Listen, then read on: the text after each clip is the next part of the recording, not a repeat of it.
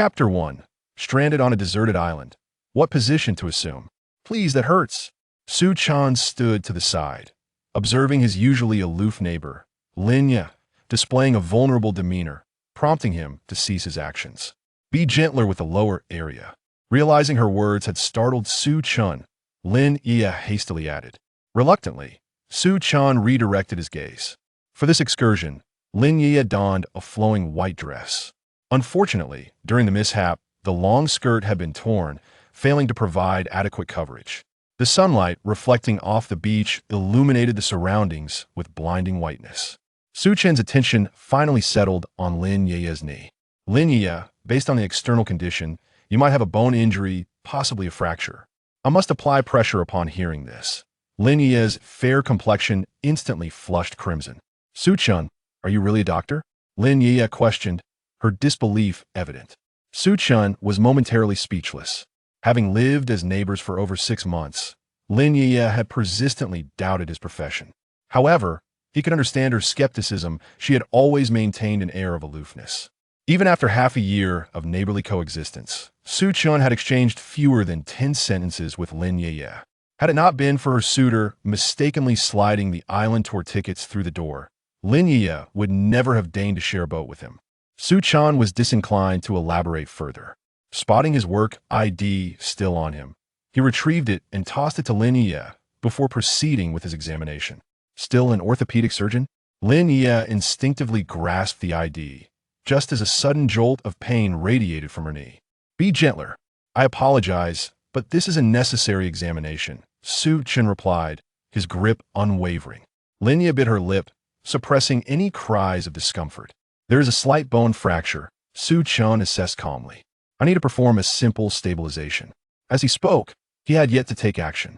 Lin Yueyue instinctively flinched, and a torn piece of her white dress slipped away, revealing a dazzlingly pale thigh, cradled in Su Chen's arms. Lin Yueyue's face flushed even deeper. Su Chen remained unfazed, shedding his shirt with fluidity and tearing it into strips. Lin Yueyue was momentarily taken aback under the sunlight. The muscular contours of Su Chen's torso were strikingly evident. She quickly averted her gaze. Are you always this indifferent? Su Chen halted momentarily, lifting his gaze to meet hers. I am unlike you. My indifference is reserved for disobedient patients. Lin Yueyue's expression shifted, realizing the implication of Su Chen's words.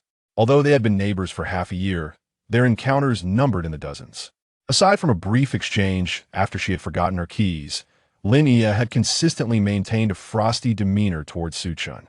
However, this aloofness was merely a self-protective mechanism employed by a strikingly beautiful woman. Having been the belle of the school for years and now stepping into society, Lin Yueyue understood the importance of guarding herself. During their first conversation, Su Chen confidently asserted that he was a doctor at the First People's Hospital. Lin Yueyue merely chuckled derisively. After all, how could a physician from such a prestigious institution be residing in such an inexpensive dwelling? Unlike Su Chen, Lin Yueyue was fortunate enough to have relatives who owned the property, which she was allowed to inhabit free of charge until she secured employment. She never intended to develop any further relationship with Su Chen, considering him merely a charlatan seeking to embellish his own image.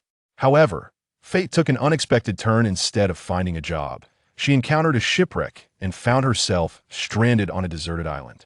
All right, for now, I can only manage to stabilize your bones, Su Chen stated matter-of-factly. In the coming days, walking will undoubtedly be a challenge for you. Be careful not to move around too much. Without lifting his gaze, Su Chen continued, if you aggravate your leg, causing a fracture to worsen, I lack the necessary tools for treatment. Lin Yueyue bit her lip, unable to suppress a soft murmur. Could you not speak so harshly? After all, I am an injured person. Finally, Su Chen glanced at her, his expression unyielding. Gentle? Miss Lin, given the nature of our relationship, I believe gentleness is not warranted. Lin Yueyue lowered her eyes to her immobilized knee, then glanced at Su Chen's bare torso, feeling an inexplicable flutter of anxiety. So what do we do now? What about the others? Are there any survivors? They're all dead, Su Chen replied, his tone devoid of emotion. This area is unsafe. Corpses can lead to epidemics. I've already given them a hasty burial.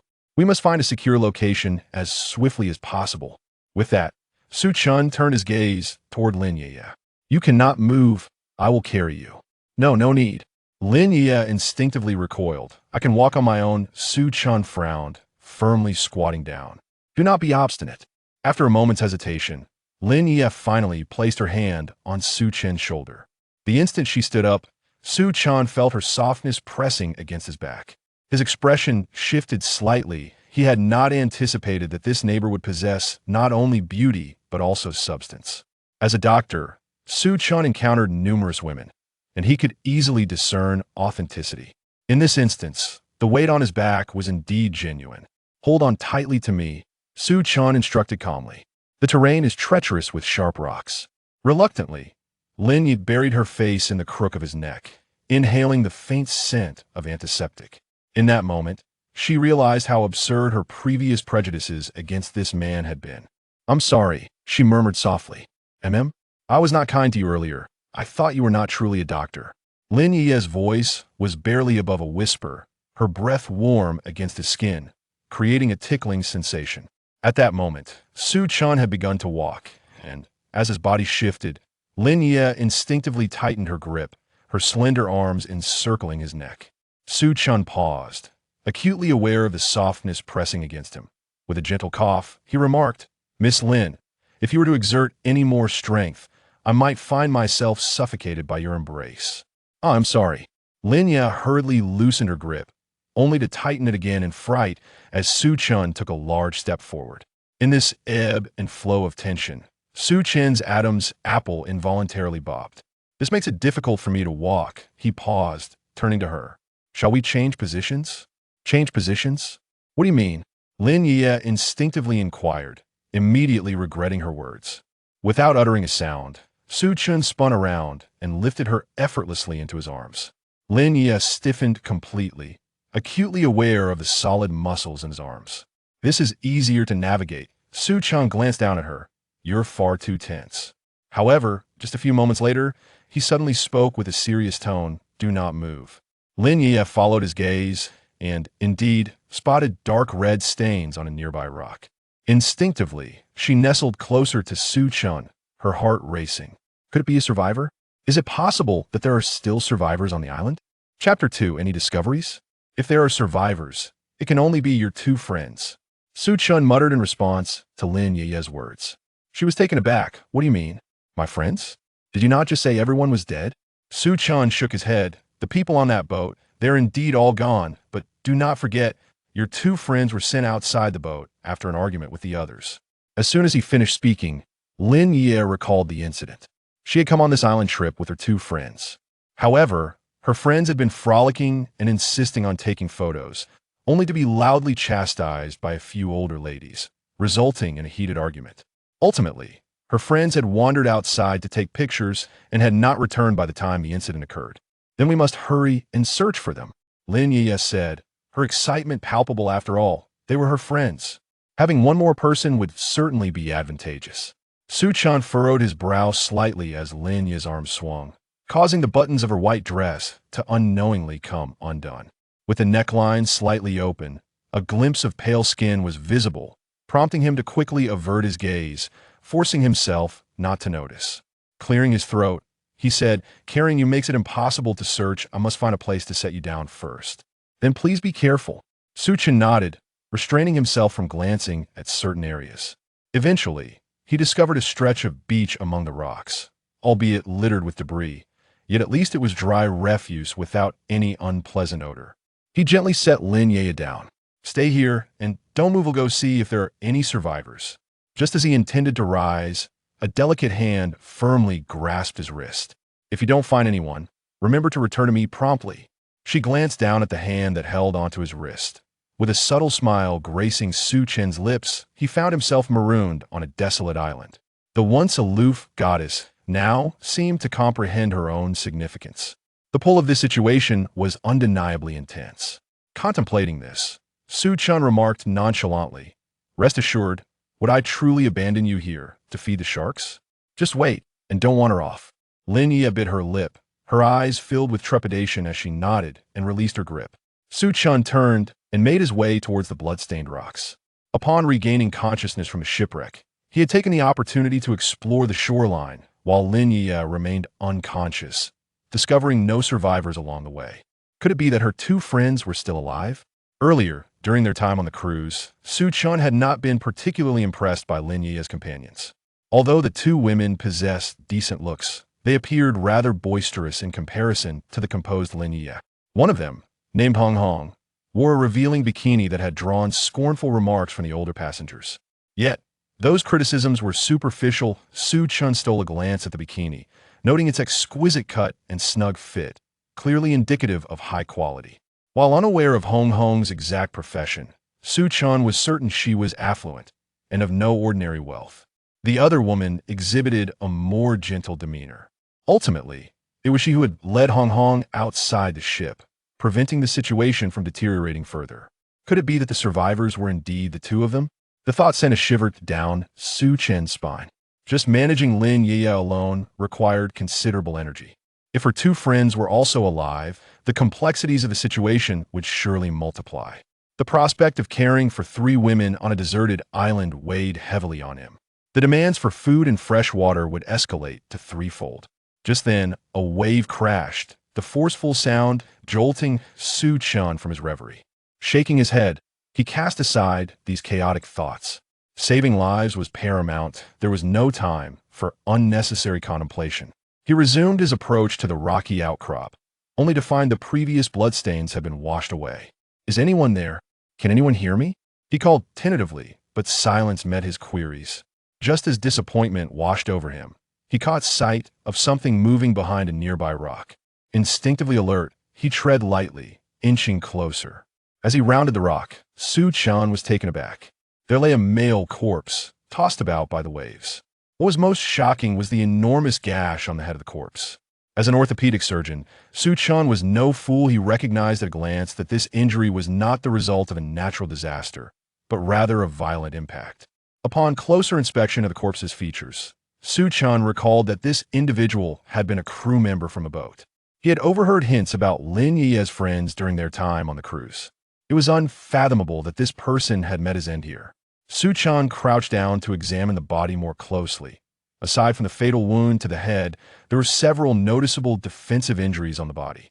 It seemed that this crew member had endured a fierce struggle in life. Suddenly, a faint crack echoed from behind, resembling the sound of stones being crushed underfoot. Su Chen's body tensed instantly, and he whirled around. Upon turning sharply, he only saw a few fragments of stone tumbling down the rocks. "Who's there?" he demanded sharply, but the only response was the crashing of waves against the rocks. A few crabs scuttled by nearby.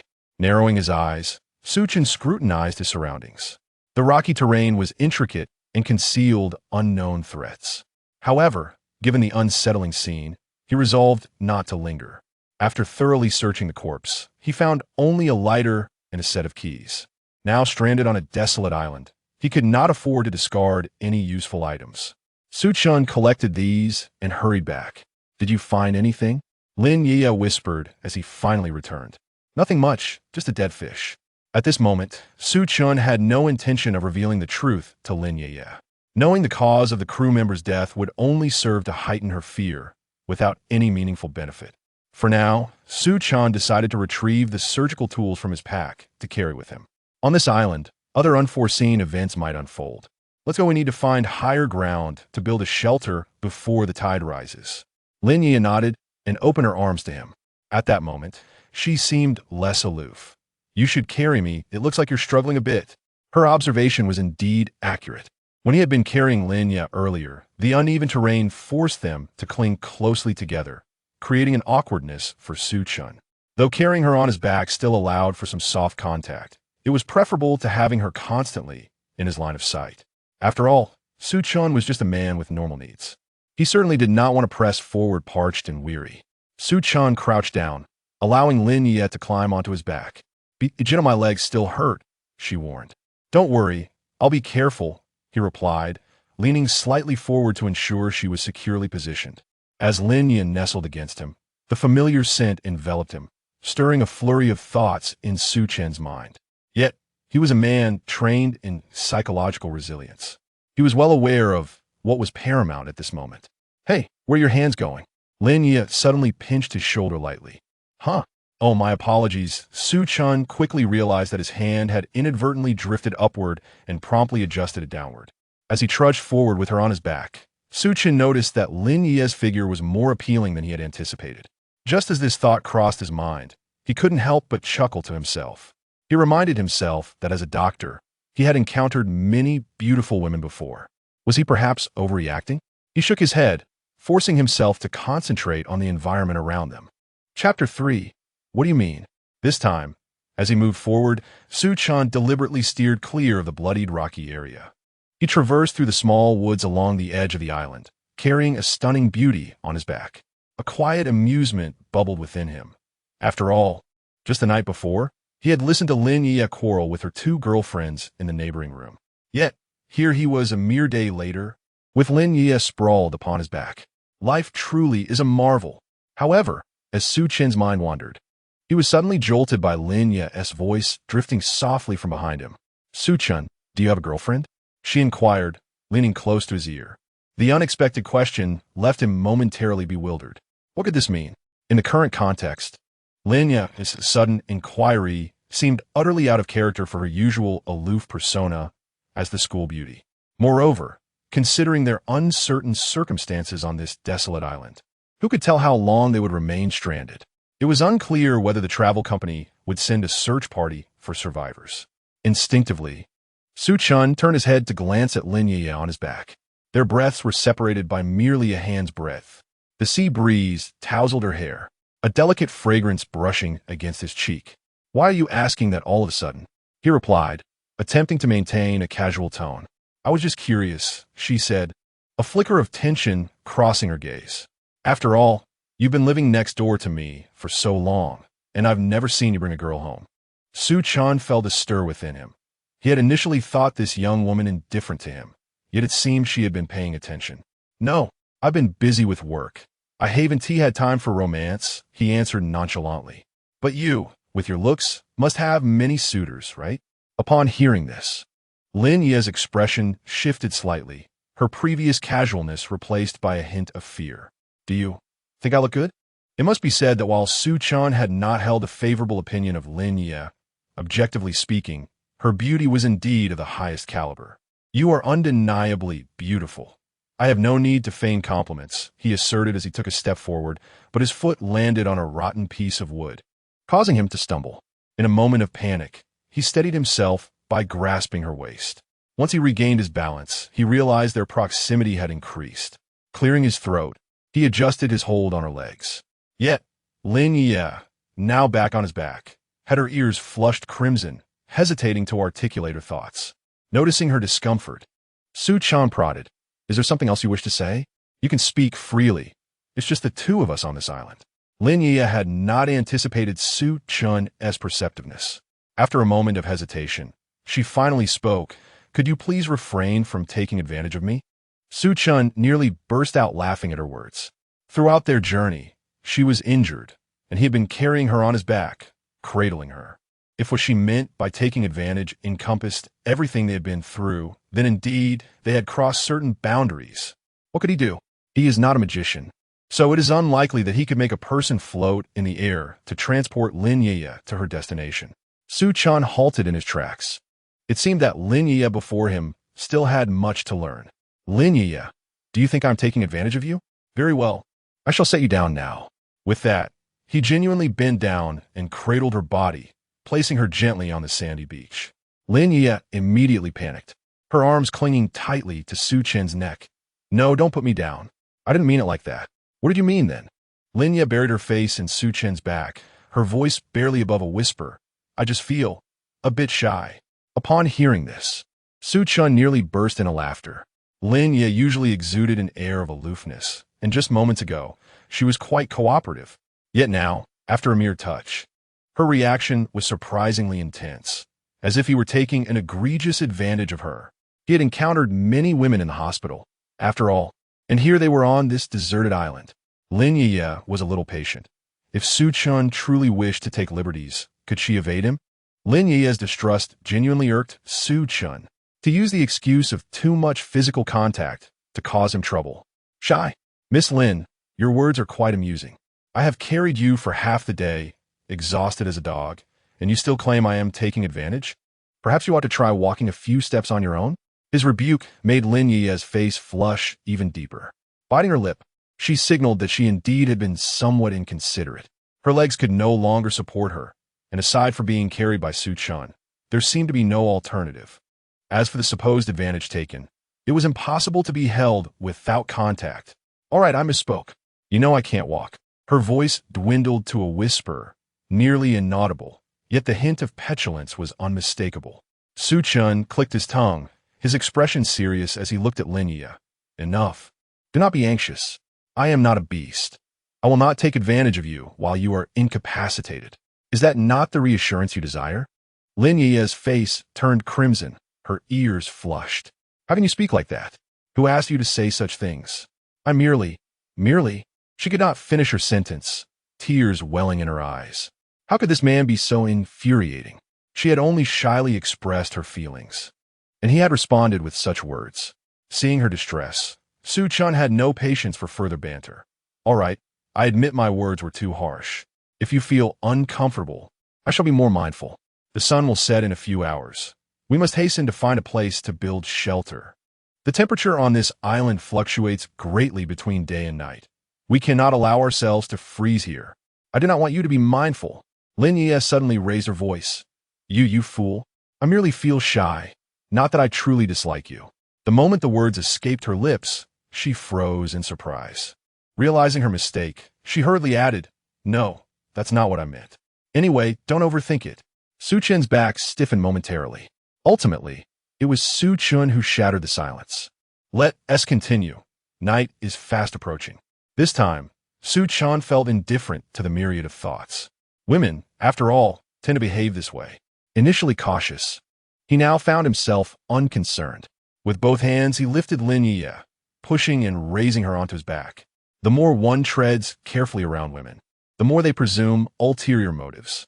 Thus, Su Chen decided to cast aside pretense. Let it be as it may. After all, we are on a deserted island. Shout as you please. As he hoisted her up, Lin Yueyue froze in place. How had this man suddenly become so brusque? The sensation of his strong grip sent jolts through her, akin to an electric shock. Yet, she found herself at a loss for words to object, as she had just claimed to be unconcerned. To voice any dissent now would surely paint her as overly sensitive. On this deserted island, she did not wish to be the source of trouble. See careful. That hurts. She could only murmur softly. Su Chen snorted in response. What is this? Did you not say you were unbothered? Now you want me to be gentler? I didn't mean it that way. Lin Yueyue was on the verge of tears. Could you please stop misinterpreting my words?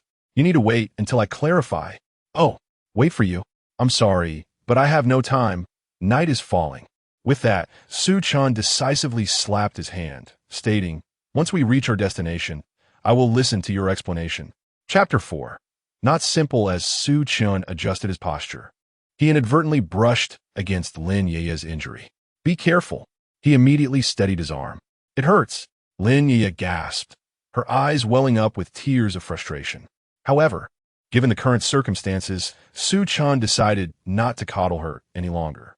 He firmly lifted her with both hands, ensuring she was securely positioned on his broad back. Only when he was certain she was stable did he ease his grip slightly. I apologize, Lin Yueyue.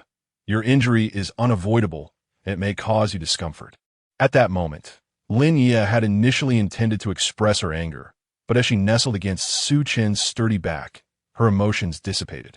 She couldn't help but notice that Su Chen was significantly more robust than he appeared. Are you truly an orthopedic doctor? You feel more like a martial artist. Your shoulders are so broad and heavy. Upon hearing her question, Su Chen's expression shifted slightly. He typically spoke little, but given their solitary situation on the deserted island, remaining silent felt overly oppressive. He nodded and replied, I have studied traditional Chinese medicine. My family originally ran a martial arts school, and I have long been involved with trauma treatment, which led me to study orthopedics. A martial arts school? Lin Yueyue was taken aback by this revelation. It was indeed a rare profession. Not just any martial arts school. It's an ancient martial arts school, not those taekwondo or boxing gyms you see. After a moment of contemplation, Lin Yueyue finally understood the reason behind Chen's muscular physique. No wonder you're so strong. What styles do you practice in your school? Wing Chun? Or perhaps the legendary Foshan shadow kick? Listening to Lin Yueye's naive inquiries, Chen couldn't help but chuckle. Neither of those. Neither? Then what do you practice? Pausing to consider whether to divulge the truth to Lin Yueyue, he fell silent. Noticing his hesitation, Lin Yueyue pouted, "You're not running a clandestine martial arts school, are you? Is there a secret you can't share with me?" Seeing her persistence, Chen decided to reveal the truth. "Our school specializes in ancient martial arts, particularly lethal techniques." Lin Yueyue was taken aback by his words. While she had seen numerous martial arts films, she had never heard of ancient martial arts or lethal techniques. Observing her astonishment, Chen added, "It's understandable that you are unaware. It is indeed a rare profession." Lin Yueyue, feeling a competitive spirit rise within her, retorted, "The way you speak makes it seem as if I lack experience. I have been exposed to many industries myself." With enthusiasm, she continued, "Take my friend who came with me, for instance. Did you notice her? Hong Hong." Upon hearing Lin Yueyue mention that eccentric friend, Chen remarked casually, "Are you referring to the one wearing the least?" Suddenly hearing Chen describe her friend in such a manner made Lin Yueyue smile. I thought you were rather serious, but it seems you noticed that too? You weren't just staring at her the entire time, were you?" Chen shook his head in exasperation. "Not at all. It's just that she was dressed so scantily that it was hard not to notice. I must tell you, do not be deceived by her scant attire. Although she dresses lightly, her earnings are substantial. Can you guess what my dear friend Hong Hong does for a living?" Su Chen posed momentarily. "Dress scantily, earn abundantly? What could she possibly do?" Furrowing her brows, Chen instinctively remarked, "Is she involved in that line of work?" Upon uttering these words, Lin Yueyue was momentarily taken aback. A few seconds later, she burst into laughter, leaving Chen feeling rather embarrassed. Amidst her laughter, Lin Yueyue said, "I apologize, I led you astray. No need to guess any further. Who knows what peculiar notions you might conjure." After this, Lin Yueyue spoke in a hushed yet earnest tone. "Let me clarify. Despite Hong Hong's seemingly carefree exterior, she is actually engaged in finance. She oversees several investment companies." At this juncture, Lin Yueyue suddenly recalled her own predicament and couldn't help but express, "Unfortunately, now that Hong Hong is in trouble, the investment companies behind her are likely to descend into chaos." The unforeseen incident caught everyone off guard, including us, right? Listening to Chen's seemingly comforting words, Lin Yueyue adjusted her posture, her hair brushing against Chen's neck. Indeed, it was unexpected. This outing was not originally about Hong Hong and Yueyue. Yet upon seeing the numerous tickets in my possession, they decided to accompany me. Hearing Lin Yueyue mention Yueyue, Chen surmised that this must be another one of her close friends. Frankly, this friend left a much better impression on Chen compared to Hong Hong, primarily due to her more refined demeanor. Even in the presence of the bold and exuberant Hong Hong, she maintained a sense of poise. During their earlier quarrel on the boat, it was she who had escorted Hong Hong out of the cabin. "Did you see them while you were disposing of the bodies?" Lin Yueyue inquired slowly. "Let us not speak of Hong Hong's troubles. Her investment company will flounder, and if anything happens to Yueyue, her students in school will likely be in jeopardy as well. Your friend, is she a teacher? Indeed, surprising, isn't it? She is quite a distinguished educator." Listening to Lin Yueye's description, Chen sensed that Lin Yueyue was gradually unveiling her heart. The conversation at this moment was more abundant than in the past 6 months of their acquaintance. "By the way, I asked you a question earlier, and you haven't answered yet. Did you see them when you were burying the bodies?" Lin Yueyue pressed on. "As of now, I have not seen them, but some bodies are no longer whole." Chen initially intended to soften her words, but upon reflection, concealing the truth might lead to misunderstandings. Consequently, upon hearing this, Lin Yueyue turned pale with fear. "Are you saying that some bodies are not whole?" "Indeed, some have been reduced to fragments. The damage from the maritime disaster was severe. I could only manage to handle it as best as I could. Of course, do not think that just because I'm a doctor, I will meticulously analyze every detail. While you were unconscious, I buried all the visible human remains. I counted, and only 22 bodies were intact. Su Chen distinctly felt Lin Yueyue clutching his arm more tightly. Lin Yueye's arm involuntarily tightened, and her entire being became tense. Su Chen could sense her rapid breaths against the nape of his neck. Lin Yueyue had never anticipated that the outcome of this maritime disaster would be so devastating. A luxurious cruise ship, boasting 4 decks, had already buried 22 souls. Given this, it was likely that the number of survivors on this island was dwindling. We must learn to coexist harmoniously, all right? Promise me.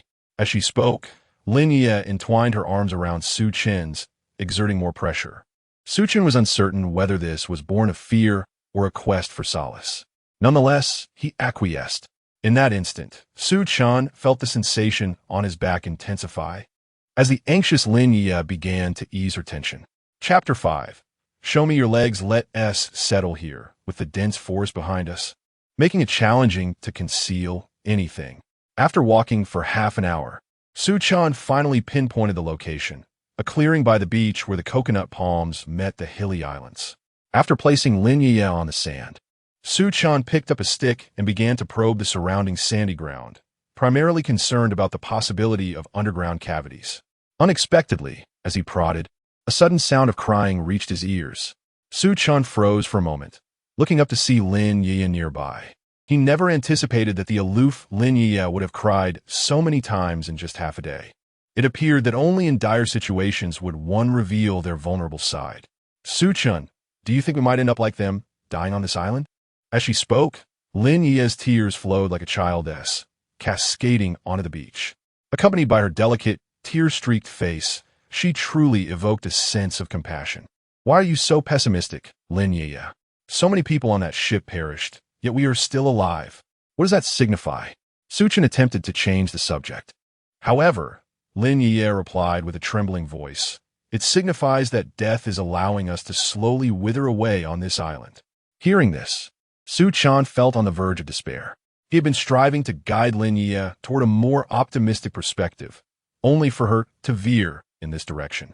Resigned, he approached Lin Yueyue with a stick in hand, disregarding the chaotic circumstances, and reached out to wipe away her tears. To his surprise, as he extended his hand, Lin Yueyue recoiled, and her wound grazed the sandy ground, eliciting a muffled groan. Su Chen shook his head, unfazed by her reaction, and directly used his fingers to brush away the tears on her face.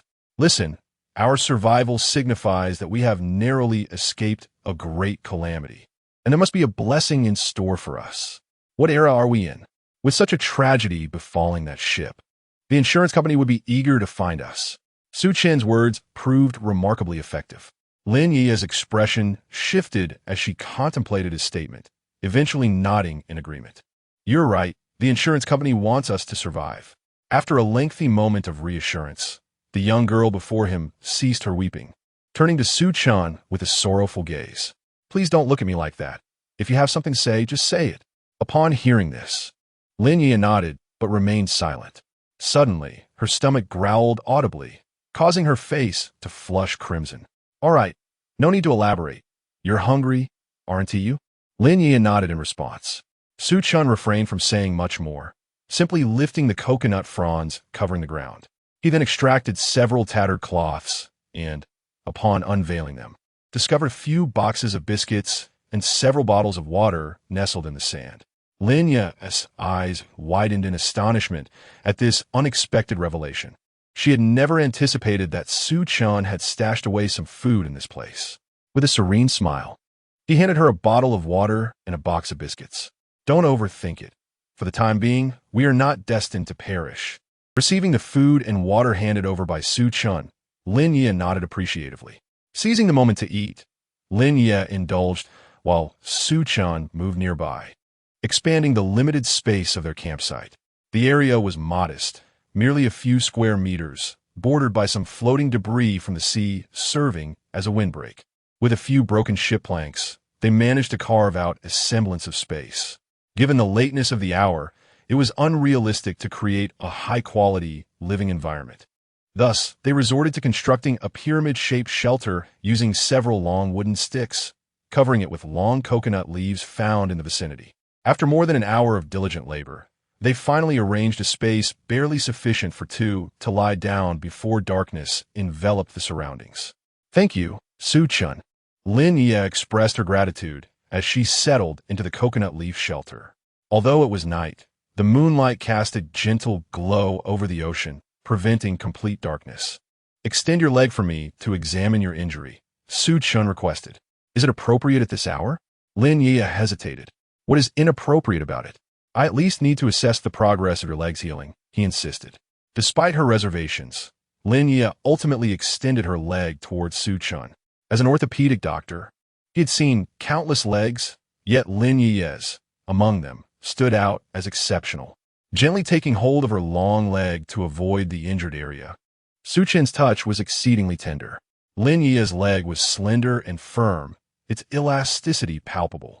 Sitting awkwardly on the rudimentary wooden bed, she parted her lips slightly, a faint ache causing her brows to furrow. She reluctantly opened her eyes, glancing down at Su-chun beside the bed.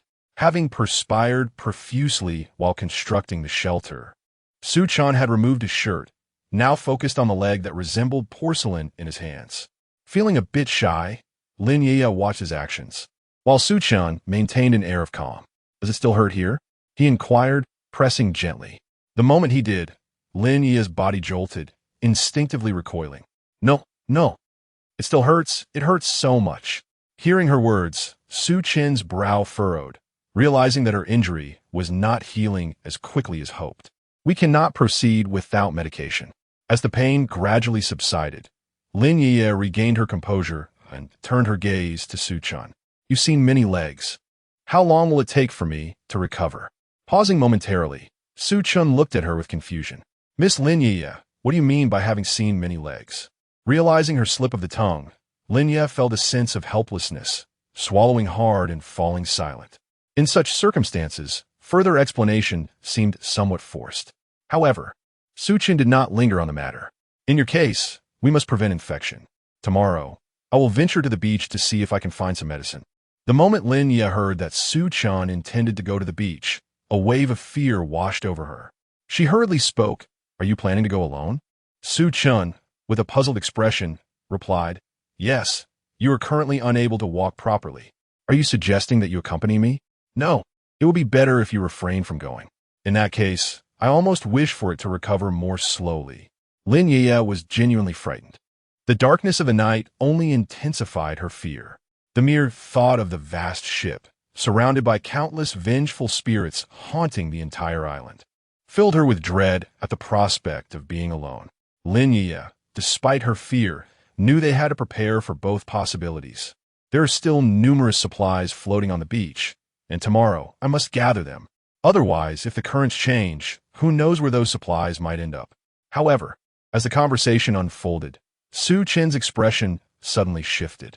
Lin Yueyue was momentarily taken aback, only to realize that Su-chun's gaze was fixed upon her chest. Chapter 6. Injured and Torn. In a fleeting moment, Lin Yueyue lowered her head, and a sense of numbness washed over her. It turned out that her beautiful white dress, worn for the sake of capturing lovely photographs during her travels, had suffered a sudden rupture in the shoulder strap.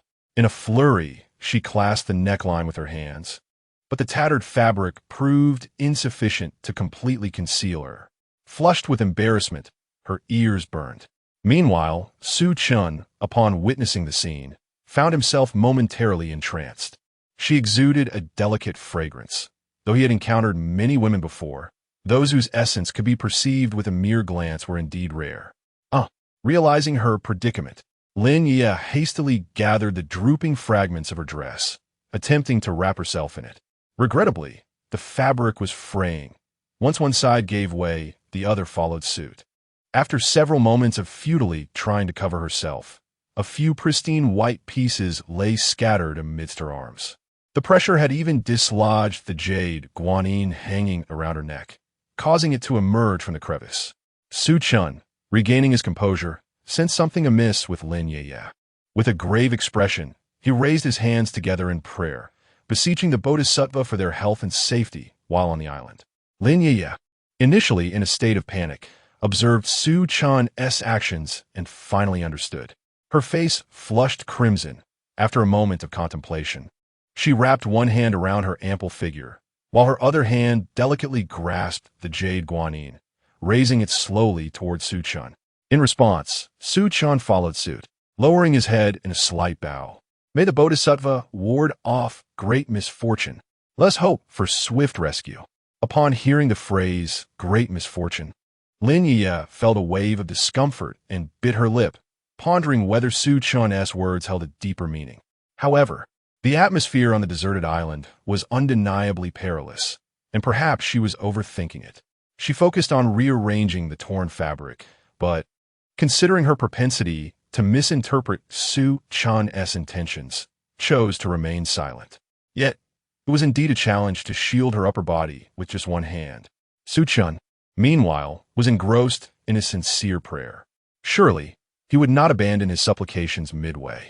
Squinting slightly, he scrutinized the figure of the Bodhisattva before him. To be candid, as a trained physician, Su Chen had never placed faith in the notion of divine protection. Yet, given the tragic loss of so many lives, and the sheer fact that he had survived, he found himself grappling with a burgeoning sense of superstition. After all, one must believe in luck, wouldn't they? Earlier, he had exchanged numerous words with Lin Yueyue and locked eyes with her several times without noticing the jade guanyin that hung delicately beneath her neck. It was only at this moment that he realized the guanyin had been hidden deep within her attire, its snowy luminescence contrasting beautifully against the jade hue. Thus, Su Chen continued his prayer for a full half-minute before finally raising his head to gaze at Lin Yueyue. I asked the Bodhisattva, and she assured me that she would protect us. Lin Yueyue was momentarily taken aback, questioning, "Can I retrieve it?" Su Chen nodded solemnly and added, "The Bodhisattva is indeed very efficacious. You must often take her out to admire." Was this statement accurate? Regardless of its correctness, Lin Yueyue simply nodded in agreement. However, upon securing the Bodhisattva against her chest, she couldn't help but observe her own disheveled appearance, now barely clothed. "Su Chen," she called out, "could you possibly find me a top by tomorrow morning?" Seizing the opportunity, Su Chen cast a glance around. The moonlight illuminated everything in a pristine white. Cough, cough. "You are right. I must find you something to wear. However, it is too dark to go out at the moment. Why not wear mine?" Without a moment's hesitation, Su Chen removed his own top and draped it over Lin Yueyue. Lin Yueyue was momentarily taken aback, a warm sensation blossoming in her heart. Her gaze softened as it met Su Chen's, reflecting the moonlight. In that moment, she appeared almost divine beneath the moon's glow. Perhaps sensing Su Chen's scrutiny, Lin Yueyue's expression shifted. With a serious tone, she broke the silence. "Su Chen, it wouldn't be fair to let you do all the work alone. I should be assigned something to do as well, right?" Lin Yueyue's intentions were not lost on Su Chen, yet he remained unperturbed. A leg fracture was no trifling ailment. It required proper care and rest. "All right, you have a point. How about this? Tomorrow, I will gather materials, and you can take charge of weaving together this leaky shelter." "What? Weave? I have no experience with that." Lin Yueyue's voice trembled at the prospect of the task. Intricate handiwork was not her forte. "Don't worry about being too meticulous. Just hang these large coconut leaves across the beams. As long as they provide some shelter from the wind and rain, it will suffice." "Very well. I promise to complete the task." As she spoke, Lin Yueyue instinctively raised her hand, only to inadvertently cause her jacket to slip. In a flurry, she tightened the collar and, realizing the scene she had created, quickly covered herself again. She grasped Su Chen's jacket and wrapped it around herself, abandoning her earlier hesitation about wearing a man's clothing. She donned it swiftly, wishing to avoid any further embarrassment. The two of them huddled together in their makeshift shelter. Having shared some biscuits and water, their spirits lifted slightly. Confronted with the task Su Chen had assigned her, Lin Yueyue felt it was appropriate. Yet a lingering pain in her thigh was quite bothersome. "Su Chen, could you take a look at my wound? I feel as though it hasn't improved at all," she said, unable to contain her discomfort after half an hour of enduring it. Upon hearing her words, Su Chen's expression changed, a flicker of concern passing over his features. Pain is often indicative of inflammation. Throughout their journey, he had observed Lin Yueyue's resilient nature. She had been aloof when they were less acquainted, And even now, on the island, she only spoke when absolutely necessary. For her to mention pain meant it was genuine. Setting aside his task, Su Chen hurried to the bed frame. Lin Yueyue was now trembling slightly, her calf aching.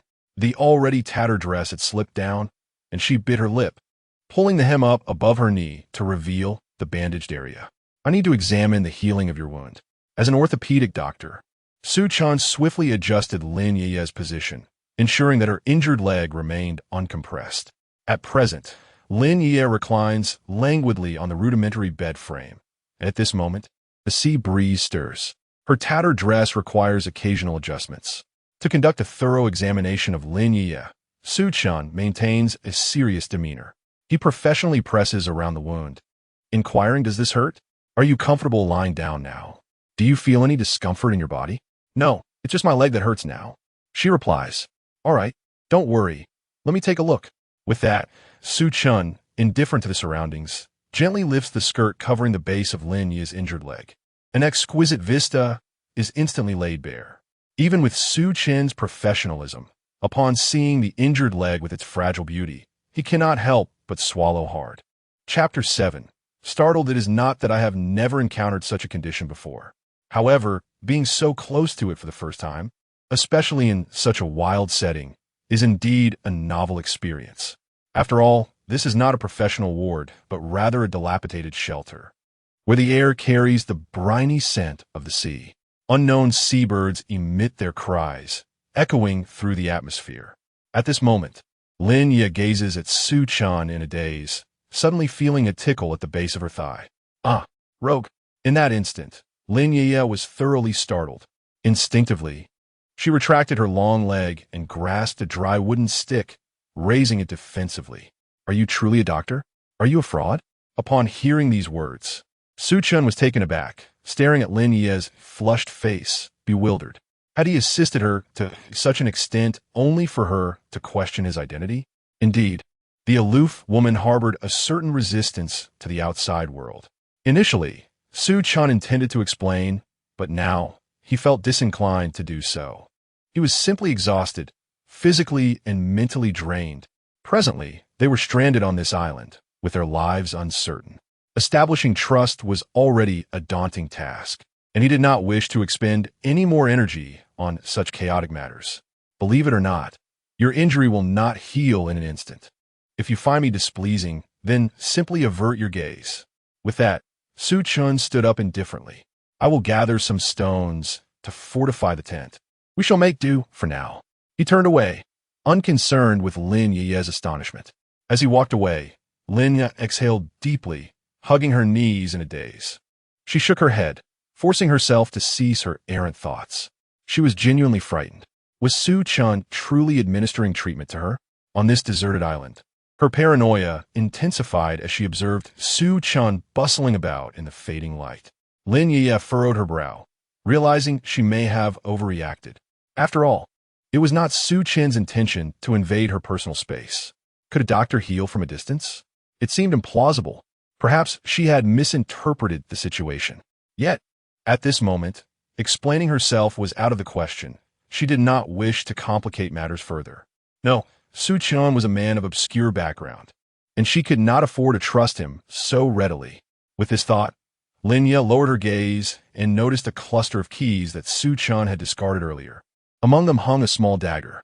Seizing the opportunity while Su Chen was absent, she wriggled her way over, grasped the keys, twisted them a few times, and liberated the small dagger.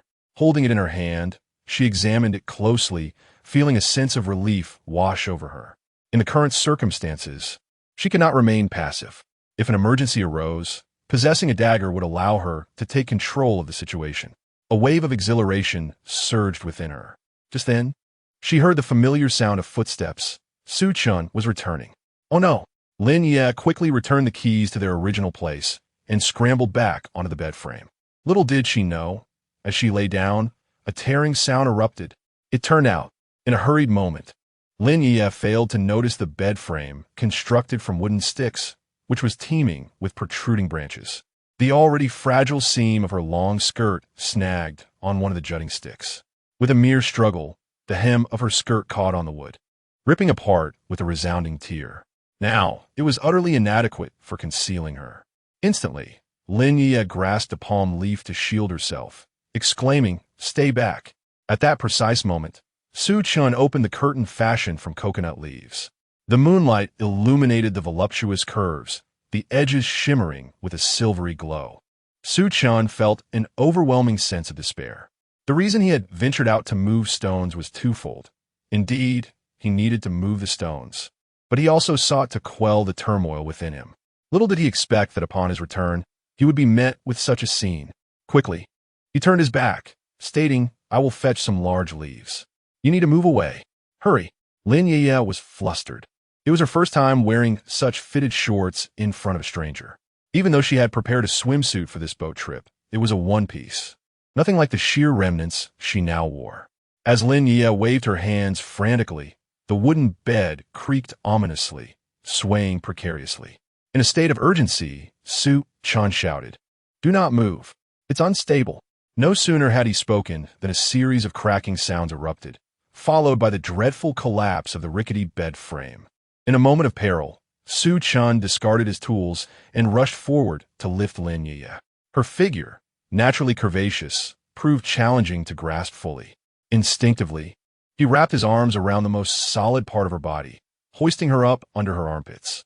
He staggered back a few steps, but the uneven, sandy ground betrayed them, causing both to lose balance and tumble into the soft earth. Lin Yueyue leon sununtai tienes abdomen. And they rolled together amidst the turmoil. With a loud crash, the makeshift shelter collapsed, but fortunately, they had already escaped its confines. The thickest beam narrowly missed them. "I hit a rock. It's so hard." "Where?"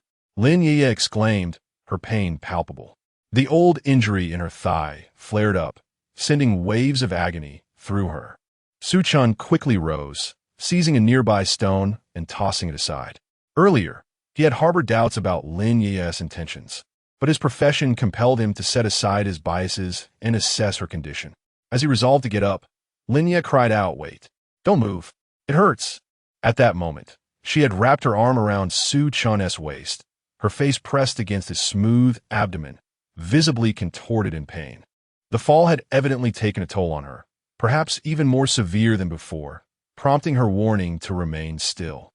Yet in that instant, Su Chen felt an undeniable weight pressing against his lower body. Not only is it substantial, but it also possesses a certain elasticity.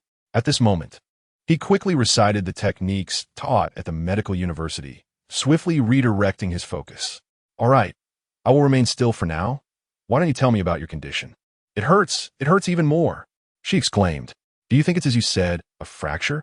Upon uttering these words, Lin Yueyue let out a painful groan, tears cascading down her cheeks. She turned her gaze towards Su Chen and asked, "Am I destined to be crippled?" In that instant, Su Chen stood motionless, enduring the soft pressure exerted upon him, his eyes fixed on Lin Yueyue. "Rest assured, with me by your side, everything will be fine." Yet, as soon as Su Chen's words left his lips, a mocking laughter suddenly emerged from the woods behind them. "Little beauty, he is incapable. But I'm still here, aren't I?" Chapter 8. Do not act recklessly at this moment. Lin Yueyue screamed in terror. The very thing that instilled the deepest fear within her had come to pass. There were indeed people outside their refuge. As Lin Yueyue's eyes widened in horror, Su Chen, although not turning back, had already discerned from his years of training that there were at least 2 individuals hidden within the thicket. The current situation was evidently more alarming than encountering the deceased. If these individuals were amicable, they would not have uttered such words. At this point, Lin Yueyue had lost her awareness of the pain coursing through her body. She instinctively clung to Su Chen and whispered, "They are right behind you in the woods."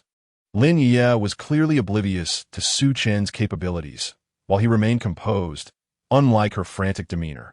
Instead, he turned around, pressing his back against Lin Yueyue, and slowly rose to his feet, casting his gaze towards the woods. He calmly stated, "I can hear them.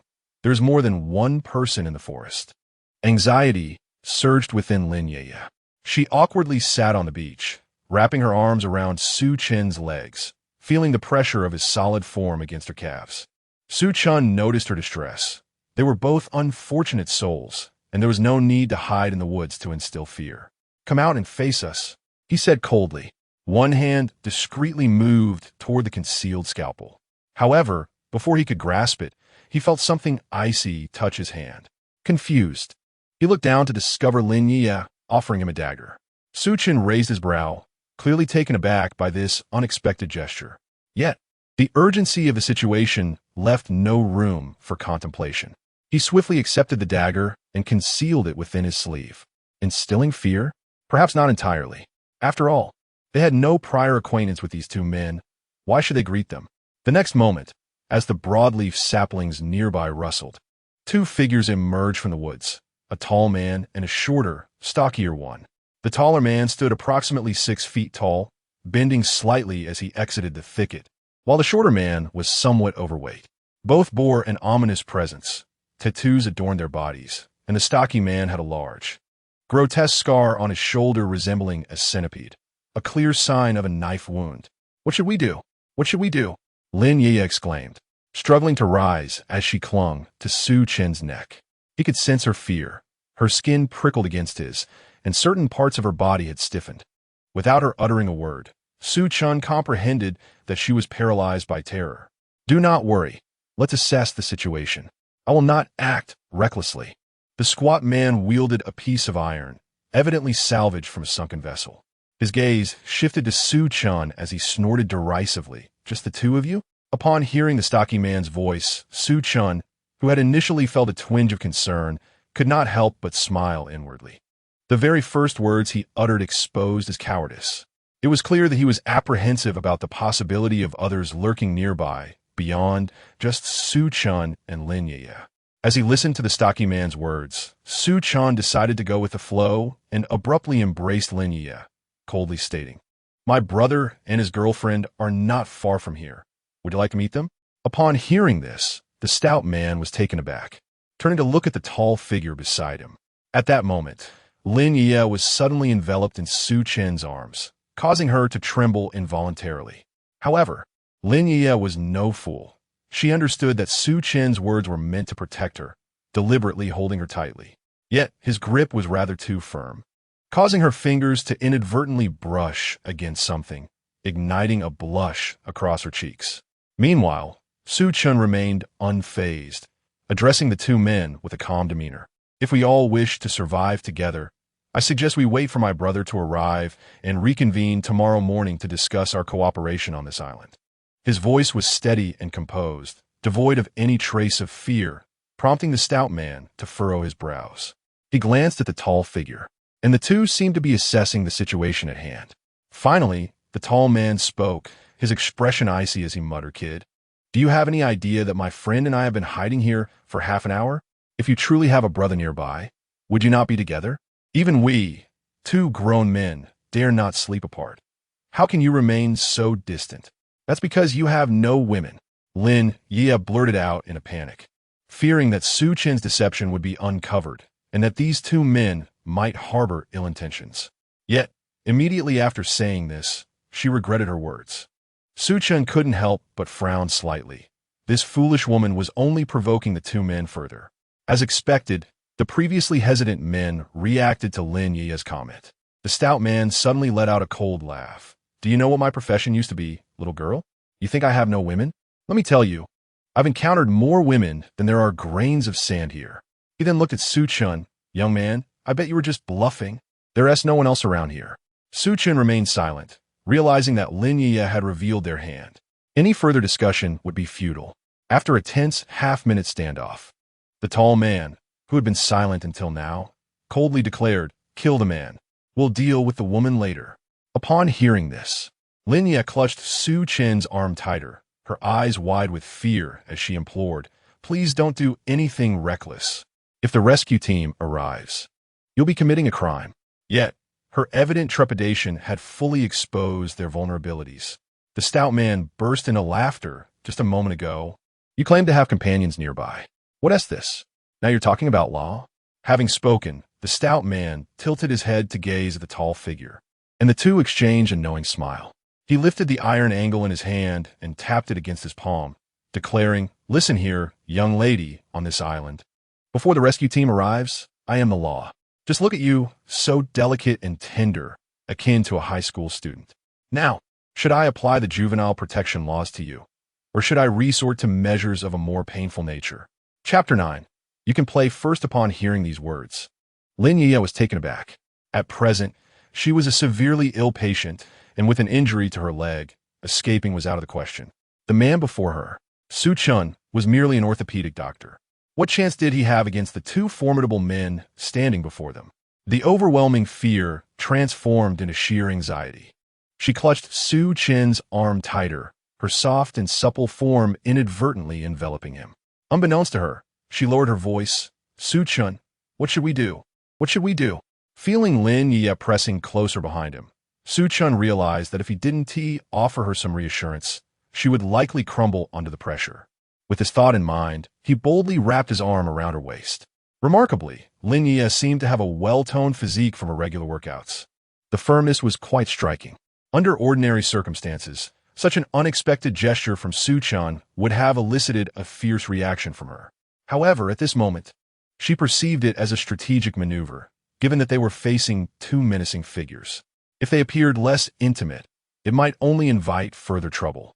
Left with no choice, Lin Yueyue acquiesced. As Chen's grip tightened, his voice reached her ears. Don't worry, it should be fine. The stout man across from them observed the closeness between Chen and Lin Yueyue, unable to restrain himself from licking his lips as he sneered at the couple. TSK, TSK, TSK. Young man, do you even know where you are? What gives you the right to have a woman while I do not? However, I am not unreasonable. If you lend me your woman for a while, I might consider collaborating with you. What? Lin Yueyue had pressed close to Chen, hoping for a shield against the storm, yet she never imagined that the overweight man would utter such words. The situation shifted dramatically. After all, her relationship with Chen was merely that of neighbors, and their official interactions had only occurred on this island. The man's suggestion was not necessarily an outright theft. Rather, it implied sharing, a concept free from conflict. Understanding the deeper implications of his words, Lin Yueyue felt cold sweat trickle down her spine. At that moment, cradled in Chen's embrace, she realized that if he merely pushed her away, the three men before them would unite against her, leaving her as the sacrificial pawn in their uneasy peace. The more she thought, the more her anxiety intensified, causing her body to tremble violently. She had failed to consider a crucial point, that her relationship with Chen was not as solid as their performance suggested. He need not sacrifice himself for her. On this desolate island, he could easily choose to disregard her humanity. An endless wave of terror spread through Lin Yueye's heart. Hey kid, did you hear what I said? As long as we cooperate, this island will be ours in the future. The one you're holding can't lift a finger, can't shoulder any burden. She is merely a plaything. Our brothers exhibit a certain humanity, granting you the privilege of playing first. The seawater possesses the ability to disinfect and cleanse. After washing, I hold no disdain. What venomous words are these? Lin Yueyue, who has spent her life as a school beauty, has certainly engaged in disputes before. Yet, every utterance from the man before her treats her as less than human. She possesses the eloquence to retort, but in this desolate island, what purpose would a rebuttal serve aside from inciting their ire? Just as panic rendered Lin Yueyue speechless, suddenly, the calm voice of Chen drifted to her ears. Someone like you, if you truly had intentions of collaboration, would have initiated it from start. Why resort to prattling now? After hiding in the shadows for over half an hour, do you still believe I would regard you as a good person? Oh heavens! A wave of alarm surged within Lin Yueyue. She never anticipated Chen would utter such a statement. Was he not tearing their facade apart in front of them? Indeed, her intuition proved correct. The moment Chen finished speaking, the rotund man's countenance shifted dramatically.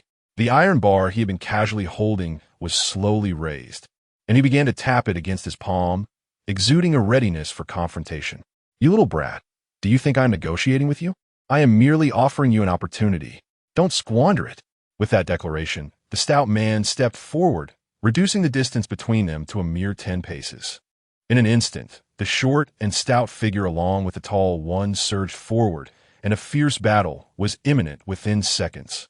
Observing the stout man wielding his weapon with a threatening demeanor, Chen couldn't help but chuckle inwardly. His family operates a martial arts school, and he is well acquainted with iron bars.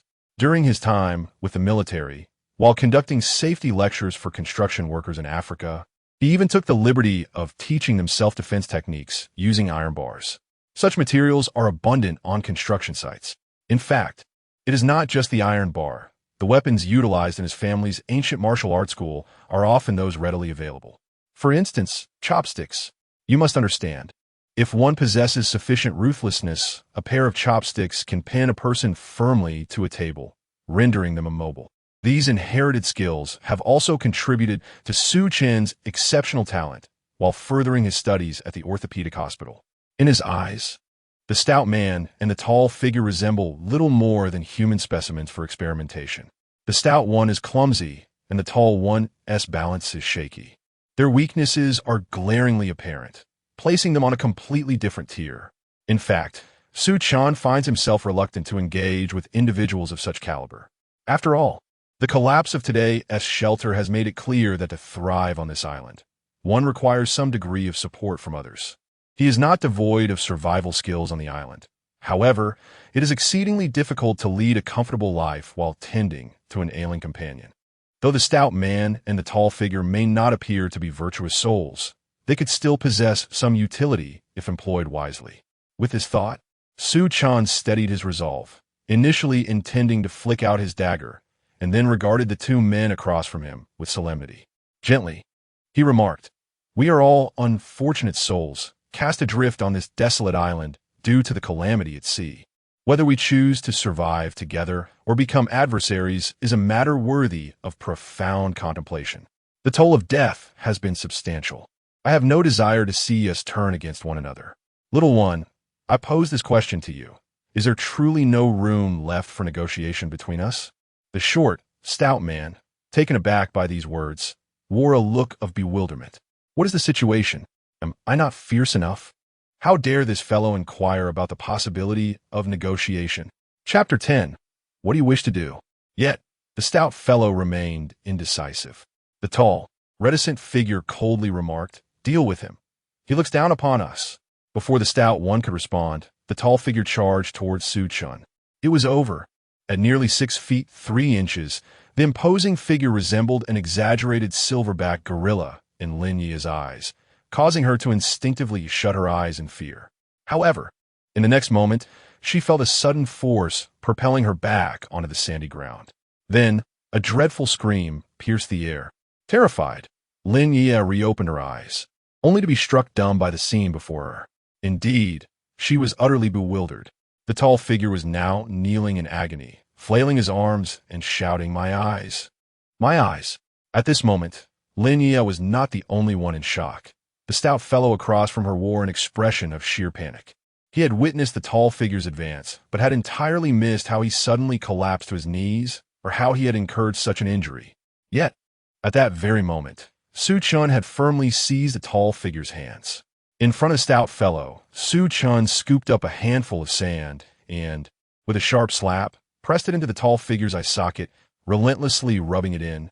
This sight sent a shiver down the stout one's spine. It was unbearably cruel. Surely this would ruin his eyes. However, it was Lin Yueyue who remained the most astounded. She hadn't caught a glimpse of how Chen executed his strike. Regret washed over her. Why had she closed her eyes in fright earlier? Chen must have employed some technique to bring his opponent to his knees. Thankfully, it was on the sandy beach. Had it been on concrete, the tall figure's knees would surely have been shattered. The previously composed expression of the tall figure had vanished, and he suddenly yelled, "What are you standing there for? Get him!" The stout fellow finally snapped back to reality. Ignoring the precarious situation, he charged at Chen wielding a metal rod. "Chen, be careful," Lin Yueyue shouted. Yet, Chen remained far more composed than she. As the metal rod swung toward him, Chen deftly sidestepped and hurled another handful of sand at the stout fellow. The stout one let out a wail. In the next moment, Chen delivered a powerful kick to his groin, forceful and uncompromising. The stout fellow's subsequent scream was even more piercing than the last, clearly unprepared for Su Chen's ferocity. The pain rendered him weak, causing him to drop the metal rod, which Su Chen seized effortlessly. The stout fellow groaned and sank to his knees beside the tall figure, both of them now neatly aligned, presenting quite the spectacle. This time, Lin Yueyue witnessed the entirety of Su Chen's attack, swift and decisive. A thought struck her, and she inquired with curiosity, "Su Chen, is this what you referred to as a killing technique?" Su Chen's expression shifted slightly. He had not anticipated that Lin Yueyue would remember his words. He casually replied, "If this stout one doesn't behave properly in the next 3 months, he will be rendered useless." The air was filled with cries of anguish. The short and stout man, unable to maintain his balance, toppled to the ground, cradling his vulnerable area and curling up like a large, plump shrimp.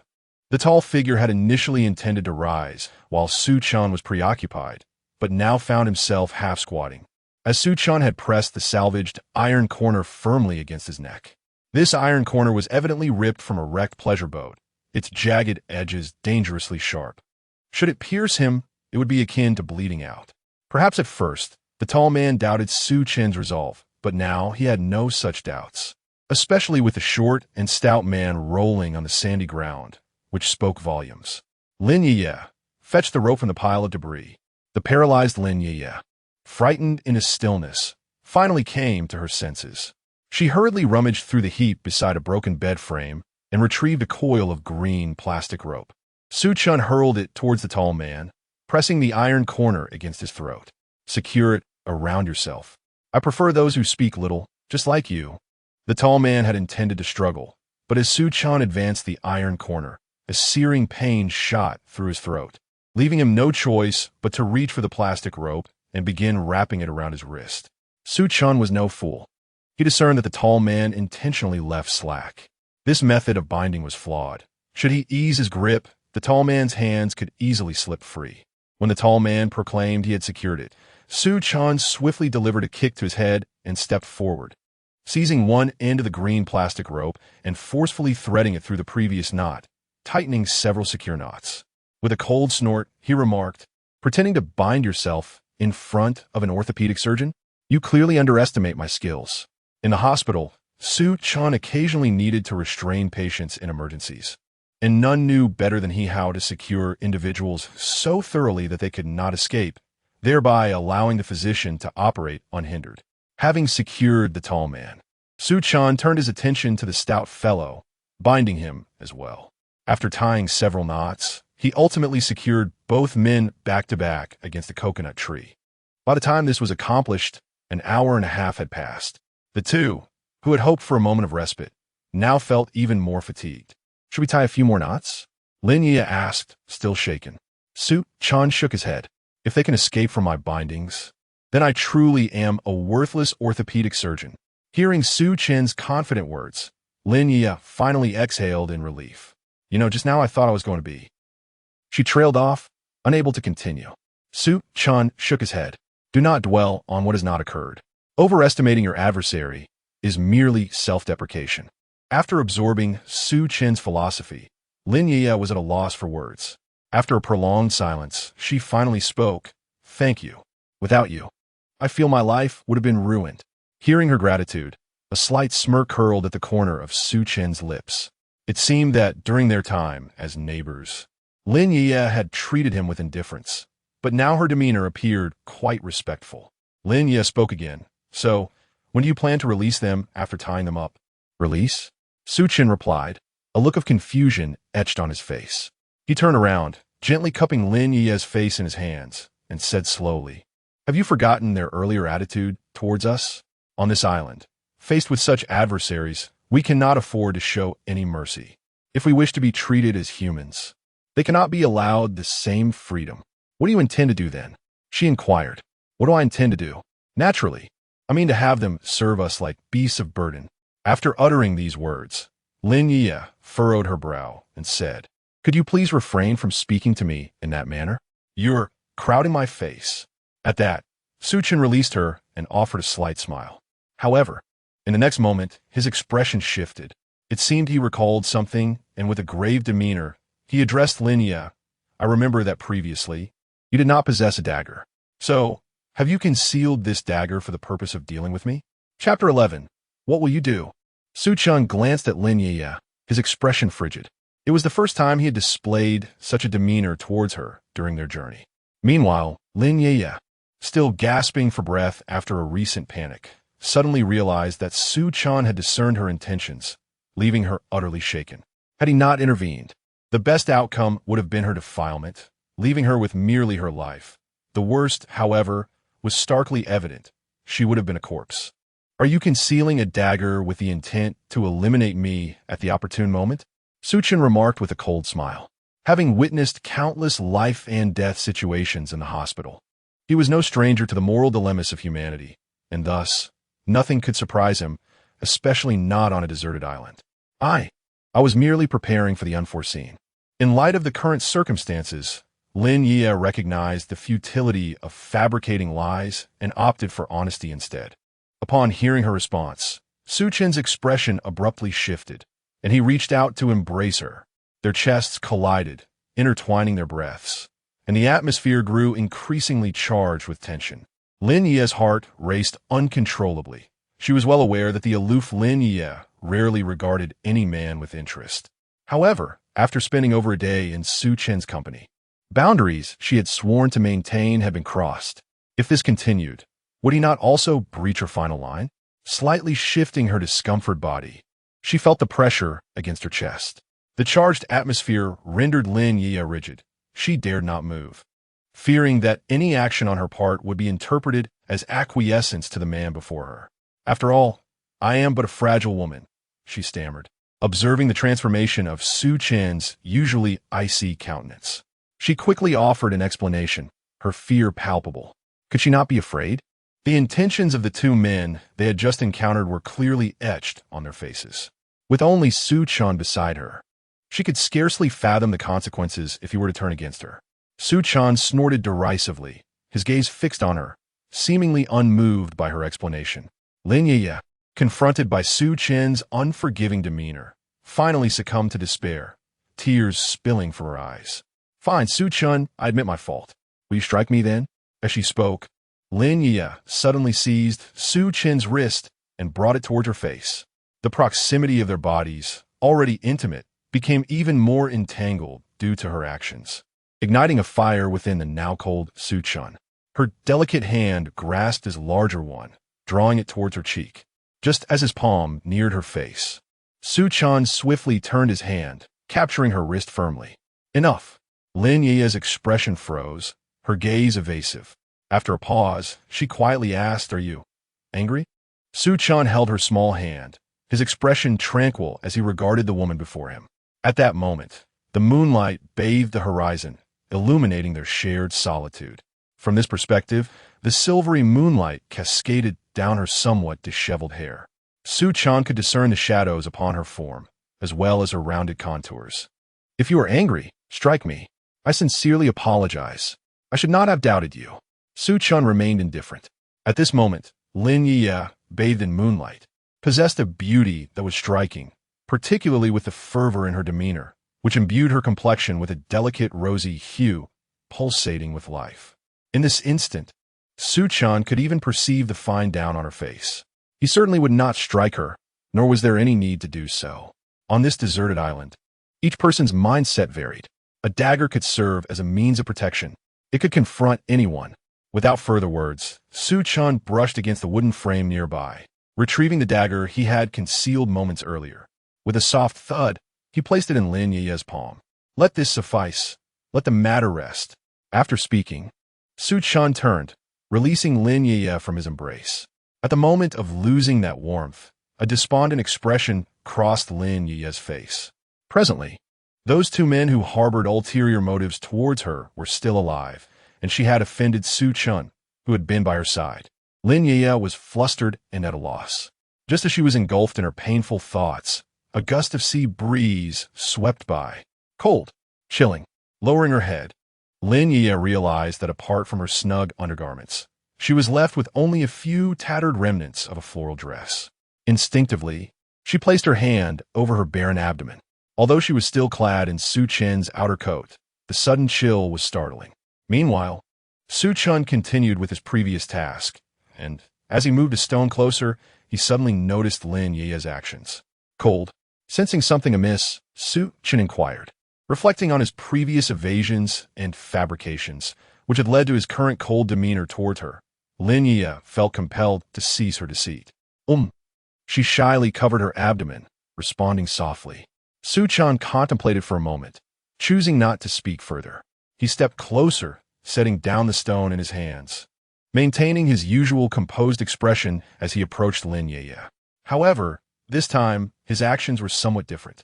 He extended his hand toward the waistband of his trousers, beginning to untie the drawstring. Lin Yueyue panicked. Wasn't this the action of a rogue? At this thought, her legs trembled, unsure whether it was from fear or the cold. What are you doing? Yet Su Chun paid her no heed. At this moment, Lin Yueyue, finding her legs unsteady, dared not flee. The image of what was about to unfold was too daunting to even contemplate. Please don't do this. In despair, Lin Yueyue shut her eyes. However, after a few seconds, the scene she had envisioned did not materialize. Gently opening her eyes, she beheld Su Chun across from her, extending his beach shorts towards her. Were these, though they're not thick, they are better than being so exposed. Lin Yueyue was taken aback. She gazed at Su Chun, who had removed his outer pants, revealing his refreshing attire, and inadvertently caught a glimpse of him. She observed the snug little shorts, which bulged as if concealing a coconut. Instantly, her heart began to race uncontrollably. Wear it. What are you hesitating for? Su Chun expressed her growing impatience with Lin Yueyue. To be frank, in the previous human society, someone with her demeanor might have attracted an infatuated admirer. However, given the uncertain circumstances on this deserted island, her indecisiveness, both wanting and unwilling, served only to squander time and energy. Nevertheless, Lin Yueyue finally spoke up. Forget it. There's no way you would wear something like this for work. Su Chun remained indifferent. Either you wear mine, or I will strip them off someone else for you. The choice is yours.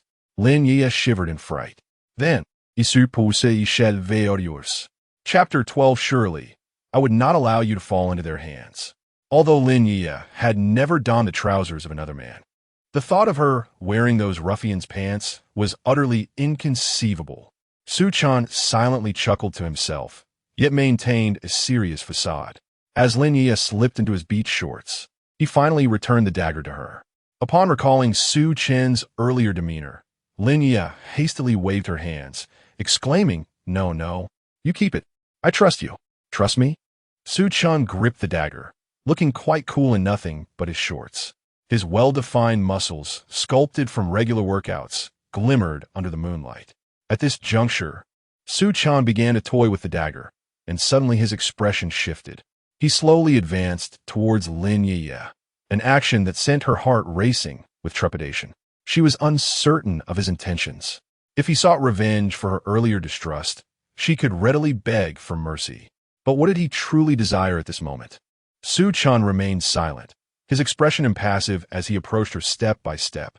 1 second, 2 seconds, 3 seconds. With each stride, Lin Yueye's breathing quickened, as if time had come to a standstill. Just as she prepared to plead for mercy, he abruptly quickened his pace, enveloping her in his arms. The swiftness of the movement left Lin Yueyue bewildered, instinctively seeking refuge in Su Chun's embrace until he finally halted. Goodness, did you really think I would miss? He murmured. Captured in his hold, Lin Yueye's expression turned to one of surprise. She felt ensnared, much like a delicate lamb, her eyes reflecting a pitiful plea. Upon hearing Su Chun's words, she turned to follow his gaze, only to be startled by the sight of a large venomous lizard sprawled upon the damaged bed frame, with a dagger firmly embedded in its back. Su Chun coughed lightly and remarked, It seems this island is quite extraordinary. The sanctuary must be upgraded. With that, he released Lin Yueyue from his grasp and walked away without looking back. Retrieve the dagger and hold on to it. I cannot be by your side at all times. In critical moments, you must rely on yourself. Upon hearing this, Lin Yueyue felt a surge of anxiety. Su Chun's words clearly indicated his dissatisfaction with her. What if that venomous lizard had crawled onto her? If it had bitten her, how would she survive? Just moments prior, she had encountered 2 ruffians on this island. Who knew how many others had survived? Among them, how many were virtuous? If Su Chen did not protect her, how long could she endure? She herself could not fathom it. At that moment, Lin Yueyue was filled with regret over her earlier decision to conceal the dagger. The bond she had been cultivating with Su Chen seemed to have frayed because of this incident.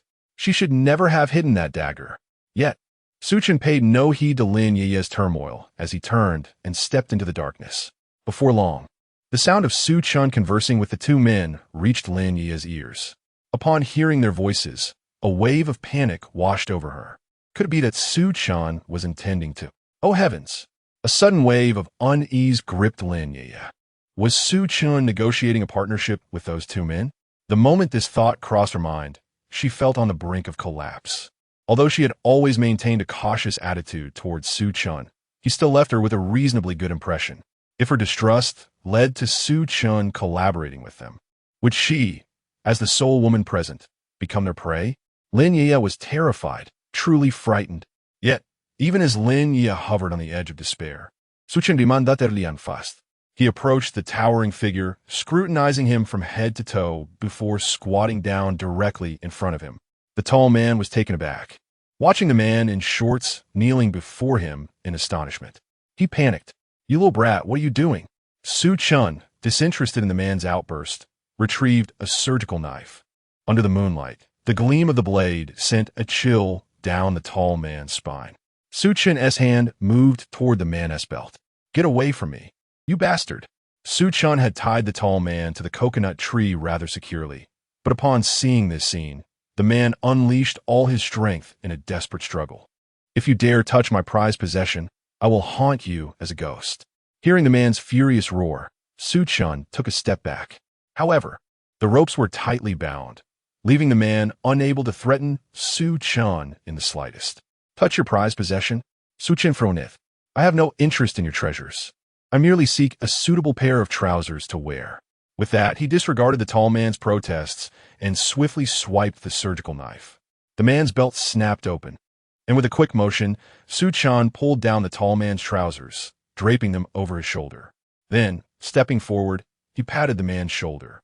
"You two have some time to contemplate your options, whether to collaborate with me or oppose me. Surviving on this island comes with its own set of risks." With a sardonic smile, Su Chen moved to the side of the tree, grasped the knot, and yanked it tightly, causing both men to grimace in pain. "Don't even think about escaping. This isn't a television drama, and you are no magicians." In the next moment, Su Chen produced another rope and fashioned a figure eight around their necks, binding them to the tree. "Tomorrow, I shall await your decision." After delivering this ultimatum, Su Chen finally departed. It was only when Su Chen appeared before her that Lin Yueye's frightened heart began to settle.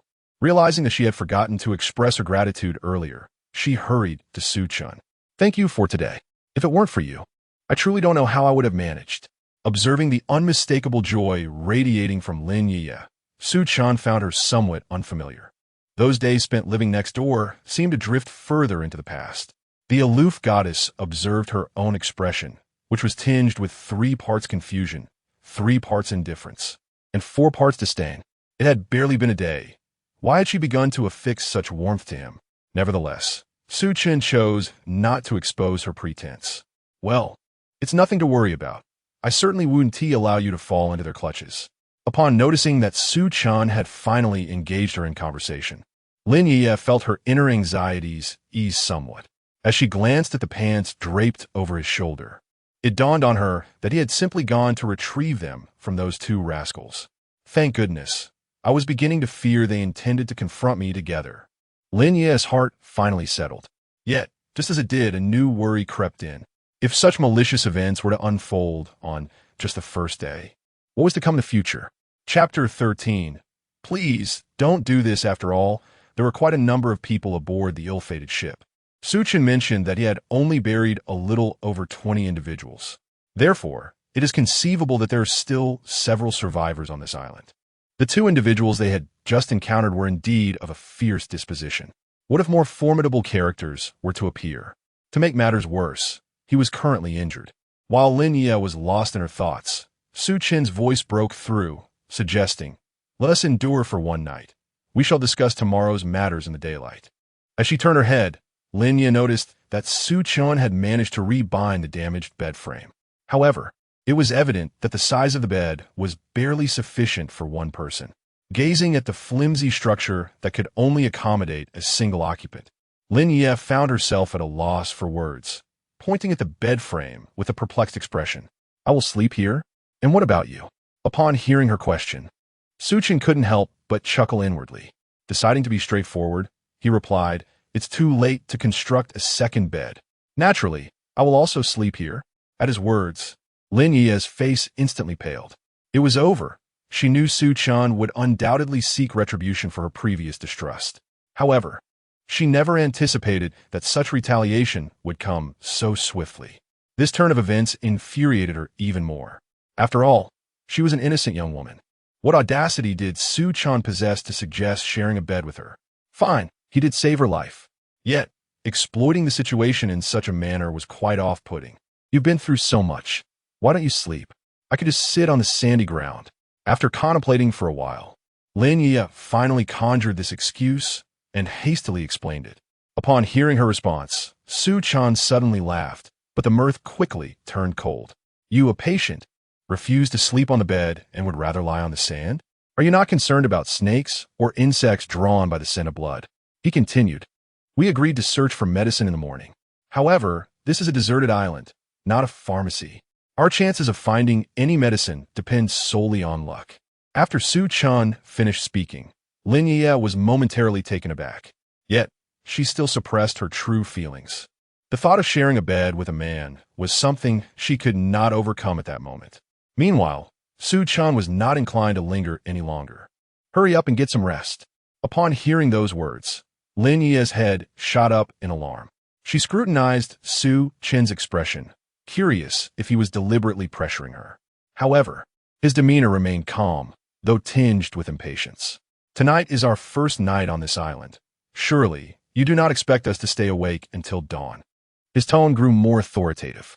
Recalling Su Chen's prowess in dealing with the two earlier, Lin Yueyue realized that as a patient, if she wished to survive, it was best to cooperate with Su Chen.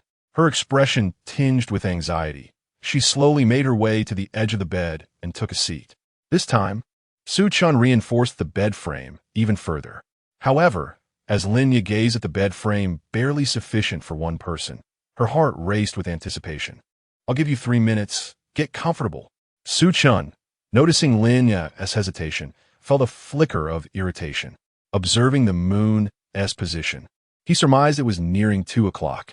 The surrounding island was already rather noisy. If she didn't seize the opportunity to rest now, how would they muster the energy for the tasks ahead during the day? With their arrival on the island, there was much to be accomplished. The phrase "get comfortable" echoed in Lin Yueye's mind, causing her to instinctively bite her lip. Why did those words sound so unsettling? Nevertheless, she complied, turning her body and slowly lying down on the bed frame. Although it was cushioned with a thick layer of leaves, it was far from the luxury of a grand hotel bed. It was bearable for sleep. In the next moment, Su Chen approached the bed frame, and upon witnessing this scene, Lin Yueyue was taken aback. She instinctively closed her eyes, her small hand clutching the mismatched beach shorts that Su Chen had lent her. Her heart raced with uncertainty about Su Chen's intentions towards her. Just then, amidst her frantic thoughts, Su Chen's voice pierced the air. Don't move. Open up. Startled, Lin Yueyue shot up, exclaiming, Su Chen, I was wrong. Please don't do this. Observing her extreme reaction, Su Chen furrowed his brow slightly. Suddenly, he felt a jolt akin to an electric shock coursing through Lin Yueye's legs. This startled her into silence. In the next instant, her gaze fell upon Su Chen's hand, where she noticed a long thorn.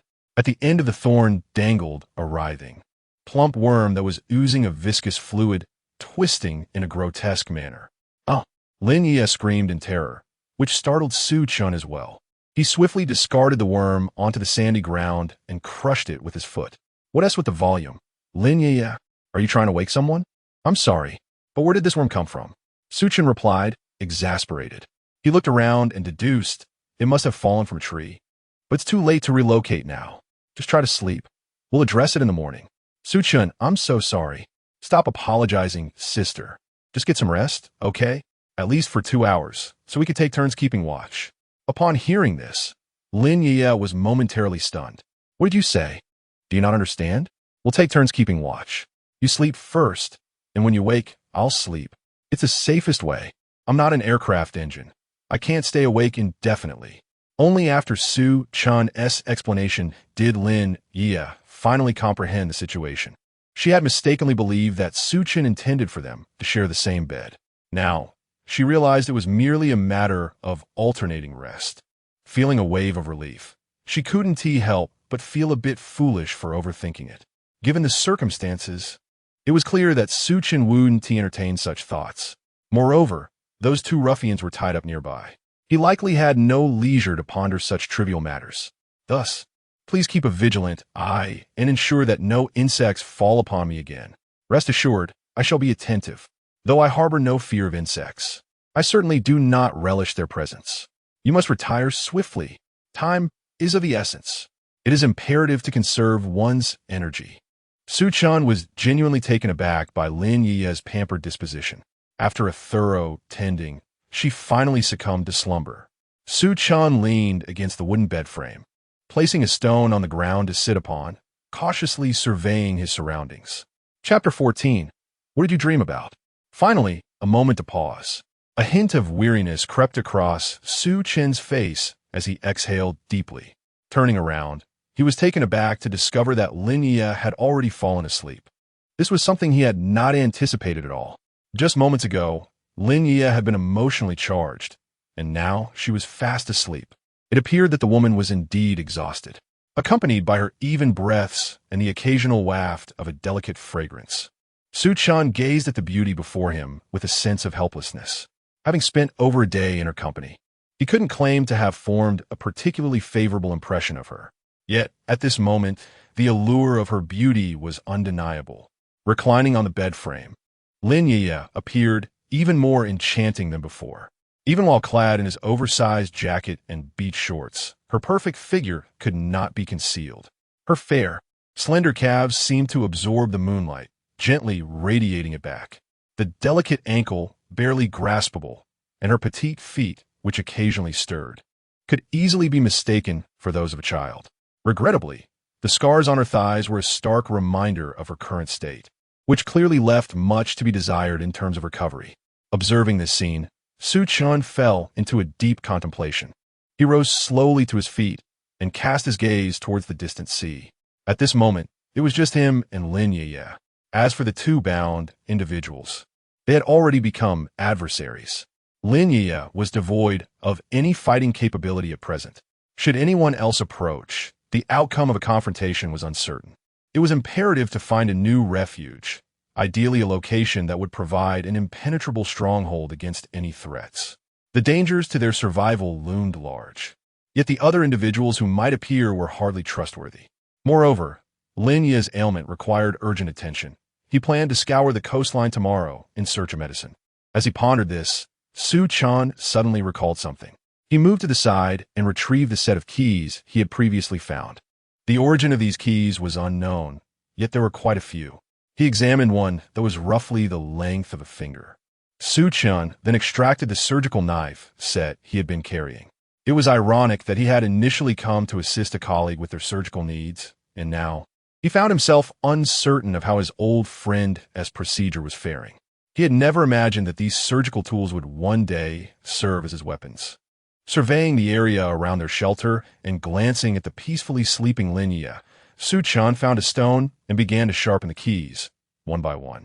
He was unsure who the keys belonged to, but there were approximately 12 of them. Fortunately, their length made them suitable for crafting into small knives, which would be convenient to carry. Thus, while Lin Yueyue succumbed to slumber, Su Chen kept watch, diligently honing the keys. After about an hour, Lin Yueyue, lying nearby, suddenly began to tremble violently. In a state of panic, she shot upright, exclaiming, "Hong Hong! Mm." The outburst startled Su Chen, who had been meticulously working on the keys. Upon awakening, Lin Yueyue turned to find Su Chen beside her. Without further ado, she embraced Su Chen tightly. The sudden closeness took Su Chen by surprise.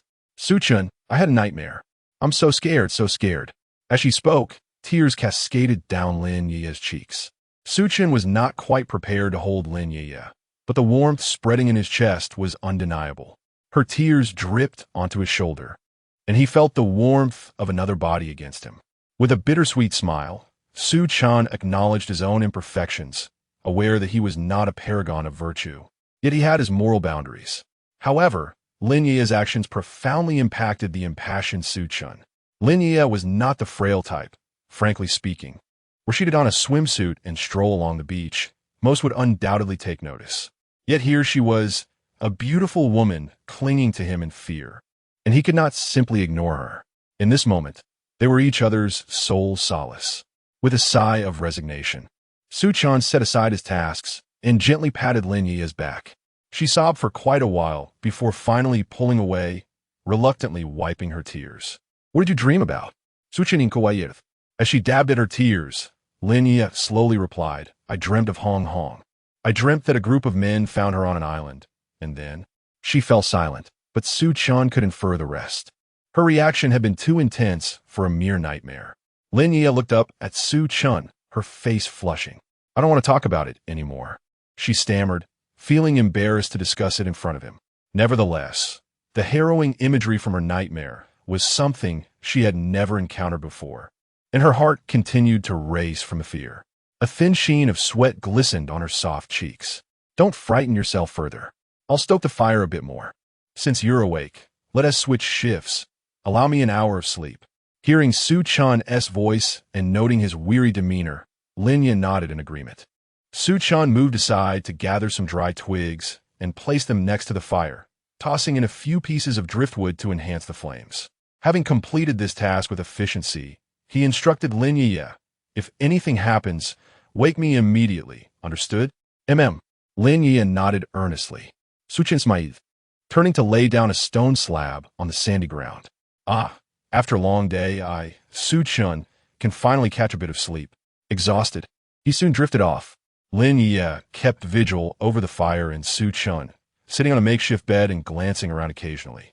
The rustling of trees on the deserted island and the calls of birds startled her from time to time. Yet, the sight of Su Chen sleeping peacefully at her feet brought her a sense of security.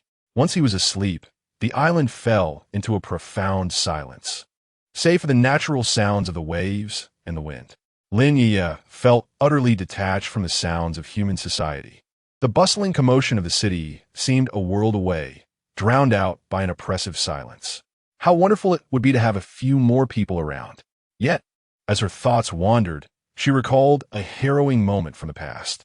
The desire to attract others had now withered away. No one could ever know what had transpired. If only a few more souls were present, what a different scenario it might be. On this deserted island, the rules that governed the human world were no longer in effect. Instead, the law of the jungle prevailed, especially for someone like Lin Yueyue, who was both a beauty and a target. A wave of sorrow washed over her. She cast her gaze upon the slumbering Su Chen and pondered with a heavy heart. Would he be able to protect her until help arrived? Chapter 15, Is That a Ghost? Thus, Lin Yueyue and Su Chen took turns keeping watch until the first light of dawn appeared in the east. Although Su Chen had barely slept for 5 hours, the current surroundings did not permit him adequate rest. "Stay here and don't move. I will check on those two fellows." Upon hearing Su Chen's command, Lin Yueyue dared not protest further. She nodded and whispered, "Be quick." A few minutes later, as Su Chen ventured into the adjacent coconut grove, his expression suddenly darkened. Not far away, the two men bound to the coconut trees had their heads tilted at unnatural angles. Witnessing this scene, Su Chen's complexion changed dramatically. There was no way these two could maintain such a position for long, unless... A chill ran down his spine at this thought. He refrained from recklessly rushing in. Instead, he observed from a distance for a while. Once he ascertained that there were no unusual happenings around, he cautiously approached. At this moment, the two men, tightly bound to the coconut trees, had their heads cocked, their bodies twisted and rigid. Su Chen extended a finger tentatively towards the taller man's nose. In an instant, his hair stood on end. Dead? He was actually dead? At that moment, Su Chen felt as though his skin had erupted in goosebumps. Although accustomed to the cycles of life and death as a doctor, The reality of a living person suddenly lifeless on this deserted island was anything but ordinary. He distinctly remembered that he had only tied them securely last night. Why had they perished here? Suppressing the turmoil within, Chen quickly reached out to probe the other shoulder. Stockman. The same grim fate awaited him. He was dead too. As Chen meticulously examined the two deceased, he discovered a sharpened wooden stake lodged in their chests. The assailant had employed a brutally efficient method, demonstrating a distinct proficiency in murder. There were no signs of struggle, no indications of a violent confrontation. It was a swift and merciless execution. As he beheld this sight, a multitude of unsettling images flashed through Chen's mind, and he immediately began to deduce the identity of their killer. The perpetrator must possess remarkable skill or harbor an intense vendetta against the two men. But who could this murderer be? In a moment, Chen found himself engulfed in confusion. He then gradually lifted his gaze, surveying the surroundings of the coconut grove. Although he was not a detective and had no prior experience in such matters, he possessed a keen intellect. What he sought were footprints, clues. However, after several minutes of searching, he found nothing in the vicinity. The only lead available was the sharp wooden stake that had taken the lives of these two men. Originally, Chen had planned to negotiate with the two men at dawn, but he had not anticipated their demise would occur so swiftly, so rapidly that he had not foreseen it. Most alarmingly, after their deaths, their bodies and clothing remained untouched. Did this imply that the assailant merely sought their demise? The more he contemplated this, the greater his trepidation grew. He did not wish to remain ensnared in such emotions any longer. Hurriedly, he turned and made his way back to the shelter. However, just as he pivoted, he suddenly heard a strange cry emanating from within the coconut grove. As he took a few steps forward, a whoosh of wind rushed past his ear. A sharpened wooden stick suddenly plunged into the very spot from which he had just fled. Were they indigenous people? Savages? As this thought crossed Chen's mind, he felt an urgent need to hasten towards the shelter. Fortunately, the attacks from behind did not resume. Meanwhile, Lin Yueyue was busy weaving coconut fronds.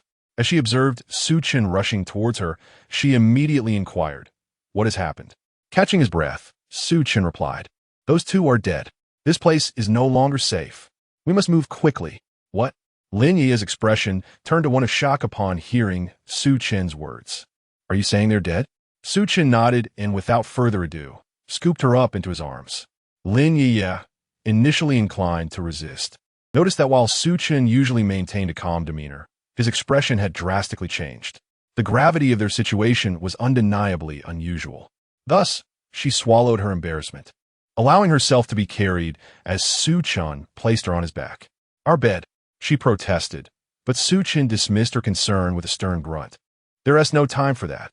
We need to relocate." With that, he swiftly carried Lin Yueyue away, determined to leave the forest behind. As they moved, Lin Yueyue glanced back in fear, pondering what lay within the coconut grove. However, after a prolonged examination, she saw nothing unusual. Just as she was about to turn back to warn Chen, she caught a glimpse of a figure wavering at the edge of the grove. Blinking in disbelief, she focused her gaze and discovered a woman clad in white, slowly hovering between two coconut trees. Lin Yueyue shrieked, now too frightened to advise Chen otherwise. She couldn't help but tap him on the shoulder, exclaiming, "There's a ghost. We must go, there's a ghost." Hearing her words, Chen furrowed his brow. What did she mean by ghost? Yet, he found no inclination to argue. The coconut grove was undeniably peculiar, and it was wiser to maintain a safe distance. They ran for a full half hour until they reached an open stretch of beech nestled between two rocky outcrops, at which point Chen finally halted. He gently set Lin Yueyue down, both of them gasping for air. Trembling with apprehension, Lin Yueyue looked at Chen and asked, "So, are you saying those two are really dead?" Chen nodded silently. Lin Yueyue understood that he would not speak without reason. However, the image of the woman in white from the coconut grove lingered in her mind, prompting her to ask, "Do you think they were killed by that woman in white?" At this, Chen was taken aback. He raised his gaze to Lin Yueyue. "What did you say? A woman in white?" "Yes," Lin Yueyue affirmed. "A woman in white with black hair. I saw her in the coconut grove." She paused, adding, "She was staring at us." Su Chan felt a chill run down his spine. Although he had witnessed countless lives and deaths in his years as a doctor, he had never subscribed to the notion of ghosts. Nevertheless, the occurrences within the coconut grove were undeniably eerie. Who could it possibly be that suddenly took the lives of two men? Moreover, the so-called white-clad female ghost that Lin Yueyue mentioned should not be dismissed as mere fantasy. It is now approximately 5 in the morning, and daylight has begun to break. Although the coconut grove retains a certain shadowy ambience, it is unlikely that a woman dressed in white could be mistaken. After contemplating this, Lin Yueyue spoke up. Su Chun, do you think it could be a genuine ghost? Upon hearing this, Su Chun shook his head and turned to Lin Yueyue, stating, rather than a ghost, I am more inclined to believe that it is merely a person masquerading as one. Chapter 16. Please do not abandon me. What shall we do now? Lin Yueyue inquired cautiously, glancing back before speaking in a hushed tone. This deserted island is far from safe. We must venture farther and seek a more suitable refuge. With that, Su Chen concluded. Lin Yueyue furrowed her brow. At present, she was injured and could not afford to be separated from Su Chen for even a moment. However, it seemed that Su Chen intended to explore the island's coastline. It was evidently impractical to bring her along. Yet, if he were to go without her, she would be left vulnerable, akin to a lamb awaiting slaughter, with little hope for survival should the nefarious survivors reappear. As Su Chen pondered this dilemma, a sudden whimper broke the silence. Startled, he looked up to find Lin Yueyue. Su Chen, please do not abandon me. Whatever decisions you make, ensure that I am included. With those words, she straightened herself. Even through Su Chen's jacket, her resolute form was apparent. At that moment, she seemed to have resolved herself to something significant. I will never doubt you again. If necessary, I will offer you everything I can. Everything you can offer me? Her unprompted declaration echoed the sentiments of a girl from ancient times, willing to bind herself irrevocably to Su Chen. Su Chen was momentarily taken aback. It appeared that after the tribulations of the day, Lin Yueyue's spirit had been worn down to its essence, leaving only a fervent desire to survive. The fact that she could utter such words was indicative of her determination. He had no doubt that if he were to extend a hand, she would not refuse. Yet, Su Chen was not one to exploit such vulnerabilities. Let us set that aside for now. The situation on this island remains uncertain, and we must elevate our standards to construct a more robust shelter. Pausing, he regarded Lin Yueyue. My initial plan was to design a refuge that would shield us from the elements and store food and fresh water. However, I have changed my mind. Our shelter must incorporate security measures. Security measures? Lin Yueyue queried, her expression one of confusion. Indeed, security measures, traps, nets, fences. These are the only ideas I can conjure at present. Upon hearing this, Lin Yueyue recalled their harrowing experiences along the journey and nodded. Though my leg is injured, I am more than capable of handling tasks with my hands. I am not afraid of hard work. Su Chen was taken aback by the transformation in her tone. This young girl had evidently changed. The pride once etched upon her face was now absent, replaced by a sense of resignation. He understood that if he were to seize this moment, even if he proposed unreasonable demands, Lin Yueyue might acquiesce. Nevertheless, taking advantage of someone else's misfortune was not Su Chen's way. Moreover, this was merely the first day. Given the distance traveled by the ill-fated boat, it would be nearly impossible for a rescue team to locate this island within 10 to 15 days. Su Chen had time on his side. All right, he finally replied, his voice calm. Yet, as the words left his lips, Lin Yueyue instantly sensed the chill in his tone. She lifted her gaze to meet his. Su Chen, I speak the truth. I am indeed capable of action. Witnessing Lin Yueyue's determination to prove her worth at this moment, I realized that failing to respond directly would ensnare us further in this discussion. Very well, as long as there are tasks at hand, I shall entrust them to you later. However, our immediate priority is to swiftly locate a new shelter.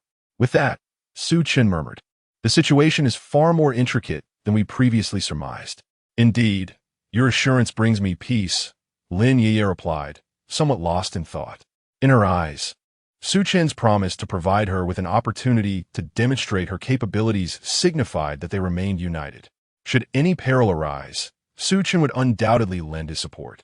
At last, Lin Yueyue felt a sense of relief. Su Chen nodded and then turned to survey their surroundings. They found themselves in a position where one side faced the sea while the other leaned against a jagged rock formation. About 30 meters nearby, there was a coastal reef, elevated and promising. You remain here. I shall explore the terrain of the island to see if we can identify a more suitable location for shelter. Upon hearing Su Chen's words, Lin Yueyue nodded. In the past, she would have needed to remind him multiple times, but now she understood the importance of cooperating with him to alleviate any mental burden. Su Chen proceeded toward the rocky formation. The cliffside was steep, yet offered numerous footholds. As he climbed, Lin Yueyue remained within his line of sight, ensuring both felt secure. A quarter of an hour later, Su Chen finally reached the summit of the reef, which marked a corner of the deserted island. From this vantage point, he could observe two coastlines of the island. One appeared to be the southern shore, while the other was the north. The southern coast was characterized by expansive sandy beaches, rocky outcrops, and swaying coconut trees, whereas the northern shore was less sandy, often interrupted by rocky formations and clusters of small woods. At the heart of the island, the highest point showcased a notably elevated mountainous region. The island's expanse was far greater than Su Chen had initially imagined. From this corner, the opposite end of the island was entirely obscured from view. The dense forest at the island center was vast and undulating, obstructing visibility. At this moment, having grasped the island's topography, Su Chen felt a surge of frustration. If it were a smaller island, the safety would have been considerably higher, as one could easily survey the entirety of it. However, now it was evident that this island was significantly larger. Peering through the landscape, it appeared that there was not merely one island, but rather several, scattered like stars of varying sizes at one end of the land. This revelation tightened Su Chen's chest. The more complex the surrounding island's environment, the more detrimental it was for both him and Lin Yueyue's survival. Smaller islands, with fewer inhabitants and wildlife, presented a safer haven. Yet, this island, with its mountains, coastline, and forests, bore a striking resemblance to the islands depicted in the film Jurassic Park. Of course, such a comparison is somewhat exaggerated, but this island possessed at least one-third of the essence of those Jurassic realms. At the terminus of sunlight lie those clandestine jungles, likely untouched by human presence. What perils lie concealed within? Who can truly ascertain? Su Chen observed all these nuances keenly. He then cast his gaze upon Lin Yueyue, who was watching him from the nearby rocks. He silently mused. It seems that to survive on this island, one must cultivate a keener sense of vigilance.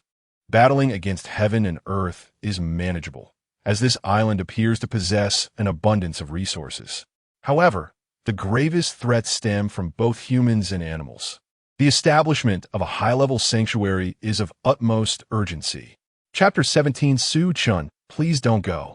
After surveying the entire island, Su Chen returned to the seaside. Did you discover anything? Lin Yueyue inquired anxiously upon his return. The island is larger than I anticipated, Su Chen replied. The resources are also more abundant than I imagined, but we currently lack a solid foothold. Upon hearing this, Lin Yueye's expression dimmed. However, Su Chen, we truly cannot return to that grove of coconut trees. I have an unsettling feeling about that place. Even if the woman in white is not a ghost, she certainly is not a benign presence. I understand. We must avoid that area. With our backs against the dense forest, one can never know what might emerge. Just as Su Chen finished speaking, an awkward, gurgling sound resonated between them. It was the sound of an empty stomach. Su Chen raised an eyebrow, glancing at Lin Yueyue, who appeared quite embarrassed. Su Chen, I need to use the restroom. Hearing her words, Su Chen couldn't help but stifle a chuckle and softly remarked, I gathered as much. I'll step aside, take your time. With that, he turned to leave. Yet, after taking a single step, Lin Yueye's voice called out, Su Chen, don't go. Have you forgotten about my leg? A smile crept onto Su Chen's face as he faced away from her. It was true. He was well aware of her injury. Yet he had momentarily forgotten. Nevertheless, with Lin Yueyue being such a stunning beauty, it seemed unreasonable to expect himself to assist her in such a personal matter. The image was rather too much to bear.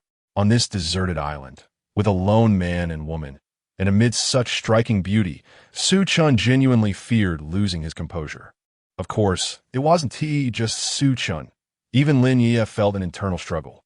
Without Su Chen's help, she truly could not manage. Although there were areas among the jagged rocks suitable for her needs, she would still require assistance to climb or find a secluded spot. Despite her hesitations, nature's call was pressing. Lin Yueyue reluctantly made this rather audacious request of Su Chen, yet she emphasized her position. Just help me find a hidden spot, and then carry me over. You only need to keep watch around the perimeter. I can handle the rest. At this point, Lin Yueye's earlobes were flushed with a deep crimson. Perhaps it was the first time in her life that she had made such a request of a stranger. Before Su Chen could respond, she quickly added, "Rest assured, I'll manage the restroom situation myself. You just need to keep an eye out." Listening to Lin Yueye's insistence, Su Chen found it amusing. Who else could take care of such a need but herself? "Very well, I'll scout around. Give me half a minute." Su Chen stood and hopped around the jagged rocks, scanning the area until he finally discovered a hollowed-out spot among the stones. Turning back, he approached Lin Yueyue and lifted her onto his back. "This spot is perfect, a natural restroom. You can rest assured." Carrying Lin Yueyue on his back, he navigated through the easily traversable terrain as he had planned. The location, as Su Chen had remarked, was indeed exceptional. It was an open area amidst the rocky terrain. Above them arched a natural stone bridge, while below lay a solid layer of black sand, firm enough to withstand pressure without collapsing. The conditions here for relieving oneself were quite favorable. Su Chen swiftly relocated Lin Yueyue to this spot and, after a moment's thought, decided to dig a small pit for her assistance. As he excavated, he softly inquired, "Is this pit large enough for you? Does it suit your needs?" Upon hearing his words, Lin Yueyue glanced at the hole he had dug, her cheeks flushing slightly as she responded with a hint of exasperation. "Perhaps it's best not to dig any further. I can manage on my own. You should keep watch above." Su Chen nodded nonchalantly. "All right. I'll stay up top. Just call for me when you're ready." Lin Yueyue shyly acknowledged him. At that moment, the dawn light had emerged, casting a golden hue over the coastline. Lin Yueyue positioned herself appropriately, glancing around to ensure the area was clear of onlookers. Realizing she was indeed alone, she bent down and gradually lowered her trousers. While attending to her needs, her heart raced with apprehension, a sensation she had never experienced before in her life. The meager assortment of haphazardly consumed snacks from the previous day weighed on her, compounded by her anxiety, leading her to hastily conclude her business. However, as she rummaged through her pockets, a sudden movement caught her eye from the shadowy water behind her, prompting an involuntary scream. Su Chen, perched on the rocks above and observing the scene, immediately sprang into action. Yet, mindful of Lin Yueye's potential embarrassment, he urged her, "If there's any trouble, make sure to move away." Hearing Su Chen's voice alleviated some of her fear. After tidying up, she took a step forward, only to stumble onto the black sandy beach. Whirling around, she shouted, "There's a snake." No sooner had she spoken than she felt a shadow looming above her. Su Chen, with his legs spread wide, braced himself against the rocky outcroppings, quickly spotting a sea snake swimming in a nearby pool. Fortunately, Lin Yueyue was at a safe distance. The snake was merely thrashing about in the water, not yet within striking range. However, Su Chen was determined not to let this creature escape unscathed. Most sea snakes possess venom glands, and the majority of their toxins are neurotoxic. Being envenomated could lead to respiratory paralysis, muscle paralysis, or even death, all of which were common occurrences. With these thoughts in mind, Su Chen resolved to procure something intriguing for his shelter. Without hesitation, he sprang into action. As a practitioner of ancient martial arts, he had trained in the art of snake boxing. In his earlier years, he had meticulously observed the movements of various serpents to master this technique. Moreover, during his studies in traditional medicine, he had also taken courses in veterinary science, recognizing the parallels between healing humans and animals. With remarkable speed, Su Chen seized the sea snake by its vital spot. With a swift flick and a graceful twist, he ensnared the sea serpent around his arm. Throughout this maneuver, Su Chen's feet barely touched the ground. Once successful, he maintained his elevated stance, shifting his weight onto one leg while propelling himself off the rocky wall with the other. The momentum carried him onto the reef. This spectacle left Lin Yueyue utterly astonished. Her mouth agape as she exclaimed, "Your master is Uncle Long?" Chapter 18. The dead I do not were listening to Lin Yueyue's praises. Chen found it amusing, though he concealed his amusement from showing on his face. He climbed up onto the rocks and extended his hand toward Lin Yueyue, urging her to join him. "Come on. In this damp, rocky area, who knows what else besides sea snakes might be lurking here?" Upon hearing this, Lin Yueyue cast aside her hesitations and quickly reached out. As Chen lowered his gaze, the angle provided an unobstructed view. However, Lin Yueye's delicate and sensitive demeanor throughout this journey had left Chen feeling rather uncomfortable. At this moment, he abandoned any semblance of gallantry and openly admired the sight before him, naturally pulling Lin Yueyue up onto the rocks. "Thank you." Lin Yueyue began to express her gratitude, but Chen swiftly interrupted her with a raised hand. "No need for that. I'm tired of hearing it. If you truly wish to express your thanks, show it through action." Upon hearing the phrase, "show it through action," Lin Yueye's expression faltered. What did he mean by that? Here she was, a woman unable to even gather a complete outfit of feminine clothing, possessing little more than her beautiful face and her very being. What could she possibly offer that would be of value? Moreover, with her injured leg, her mobility was severely limited, leaving her at a loss for what she could do. Watching Chen busily tending to their predicament, Lin Yueyue felt a pang of urgency. This was a deserted island. In the world of humanity, there was no room for idleness, let alone in their present circumstances. She could not expect Chen to care for her indefinitely while also providing sustenance. Once Chen had carried Lin Yueyue back to their previous location, she anxiously inquired, "Did you find a suitable spot for a shelter while surveying the terrain?" Chen shook his head, explaining that the expansive views offered no clear options for shelter. They would need to venture into the woods to search. The coconut grove they had previously traversed was certainly not viable. After a moment, he glanced at Lin Yueye's injury and added, "We must continue for a while longer. I believe we can find a suitable place in the small grove behind these rocks. Let's hurry then. Although my legs are unsteady, I can still manage to create traps or weave nets, as you suggested." Lin Yueyue hurriedly asserted, eager to demonstrate her worth on this deserted island. "Why the rush? Can you even move in your condition?" Chen blurted out instinctively. Yet, as soon as he voiced his concern, Lin Yueyue became flustered. Ignoring her pain, she stood up defiantly, declaring, "I am stronger than you think." Suddenly, she attempted to take a half step forward. Unfortunately, she had overestimated her own strength. Before her foot could find solid ground, her body tilted, and she began to fall towards Chen. Fortunately, he was quick on his feet and managed to catch her effortlessly, holding the soft Lin Yueyue in his arms. He was momentarily unprepared for the embrace, but quickly steadied her to prevent her from tumbling into the ravine beside them. "Ouch! Ouch!" Lin Yueyue cried out, and Chen's mind felt foggy. He mused that he hadn't even touched her leg. Yet, as he looked down, he realized that her leg was unharmed. It was her foot that had twisted awkwardly. Her sandals, which had once been suitable for wading in water, had now become misshapen. It is likely that the recent misstep was caused by the instability of her shoes, thought Chen with a sense of helplessness. Such is the nature of wilderness survival. One can never predict when an unexpected mishap might occur. He quickly assisted Lin Yueyue, helping her to sit down gently before examining the injury on her foot. Given that Chen is an orthopedic doctor, Lin Yueyue had little choice but to allow him to take a look. As he held her foot, he noted its delicate and refined nature. Although Lin Yueyue appeared tall, nearing 1.70 meters, her feet were truly petite. However, at that moment, the nail polish on her toes had already begun to chip.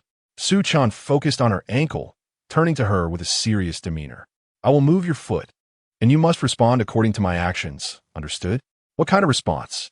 Lin Yueyue inquired softly, clearly puzzled. "Simply inform me if you feel any pain.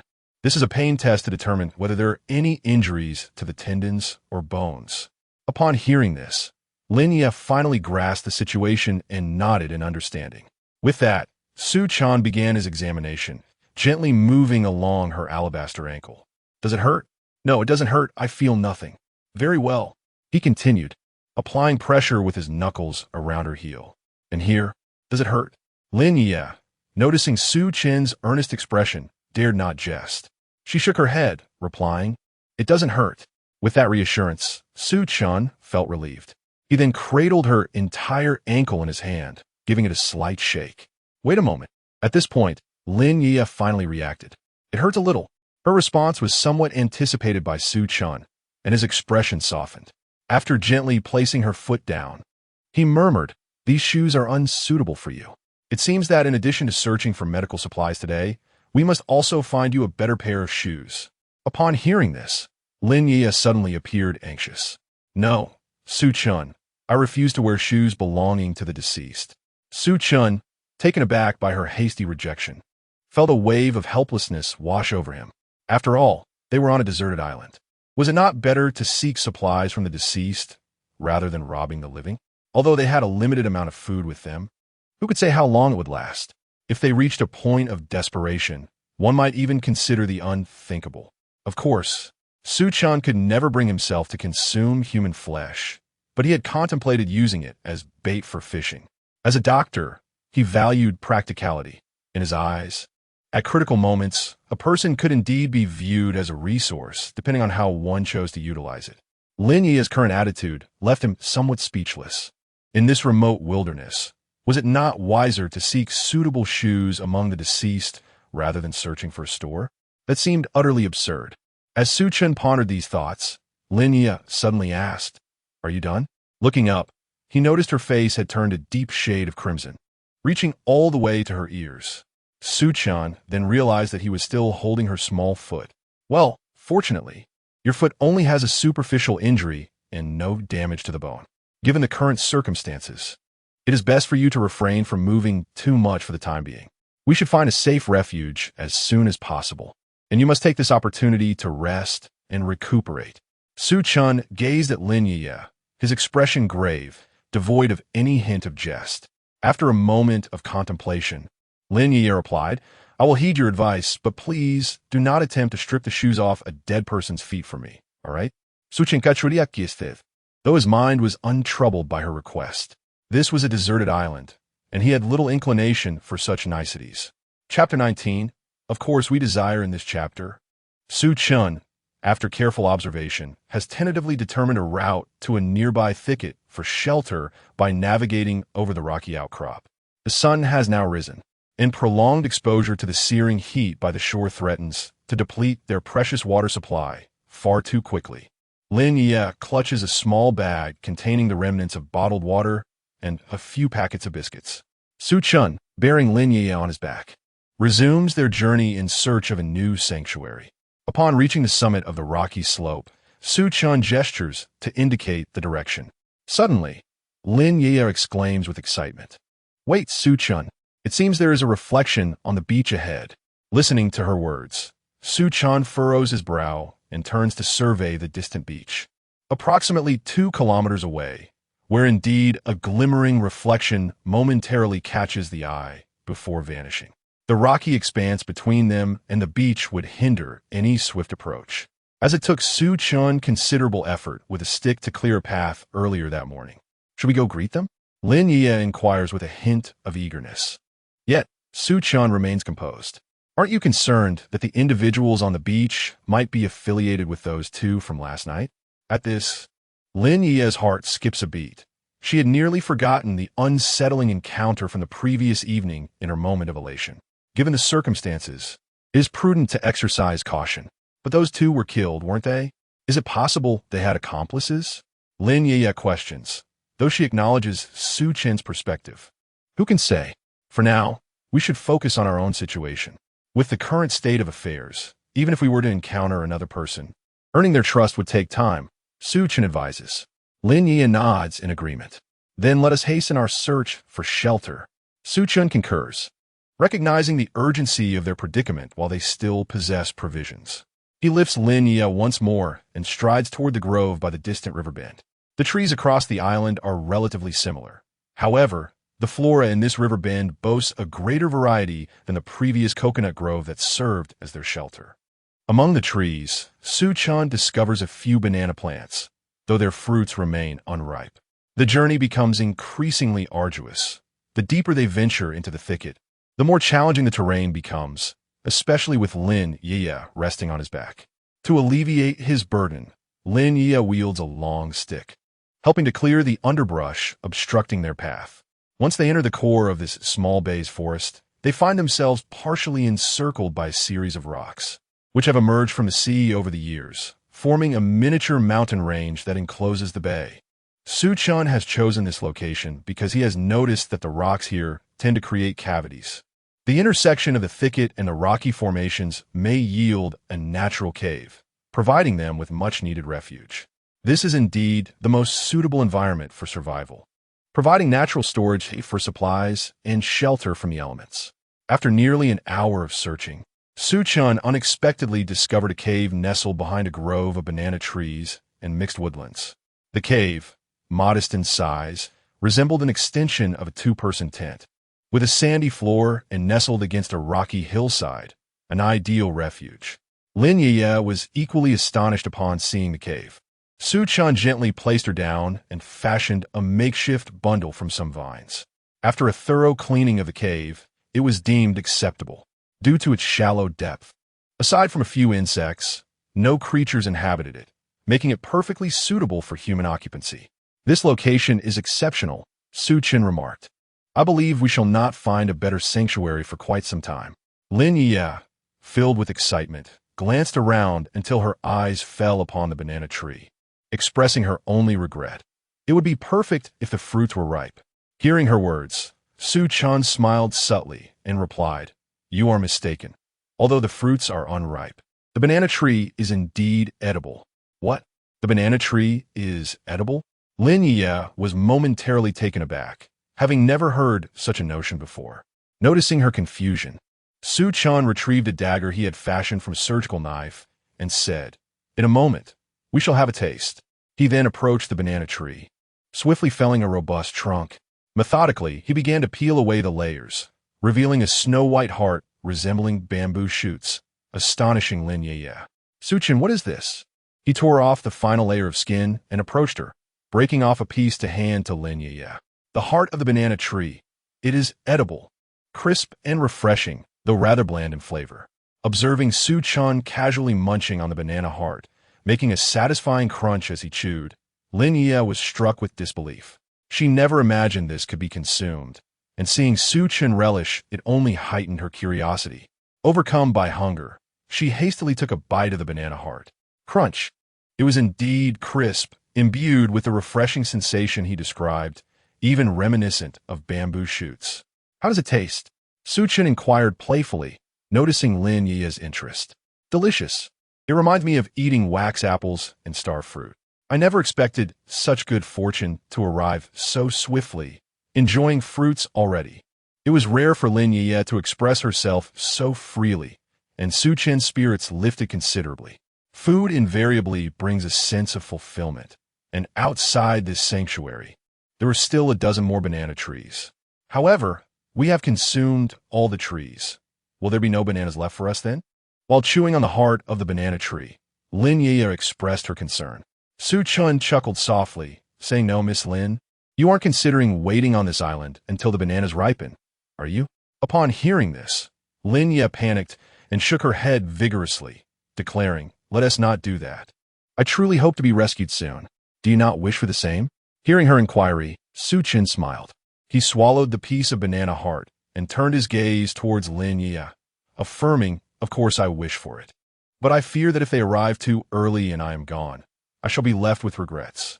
Upon perceiving the deeper meaning behind Chen's words, Lin Yueyue, still munching on the banana heart, momentarily froze, her ears flushing anew. Chapter 20. I am also anxious noticing the unusual expression on Lin Yueye's face. Chen couldn't help but chuckle inwardly. However, having been caught in Chen's traps a few times before, Lin Yueyue had learned her lesson this time. She deftly shifted the topic, saying, "The shelter seems much better than the last one, and it even has a natural vegetable garden. It appears we might be fortunate." Hearing Lin Yueyue divert the conversation, Chen chose not to probe further and replied calmly, "Whether we are fortunate or not remains to be seen. I only hope we encounter no further troubles before we finish constructing the shelter." With that, Su Chen's gaze drifted towards the hollow in the chosen rock formation, surveying the surroundings. There were nearly 6 or 7 hollows in the vicinity, perfectly suited for storing tangible resources. Among them, a few larger hollows caught Su Chen's attention. He contemplated modifying them, as the task of refining the shelter would be substantial. He could not carry Lin Yueye's burden indefinitely. Ultimately, they would need to operate separately. Contemplating this, Su Chen turned to Lin Yueyue and inquired, "How is your leg?" Taken aback by Su Chen's sudden concern for her injury, Lin Yueyue snapped back to attention and replied, "Can you take a look? I'm quite anxious." Su Chen nodded and approached her. Lin Yueyue was seated on a patch of sand that Su Chen had just cleared. She then lifted the beach shorts he had provided her. Upon seeing the wound for the first time, Su Chen sighed in relief. The swelling had subsided, indicating it was healing well. Lin Yueyue felt a surge of excitement upon hearing this. Since waking up yesterday to discover her mobility was compromised, coupled with the fright from the previous night, she felt akin to a burden. The primary concern was her leg injury. If it did not heal swiftly, she worried she might perish on this deserted island. After all, no one could predict how many of the thousands on that ill-fated boat would still be alive and might suddenly appear. Those 2 individuals had indeed been wicked. But in such extreme circumstances, one could not foresee if worse scenarios were yet to come. Although her condition was improving, medication remained essential. After examining her injury, Su Chen spoke again. "There are still some supplies buried on our earlier beach, including medication. I must find a way to retrieve them." Upon hearing Su Chen's words, Lin Yueye's previously bright expression darkened. Her lips moved, but she could not articulate her thoughts, clearly anxious. She was acutely aware of the distance to that beach. If Su Chen truly went to search for supplies, he would take at least an hour to return. What might transpire in that time was uncertain. However, if he did not go, the scant provisions of drinking water and biscuits they had would scarcely last a day. The pressing issue was whether it was safe for Lin Yueyue to remain alone here. Though she remained silent, her tense expression conveyed her unease. Su Chen noted her apprehension and pondered for a moment before asking, "Can you kill?" Taken aback by Su Chen's sudden inquiry, Lin Yueyue was left speechless. She pondered what Su Chen might say. However, she certainly did not anticipate this. Yet, observing Su Chen's expression, it was evident that he was not merely asking out of curiosity. With a slight movement of her features, Lin Yueyue shook her head. Could one not survive without resorting to murder? Upon hearing this response, Su Chen smiled and then, gazing at Lin Yueyue, whispered, "Human nature can be peculiarly strange. Often, one believes coexistence is possible, yet the other may see you as mere prey. You may strive to be virtuous, but you cannot guarantee that others share the same intention." Lin Yueyue, upon hearing these words, appeared momentarily dazed. However, she furrowed her brow and replied, "Is it not possible to hide? In a situation like last night, if I had not been there, would you have managed to evade them?" It must be said, Su Chen's words struck a chord deep within Lin Yueyue. The events of that night remained vividly etched in her memory. She could even envision the grim fate that awaited her had she fallen into the hands of those 2 men. Even if she refrained from taking a life, she suspected she would not wish to live anymore. Contemplating this, Lin Yueyue raised her head to meet Su Chen's gaze, declaring, "To survive, I must choose to kill. If one does not provoke me, I shall not provoke them." Upon hearing this, Su Chen finally felt a sense of satisfaction. However, he continued, "The willingness to kill and the ability to do so are 2 entirely different matters. I do not compel you to take a life. Rather, I wish for you to learn the art of self-preservation." After saying this, Su Chen slowly stood up, surveying the small grove near their shelter. He spoke, "I must venture out to gather supplies. Your situation does not permit you to accompany me. Thus, let's execute our previous plan. Set traps and establish security around this grove." With that, Su Chen turned to Lin Yueyue. "Only in this manner can I feel assured while I am away." Hearing this, Lin Yueyue felt her heart constrict. For years, due to her exceptional circumstances, she had lived a life that could hardly be described as anything less than fortunate. One might even liken it to that of a little princess. She had never contemplated living with such an extreme mindset of life or death. However, after the events of the past 2 days, She recognized the truth in Su Chen's words. In such dire circumstances, ensuring her survival was indeed a responsibility she owed herself. Let us proceed, Su Chen. You decide how to set up the traps and security, and I will cooperate with you. Su Chen nodded and swiftly made his way to the nearby rocky shelter, first tossing in the dwindling supplies. After inspecting the surroundings, he returned to Lin Yueyue. There are thickets above, and we can set some traps in the openings. However, those traps are costly to construct and prone to failure. We can make a few to deter others. The primary focus should be on creating traps on the ground. Additionally, I am considering finding some animal droppings to create smoke signals. If you encounter a situation while I am out, you can release the smoke. Although I am uncertain how long it will be effective, it is better than nothing. Lin Yueyue listened attentively as Su Chen elaborated on his thoughts. Lin Yueyue expressed her unwavering support without hesitation, having firmly resolved to undertake all of this. Su Chen, gazing intently at Lin Yueyue, emphasized, however, there exists a perilous aspect to traps. They are equitable to all, capable of inflicting harm upon both others and oneself. I must ensure that you can remember the surrounding terrain. Upon hearing these words, Lin Yueyue appeared somewhat troubled. She cast a skeptical glance at Su Chen and replied, Su Chen, I can barely navigate out of our community without getting lost. Are you certain that I will be able to remember the layout when traps are designed nearby? Chapter 21. A beauty like jade, Su Chen furrowed his brow, taken aback by this unexpected realization. However, upon reflection, he recalled a past incident. When they were neighbors, Lin Yueyue once attempted to unlock his door with a key, only to later admit that she had made a mistake. At that time, her demeanor had been rather ungracious. In hindsight, it all made sense. It turned out that Lin Yueyue was indeed directionally challenged. Nevertheless, her point was valid. One must not set traps that could harm their own. Contemplating this issue, Su Chen suggested to Lin Yueyue, how about we mark the traps in a manner that resonates with your preferences? This way, you will remember them more vividly. Upon hearing this, Lin Yueyue nodded in agreement. That's a splendid idea. I believe it will work. Thus, they proceeded to implement their plan to set the traps. In the current area, the only feasible option was to establish traps on the ground. Su Chen envisioned digging pits beneath the traps and placing inverted spikes within. As she listened to Su Chen's plan, Lin Yueye's brow furrowed in concern. Su Chen, is there a chance that someone could get hurt? At her inquiry, Su Chen hesitated slightly. To be honest, he had not considered the possibility of injury to humans. His perspective differed from Lin Yueye's. While she was still contemplating the survivors on the island, Su Chen's subconscious harbored doubts about the humanity of those individuals. Acknowledging Lin Yueye's point, he reflected and admitted, perhaps I have indeed taken an extreme approach. However, people can read.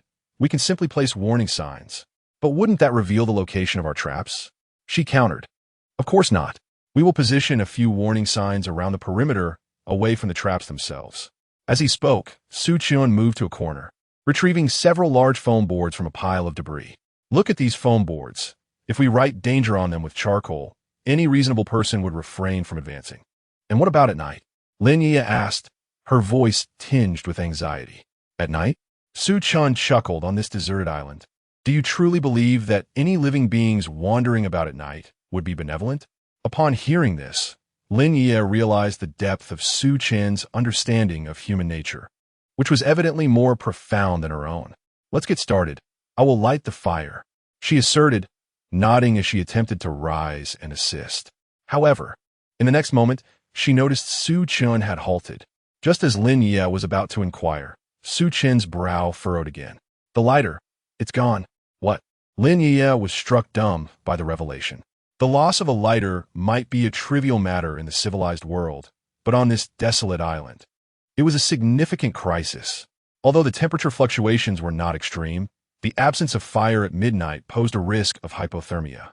In such an environment, how could one survive without fire? Isn't there a method of creating fire by friction? Lin Yueyue instinctively suggested.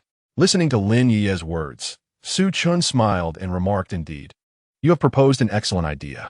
However, you must understand that while starting a fire by friction appears effortless on television, the reality is quite different. With that, Su Chen crouched down, casually picking up a few sticks. After a careful examination, he stated earnestly, "Yet, we have no other options. Let us treat a dead horse as if it were alive."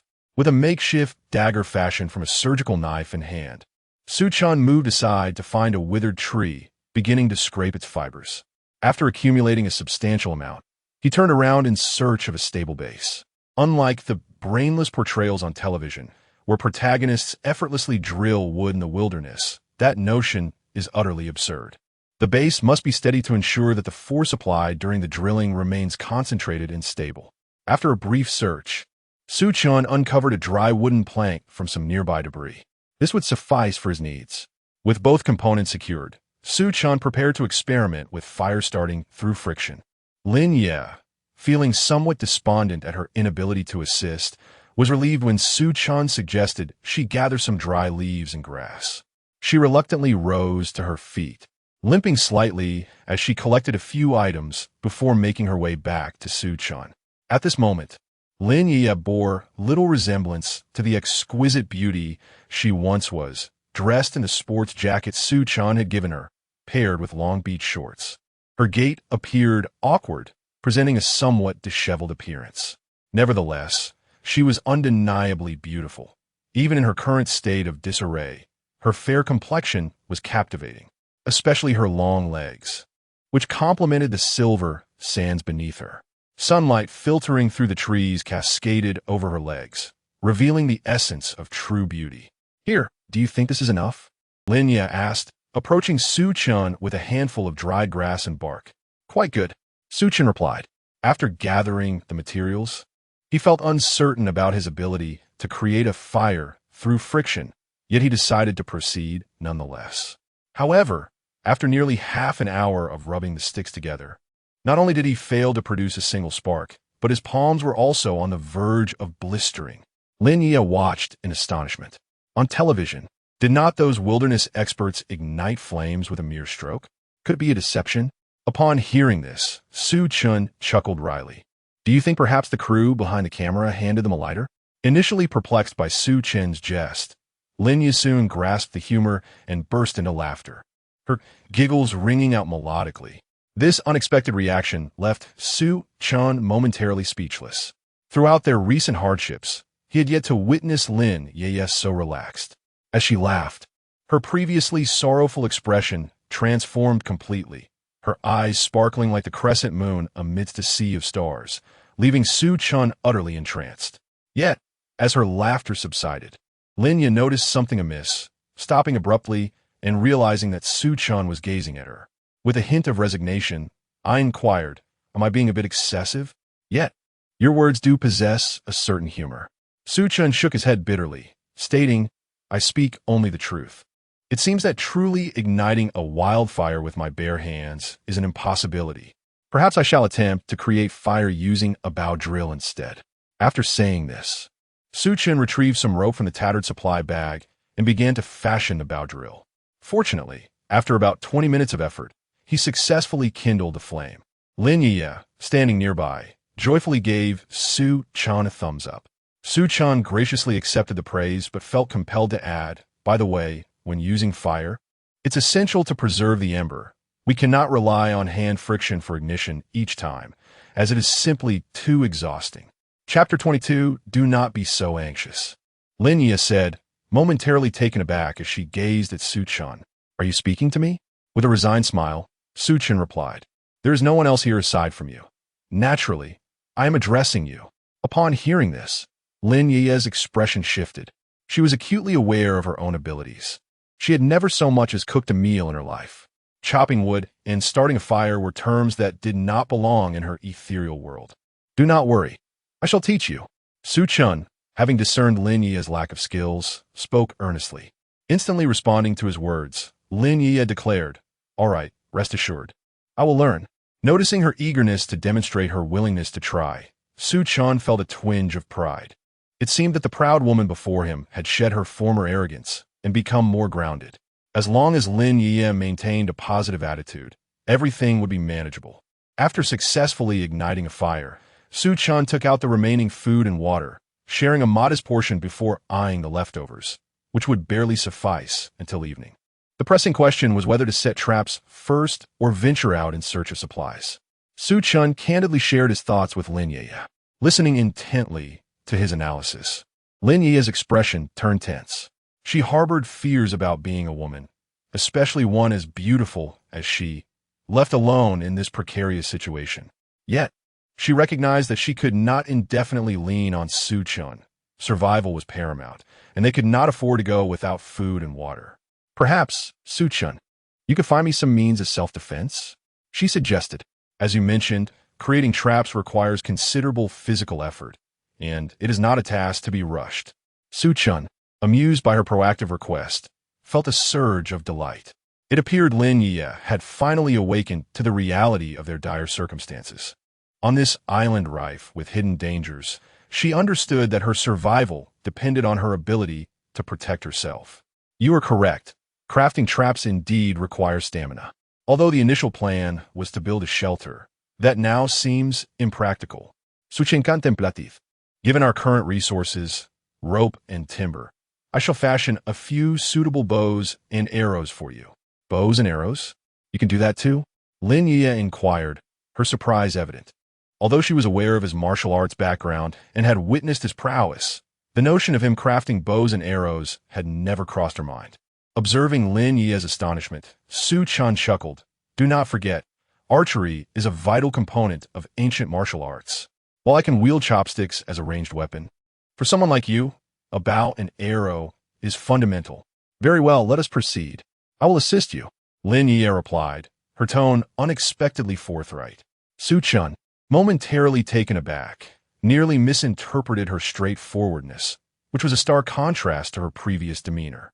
Nevertheless, with her words spoken, he wasted no time and began searching the area for suitable materials to construct bows and arrows. As he passed by a palm tree, Lin Yueyue curiously inquired, Su Chen, can this palm would not be used? Su Chen shook his head, stating, although palm wood possesses resilient fibers, the quality is subpar, making it suitable only for rudimentary bows. What I aspire to create is a bow capable of hunting animals. As he spoke, Su Chen halted his steps. It appeared that the resources on this island were far more abundant than he had initially anticipated. He patted the trunk of a straight tree before him. Lin Yueyue, though perplexed, observed Su Chen's expression and sensed his satisfaction. Have you found good materials? She inquired. Su Chen nodded, responding, not only are they good materials, but their overall cost-effectiveness score is high. This is white ash wood. He patted the tree trunk. Su Chen then produced the makeshift rope saw he had fashioned and commenced cutting. After an hour and a half, a somewhat rough bow was crafted by Su Chen. After binding the previously sharpened key tips to the arrow shaft, the first arrow feather was also completed. Twanging the bowstring, Su Chen handed the bow to Lin Yueyue, saying, here, give it a try. If you learn well, the next huntress will be you. Can this really work? Lin Yueyue held the bow, still exuding the fragrance of wood, perplexed. Nonsense. I could shoot with chopsticks. Can you doubt this bow? Are you underestimating Su Chen or the ancient arts? Realizing her words might provoke Su Chen's ire, Lin Yueyue hastily shifted the subject and took hold of the bow. Come, let me teach you how to draw it. Su Chen squatted down, while Lin Yueyue perched upon a stone. One hand gently pressed on the soft back of Lin Yueye's hand, while the other delicately lifted her elbow. Su Chen's body enveloped Lin Yueyue, inhaling her subtle fragrance. He found himself momentarily entranced, astonished that, even after a day on the island, the scent of Lin Yueyue had yet to dissipate. Was this a gift of beauty? As Su Chen's deep voice resonated, a warm breath fanned across her nape, causing Lin Yueyue to shiver involuntarily. Loosen your grip on a bow. His voice softened a notch. Su Chen's right hand gently covered Lin Yueye's fingertips, and in that instant, she felt a jolt akin to electricity coursing through her, her heart racing suddenly. Don't be nervous. You must remain steady. Relax, yes, just like that, relax. Su Chen edged closer, his chest nearly pressing against Lin Yueye's back. The white ash bough, warmed by their body heat, emitted a faint woody aroma. As Su Chen's breath brushed against Lin Yueye's neck, delicate shivers rippled across her fair skin. The bowstring remained unpulled, yet Lin Yueye's face flushed crimson. When drawing the string, this area must be taught. apply force. Su Chen's fingertips grazed her elbow crease gently. At that moment, Lin Yueyue felt her nerves tingle, and in an instant, her strength waned. The arrow was released with a muffled sound. Indeed, it had been released, lacking any power. It plunged into the ground just a few meters away, falling over like a toppled onion. Lin Yueye's face turned even redder. Recalling his former ambitions, he found that the first arrow he released fell short, akin to a child's playful endeavor. Frustrated, Lin Yueyue muttered under her breath, "This won't do. Not only can you not shoot animals, but I doubt you could even frighten someone." Su Chen could distinctly sense the ire in her tone. With a resigned shake of his head, he replied, "All right, allow me to demonstrate." Without further ado, he seized the bow from Lin Yueye's grasp and, stepping forward, retrieved an arrow from the ground. He gestured toward a nearby banana tree, declaring, "Watch closely." Before Lin Yueyue could fully comprehend the situation, whoosh, the arrow soared through the air, effortlessly severing a cluster of bananas, which tumbled to the ground. Chapter 23. I am quite capable too at this moment. Lin Yueyue felt utterly embarrassed, as if the slap in the face was entirely directed at her. Her face, which had already flushed with anger, grew even redder. Blaming the equipment for her own shortcomings was a bitter pill to swallow. This was the first time in her life that she had been so publicly humiliated. In a fit of rage, she scooped up a handful of sand and tossed it to the ground. "Su Chen, you truly are a stereotypical man." Su Chen was momentarily taken aback, his mind momentarily clouded. Yet, he was no fool and soon realized that perhaps he had overstepped his bounds. Choosing silence, he cleared his throat and remarked, "I am, after all, a descendant of ancient martial arts. I have practiced this archery technique for many years. No need to rush. Take your time. Then why don't you hand me the bow and arrow? I'm not foolish. I can surely master it today." Lin Yueyue retorted defiantly. With a smile, Su Chen replied, "All right, let us continue with the training." He once again handed the bow and arrow to Lin Yueyue. Just as he intended to guide her step by step, she abruptly halted his movements. The techniques imparted by Master Su have been firmly etched in my mind. Do not worry, I shall teach myself. Without further ado, Lin Yueyue knocked an arrow and, with a formal stance, released her first shot.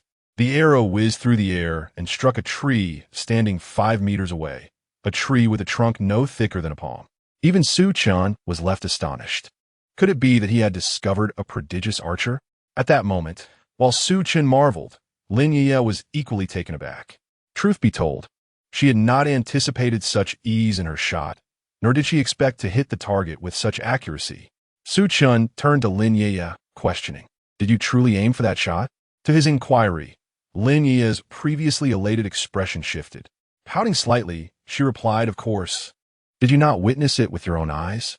Hearing her self-satisfied response, Su Chen extended his thumb in commendation. "Impressive. Miss Lin, that arrow was imbued with both vigor and precision. Few can achieve such a remarkable feat." Let me tell you, Su Chen, do not underestimate others. I have always claimed that I possess considerable strength. With that, Lin Yueyue caressed the bow in her hands. "I see that archery is not such a difficult endeavor after all." However, no sooner had she spoken than Su Chen dashed a few steps away. Moments later, he reached the tree that had been struck, retrieved the arrow, and walked back slowly with it behind his back. As Su Chen approached, Lin Yueye's satisfaction grew. Upon his arrival, he presented the arrow to her, saying, "Here, to confirm your prowess, let us see you shoot once more, aiming for the same spot." Yet, upon hearing this, Lin Yueye's expression shifted. She had never anticipated that Su Chen would make such a request. To hit that precise location again seemed impossible. After all, she had not aimed for that spot the first time. It had merely been a stroke of luck. Feeling a surge of impatience, Lin Yueyue dismissively tossed the bow aside. "Su Chen, were you doing this on purpose?"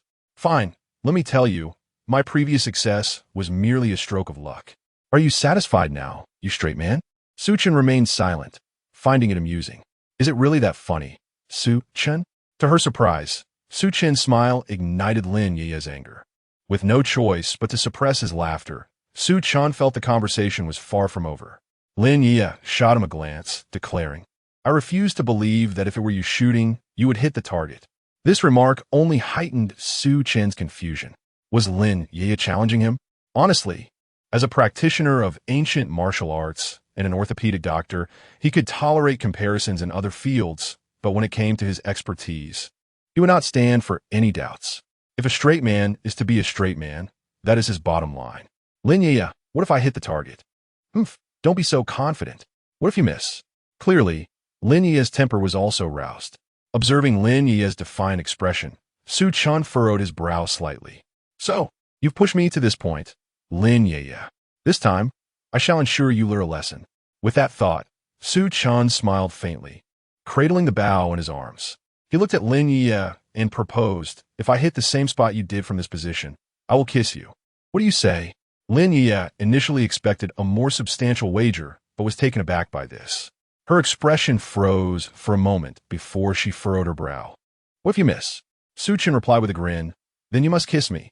Lin Yueyue rolled her eyes dramatically, having never encountered someone so audacious. Fine. If you insist on competing, let us do it this way. If you hit, I will allow you to kiss me. If you miss, you must let me control your kiss on anything. How about that? Su Chen was momentarily taken aback, having never heard such a request before. Nonetheless, it sounded intriguing.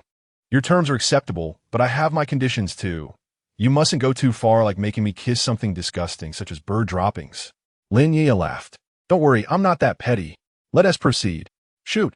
With a smile, Su Chen turned and strode towards the bow and arrow he had just used. He quickly knocked an arrow and, within half a second, released it with a swift motion. Thwack!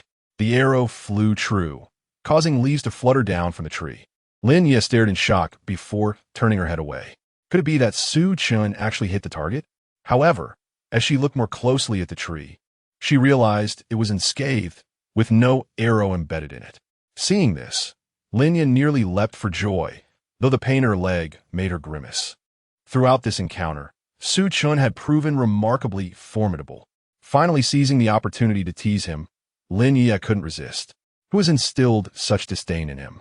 With this thought, Lin Yueyue turned to Su Chen and said, Su Chen, you see, the wager was proposed by you. Now, it is time for you to fulfill your end of the bargain.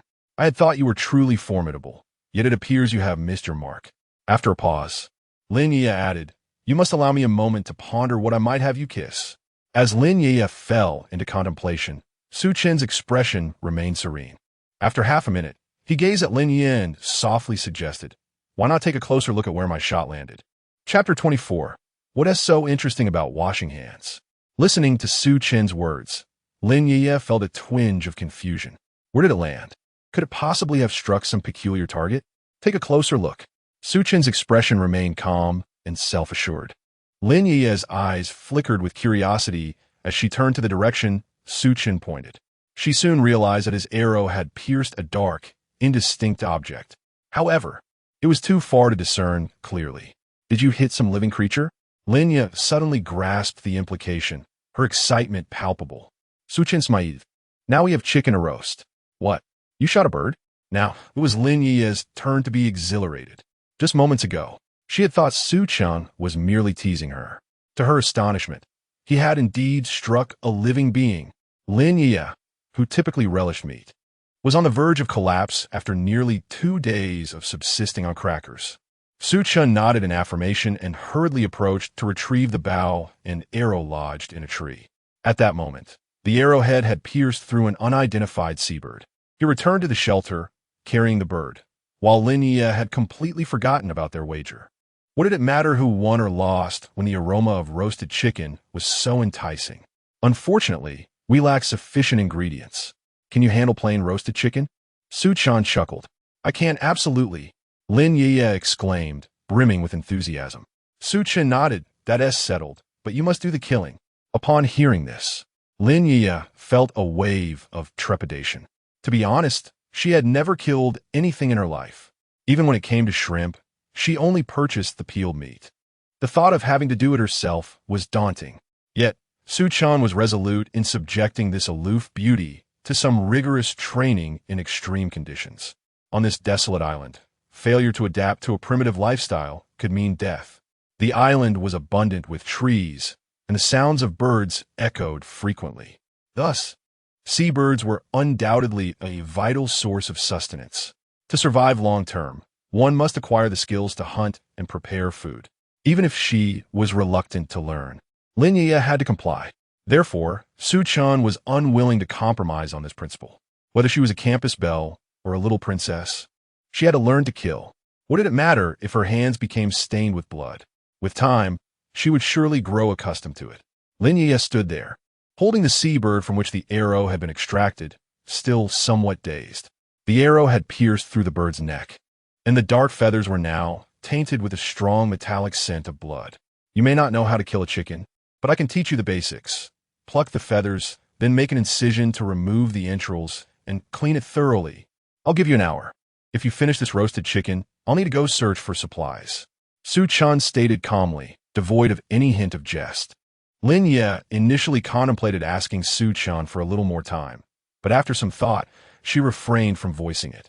Instead, she turned away, seated herself, and drew out a dagger. Seeing Lin Yueyue comply, so obediently brought a sense of comfort to Su Chen, quickly reminding, by the way, do not discard the innards of this bird.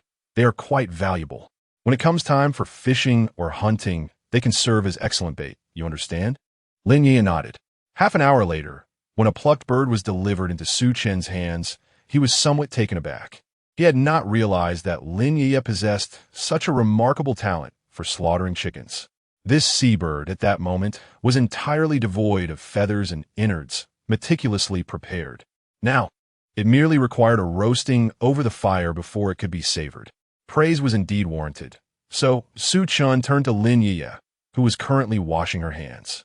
Not wishing to waste fresh water, she opted for seawater, despite its slightly sticky texture being preferable to none at all. As Lin Yueyue washed her hands, she suddenly sensed Su Chen's gaze. Looking up, she found him observing her. What is so fascinating about washing hands, Su Chen? Su Chen was momentarily stunned, saying nothing as he turned away. Perhaps there was little to admire in others washing their hands, but Lin Yueye's manner was distinctly different. With her delicate, fair hands submerged in a coconut shell of seawater, she splashed the back of her hands to wet them, then switched to rubbing her fingers together. Su Chen watched her hands, feeling they bore a striking resemblance to the elegant hand model seen online. Furthermore, her exquisite skin seemed almost unreal. Amused by the contrast of those soft hands having just completed the task of slaughtering, Su Chen couldn't help but smile. However, Lin Yueyue, catching sight of his smile, interpreted it as condescension. Lin Yueyue looked at Su Chen and asked, "What? Are you dissatisfied with the bird I killed?" Su Chen chuckled, weighing the bird meat in his hands. "If slaughtering a bird is worth 100 points, you've scored 90 this time. Are you satisfied with that?" Upon hearing this, Lin Yueyue finally felt reassured. Throughout their journey, Su Chen had maintained control over the situation, causing her to doubt her own worth. Now, she had finally regained a measure of success. Unperturbed by Lin Yueye's thoughts, Su Chen deftly skewered the seabird and began roasting it over the fire. He then proceeded to examine the remaining innards of the bird, some of which were edible and could also be grilled. However, soon he began to handle the bird's intestines. Lin Yueyue watched this unfold and asked, "Su Chen, I can understand you examining the heart and liver of the seabird, but what do you need the intestines for?" In response to her inquiry, Su Chen softly explained, "I want to see if there are any grains or seeds within the bird's intestines that belong to human society. This way, I can roughly ascertain our location on this deserted island." Upon hearing this, Lin Yueyue was momentarily taken aback. She had no understanding of this matter, but Su Chen's reasoning dawned on her. This seabird lived on the island, so logically its diet should consist of seeds and insects found there. If grains were discovered in its intestines, would that not indicate that this seabird had traversed a human settlement? Or perhaps the human society was not far from this island? Understanding this, Lin Yueyue was immediately filled with anticipation regarding Su Chen's dissection of the bird. Her gaze was unwavering, fixated on every movement of Su Chen, hoping for a delightful surprise to unfold. At this moment, Su Chen's expression remained as tranquil as ever. With a knife fashioned from his own surgical scalpel, he gently incised the bird's intestines, causing a variety of disordered digestive contents to spill forth, releasing a sour odor into the air. Fortunately, the bird was relatively small, and the stench was not overpowering. However, just as he was about to proceed with the incision, he paused, a flicker of surprise crossing his features. Lin Yueyue, observing this peculiar change, inquired, "Su Chen, what is the matter? Your expression seems rather off." Chapter 25, A Fortuitous Discovery. Su Chen paused, setting aside the scalpel as he began to extract the innards of the small bird with his bare hands. In that moment, Lin Yueyue was left astonished. Indeed, within the bird's entrails, something extraordinary emerged. Not grains of rice or wheat, but a glimmering object. After extracting this treasure from a bird, Su Chen deftly plucked a leaf from a nearby tree to wipe it clean. Half a minute later, Lin Yueyue gazed at the object in disbelief, exclaiming this is a diamond. Su Chen furrowed his brow, recognizing the truth of her words. Lin Yueyue's astonishment escalated further. This size, it must be at least 5 carats, worth a minimum of several million. Listening to Lin Yueyue's appraisal, Su Chen felt a twinge of confusion. To be candid, he had not delved deeply into the realm of gemstones. He turned the diamond in his hand and looked at Lin Yueyue, asking, "Are you certain?" "Absolutely. This diamond is at least 5 carats. Look at its fire. It's undoubtedly investment grade. At the very least, it could fetch 2 million.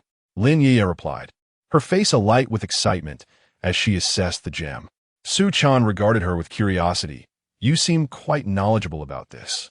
Lin Yueyue, sensing his skepticism, adopted a serious and professional demeanor. "Su Chen, do not forget, I, Lin Yueyue, am in the clothing business. This is my area of expertise. If clothing is the green leaf, then jewelry is the red flower. A splendid outfit paired with exquisite jewels is well within my purview." As he listened to her earnest explanation, Su Chen's expression grew contemplative. "So, does that mean we have struck it rich?" Lin Yueyue nodded vigorously. "Not merely rich. We have hit the jackpot." Observing Lin Yueye's exuberance, Su Chen couldn't help but smirk wryly. "But Miss Lin Yueyue, have you considered our current predicament? Do you think this diamond holds any value on this island?" Upon hearing his words, Lin Yueye's expression faltered. It must be said that Su Chen's talent for dampening enthusiasm was exceptional, yet he spoke no falsehood. Their surroundings were far removed from civilization. Only in human society could one find a variety of gemstone classifications, exchange venues, trading markets, and auctions that validated the worth of jewels. But here, they were stranded on a desolate island, surrounded solely by the vast, uncaring ocean. This was a state of utter isolation. Even if one possessed the famed heart of the ocean from the Titanic, it would serve little purpose in this desolate realm. The excitement that had surged moments earlier swiftly dissipated under Su Chen's sobering words. In response to Su Chen's inquiry, Lin Yueyue pondered for a moment before conceding. "You are indeed correct. On this island, this diamond holds little value. However, once the rescue team returns us to the realm of reality, this diamond could represent a substantial fortune." As Lin Yueyue spoke, Su Chen's lips curled slightly, and he turned the diamond between his fingers, examining it closely before addressing Lin Yueyue. "Actually, there's something I wish to convey to you." Lin Yueyue was taken aback, unsure of what Su Chen intended to say, only perceiving a peculiar expression on his face. Moments later, Su Chen continued, "Although I'm not well-versed in diamonds, observe this one. It is undeniably in a polished state. Thus, I can assert with complete certainty that it is not a raw stone. It is highly probable that this bird mistakenly ingested it from some location on the island." Upon hearing Su Chen's analysis, Lin Yueye's expression shifted. Indeed, the diamond was clearly cut and polished, likely belonging to someone who had carried it with them. With this realization, Lin Yueyue suddenly understood. "Are you suggesting that this diamond might be an item lost by a passenger from a yacht, inadvertently consumed by this bird?" Su Chen nodded. "There is an 80% chance. What shall we do now?" Lin Yueyue inquired. Su Chen glanced at the diamond, refraining from further discussion, and directly handed it to Lin Yueyue. "You should keep it. After all, it was found. Furthermore, on this deserted island, we cannot afford to waste time and energy searching for its owner." Pausing momentarily, Su Chen added softly, "Moreover, it is quite possible that the owner has already perished. Thus, searching is unnecessary. We have more pressing matters at hand." With that, Su Chen casually passed the diamond to Lin Yueyue, and resumed his examination of the bird's digestive tract. Several minutes later, Su Chen sighed deeply. The contents of this bird's stomach have not provided us with additional clues. It seems that this island is quite distant from any human habitation. Hearing this disheartening news, Lin Yueyue wore a look of resignation. Yet, in the present circumstances, there was little that could be done. The information conveyed by the bird was all we had. To survive, one must rely on oneself. A quarter of an hour later, the roasted seabird was finally ready. Su Chen separated the cooked bird and offered it to Lin Yueyue. Regrettably, Lin Yueyue nearly choked on her first bite, but she understood that she could not spit it out. Gritting her teeth, she swallowed it down. Observing her struggle, Su Chen said reassuringly, "Do not rush. Once I procure some supplies, I will find ways to acquire seasoning. At least along the coast, salt is readily accessible." With Su Chen's words hanging in the air, Lin Yueyue felt compelled to remain silent. After finishing their meal, the afternoon sun was now less intense. Seizing the opportunity, it was the perfect time to embark on a quest for supplies. Su Chen fashioned a bow and arrow for himself, and then handed another to Lin Yueyue. "Use this opportunity to practice your archery. If anything unusual occurs, call out loudly. I must seek out supplies, and we must depart regardless."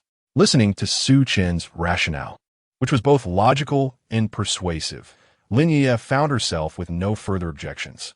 He handed over the last crumb of biscuit and a sip of water to Su Chen, urging her to return swiftly, suggesting that she consume it on her journey. Observing Lin Yueyue's actions, Su Chen declined the offer, stating, "The bird meat I had earlier was quite nourishing. I will be gone for several hours. Keep it for yourself. And remember, if I'm not around, try not to wander too far, understood?" "I understand." Lin Yueyue nodded in agreement, yet her expression shifted, revealing a multitude of unspoken words. The current situation could no longer afford to linger in hesitation. Grasping her bow, Su Chen gradually rose, declaring, "Well, I shall take my leave now. Take good care of yourself." Just as Su Chen turned to depart, Lin Yueyue suddenly whispered, "Wait." Chapter 26. What Lies Behind the Lizard? Listening to Lin Yueyue's voice, Su Chen paused in his steps and turned to face her. "Is there anything else you wish to say?" Lin Yueyue looked at him, her eyes suddenly glistening with unshed tears. In the next moment, she took a step closer, saying, "Earlier when we were shooting arrows, I lost and have yet to fulfill our wager." With that, she pressed herself against Su Chen and on tiptoe, planted a gentle kiss on his cheek. Su Chen was momentarily taken aback. Lin Yueyue, her cheeks flushed, took a half-step back and remarked, "All right, you can go now. Just remember to return early." The once tranquil expression on Su Chen's face shifted subtly at that instant. Finally, he smiled and replied, "Very well. I shall return as soon as I find those items." With that, Su Chen fell into silence and turned to leave. After he had walked away, Lin Yueyue lowered her gaze to the bow and arrows in her hands, slowly raising them. In this dire situation, one must rely on oneself. She drew the bowstring with determination. Whoosh! An arrow was released. It struck true.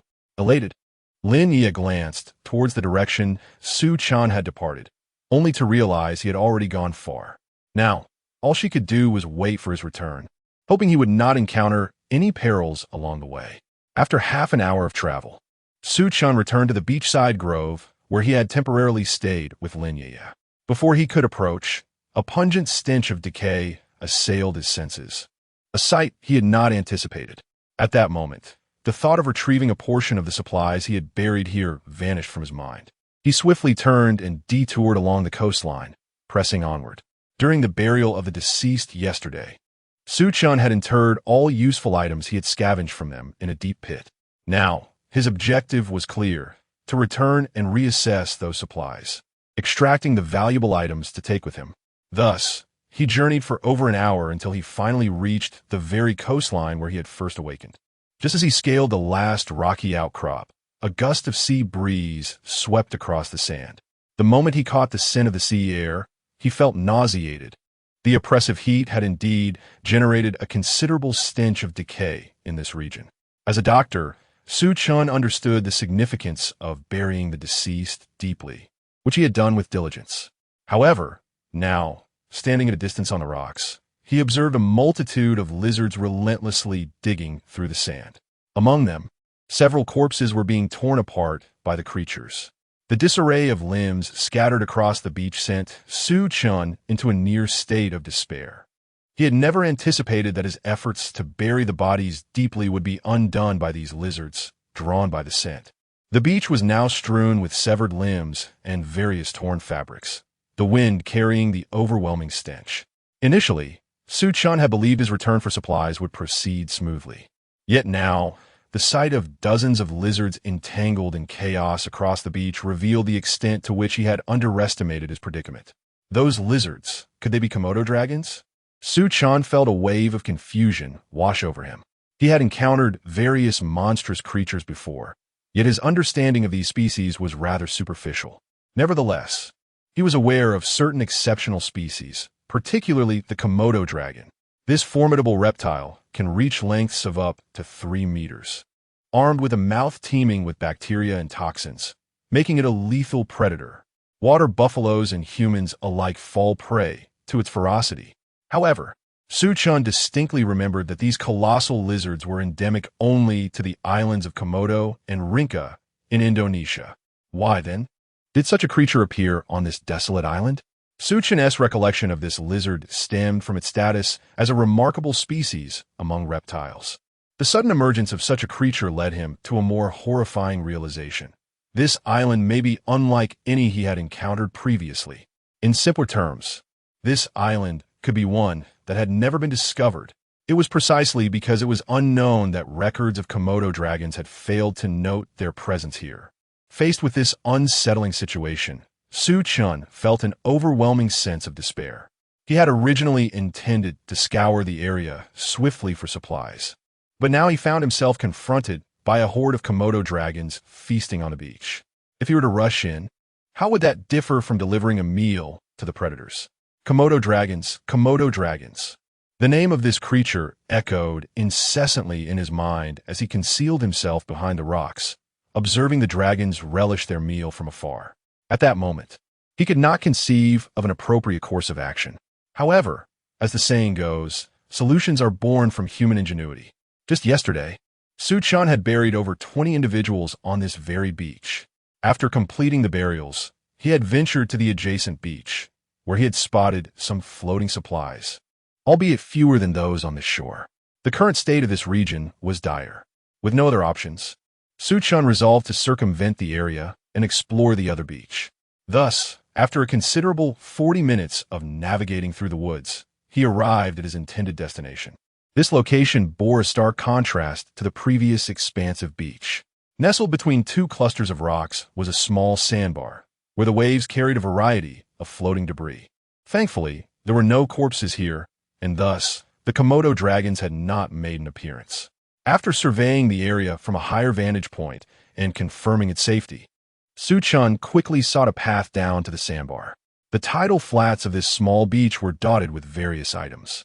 He began by opening several boxes, as they typically contained more valuable goods. The first box was a suitcase, secured with a combination lock. Yet given the circumstances, not even the most secure lock could withstand the forceful act of opening. With a firm grip, Su Chen struck the suitcase against the rocks several times. With a loud crack, the suitcase burst open, scattering bundles of cash across the ground, approximately 50,000 in total. But the question lingered. Was this money of any use? It is indeed of some utility, for who can predict when the rescue team will arrive? If these tens of thousands were to be gathered, it would amount to a windfall. However, from Su Chen's perspective, it holds no immediate value. He had never contemplated carrying these items with him. After all, in such precarious circumstances, those possessing even a modicum of intelligence on this island would focus solely on food and medicine. After meticulously examining the box, Su Chen discovered merely a single vial of fast-acting heart-saving pills. Though diminutive in size, the item is immensely valuable, particularly as Su Chen is a physician.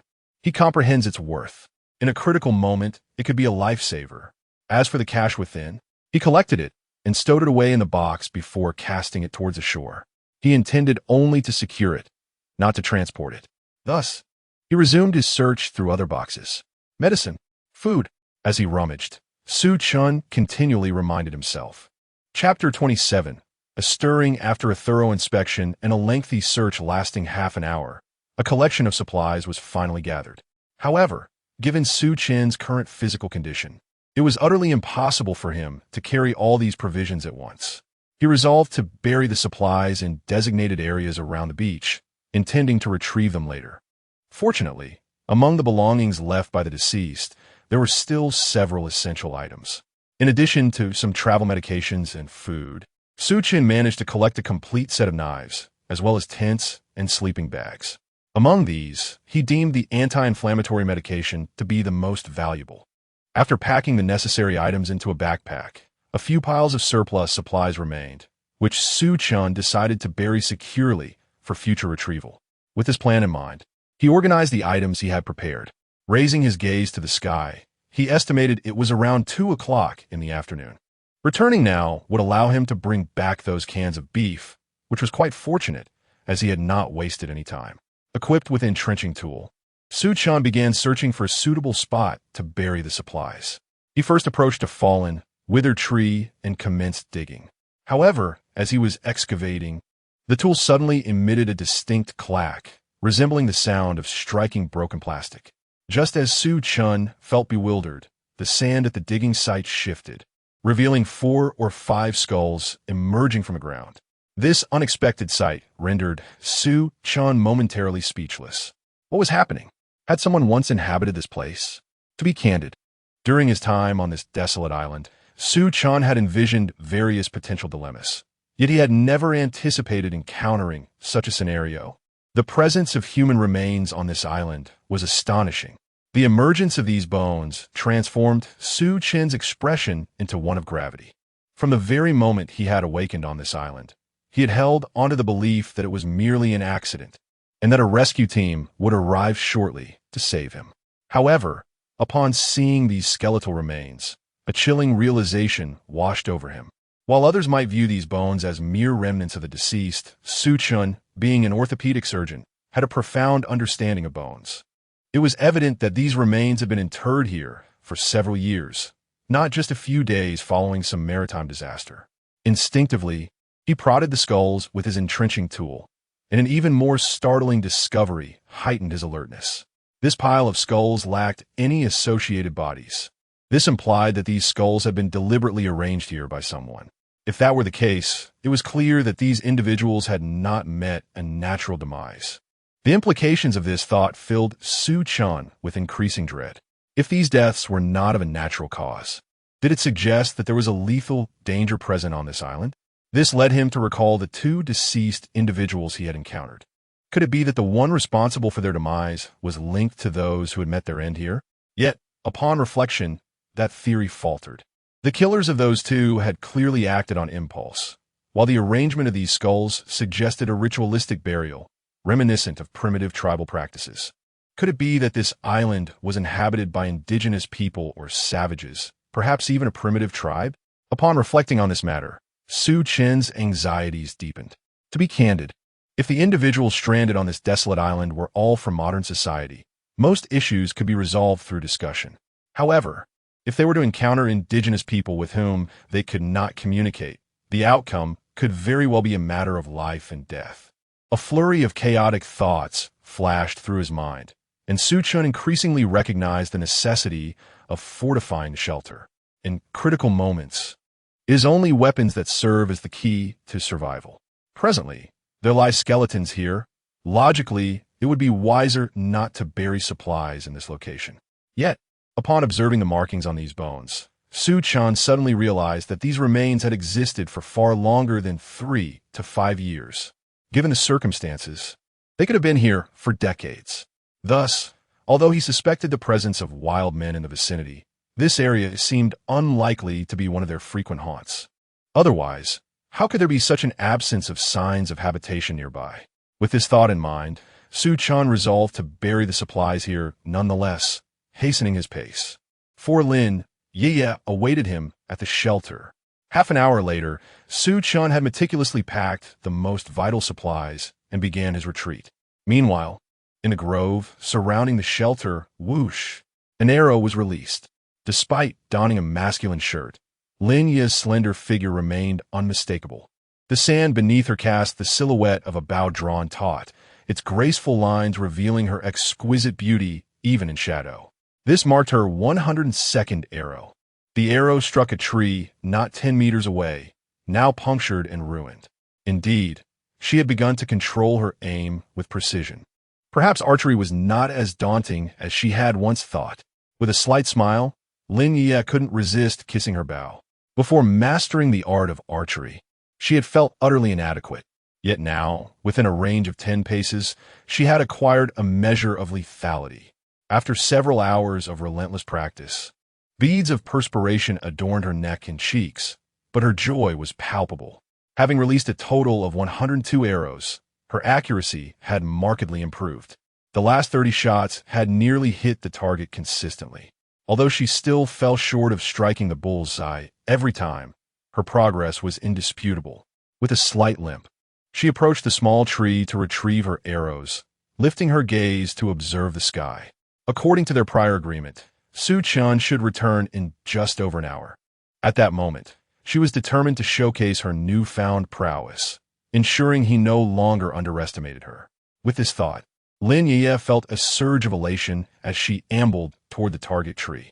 However, just as she had taken a few steps and was nearing her objective, an uncanny sound reminiscent of human speech echoed from the distant woods. Upon hearing this, Lin Yueye's scalp prickled with fear. She quickly crouched down, seeking refuge behind a cluster of banana trees. After a brief moment, the sound seemed to dissipate. Could it be that the strange noises were merely the cries of unfamiliar seabirds, mistakenly perceived as human voices? Lin Yueyue dared not act recklessly and chose to remain hidden. Just as these thoughts crossed her mind, within less than half a minute, the voice echoed once more. This time, Lin Yueyue could ascertain that it was indeed a person, and not Chen. The direction in which Chen had departed was clearly not towards the depths of the forest. Moreover, who would engage in conversation with someone out there without reason? Unless, perhaps, they were unhinged? Upon realizing that there were others nearby, Lin Yueyue felt an overwhelming sense of dread. In the current circumstances, no one could discern the identity of the unexpected arrival. Was it a person or a ghost? Chapter 28. The scream looking back, the forest loomed ominously, far from a place where one might expect human presence. Yet, a voice emanated from within its depths. Lin Yueyue stood frozen with fear, paralyzed by trepidation. The admonitions of Chen echoed in her mind. As a fragile woman, already burdened by injuries, she felt utterly defenseless. Not even against a man, even a mere child would pose a formidable challenge. The sound of voices drew closer, and her heart raced with escalating dread. In that moment, she longed for Chen to sprout wings and soar to her side, though such a fantasy was patently impossible. On this desolate island, devoid of human touch, there were no flying machines, not even a bicycle. With no alternative, Lin Yueyue resolved to hide. As the voices approached, she discerned a clear statement. Zhang Chong, you truly are a waste, unable to keep hold of a woman. Did you not profess your fondness for flight attendants? I offered you the first chance, and you let her slip away? A flight attendant? Slipped away? Upon hearing this, Lin Yueye's realization struck like lightning. It was apparent that the two men were in search of someone. Is it this direction? You coward. Indeed, it is this way. Either she is concealed within the woods, or she has fled to the shoreline. Given the vastness of the beach, I doubt she would dare venture there. Are you suggesting we search within the forest? Yes. Brother Chong, she is likely here. Following this exchange, the sound of branches being hacked in the distance resonated through the thicket. The underbrush crackled as it struck the tree trunks. Lin Yueye's heart raced to her throat. It was evident that these men were not of good character. Most likely, that flight attendant had been subjected to their vile intentions. At this moment, the only trap set in the vicinity was one that Lin Yueyue awaited Chen to perfect. Should these two ruffians stumble upon her refuge in the woods, they could easily uncover her presence. Even with limited supplies, if they discovered her, they could deal with her first, leaving no opportunity for Chen to arrive. With this thought, Lin Yueyue felt compelled to move. She raised her gaze toward the horizon. What if she could create a sound in the distant woods with a bow and arrow? That might lure them away. As Lin Yueyue contemplated her strategy, the voices of the two men emerged once more. By the way, Lao San, was that flight attendant enjoyable? To what extent did you engage? Clearly, it was Brother Chong speaking. Yet, as soon as he finished, Lao San responded with a lament. Ah, brother, do not mention it. I did not even get to touch her. She claimed she needed to relieve herself and simply ran away. Damn it, you fool.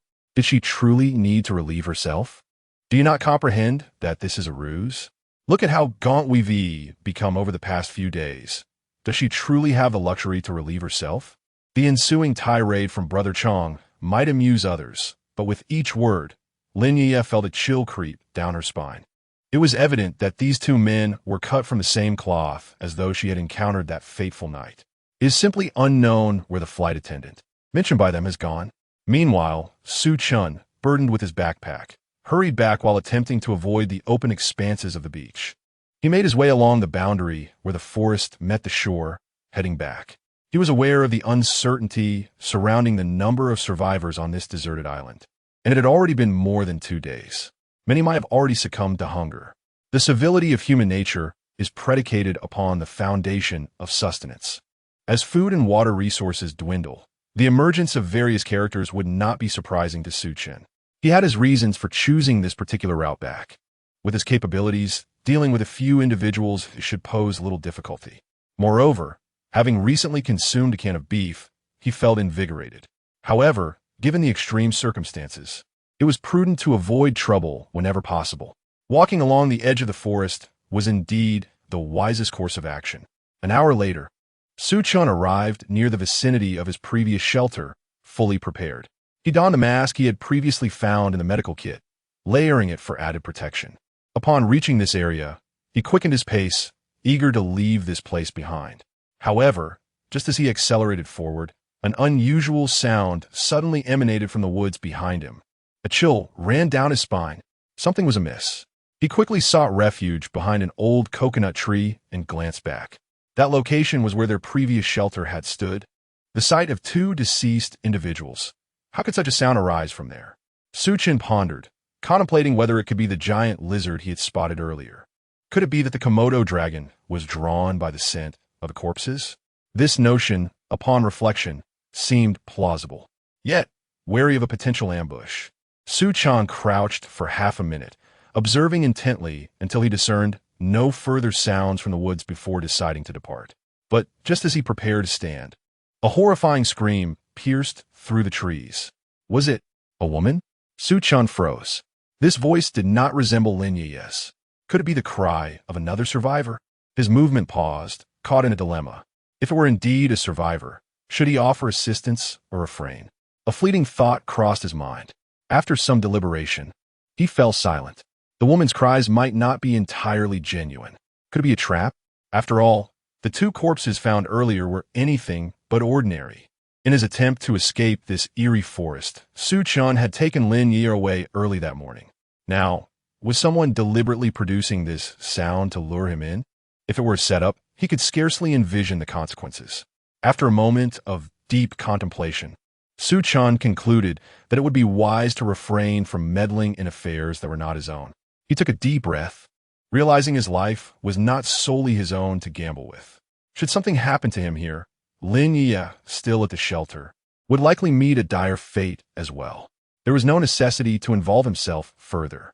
With this thought in mind, Chen gradually rose, bending low as he prepared to leave.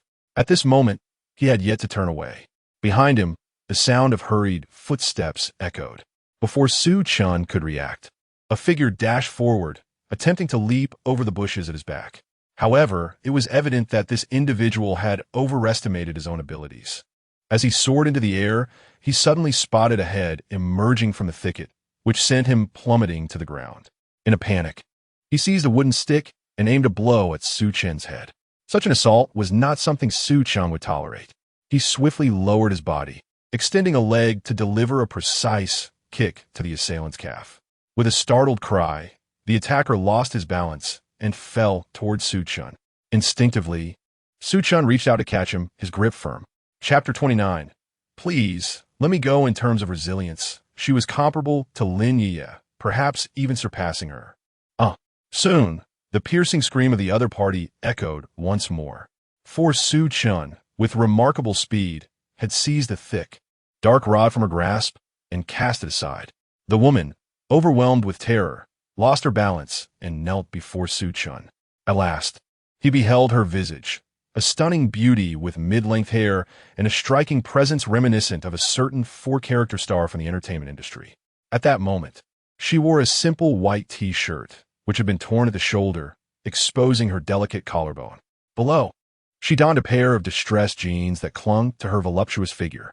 As she knelt before Su Chen, unable to steady herself, her eyes widened in fear as she clasped her hands together in a pleading manner. "Please let me go. I beg you, big brother." The woman was clearly frantic, disregarding the earlier incident when Su Chen had merely grabbed her. At this moment, her only desire was to preserve her life. Uncertain of her background, Su Chen remained silent, instead taking the opportunity to scrutinize the beautiful woman before him. However, as he lowered his gaze, he noticed the fabric of her T-shirt, now stretched and lacking elasticity, revealing a hint of her curves. He felt a sudden jolt of surprise, swallowing hard. For Su Chen, the impact of Lin Yueyue had been significant, but after knowing her for some time, the air of mystery had faded.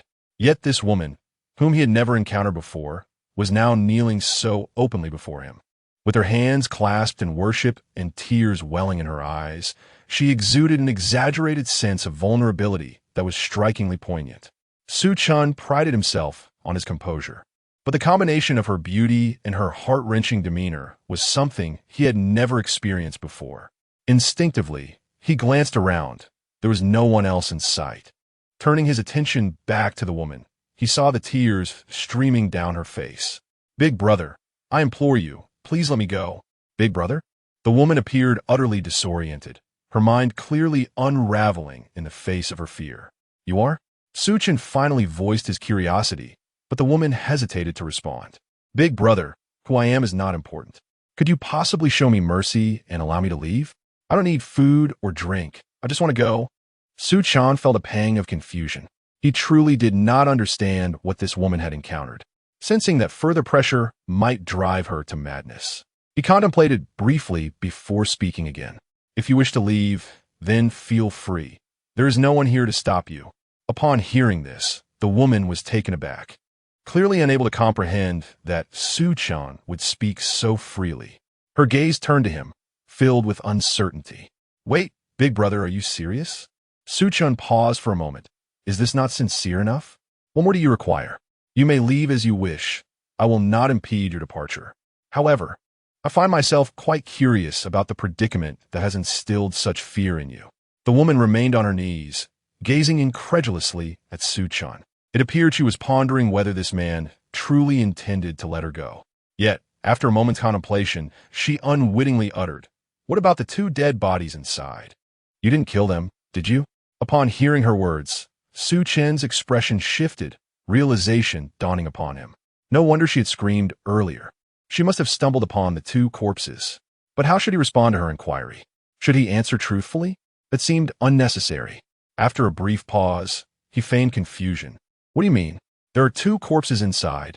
The woman nodded vigorously, affirming, "Indeed, two bodies, tied to a tree, their skin stripped away by some unknown force." "It's horrifying." Su Chen nodded thoughtfully and replied, "In that case, I shall refrain from entering." With that, he turned and walked away. The woman was left in shock. She never expected Su Chen to simply leave.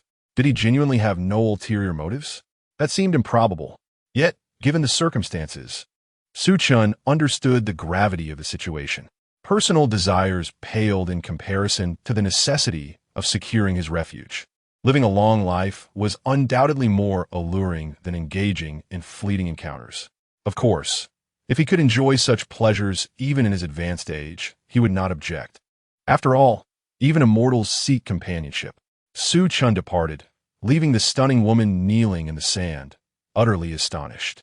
She was a survivor, yet regrettably, there were only 7 survivors from her coastal group, and she was the sole woman among them. After just one night, 2 of the survivors had vanished. She was oblivious to their fate, but following their disappearance, the remaining 4 men quickly formed a faction, led by a man named Chong, accompanied by 3 others. Initially, this woman, named Sophie, believed that her ability to contribute would ensure her value within the group. However, that night, she received the grim order that her worth was reduced to merely serving Chong's desires. She was horrified, never imagining that she, a former flight attendant, would find herself compelled to share a bed with a stranger on this desolate island. How could this be? Driven by fury, she bit Chong fiercely on the arm, an aggressive gesture that instantly extinguished his desires. He commanded the others to bind her like a dog with ropes. After several threats failed to yield compliance, Chong devised a most repugnant plan to force the beautiful flight attendant to entertain the ugliest man in their group. Once they had played together, he believed everything would fall into place. Fortunately, that night, the unattractive man was easily deceived, allowing Sophie to escape under the cover of darkness. At this very moment, the grotesque visages of those men lingered hauntingly in Sophie's mind, instilling a profound sense of dread within her. As she lifted her gaze towards the figure of Su Chen, who was gradually receding into the distance, a sudden flutter of emotion stirred within her. This man appeared to be markedly different from the others. Moreover, the supplies he bore upon his back suggested the possibility of a team accompanying him. How could she follow him? Would he offer her protection? Contemplating this, Sophie felt an urgency that dispelled any lingering hesitation. She swiftly rose to her feet and called out to Su Chen, "Sir, please do not depart. Would you be so kind as to take me with you?" Su Chen, who had been striding forward, paused momentarily at the sound of her plea, his expression shifting slightly. Goodness, is Lin Yueyue still unwell? And now, must I take on another woman? Chapter 30. Sir, am I not attractive? Please speak honestly. Su Chen was not a saint who would save anyone in need, particularly not this woman before him. Although she had just displayed immense fear, wandering alone on this desolate island raised his suspicions. It seemed rather peculiar that a woman would venture out on her own in such a dire situation, unless she was being used as bait or had severed ties with her previous organization, or perhaps even harmed her former companions. Any of these scenarios were plausible. To casually take in a woman of unknown origins and cultivate trust was a daunting task. The thought of including her maid, Su Chen, frowned. He merely cast a fleeting glance in her direction, prompting Sophie to step forward eagerly. "Sir, please take me with you. I can be of assistance." She advanced a few steps, her somewhat tattered t-shirt revealing a glimpse of her physique, which was undeniably striking. Yet, Su Chen remained noncommittal. Unperturbed, Sophie hurried closer, suddenly dropping to her knees and clutching his leg. "Sir, I truly can be of help. I promise I won't be a burden." Her fervent plea was accompanied by the stirring of sand around them, her body rising and falling with her emotions. The intensity of the moment was overwhelming for Su Chen. "Is that so? Please, sir?" Sophie implored once more, her voice laced with desperation. In her close proximity, she caught sight of the unzipped corner of Su Chen's backpack and recognized the presence of canned goods within. Kneeling before him, her upper body was compressed, accentuating her figure. While Su Chen was not a lecherous man, Sophie's vitality and health contrasted sharply with Lin Yueye's demeanor, suggesting she was genuinely in a desperate situation. Was it worth the risk to take her along? Contemplating, Su Chen decided to pose a direct question. "Miss, are you aware of who else is alive on this island?" "I have no idea," she replied. "I can't tell if those people are human or ghosts. Keeping you with me entails significant risk." Before Su Chen could finish, Sophie interjected. "Sir, don't say another word. They're ghosts, but you are human, so I wish to accompany you." Taken aback, Su Chen listened as Sophie succinctly recounted her harrowing experience. Moments later, he furrowed his brow. "You mean to say that you were captured by several men and managed to escape?" "Yes, that's why I've been running around like a headless chicken." "Then they must be searching for you right now?" Su Chen inquired. Sophie nodded, and upon hearing her confirmation, a chill ran through Su Chen.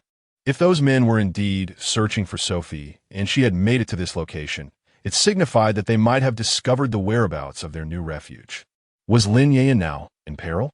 Originally, I intended to conduct a thorough verification of Sophie before considering whether to take her along with me. However, my thoughts have shifted. At present, I must hasten to the shelter. The rest can wait. With this in mind, I swiftly assisted Sophie, who was kneeling on the ground, to her feet.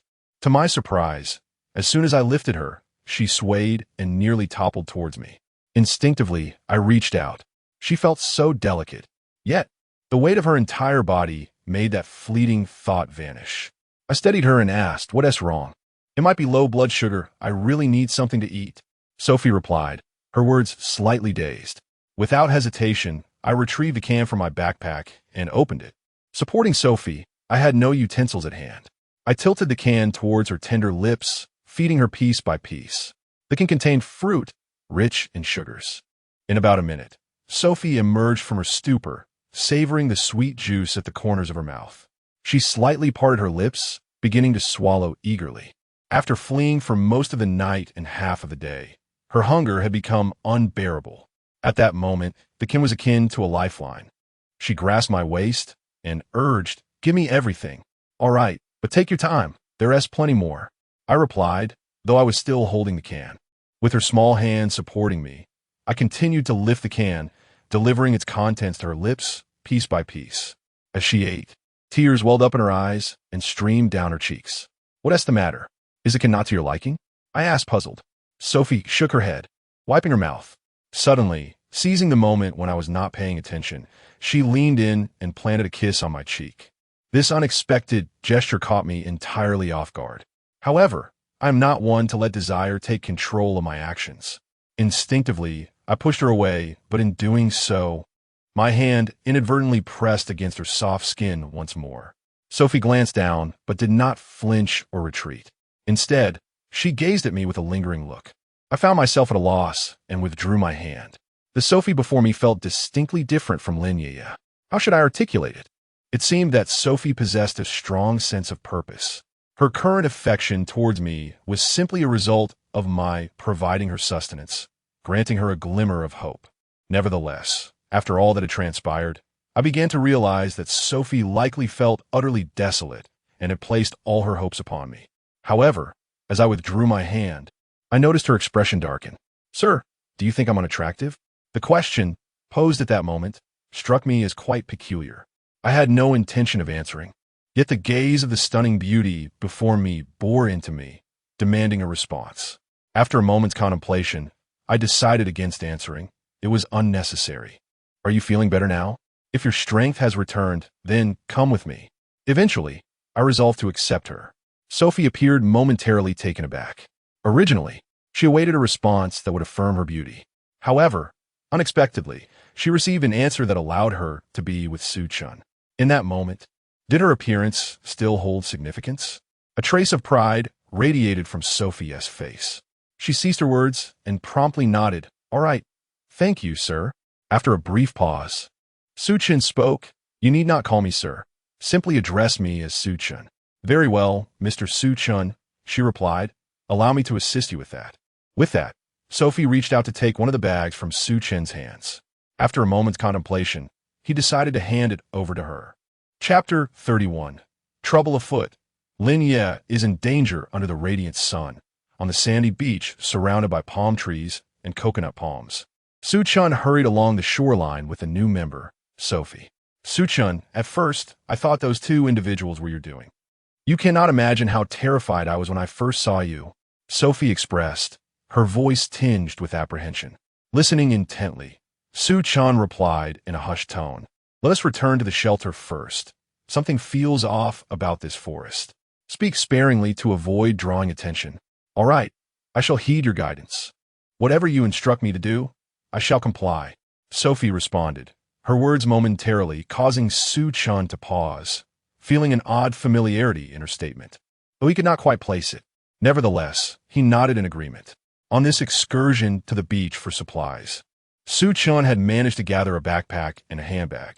The latter now held by Sophie while he bore the weight of the backpack and wielded a stick to clear their path.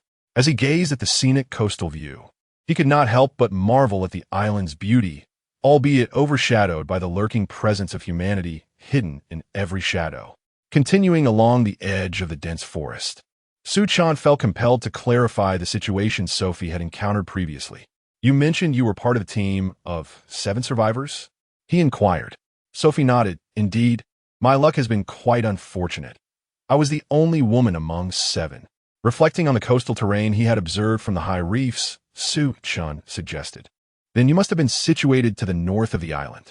Sophie responded quietly. I cannot ascertain north from south. But it was clear that we did not function as a cohesive unit. Chuckling softly, Chen countered, You are mistaken. Perhaps without you, the remaining individuals might indeed be considered a team. In such an inhospitable environment, one woman amidst a group of men cannot foster a stable survival situation. After contemplating Chen's analysis, Sophie suddenly posed, then, what about a group of women with a single man? Chen's expression shifted, taken aback by her unexpected remark, creating an awkward moment between them. It was essential to remember that Lin Yueyue was still waiting for him at the shelter, and he pondered how she might perceive Sophie's presence. However, given the circumstances, there was little time for Chen to entertain such thoughts. Perhaps Lin Yueyue could think whatever she wished, as long as Sophie was not an adversary. Bringing her back would surely prove beneficial. Chen, do you think there might be other survivors on this island besides us? Sophie pondered aloud, reflecting on their earlier conversation.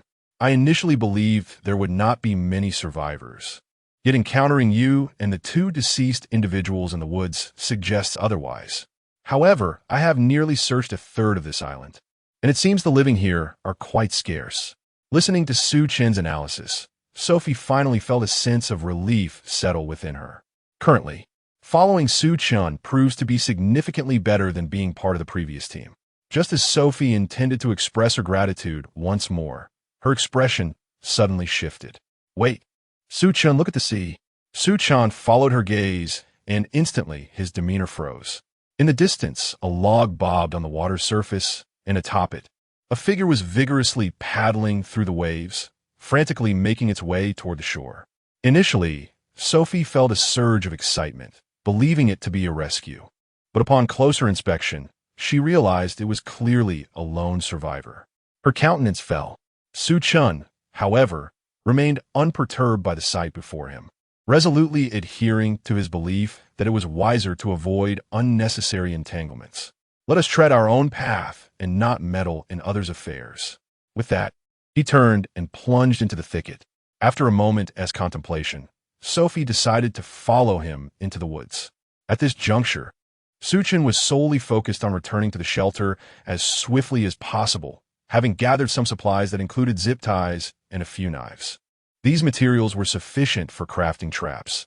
The construction of a shelter was paramount. No one could predict the challenges that awaited them in their life on the deserted island. Are we really not going to save that person? Sophie inquired, gazing at Chen. Not saving them will be breaking the norm. I have no desire to let an unidentified individual into our group. With that, Chen ceased further discussion and continued onward. Meanwhile, the man on the floating log, who had been desperately paddling, caught sight of the 2 figures disappearing into the thicket.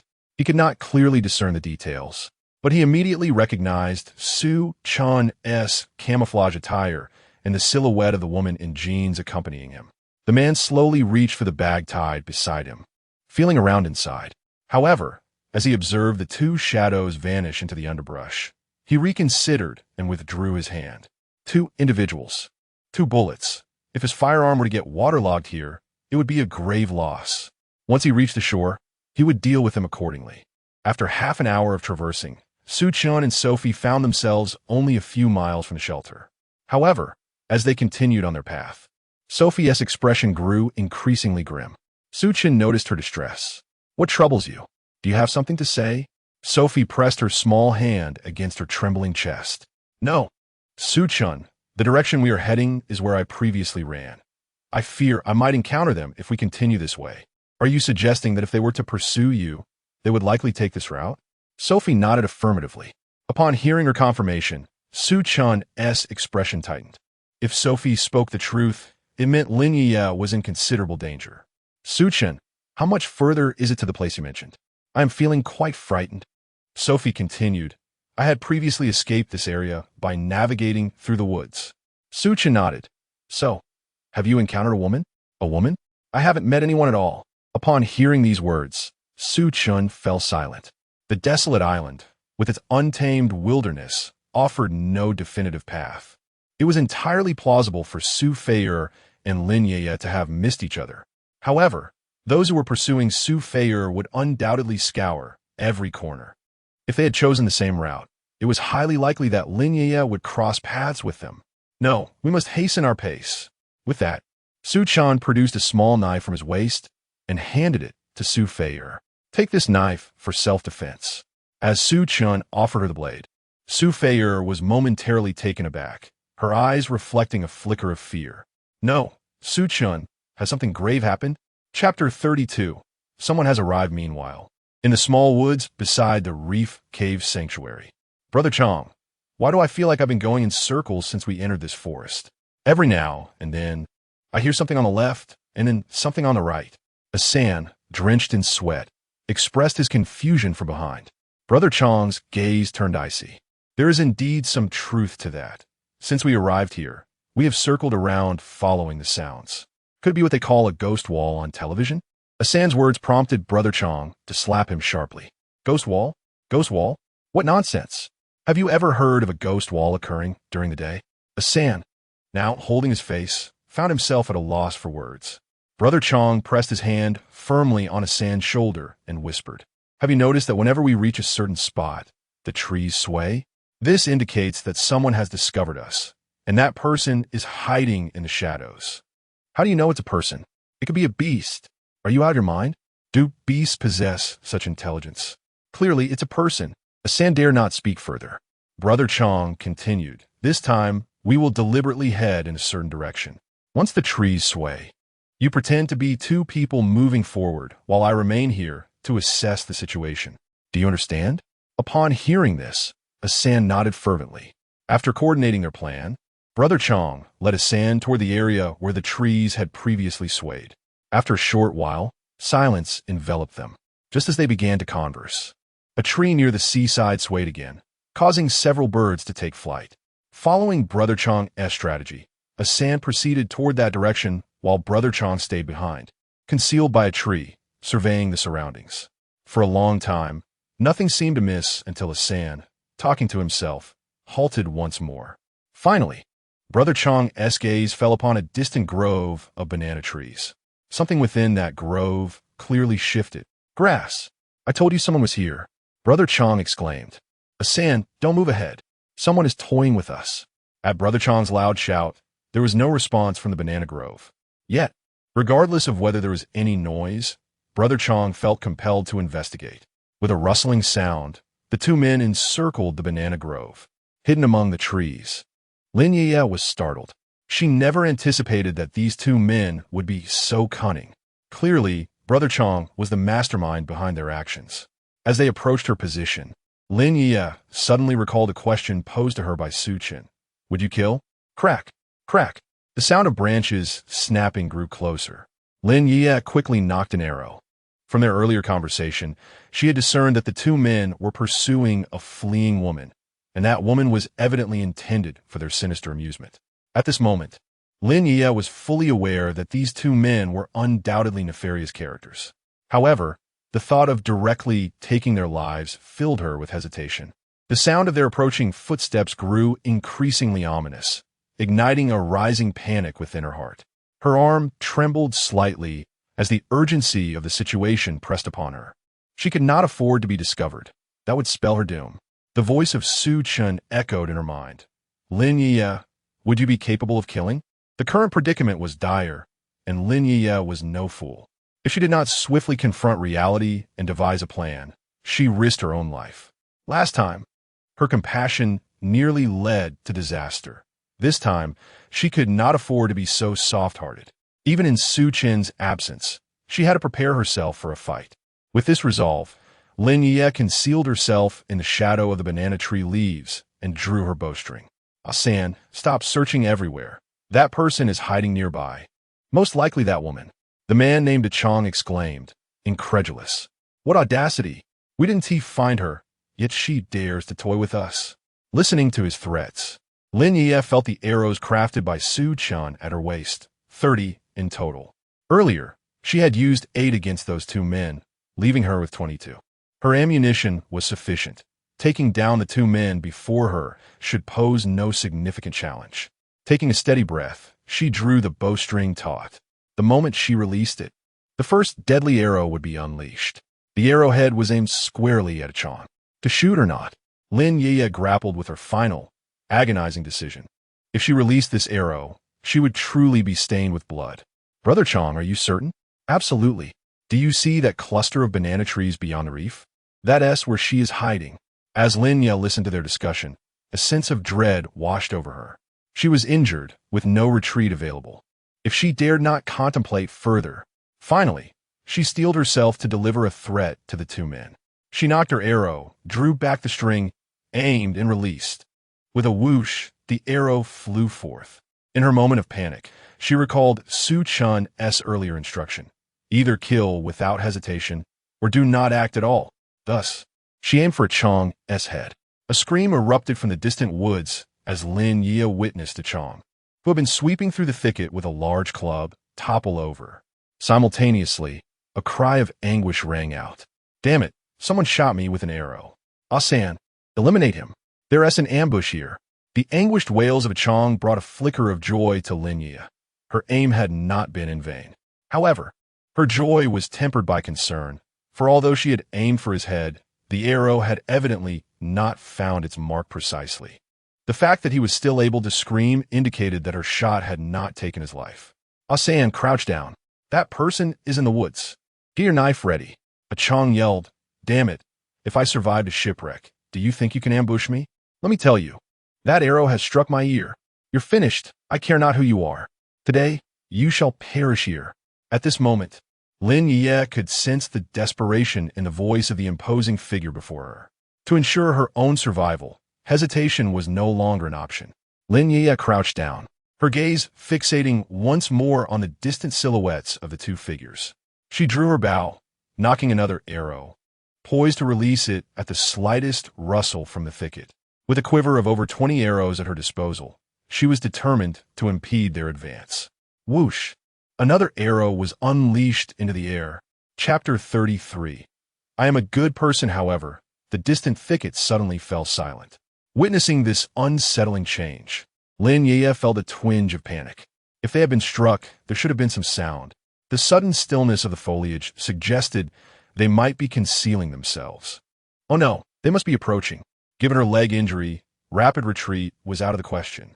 With no other option, she resorted to blind shooting. Drawing her bow, she loosed 3 arrows in quick succession. Yet, from afar, not a single response echoed back. The growing silence only deepened her dread. Beneath the banana tree, after loosing a few arrows, Lin Yueyue chose to turn and conceal herself. Her heavy breaths echoed in her chest, a reminder of her escalating anxiety. It was evident that Chang and San had suffered setbacks and were now intent on stealthily advancing. Instinctively, Lin Yueyue tucked her bow away beside the banana tree and drew out her dagger. Clutching the blade, her breaths grew increasingly labored. She thought of Su Chen. If only he could arrive at this moment, she would not feel so helpless. But at present, Lin Yueyue strained her gaze through the trees towards the coastline. It detected no signs of life. The eerie tranquility surrounding her grew ever more unsettling. Moments ago, Chang had clearly been struck by an arrow and suddenly fell silent. He must be gathering strength for some preparation. Su Chen, please return swiftly. I'm becoming frightened. Lin Yueyue attempted to rise, but her injured leg could not support her weight. As her body swayed, she inadvertently caused the nearby banana tree to tremble. With wide, terrified eyes, she froze. The next moment, a voice coldly mocked her, Little beauty, you certainly made it quite the challenge to find you. Hearing this voice, Lin Yueyue gasped sharply. In an instant, overwhelmed by sheer terror, she felt her strength drain away, leaving her limp. Who are you? What do you want? Raising her gaze, she beheld 2 figures approaching from either side. One, a sturdily built man, clutched his ear with one hand, while the other grasped a broken arrow. He regarded Lin Yueyue with icy disdain. Such a beautiful lady. Who would have thought you could still craft ranged weapons under these conditions? With that, the man, Chang, scoffed and snapped the already broken arrow into 2, extracting the arrowhead to flaunt before her. You dare to shoot me? Fine. Soon, you shall witness who can shoot better. After speaking, Ah Chang's expression shifted, and with a resounding thud, he discarded the arrowhead onto the ground. Then, he removed his worn yellow t-shirt with a flourish, tossing it to Ah San beside him. Ah San, catch. That woman from last night left you wanting. Now, let me teach you the true art of communicating with women. Don't come any closer. Be careful, or I will call for help. As the situation took a dramatic turn, Ah Chang brazenly shed his shirt. Call for help? Who are you trying to fool? If there were anyone here, will we be waiting until now? As he spoke, a lewd grin spread across Ah Chang's face. How intriguing. Indeed, after losing one woman, I stumbled upon another, each more captivating than the last. Though I find myself in this forsaken place, fate has not been unkind to me. With that, Ah Chang's piercing gaze roamed over Lin Yueye's delicate form. He smirked. Little girl, I see you're injured. Fear not, for I shall be gentle with you. As he uttered these words, Ah Chang approached the woman with a sinister grin. However, just as he took a step forward, Ah San seized him by the arm. Brother Chang, should we not survey our surroundings and take this woman back to safety first?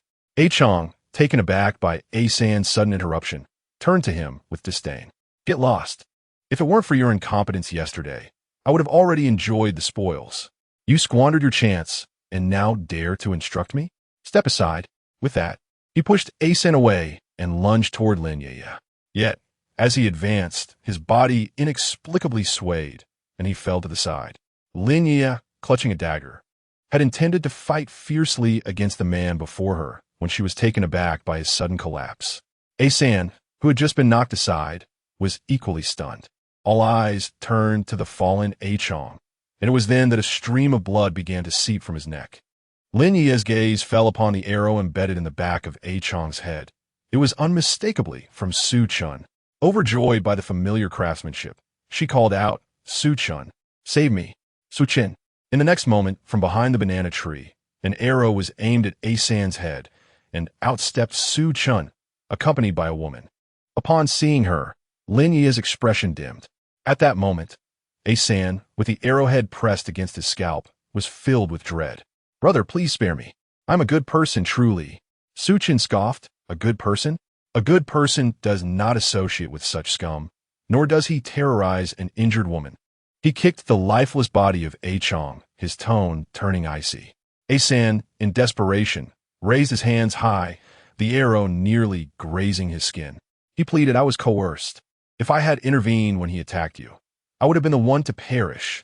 Ah San dared not look back at Su Chen's face, repeating his desperate explanations and pleas for mercy. Su Chen turned to Lin Yueyue. Yueyue, did this man say anything directed at you? Lin Yueyue, regaining her composure, shook her head. At this, Ah San grew frantic. Miss, I assure you, it was not my intention. If I had stopped him, I would have been the one to die. Please, I was forced into this situation. As he continued to plead, Su Chen suddenly caught a whiff of something foul. Looking down, he was taken aback. The individual known as Ah San was indeed startled, to the point where he lost control of his bodily functions. So, you intended to forcefully take me last night. Were you also coerced? Suddenly, from behind Su Chen, Su Fei spoke up. Lin Yueyue and Su Chen turned their gazes in unison toward Su Fei. Meanwhile, Ah San, kneeling on the ground, trembled at the sound of that familiar voice. From just that voice, he recognized that this was the very person he and Ah Chang had been searching for. Yet, he had not anticipated that this woman would be accompanied by another man. My dear girl, do take a look at the situation. Could I possibly evade them? Tell me, if you were to fall into their clutches, would you be able to escape? Are you suggesting that I should be grateful for the opportunity to escape? That was not my intention. However, if you were to be captured by them, do not even think about using the excuse of needing to use the restroom. I believe they would bind you in such a way that you would be utterly immobilized. Chapter 34. The scent of gunpowder after much deliberation. It turns out they were pursuing you? Su Chen glanced at Su Fei. She nodded in affirmation. Very well. Whether to spare or to eliminate, this individual rests upon your decision.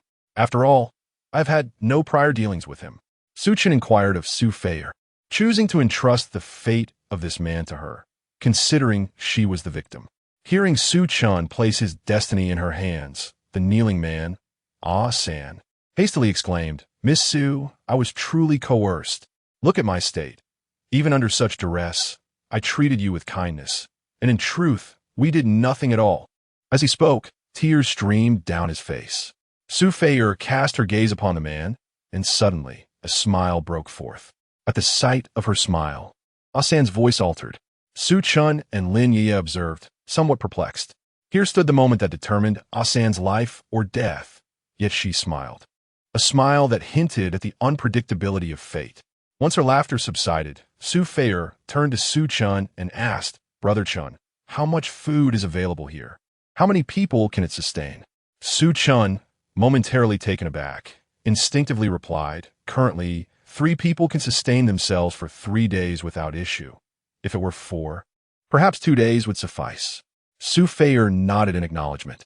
Upon hearing her address Su Chen as Brother Chen, Lin Yueye's expression subtly shifted. But Su Fei'er paid her no mind, continuing, a good person is indeed a good person, but regrettably, it serves no purpose and only wastes provisions. Brother Chen, I want him dead. Lin Yueyue was taken aback by this declaration, her eyes widening as she prepared to respond. Suddenly, the sharp sound of an arrow piercing flesh echoed in the air. Su Chen was momentarily stunned, as his fingers still lingered on the arrow's fletching.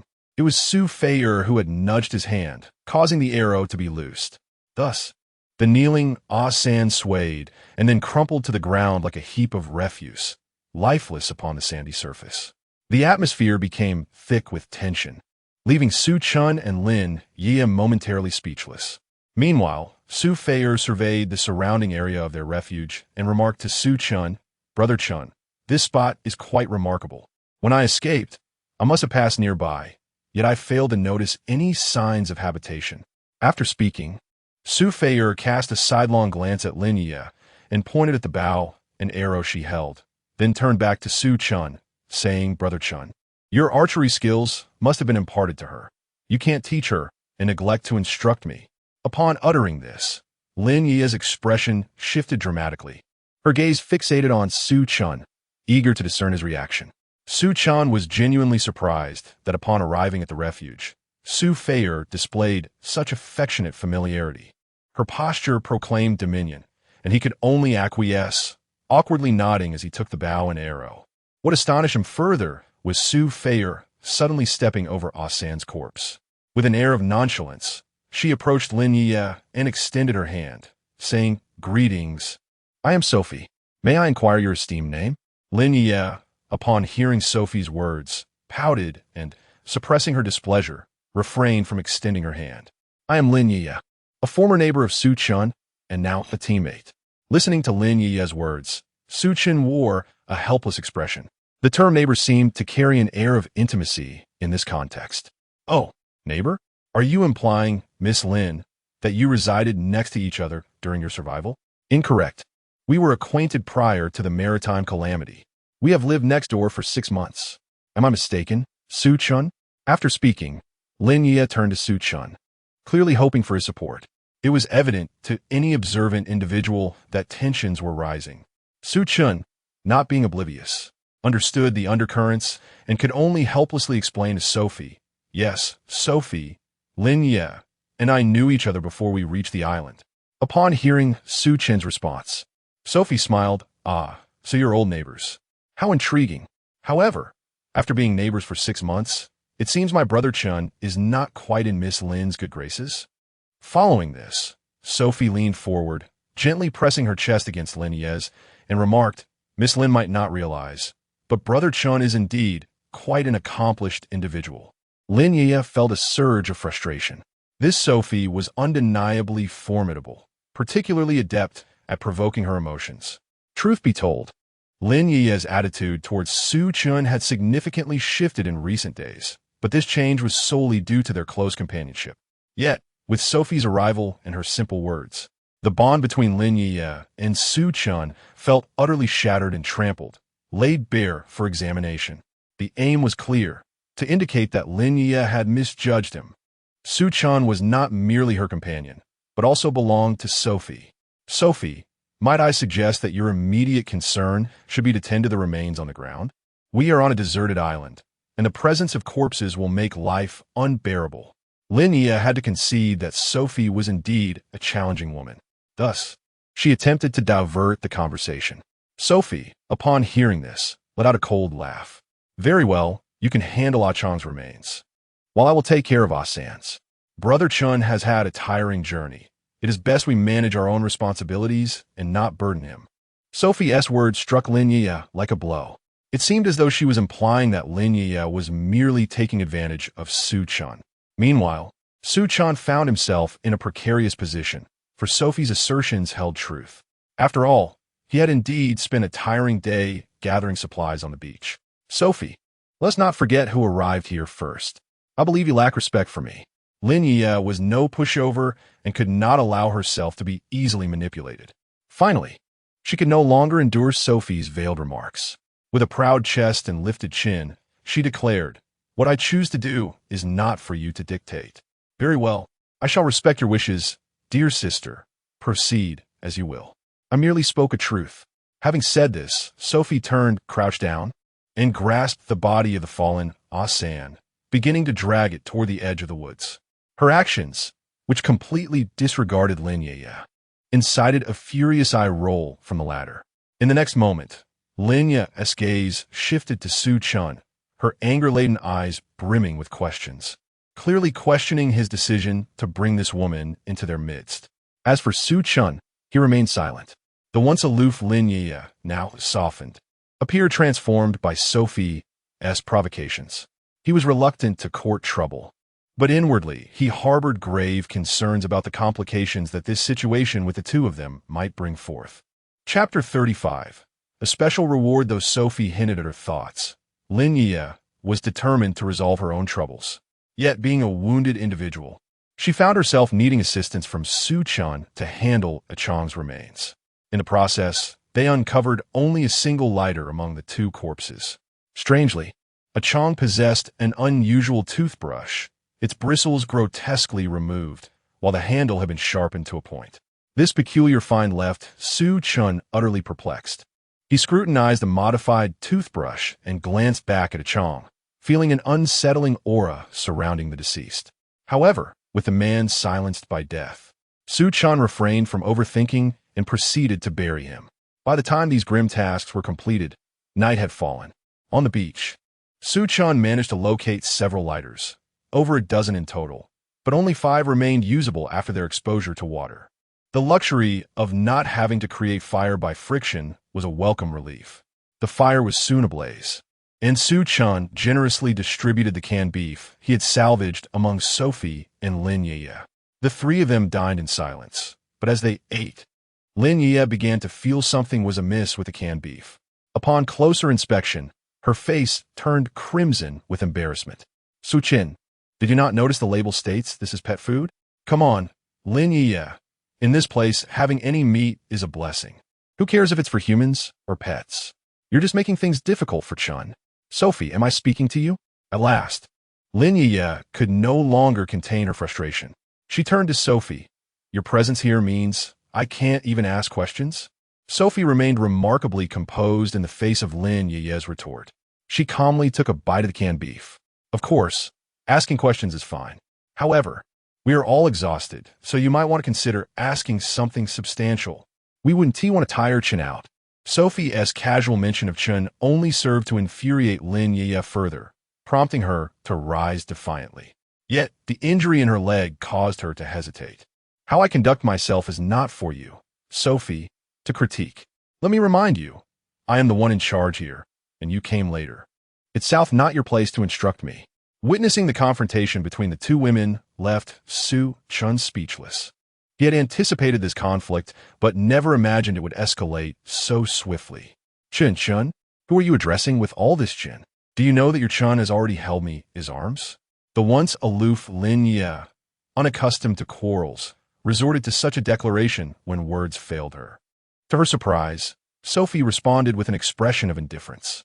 "Oh, after all this time together, Chen has only held you? Allow me to inform you that Chen has kissed me.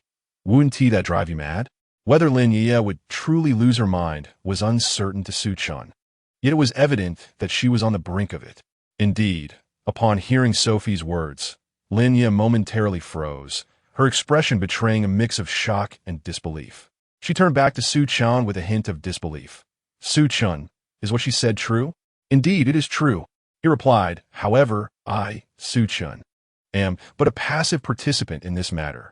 Besides, isn't that merely a deliberate reward from her, Su Feier? This is hardly what I, Su Chen, require. In truth, Su Chen could have answered directly at that moment, yet he chose to refrain from responding. Or rather, he deemed it unnecessary to engage with such a trivial inquiry. He was acutely aware that if he were to answer candidly, given Lin Yueye's temperament, it would undoubtedly lead to a night of considerable turmoil. It was evident that Su Feier was issuing a challenge. If he were to speak the truth, it would only serve to provoke Lin Yueye's ire. One must admit, Su Feier was not only beautiful. In terms of cunning, she surpassed Lin Yueyue by several measures. Such a woman must not be allowed to become overly arrogant. With this thought, Su Chen finished the can of beef he held, wiped his mouth, and stated, "That is not the case at all." Turning to Su Feier, he continued, "When have we ever kissed? Are you perhaps dreaming?" Su Feier was taken aback. She had never anticipated that Su Chen would utter falsehoods in her presence. Of course, they had kissed, and it had been a special reward. Su Chen was not afflicted with amnesia. How could he possibly forget? Yet here he was, denying what had already transpired right in front of her. Moreover, the look in Su Chen's eyes was anything but gentle. There was a fire within them. It was a warning. Su Chen was silently cautioning Su Feier with his gaze. Lin Yueyue, having heard Su Chen's response, felt a sense of satisfaction. "Su Feier, listen to what you just said. How shameless." Lin Yueye's words were heavy with disdain. This time, Su Feier truly became incensed. Setting aside the can of beef and lunging at Lin Yueyue, the scene unfolded swiftly. Su Chen scarcely registered the extent of Su Feier's fury. By the fire, the two women were entangled, rolling on the sandy ground as they clawed at each other. Su Chen slowly crumpled the can of beef in his hand. He had initially believed that he had just gathered a supply of resources and that he could begin discussing the optimization of the shelter that evening. However, he was taken aback to witness the two women tearing at one another. While he had envisioned numerous scenarios, this was one he had never anticipated. He watched as the two usually lovely ladies engaged in a fierce struggle, rolling about in the sand like fighting fowls, leaving him momentarily speechless. He had thought that having another beauty by his side might assist Lin Yueyue, yet he had not foreseen that Su Feier would even be a source of conflict. After half a minute, Su Chen finally lost his temper. Hearing his roar, the two women, who had been tumbling about in the sand, paused their skirmish. At that moment, Su Feier's t-shirt bore an even larger tear. She was the first to sit up, only to find her modesty compromised as her assets were now exposed. Su Chen cast a glance at the starkly white sight before him, unable to suppress a slight gulp. Yet, Su Feier seemed entirely oblivious to the unfolding scene. She wiped the tears from her face and exclaimed loudly, "Chenggu, if this sanctuary belongs to you, then I shall not stay here. This forest is vast, and I can reside anywhere." As she spoke, the coconuts beneath her t-shirt continued to tremble. This elasticity was not something ordinary. In truth, when Su Chen first learned that Sophie was a flight attendant, he had thought her figure was rather exceptional. There were widespread rumors that flight attendants often resorted to cosmetic surgery as soon as they disembarked from their flights. However, witnessing the reality before him, he understood that Sophie was indeed genuine. Just as Su Chen's train of thought began to diverge, Sophie seemed to sense something amiss. She glanced down, only to discover that her t-shirt had been completely torn. No wonder Su Chen's gaze had felt peculiar. She quickly took a step back and covered herself with her arm, though her initial attempt was insufficient, revealing a glimpse of radiance. Su Chen couldn't help but take a deep breath. It was undeniably dazzling. Chapter 36. O Women. Behold this astonishing spectacle. Although Su Chen was taken aback, he understood that maintaining control over the current situation was paramount. "Everyone, cease this at once." Upon hearing Su Chen's command, Lin Yueyue let out a disdainful huff and sat up. It was evident that Su Feier's earlier attempt to tear at her had aggravated her injured leg, causing Lin Yueyue to grimace in pain. She glared at Su Chen. Su Chen, whose side are you on? Before Su Chen could respond, Su Feier sneered. Lin Yueyue, what do you think you are? How dare you question my brother Chen? You vile creature. I'm not addressing you. Su Chen, you answer me. Witnessing the two women clash once more, Su Chen felt a cold sweat trickle down his back. Lin Yueyue, go to hell. Su Feier, clearly incensed by the situation, was poised to charge again. Fortunately, Su Chen managed to grasp her in time, preventing another confrontation between the two fierce women. In a fit of rage, Su Feier struggled against Su Chen's embrace, her movements compelling him to tighten his hold. The ferocity of this woman in a frenzy was indeed a challenge to contain. Meanwhile, Lin Yueyue, observing this chaotic scene, trembled with fury at the sight of Su Feier, disheveled, yet still attempting to burrow into Su Chen's arms. Fine, Su Chen, I need not inquire where your loyalties lie. I shall take my leave. With that, Lin Yueyue seized a wooden stick, using it for support as she attempted to rise. This little grove is yours. Do as you please. This is of no concern to me. Lin Yueyue, just wait until I tear that foul mouth of yours apart. Su Feier, still unrestrained, was ready to escalate matters again. The situation was spiraling beyond control. Su Chen abruptly released Su Feier and stood up with fervor. Everyone, shut your mouths. His thunderous roar finally silenced both women. Particularly, Lin Yueyue was taken aback. In all their time together, he had never exhibited such a fierce temper. Even in dire circumstances, his demeanor remained composed. Yet now, his voice sent a shiver down her spine. Lin Yueyue, Su Feier, do not forget where we are. This is a deserted island, a place where one misstep could lead to death. How many survivors are there? Are you aware? How many good souls exist? How many villains? Do you comprehend? And the bodies you just buried. I distinctly remember there were several men accompanying him. Su Feier, you mentioned this, did you not? Su Chen's string of analyses finally compelled Lin Yueyue and Su Feier to halt their quarrel. Su Feier looked at Su Chen and nodded. Indeed, there should still be a few people with a Chong, and that is San. Su Chen nodded and turned to Lin Yueyue. Lin Yueyue, we agreed to focus all our efforts on constructing the shelter. Given your current state, do you think we can muster the strength to enhance the shelter? Listening to Su Chen's words, Lin Yueyue's tense demeanor began to ease slightly. However, upon turning to see Su Feier, she could not help but exclaim, Indeed, the sanctuary was our agreement, but what is the meaning of this woman? Why did you suddenly bring her back? Su Chen glanced at Lin Yueyue, sensing her relentless spirit. He decided to temper her enthusiasm, for no other reason than that I wish to save her, just as I wish to save you. That is my rationale, plain and simple. His tone reverted to its usual calmness, yet his words carried an underlying sharpness. Lin Yueyue found herself momentarily subdued by his assertion. If I can rescue her, I can rescue you. It's as simple as that. Su Chen did not elaborate further, but any woman of intellect should grasp his implication. You, Lin Yueyue, and I share merely a platonic friendship. My efforts to save you are akin to my endeavors for any other woman. My actions are not for you to critique. Lin Yueyue, not lacking in wit, understood this clearly. She stood frozen, feeling the pain radiating from her leg. Suddenly, tears brimmed in her eyes as the agony intertwined with her tumultuous emotions. Su Chen, you have gone too far. In a swift motion, she leaned on her wooden staff and turned to leave. This scene left Su Chen momentarily stunned. Observing Lin Yueyue limping away, Su Feier instinctively knocked Su Chen's arm. You should convince her to return. It will be dark soon. Let her cool off, Su Chen replied, showing no inclination to pursue her. He had faith that Lin Yueyue would not stray far. On this island, one could act capriciously, yet not without reason. We should tidy up and prepare for our sleeping arrangements and provisions for the evening. Su Feier contemplated for a moment before speaking up. How about I go after her? I'm a bit concerned. Su Chen was taken aback by her suggestion. He had not anticipated such word from Su Feier, especially after their earlier confrontation. It was she who had instigated the discord between them. Now, despite the rift, she was willing to extend an olive branch. It seemed that while Su Feier possessed a peculiar temperament, she still harbored a semblance of kindness, albeit minimal. Very well, go and check on her. However, if she remains aloof, then it is best to let it be. No one should feel compelled to endure discomfort on this island.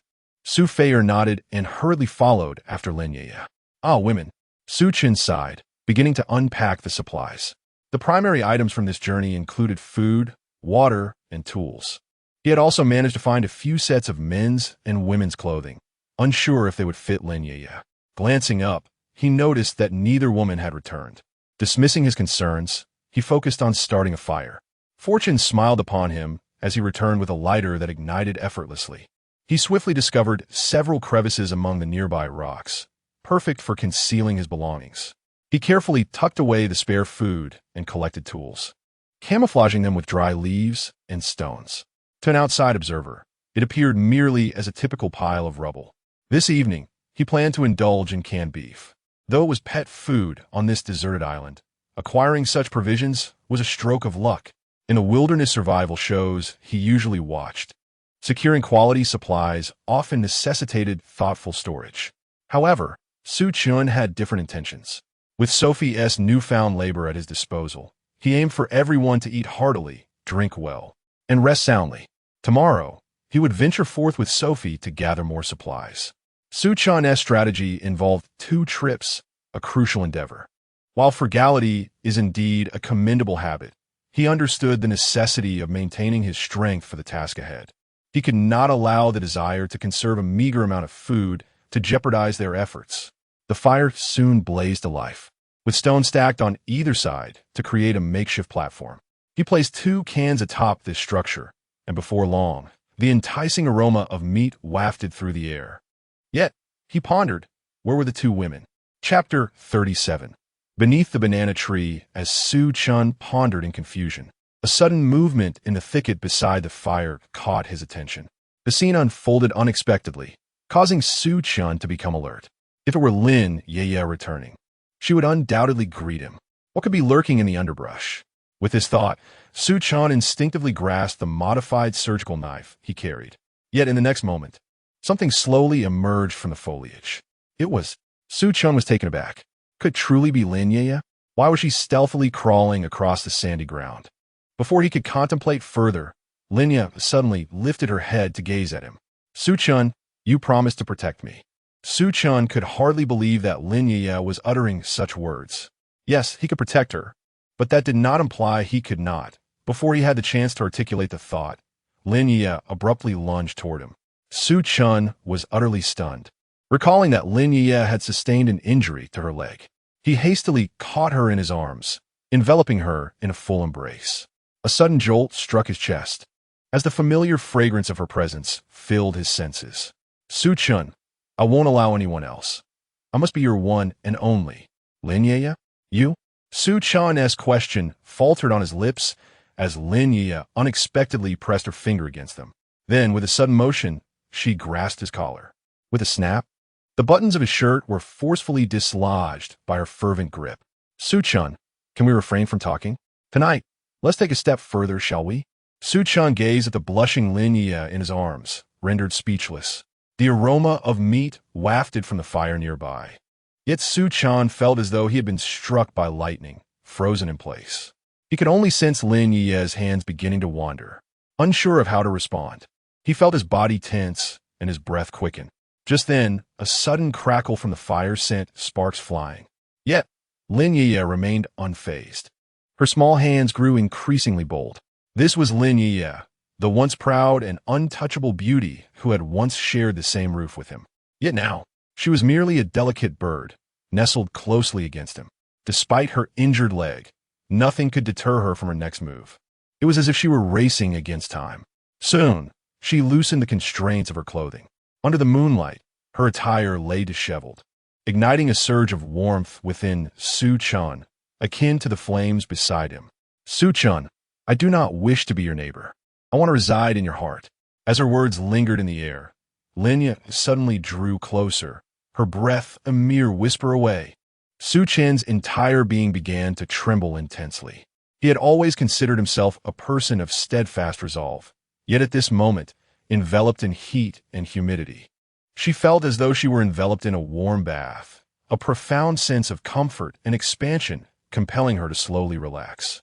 This was Lin Yueyue, the aloof and beautiful neighbor who had maintained her distance for over half a year, even neglecting to remember Chen's name. Yet now, she appeared transformed, shedding all her defenses and gradually becoming alluring.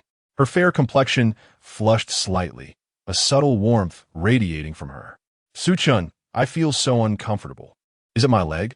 Have I pressed against your leg? No, it's here, it's me, I don't know what to do. Please hurry. In an instant, a sudden movement caused a nearby jug of fresh water to topple with a loud crash, sending splashes in all directions. The water permeated the sand, creating a texture that was both soft and coarse. The fire nearby blazed intensely, and Chen felt even hotter. If the heat did not dissipate soon, he feared he might burst. That fire is getting closer. Don't worry, I will extinguish it. Then you. Don't speak. In the next moment, a cloud of dust rose from the ground once more. The banana tree in the darkness rustled ominously. Meanwhile, Su Feier stood by the sea, a perplexed expression on her face. She distinctly remembered coming over, yet Lin Yueyue had suddenly vanished. Night was falling, and visibility was rapidly diminishing. She had initially promised Chen she would bring Lin Yueyue back, but now, truth be told, Su Feier felt a surge of fear. In such a situation, a solitary woman wandering an uninhabited island could easily encounter unforeseen dangers that might lead to dire consequences. The thicket was not far off, and seizing the moment to return would allow her to clarify matters with Chen. Su Feier was not foolish. She chose not to continue searching. After glancing around the vicinity, she quickly turned back towards the banana grove. After a few minutes, she spotted the flickering light beneath the banana trees. However, at this moment, the grove swayed under the glow, creating an odd spectacle, as if someone were embracing the tree and attempting to topple it. Could it be a wild beast? A surge of panic coursed through Su Feier. Surely not. She paused, her earlier confident strides replaced by cautious steps.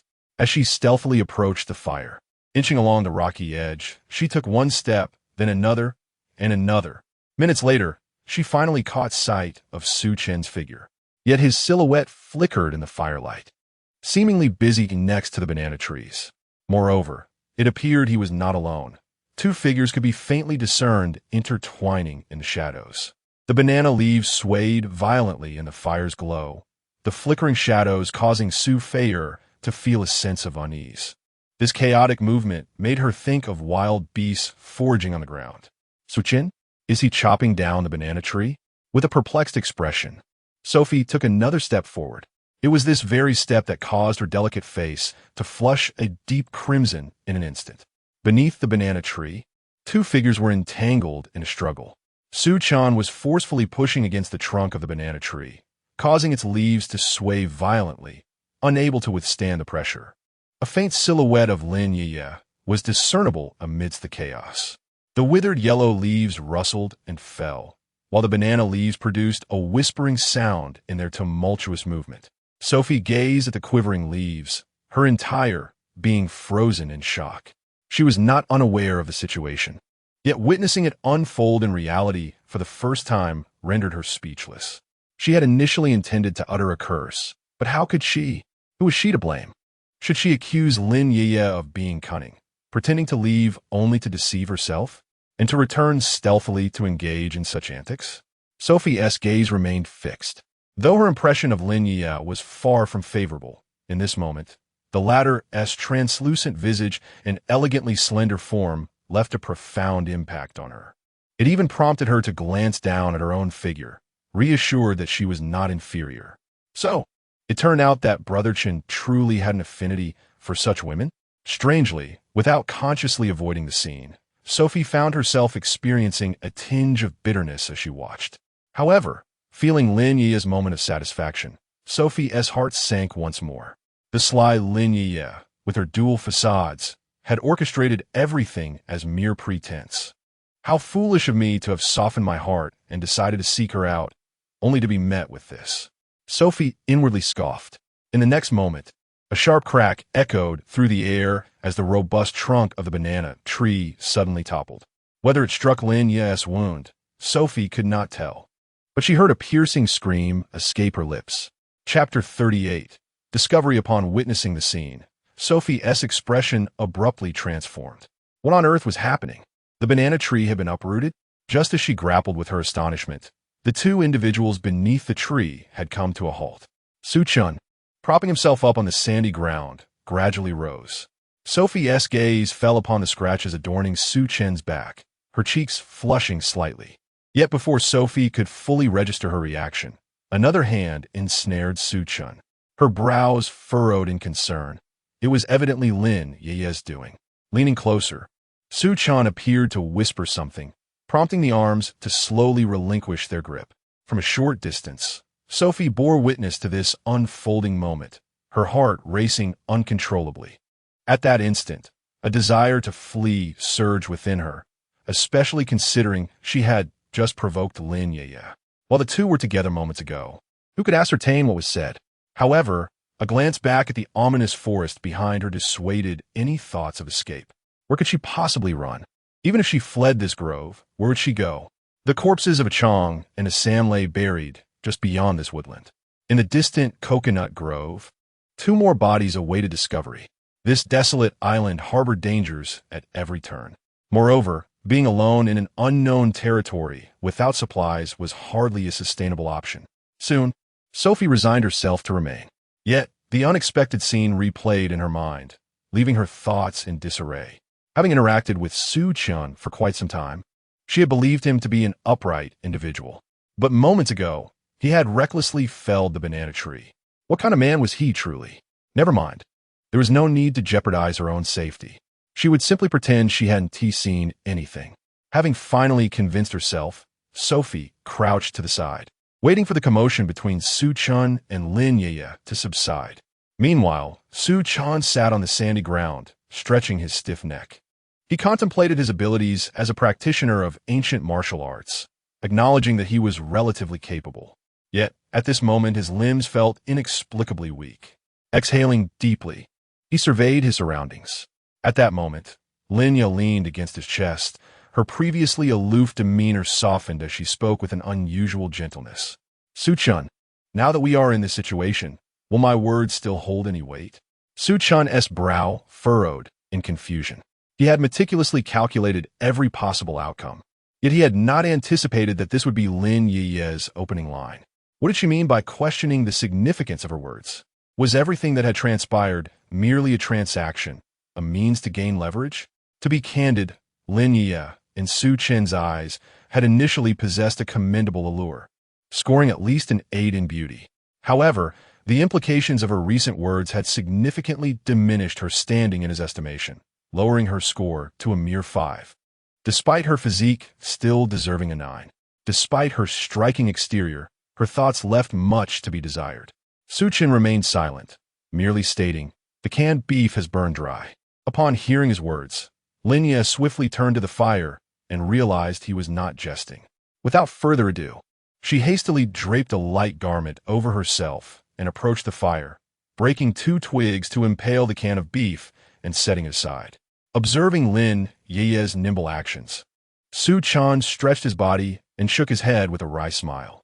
Lin Yueyue did not glance back at him. Instead, she inspected the can of beef, relieved to find it was not entirely burnt, resembling a thick meat porridge. As she looked at the prepared beef, memories of Su Chen's earlier reaction flooded her mind, revealing his inner discontent. His silence and lack of commitment pierced her heart, leaving a chill in her gaze. "Su Chen, I have gone to such lengths for you, yet you cannot even offer me a promise. Very well. From this moment on, I, Lin Yueyue, shall live solely for myself on this deserted island." With this thought, her expression darkened. Resolutely, she grasped a banana leaf with her hands and lifted the can of beef, beginning to eat. The beef, cooked at high temperatures, was too hot to handle directly. Noticing that Lin Yueyue still had an appetite, Su Chen thought nothing of it, assuming she was simply ravenous. Seizing the opportunity, he donned his clothing. Before long, sounds emerged from the thicket behind them. "Who goes there?" A rustle followed, and Su Fei'er stepped out from the shadows. Upon seeing her, Su Chen instinctively inquired, "When did you return?" At that moment, memories surged in Su Fei'er's mind, yet she chose not to speak the truth. "I just got back," she replied, turning to Lin Yueyue. "Lin Yueyue, how can you eat at a time like this? I was out looking for you and nearly lost my way back." Listening to Su Feier's reproach, Lin Yueye's anger simmered. She had exerted so much effort today, all because of this woman before her. How could she claim that Su Feier had no influence on her? If it weren't for her presence, would she have felt such an urgent need to get closer to Su Chen? All of this had led to her missed opportunity with him. Su Chen's indifference further fueled Lin Yueye's heart with resentment and jealousy. Well, you're back now, aren't you? What? Do you expect me to apologize? Do not forget who arrived here first. As the two women prepared to argue, Su Chen cleared his throat and addressed Su Feier. The canned beef is ready. Help yourself. After you eat, get some rest. Tomorrow morning until noon, we need to work diligently on enhancing the shelter. Upon hearing Su Chen's directive, Su Feier silently scoffed. Just moments ago, he had been in the embrace of a woman, and now he was issuing orders to her. Nevertheless, she frowned, realizing that regardless of the man's character, the situation demanded her attention. With him, assistance is always at hand on this island. Su Chen is the essential condition for her survival. Even if he is a worthless individual, she must endure. Contemplating this, Sophie fell silent and approached the fire. Imitating Lin Yueyue, she retrieved a can of beef from the flames. Observing Sophie's familiarity, Lin Yueyue scoffed disdainfully, shameless. Lin's words, though unexpected, struck Sophie. She turned her gaze toward Lin Yueyue and retorted, "Are you out of your mind? Am I eating your food?" That can was carried here by Su Chen from elsewhere. Her words were not for Lin to dictate. Just because you have devoted yourself to another does not mean you can command others. Upon hearing Sophie's outburst, Lin Yueyue was taken aback. She had initially believed that Sophie had just returned. Now, it was evident that her words held deeper implications. Clearly, Sophie had witnessed everything that transpired between her and Su Chen, and she feigned ignorance. A surge of anger erupted within Lin Yueyue. She glanced at Su Chen and whispered, "I have but one question. Will it be Sophie who departs, or shall I?" Lin Yueyue? Chapter 39. The stubborn woman at this moment. Su Chen felt as though his mind was about to explode. The conflicts he had just managed to suppress had resurfaced with a vengeance. This time, it appeared even more severe. It was not merely a discord between the two women. It also entangled Lin Yueye's dissatisfaction with him. Lin Yueyue was compelling him to make a choice. Su Chen lifted his gaze. At this moment, both Lin Yueyue and Su Feier were staring at him, with Su Feier seemingly relishing the drama unfolding before her. She regarded Su Chen with a scrutinizing look, as if to convey, "I am well aware of everything between you two. I merely wish to observe the kind of man you are." In the face of Lin Yueye's pressing inquiry, Su Chen glanced at her, then at Su Feier, and ultimately, with a forced composure, declared, "Neither of you can leave." Upon hearing this, Lin Yueye's fury ignited, while Su Feier smiled. With a resounding crash, Lin Yueyue hurled an empty canister into the fire, causing sparks to fly. "What do you mean by this, Su Chen? I was the first companion you met on this island. How could you choose a wild woman from nowhere over me?" Su Chen felt perplexed. When had he ever used Su Feier as a bargaining chip against her? At that moment, it was evident that Lin Yueyue was flustered. She had never anticipated that her planned seduction would bear no fruit, instead entangling her further in this bizarre predicament. Having invested so much, she seethed with resentment, cursing herself for believing that Su Chen would be swayed by her devotion. Yet the outcome was far from what she had hoped. Faced with Lin Yueye's accusations, Su Chen felt helpless. Indeed, after living as neighbors for 6 months, combined with their shared experiences on the deserted island, his relationship with Lin Yueyue had surpassed any he had ever had with other women. However, Su Chen was not a man driven solely by primal instincts. In the current situation, this woman sought to barter her body for control over him. Apologies, but Su Chen harbored his own convictions. He would neither act nor refuse, nor would he bear any responsibilities. The notion that he would acquiesce to her merely because of their relationship was utterly inconceivable to him. As the sea breeze swept through the grove, the flames in front of him blazed higher, creating an invisible barrier among the three individuals. "Su Chen, you are shameless." Lin Yueyue could no longer tolerate being disregarded and shouted in anger. However, before her words had fully settled, Su Feier responded with a laugh. "Lin Yueyue, as a woman, I must say this. Do you really think you can control a man through such means? If Su Chan were the type of man you envision, do you truly believe he would save you? If he were easily swayed by desire, in this environment, would you, a woman with a disability, even stand a chance of escaping his grasp? The moment Su Feier uttered those words, Lin Yueyue was left speechless. It must be said, despite their current animosity, however, Sophie's words seemed to awaken something within her. Indeed, during these recent days, her leg injury had been severe. The time spent with Su Chan inevitably involved moments of intimacy. If Su Chan were truly a man easily swayed by physical allure, he would have claimed her long ago. Now, in her desperation, she had resorted to offering herself, attempting to wield control over him in such a manner.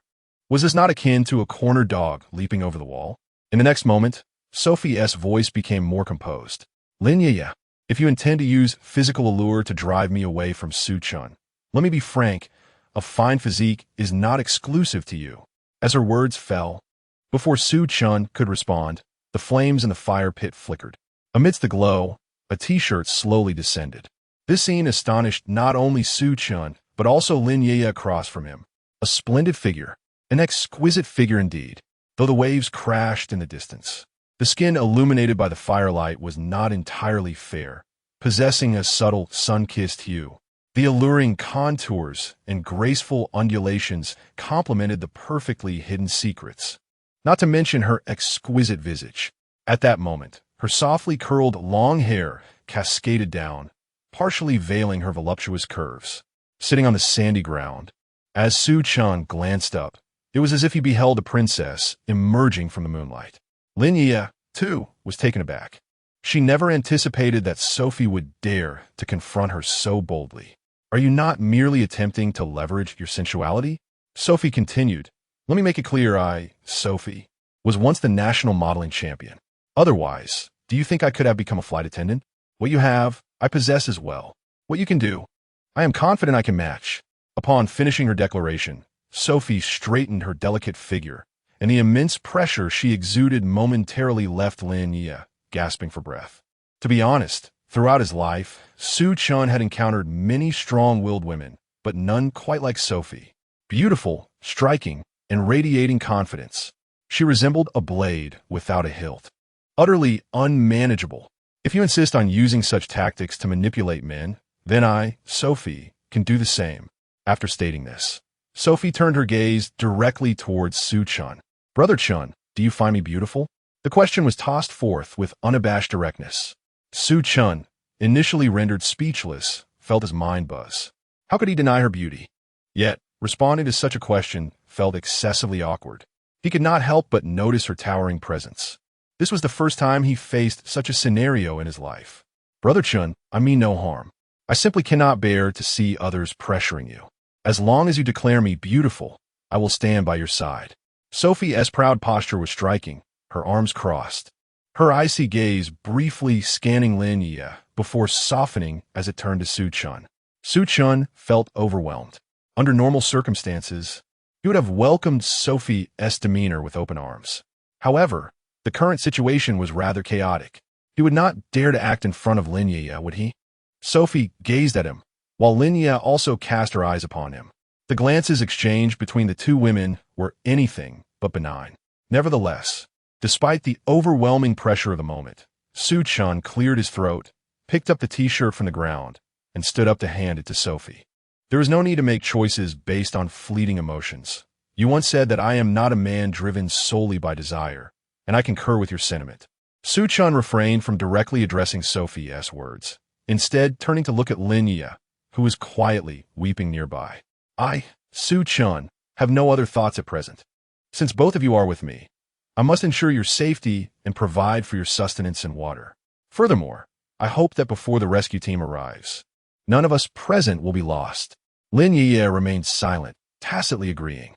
Sophie, however, regarded Su Chan with a darkened expression.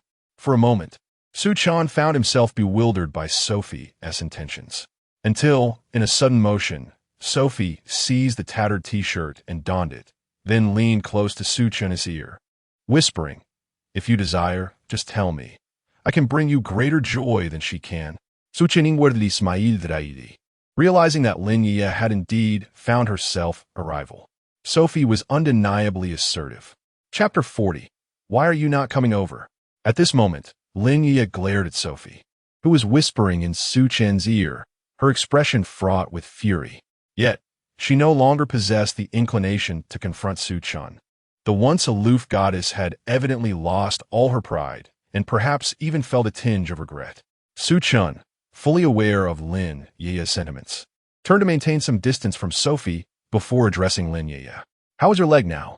Caught off guard by Su Chen's concern, Lin Yueyue, still simmering with anger, paused momentarily. However, she refrained from making any sharp retorts and responded directly. It's getting better. The pain has subsided somewhat. By the way, have you found the medication? Su Chen nodded and rummaged through his backpack, retrieving a large plastic bag filled with assorted medicines, anti-inflammatory drugs, pain relievers, and cold remedies. Upon seeing these items, Lin Yueye's displeasure diminished significantly.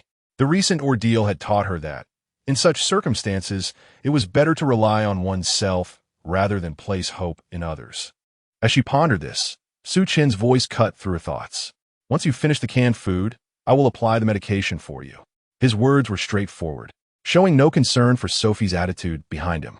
Sophie, sitting behind Su Chen, cast a sidelong glance at him, unable to suppress a smirk. Observing this, Lin Yueyue felt a surge of satisfaction. Su Chen was indeed Su Chen. He was not intentionally neglecting her. It became clear that both women held equal significance in his heart. As the thought of receiving treatment from Su Chen crossed her mind, Lin Yueyue couldn't help but chuckle inwardly. In this scenario, it was a matter of winning or losing, and she was determined not to be outdone. It seemed that Sophie's competitive spirit was even stronger than her own, but she would let her have her moment. Is this the spot? Yes, indeed. Your hand is in the way, blocking me. The cotton swab won't fit. The wound is still somewhat deep. Bear with it. Su Chen crushed the anti-inflammatory medication and mixed it with a bit of distilled water to create a paste, intending to apply it directly to Lin Yueye's wound for a quicker recovery. Meanwhile, Sophie, sitting diagonally opposite, felt a twinge of discomfort witnessing the scene unfold. She had initially believed that Su Chen was on her side during the psychological duel with Lin Yueyue, but the current situation suggested otherwise. It was evident that Su Chen still harbored affection for Lin Yueyue. Watching as Su Chen's arm encircled Lin Yueye's long, injured leg, the flickering flames cast a light on the tableau, stirring one's imagination. What's going on? Did I hurt you? That wound is fresh. Why did you come in? Wait. Upon hearing Lin Yueye's warning, Su Chen halted his actions. However, after the recent examination and treatment, he felt considerably relieved. Given the circumstances, Lin Yueye's injury appeared to be healing well. Within half a month, her leg would likely be completely restored. As Su Chen finished tidying everything up, over an hour had passed. After tending to the wounds, everyone had also had their dinner. Glancing at the men's jacket draped over Lin Yueyue, Su Chen was struck by a thought. By the way, I collected some women's clothing at another beach today. It's not much, but perhaps you could find something to change into. Upon hearing this, Lin Yueye's expression shifted slightly as she turned her head to glance at Su Feier beside her. She continued, Did you specifically find these for me? Su Chen chuckled. What a question. It's not like I would wear women's clothing to do my work. With that, he turned to retrieve another supply bag. Seizing the opportunity while Su Chen had his back turned, Lin Yueyue lifted her chin to scrutinize Su Feier across the way. In response to such provocation, however, Su Feier merely shot Lin Yueyue a cold glance. At that moment, neither woman chose to escalate the tension with words. Both were acutely aware that Su Chen detested discord between them. Before long, Su Chen returned with several sets of women's clothing and pants from one of the bags. Knowing Lin Yueyue had a penchant for cleanliness, he noted that these garments still bore their tags, evidently left behind by a tourist who had brought them along, only to ultimately abandon them on this island. This one, how about the red? It complements my complexion, Lin Yueyue exclaimed, pointing at the outfit Su Chen had handed her. Faced with Lin Yueye's rare praise, Su Chen nodded and passed it to her, inwardly amused. It seemed women could indeed change. Gone was the aloof goddess of yore. While Su Chen mused with his head down, Lin Yueyue, now holding the clothing, examined the tag, and her expression shifted dramatically. She flipped the tag and checked the size before looking at Su Chen. Su Chen, where did you find this outfit? With a puzzled expression, Su Chen replied, Is there a problem?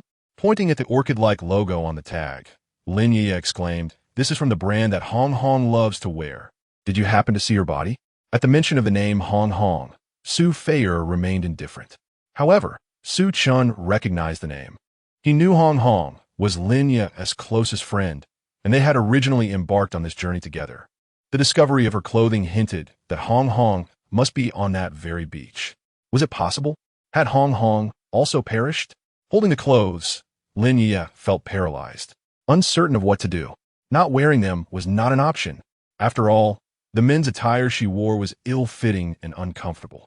Moreover, she had not changed her clothes in 2 or 3 days, and given the humid heat of the island, she feared she might attract fleas. Hearing Lin Yueye's concerns, Su Chen shook his head. I can't say if Hong Hong is dead. I merely gathered the supplies that were previously piled together and brought back anything useful. Just as Su Chen finished speaking, Su Feier coldly interjected. Baggage belongs to baggage, and people belong to people. One cannot be certain if the individuals are on the other side, or if these belongings have been washed ashore by the waves. As for whether they are alive or dead, one must encounter their remains to ascertain the truth. Su Chen did not contest Su Feier's words. Rather, he nodded at Lin Yueyue and remarked, Indeed, Lin Yueyue, under the current circumstances in the absence of corpse, nothing can be deemed conclusive. However, you ought to don this outfit promptly. Only by ensuring our well-being can we muster the energy to search for them. I noticed that the tag on this attire remains intact. It should be new. The persuasion from Su Chen and Su Feier proved effective. After some contemplation, Lin Yueyue eventually nodded in agreement. Yet, just as she was about to change her clothes, she slowly lifted her gaze towards Su Chen and asked, Well, are you not going to come and help me change? My leg is rather inconvenient. Chapter 41. Those who argue should depart at this moment. Su Chen found himself at a loss for words. He understood that Lin Yueyue was in need of clothing, but the idea of him changing her attire seemed utterly absurd. Su Chen, please spare the pretense. Everything that should not have occurred between us has transpired. I am currently a patient. What is the harm in having you assist me in changing clothes? At least I am not asking you to tend to my most private needs. Lin Yueye's sharp retorts left Su Chen speechless. Su Chen, you are a doctor. I assume it quite normal to handle such matters? She pressed on. Quickly, Su Chen interjected. Lin Yueyue, do not speak so recklessly. While I am indeed a doctor, there are nurses, aides, and family members of patients present in the hospital. It is not my place to attend to such duties. Perhaps you harbor a misunderstanding of a doctor's responsibilities. I care not for any misunderstandings. I simply request your assistance in changing. Lin Yueyue was earnest, devoid of ulterior motives, merely asserting her claim over Su Chen. Su Feier, observing from the side, grasped Lin Yueye's intent. This time, she remained silent, curious to see whether Su Chen would indeed help her change. Clutching a red garment, Su Chen noticed Lin Yueyue had already removed her top. Yet, he remained motionless. Turning to Su Feier, he said, You are both women. Why don't you assist her? Without further ado, he tossed the clothing to Su Feier. Su Chen's actions left Lin Yueyue bewildered. She had anticipated many scenarios, yet never expected Su Chen to orchestrate things this way. Meanwhile, Su Feier, holding the red outfit, broke into a smile. All right, I actually quite enjoy dressing beautiful women. With that, she approached Lin Yueyue, a triumphant grin adorning her face. Even in the flickering firelight, her smile was strikingly clear. Fuming with indignation, Lin Yueyue quickly draped her coat back over herself. No need. Just hand me the clothes. I will dress myself. With a swift motion, she reached out and seized the red garment.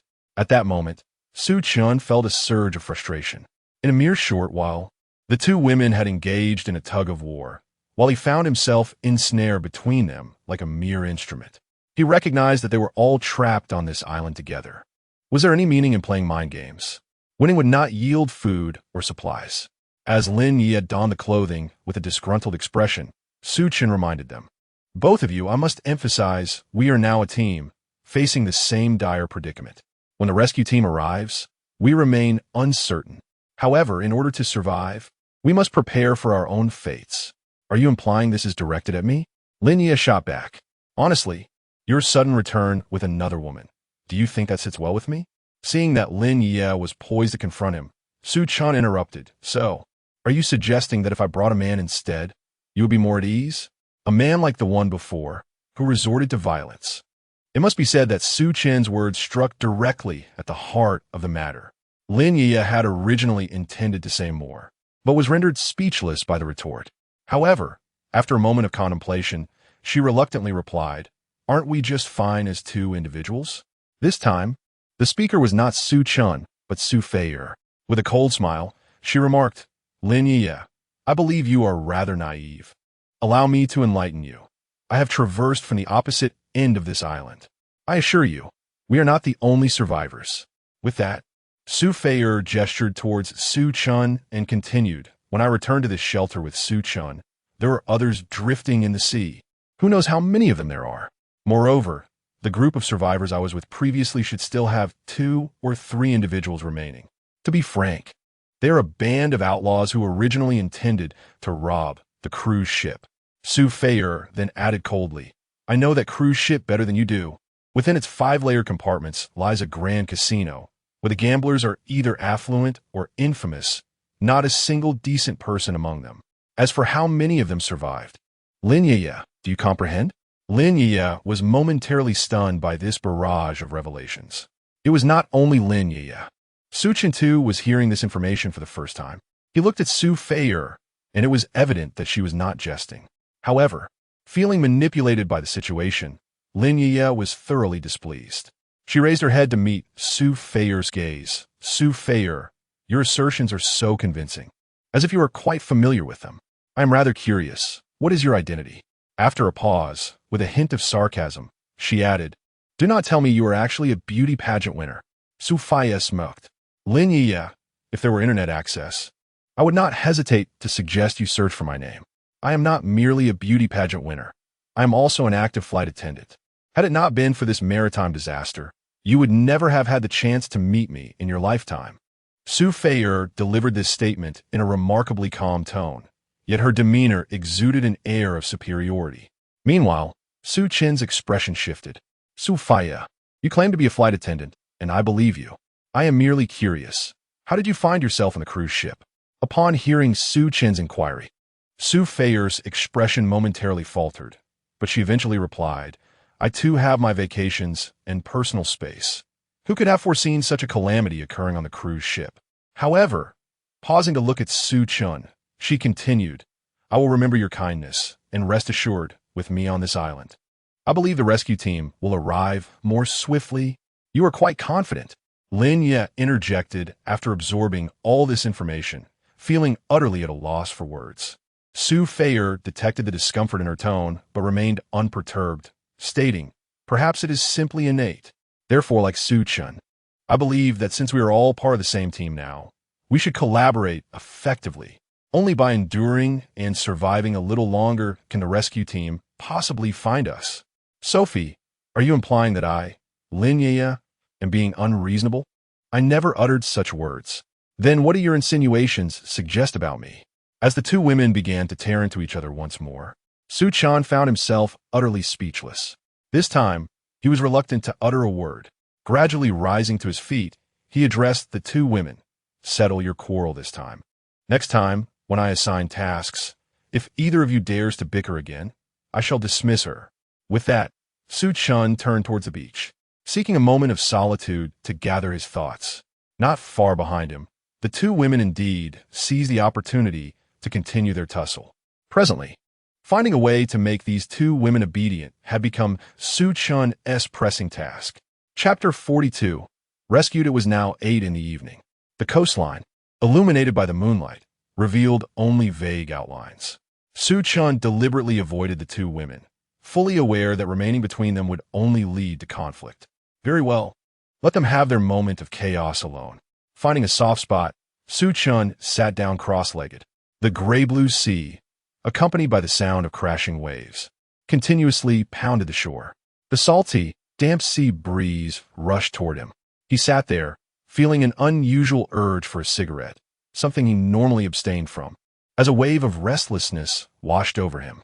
Throughout this journey, Su Chen considered his actions commendable. However, the quarrel between the two women brought him nothing but annoyance, proving to be of little utility. While he sat in the shadows, gazing at the sea to dispel his discontent, a faint voice seemed to emerge from the darkness. So cold, so hungry. This peculiar sound was subtly drowned out by the sound of the waves, yet Su Chen could hear it. Someone was indeed out there. His instincts heightened. He dared not hesitate. Quickly, he crouched and moved behind a nearby tree, concealing himself while directing his gaze toward the source of the voice. Could it be that a survivor had found their way here? This was Su Chen's immediate thought. Yet, he remained uncertain whether the presence was human or ghostly. After crouching in silence for about a minute, the voice vanished as abruptly as it had appeared, as if the survivor had suddenly disappeared. Just as he contemplated shifting his position, the sound became familiar once more. "Hey!" Painful groan. This time, Su Chen was certain. There was indeed a survivor. However, he could not ascertain her exact location amidst the dim light of night, surrounded by undulating rocks and beaches. If the survivor was hidden in the shadows of those rocks, anyone would struggle to find her. Help! At last, after another half-minute, a desperate voice became clearer. Su Chen furrowed his brow. At this moment, he could confirm with absolute certainty that it was a woman. The mere thought of the word woman made his head spin. Initially, he had hoped the two women could support each other. However, their mutual discord had only disrupted his survival plans. Now there was yet another. Would the situation not worsen? Contemplating this, Su Chen halted his steps. He remained crouched, continuing to listen to the voice, slowly inching towards its source. 3 minutes later, he finally discerned a figure among the circular sandy slopes encircled by rocks. The relentless waves battered an injured woman, whose already fragile form was completely drenched. The sea-soaked fabric clung to her, pinning her helplessly to the ground, illuminated only by the slivers of moonlight. Faintly, one could perceive the imprint of a woman etched upon the sandy shore, a figure whose physique rivaled that of the two previous women. Alas, her visage bore the marks of blood. As Su Chen scrutinized the contours of her form, the moonlight, having liberated itself from the clutches of the clouds, cascaded in soft, pale beams toward his position. The woman, her eyelashes adorned with droplets of water, trembled slightly.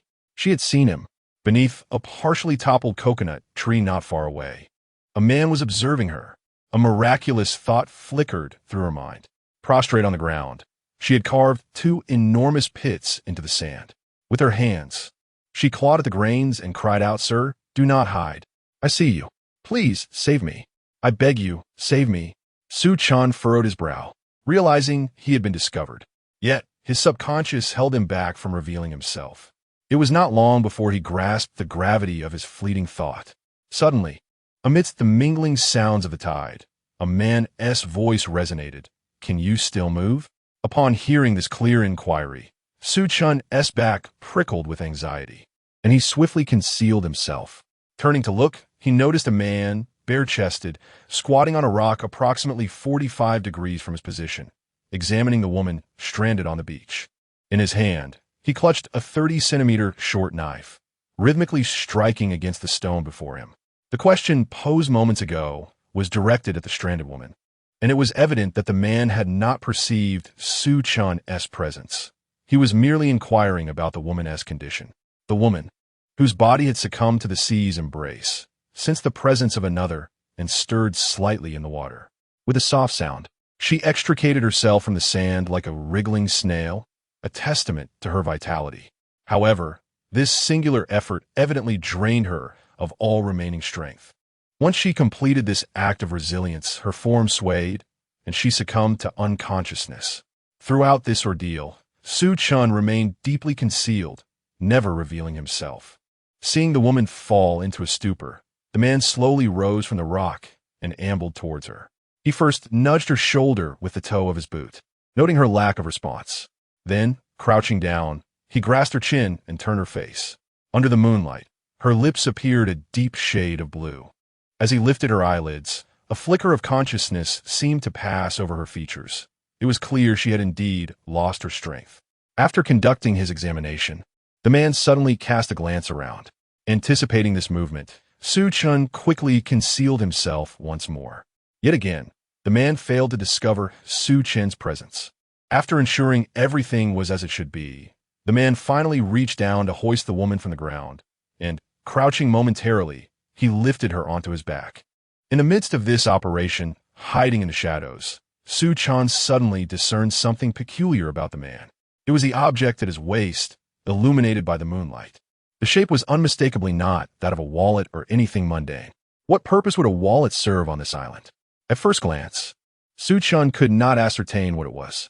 It was only when the man swayed side to side, hoisting the woman onto his shoulder, that the item at his waist was repeatedly revealed. After observing that area numerous times, a realization dawned upon Su Chen. Moments ago, he perceived the 30-centimeter dagger in the man's hand as quite threatening. However, upon glimpsing the object at his waist, he recognized an even more menacing presence. Through his final assessment, Su Chen could now assert with certainty that the item at the man's waist was a handgun. Chapter 43. Blood spattered across the face in such circumstances, Su Chen grew increasingly cautious. Despite being a descendant of ancient martial arts with certain skills at his disposal, he recognized the limitations of technique in the face of absolute speed. A handgun is still a handgun, and he is merely flesh and blood. At this moment, Su Chen felt a sense of relief that he had not rushed to rescue the woman. Otherwise, he could not be certain whether the bullets from the man's waist would strike him. It was not until the knife-wielding man had completely lifted the woman onto his shoulder that Su Chen finally glimpsed her full appearance. Upon this revelation, he felt a pang of anxiety. The woman, supported by the man, appeared to be in her early 20s, with a figure that was strikingly voluptuous. Her tank top was stretched taut against her ample form, and her jeans were strained by a slightly rounded belly, creating a small shadow on her alabaster abdomen. As the man hoisted her up, her petite feet were inevitably raised due to the height difference. Though her feet were wrinkled from being soaked in seawater, they looked remarkably tender. Beneath the damp fabric of her tank top, the outline of a pink bra was subtly discernible. Su Chen could not help but swallow hard, first marveling at the woman's exaggerated proportions. In the next instant, a flash of realization struck him as he observed the dazed expression on her face. He recalled the name, Hong Hong. Wasn't she the close friend of Lin Yueyue? Indeed, as the moonlight illuminated the woman's face, Su Chen confirmed his suspicion. This woman was none other than Lin Yueyue's companion, Hong Hong. How had she ended up here? Had she drifted over or escaped? At that moment, a multitude of questions surged in his mind. Yet, even amidst this turmoil, Su Chen remained composed. He was not foolish enough to risk his safety for a survivor merely because of her connection to Lin Yueyue.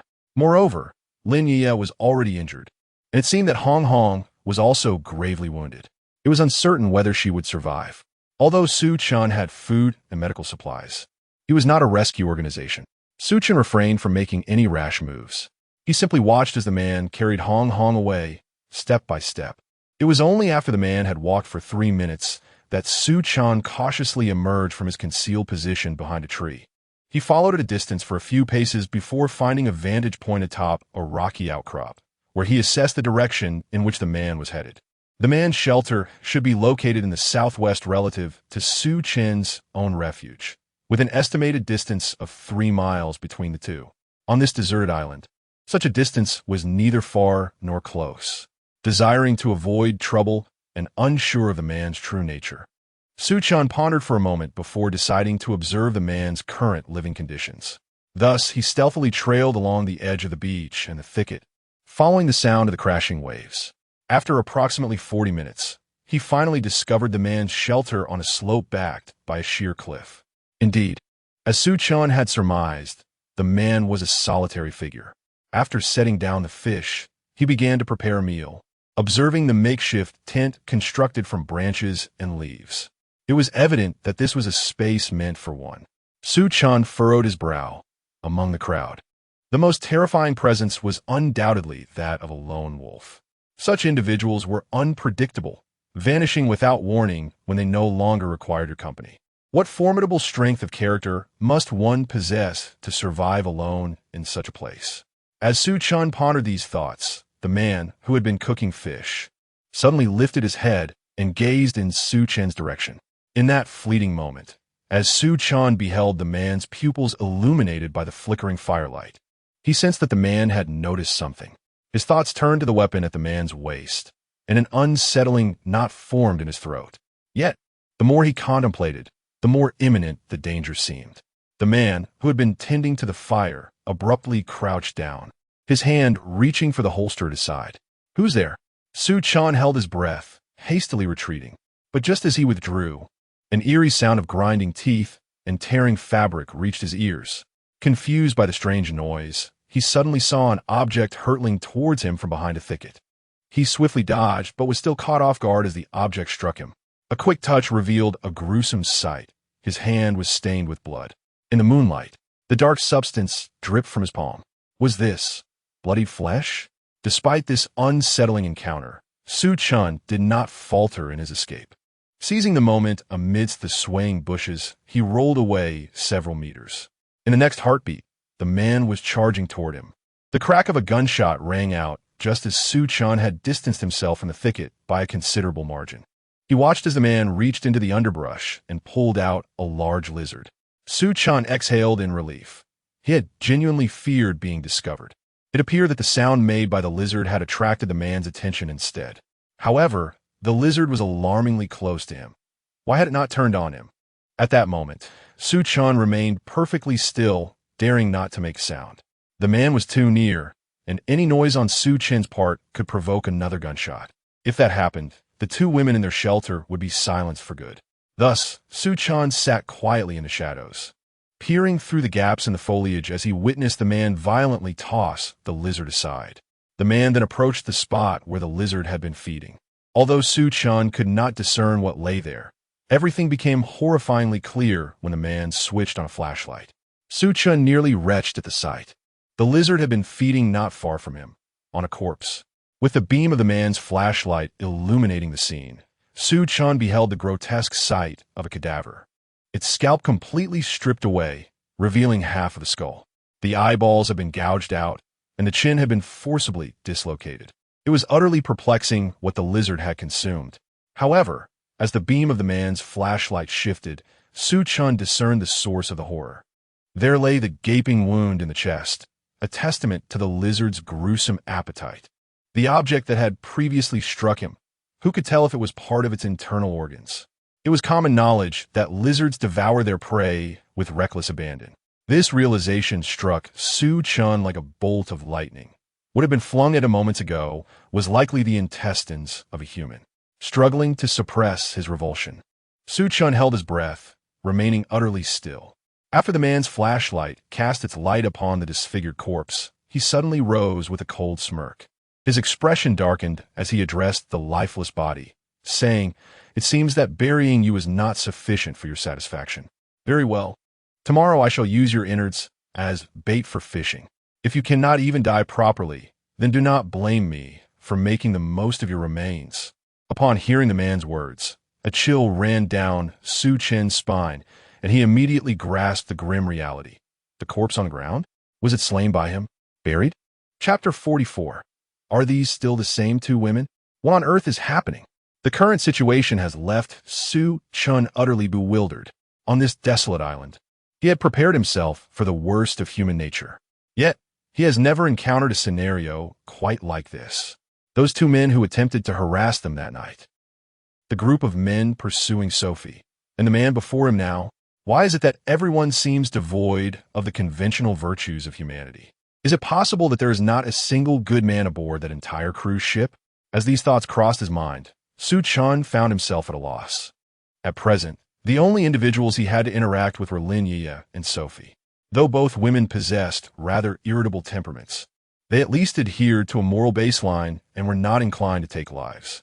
In stark contrast, the man before him, armed and resolute, was evidently a figure of lethal decisiveness.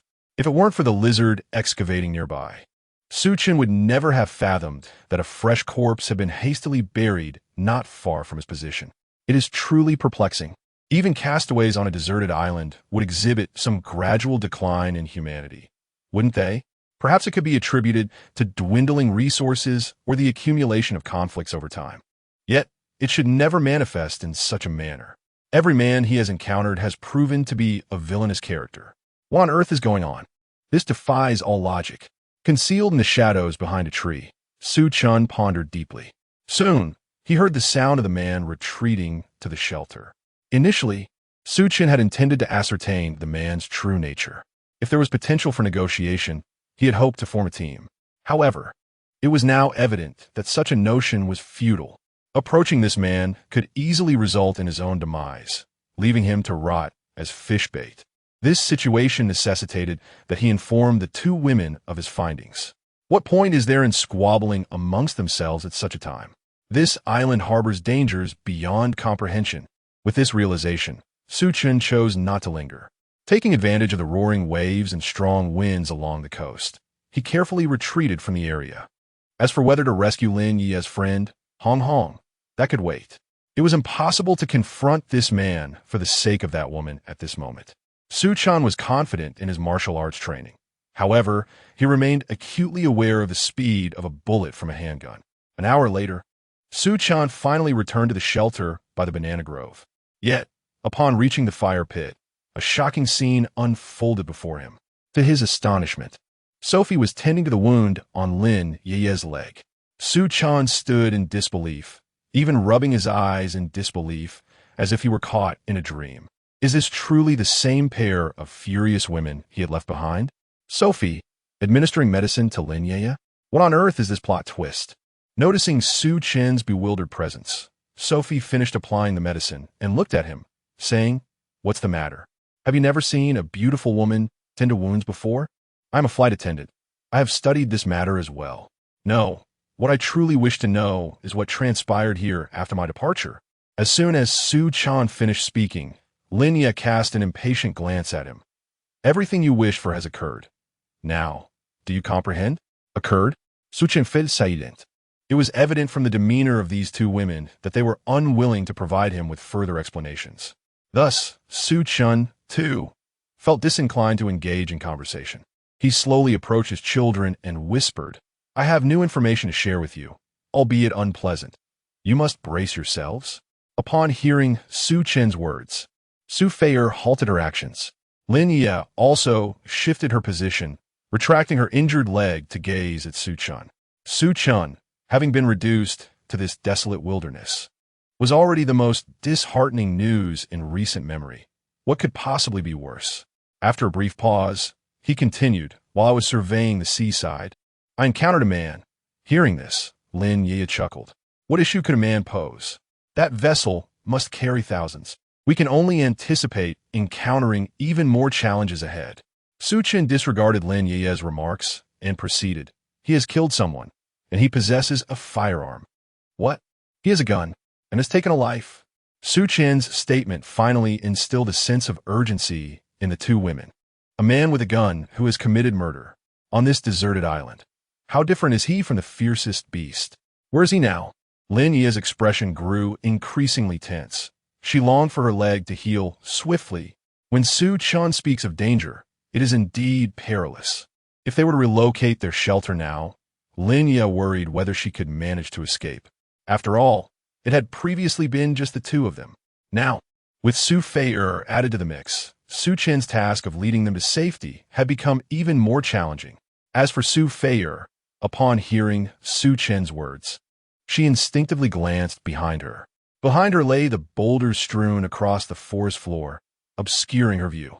One must admit, Su Chen had chosen a location for their shelter that offered commendable concealment and security.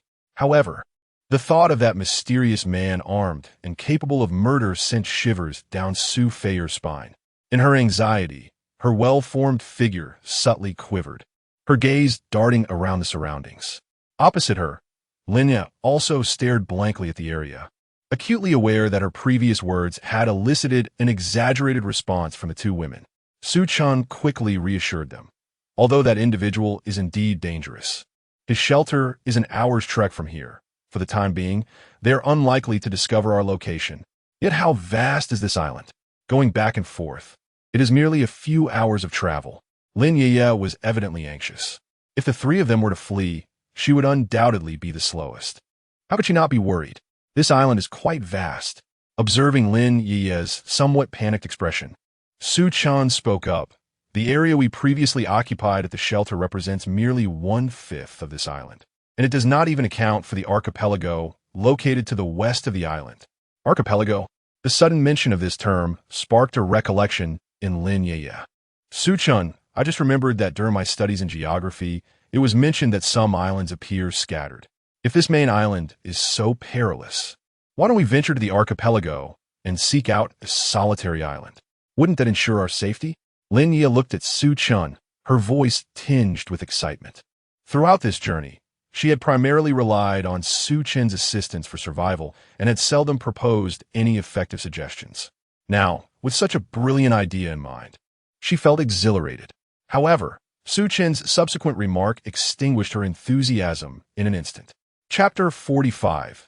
A change of attire. Your idea is commendable, but it is impractical on this island. Su Chen spoke slowly.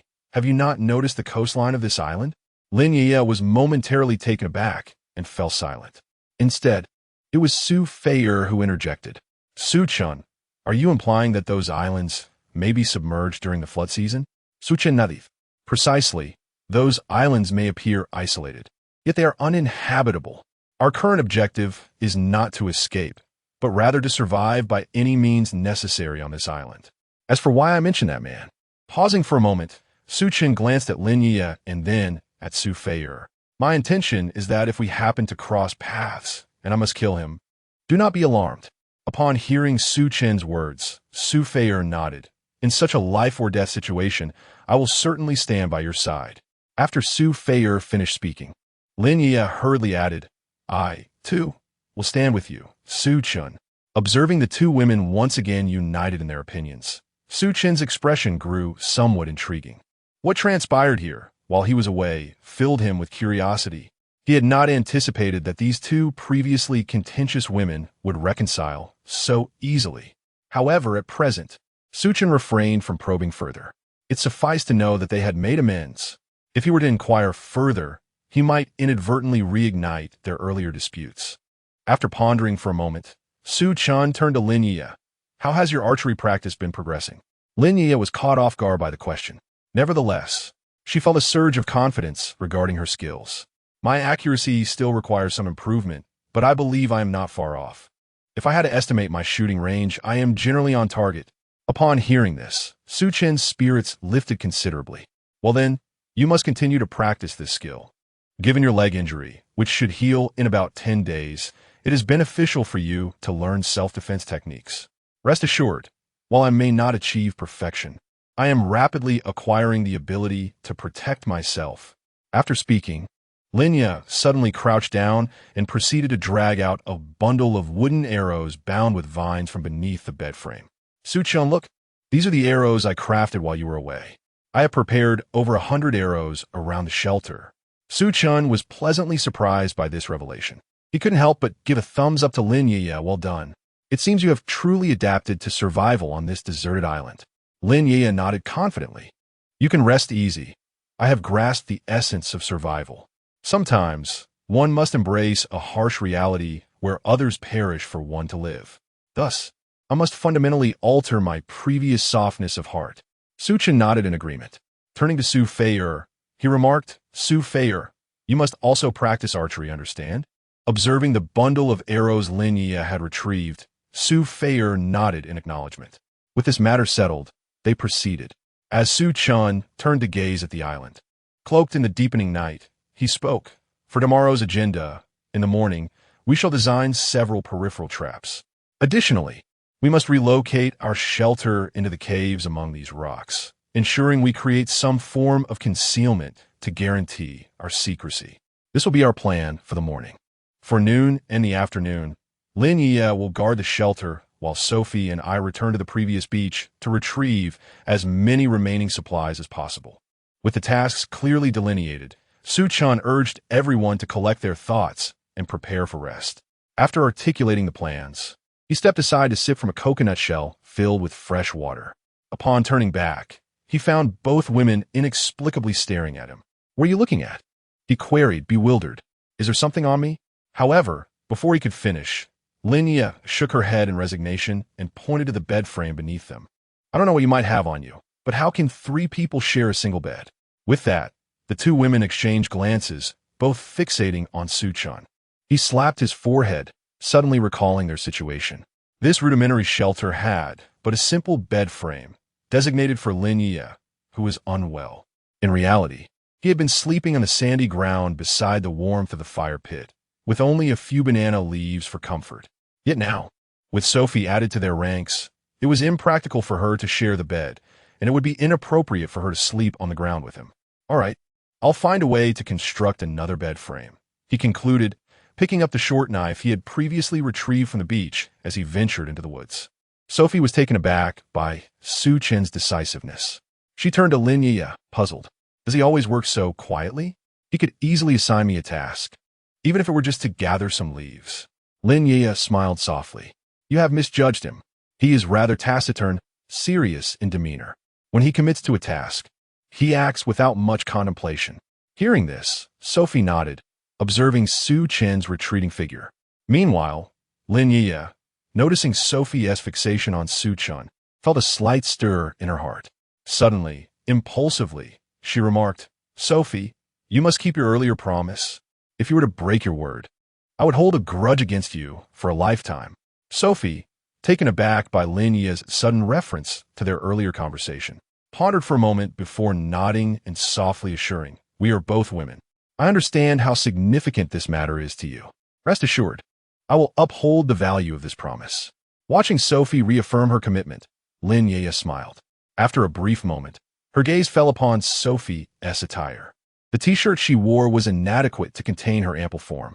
With only women present, Sophie felt no qualms as she sat there, leaving little to the imagination.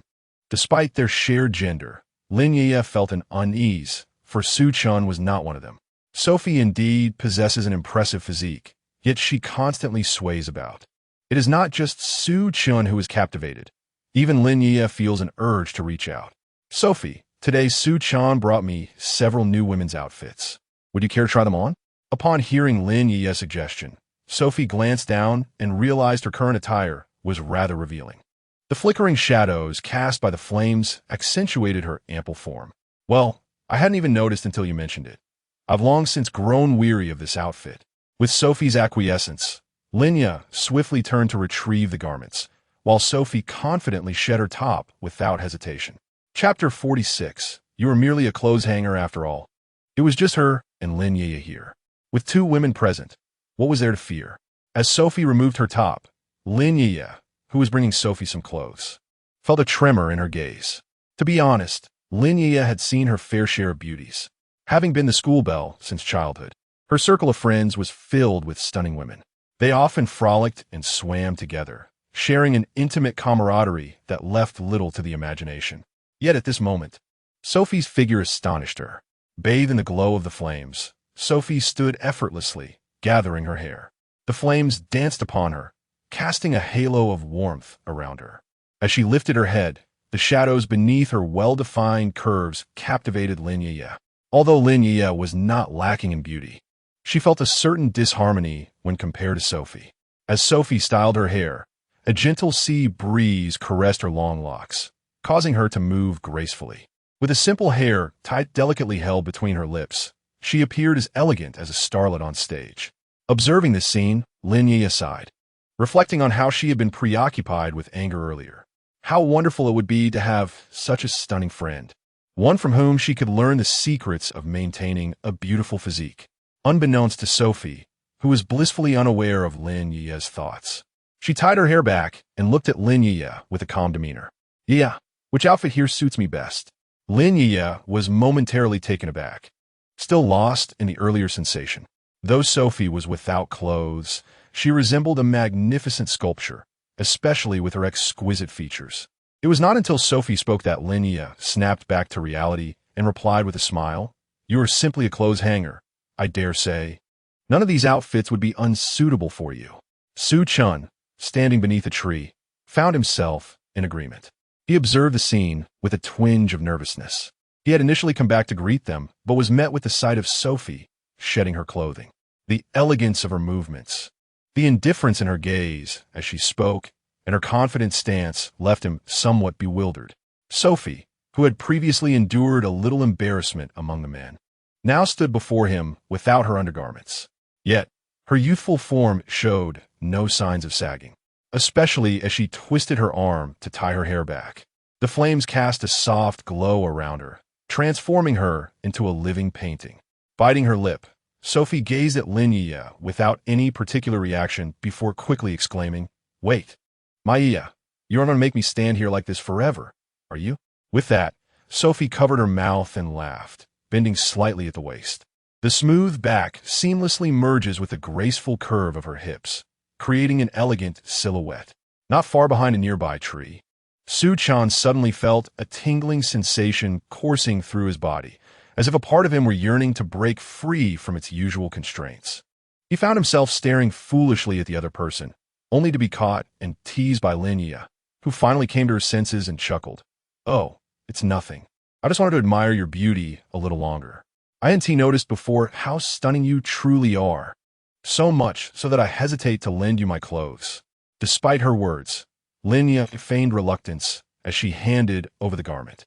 "Do you have an F-cup?" Sophie asked instinctively while flipping through the clothes in her hands. Lin Yueyue, suddenly feeling playful, retorted, "Well, I wouldn't know.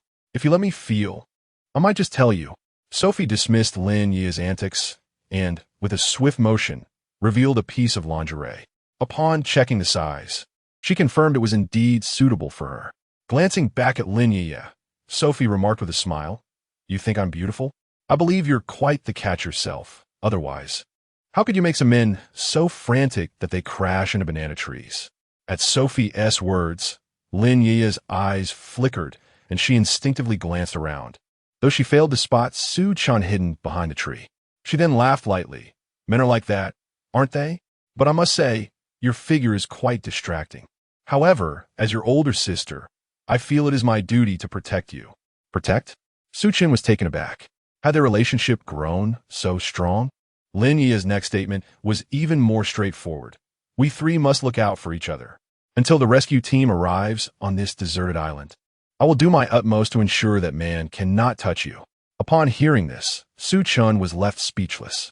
Goodness, had Lin Yueyue really begun to target him? What did she mean by not letting that man touch her? What was Lin Yueye's true stance? When had he even considered such things? In the next moment, upon hearing Lin Yueye's vow, a smile blossomed on Sophie's face. "Sister Yueyue? Really? You truly want to protect me? From now on, we are sisters." "Of course," Lin Yueyue replied decisively. Chen, hidden behind a tree, felt utterly paralyzed. He had stepped out for a brief moment, only to return and find himself sold out. Sophie, exhilarated by Lin Yueye's promise, beamed. "All right, sister, once I'm dressed, I'll definitely give you a kiss." With those words, Sophie seemed to relax entirely. She shook out the clothes in her hands, first pulling out the lingerie. Without hesitation, she turned her arm, slipped it off her chest, and swiftly donned it.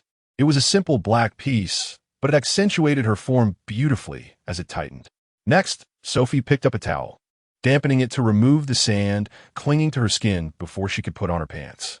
After donning a new outfit, Sophie indeed kept her promise and naturally approached Lin Yueyue.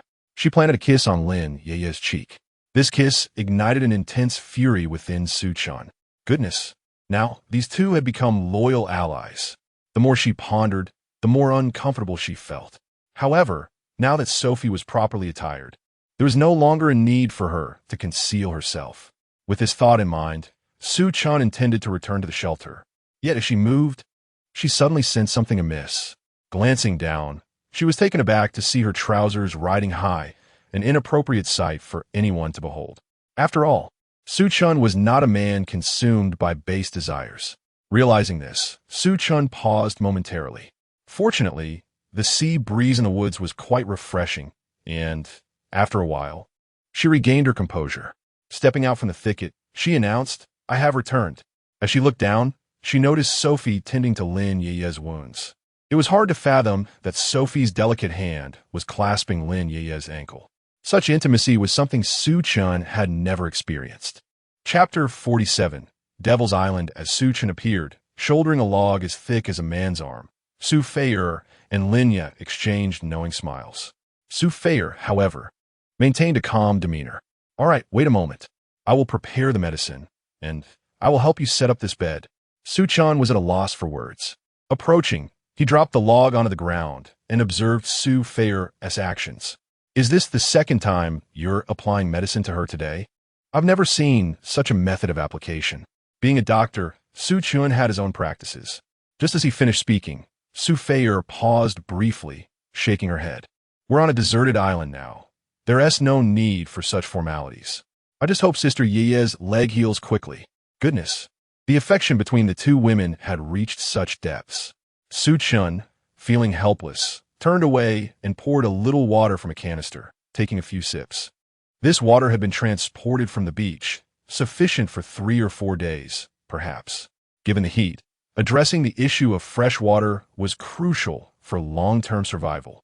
Originally, Su Chen intended to address this matter upon his return, but watching Su Feier tending to Lin Yueyue momentarily distracted him, and he found himself silent. It was not until Lin Yueyue noticed Su Chen's presence that she asked, "Su Chen, do you have something to say?" Su Chen came back to reality. "Yes, our living arrangements are settled, and the location is quite favorable. However, we have no idea when rescue will arrive. We need a plan for the long term." Raising the canister of water, he added, "Our water supply is dwindling." At this point, Su Feier had finished applying the medicine to Lin Yueyue. After sealing the concoction of medicine and water that Su Chen had prepared, she spoke up. "We've overlooked something important. We need to establish a long-term rescue signal. This would facilitate external rescue efforts." As soon as Su Feier finished speaking, Lin Yueye's expression shifted as she turned to Su Chen. "That's right, Su Chen. I hadn't thought of it until Su Feier mentioned it. Why didn't we design a long-term rescue signal on our journey? Perhaps smoke signals or arranging stone piles." Listening to the two women's suggestions, Su Chen's expression remained largely unchanged. "What you both suggested, I had considered from the very beginning." He then looked at Lin Yueyue. "At the previous shelter, I intended to design such a signal the following day. But that night, you know what we encountered." Upon hearing this, Lin Yueyue fell silent, having grasped Su Chen's implication. However, Su Feier was still in the dark. She glanced between Su Chen and Lin Yueyue, puzzled. "What's going on? Is there something more important than sending out a distress signal?" Su Chen shook his head. "Su Feier, you may not fully understand. This island gives me an unsettling feeling.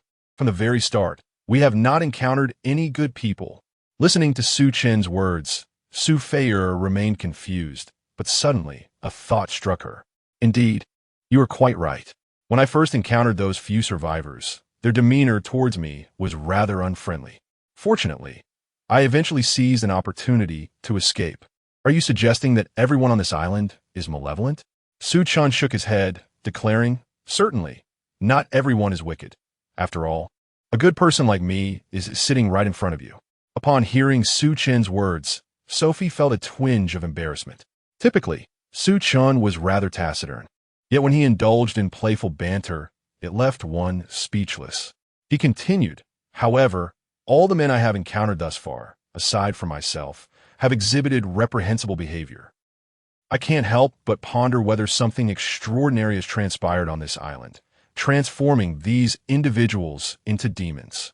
It was perhaps best that Su Chen had not uttered such thoughts. The moment the words left his lips, Sophie instinctively glanced at Lin Yueyue, who too displayed a flicker of terror upon her face. Indeed, if these individuals had once been virtuous but had succumbed to malevolence for some unknown reason, could it not suggest that the Su Chen before them might also one day undergo a change of heart and become a villain? If that were to occur, would that not exacerbate the dire situation? However, Su Chen was evidently oblivious to the women's concerns and continued, "The reason I have refrained from establishing any distress signals is my fear that revealing our location may not attract a rescue team, but rather those very demons among the survivors." "Yes, precisely. Without a thorough understanding of our surroundings, I concur with your assessment. We must refrain from creating conspicuous markers that would disclose our whereabouts to others." Lin Yueyue interjected hurriedly. Sophie remained silent, Yet her expression clearly indicated her implicit agreement. Given the uncertain nature of the surrounding survivors, they dared not take risks. Yet, Lin Yueyue pressed, shouldn't we find a way to proactively reach out to the outside world? She believed it unwise to forego external communication simply due to this concern. What if a rescue team arrived at the island, interacted with scattered survivors, and inadvertently overlooked them? That would be a regrettable loss. Listening to Lin Yueye's inquiries, Chen nodded in affirmation. Of course, we must attempt to establish contact with the outside world. However, we presently lack the means.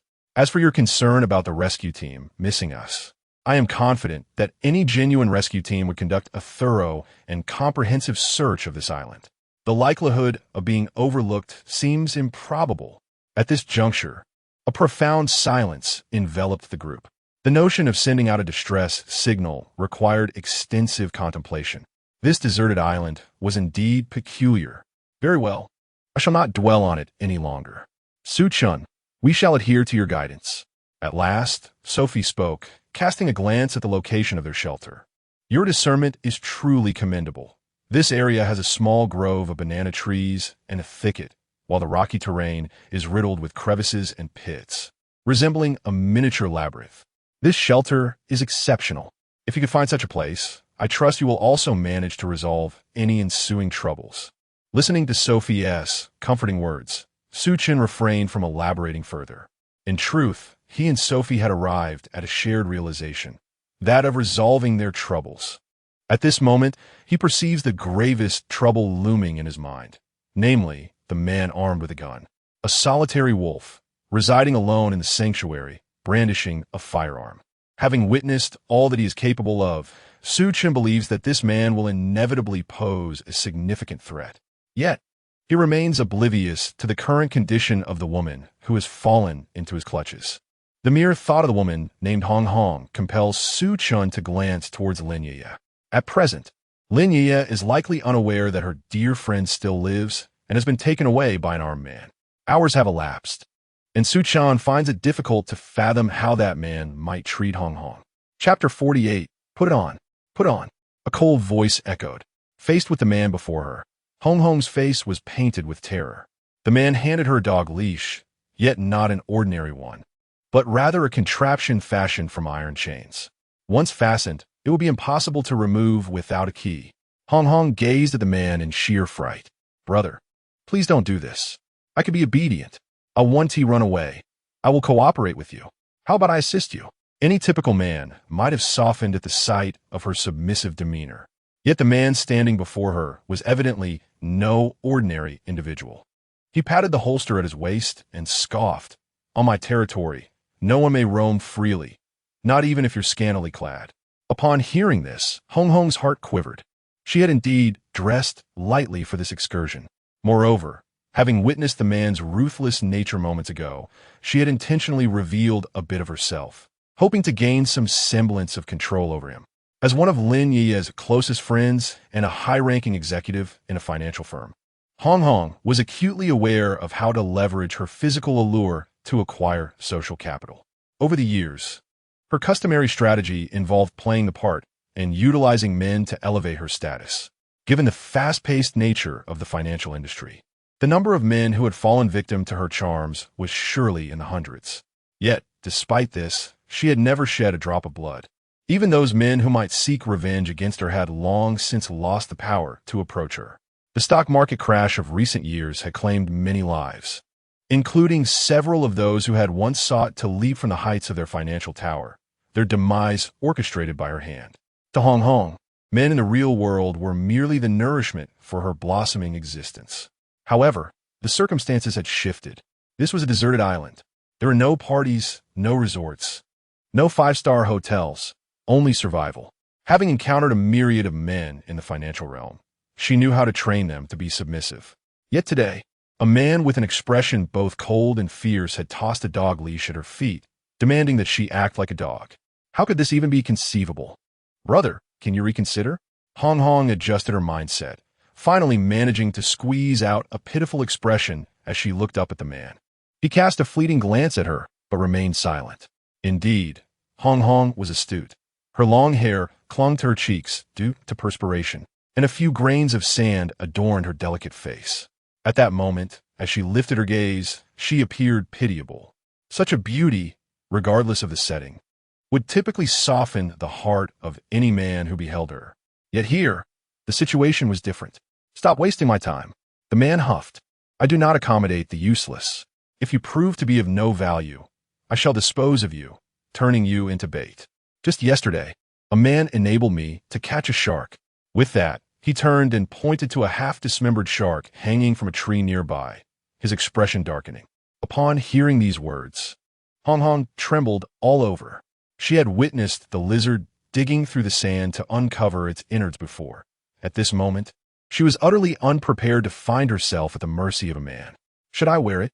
The man seemed to have lost his last shred of patience and began to rummage through his gun holster. His brow furrowed, as if he realized the futility of wasting ammunition. He turned towards a nearby tree. A short knife was embedded within its bark. Using a blade was evidently more appropriate than a bullet. Fear gripped Hong Hong. Despite her intellect, she could conjure no suitable escape in this dire situation. "I'll wear it. I'll wear it. Brother, I'll wear it," she answered in quick succession. No longer daring to waste time, she hastened to loop the largest iron chain around her neck, while her other hands slipped into the slender leather loops of the two smaller chains. The man's approach to retrieve the knife finally halted. He glanced back at the now obedient Hong Hong, a smirk curling at the corners of his mouth, revealing a wildness typical of men. Hong Hong's figure was already alluring, and in an effort to captivate the man before her, she had deliberately torn her attire to a degree she deemed sufficiently provocative to entice any man. Now, as she lay on the ground, her features exuded a beguiling charm, her face adorned with a playful pout. She had cast aside her pride, attempting to awaken the primal protective instinct within him. Having studied psychology, Hong Hong was well aware that a curvaceous figure held significant primal allure for men. Yet in this moment, she found herself doubting the efficacy of her learned knowledge. The man coldly observed her donning the collar and cuffs, displaying a disconcerting lack of interest. She distinctly noted the movement of his Adam's apple, yet it seemed to be suppressed by some force of will. Truth be told, having reached this level of seduction, the man's indifference was utterly unexpected for her. The techniques she had mastered throughout her life to subdue men appeared to be entirely ineffective here. It was noteworthy that even when she donned formal attire, she could charm a man into submission in far less time than this. Now, having exerted nearly half of her efforts, the man remained completely unmoved. Her gaze instinctively brushed over a certain part of him, and her expression darkened. Could it be that this man was utterly inept? Though such thoughts crossed her mind, she dared not take chances. She complied with his commands and secured the chains upon herself, one around her neck, two around her wrists. The man observed this spectacle with evident satisfaction, squatting down to fasten the collar securely in place before locking the wrist cuffs. With a cold smile, he addressed Hong Hong. "Good dog. Remember to guard the door, all right? Don't let any unruly elements intrude." Upon hearing his words, Hong Hong was momentarily taken aback, yet the man paid no heed to her expression. He turned away, tethering the iron chains to the roots of a nearby tree. Immediately, he stepped aside, gathered a large bundle of palm fronds, and tossed them before Hong Hong. "Arrange these properly. They will serve as roofing and bedding layers. Do you understand? This is your task. I'm off to fish." Faced with the towering palm leaves, which were nearly half her height, Hong Hong felt utterly overwhelmed. Since her birth, she had never engaged in any form of manual labor. How could she possibly accomplish such a task now? As she looked down, she noticed her meticulously done nails, though much of the polish had already chipped away. Yet, how could such delicate hands, so tender and soft, manage such arduous work? While she was lost in thought, the man seemed to recognize her predicament. He squatted down without a word, seized her hand, and scrutinized it. Her fingers as slender as green onions, her well-cared-for skin, and the nail art adorned with rhinestones. Indeed, they were not hands suited for labor. If these hands were inadequate for the task, perhaps it was best to remove those bothersome nails. Chapter 49. The remarkable man on the other side. Chen had already transported all the banana leaves and palm fronds to the vicinity of the fire. With deft hands, Su Feier skillfully intertwined these materials.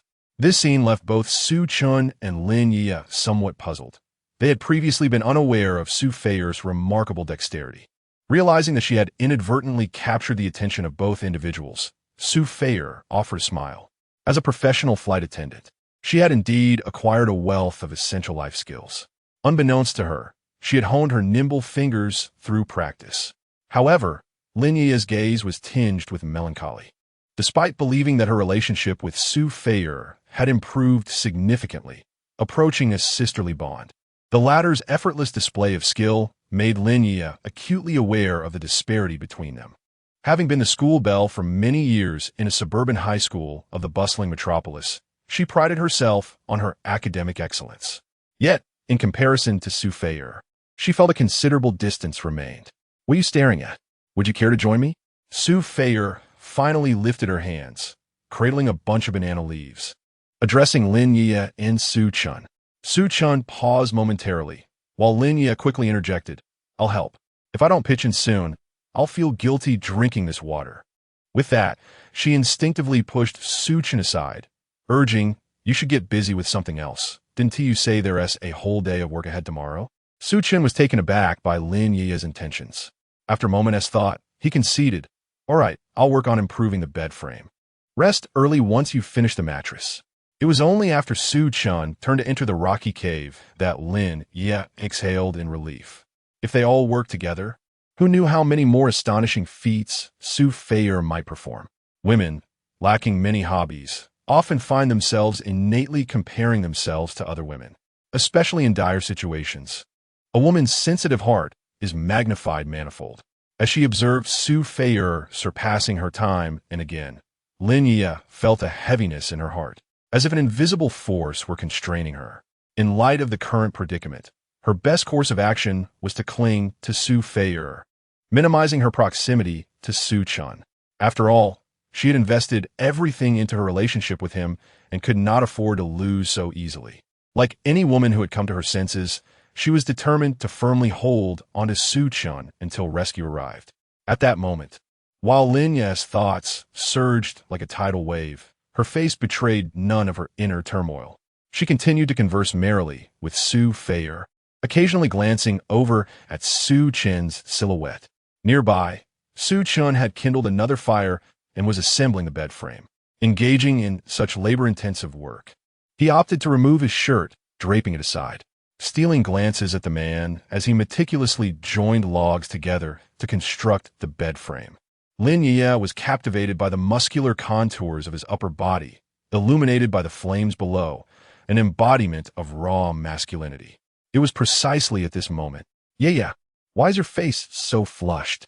Sophie's voice jolted Lin Yueyue from her reverie. Turning back, she feigned a jest. "Do you think the bed he built will be comfortable? I hope you don't end up sleeping on it and find it too hard to rest." However, Sophie seemed not to find the humor in it. Instead, she began to fold the layers of the banana leaf in her hands, declaring, "This can serve as a separating layer, a mattress of sorts. It's quite feasible." Su Chen really knows how to think on his feet. Suddenly, Lin Yueyue heard Sophie begin to praise Su Chen again, causing her heart to sink into despondency. She wanted to articulate something, but found herself tongue-tied.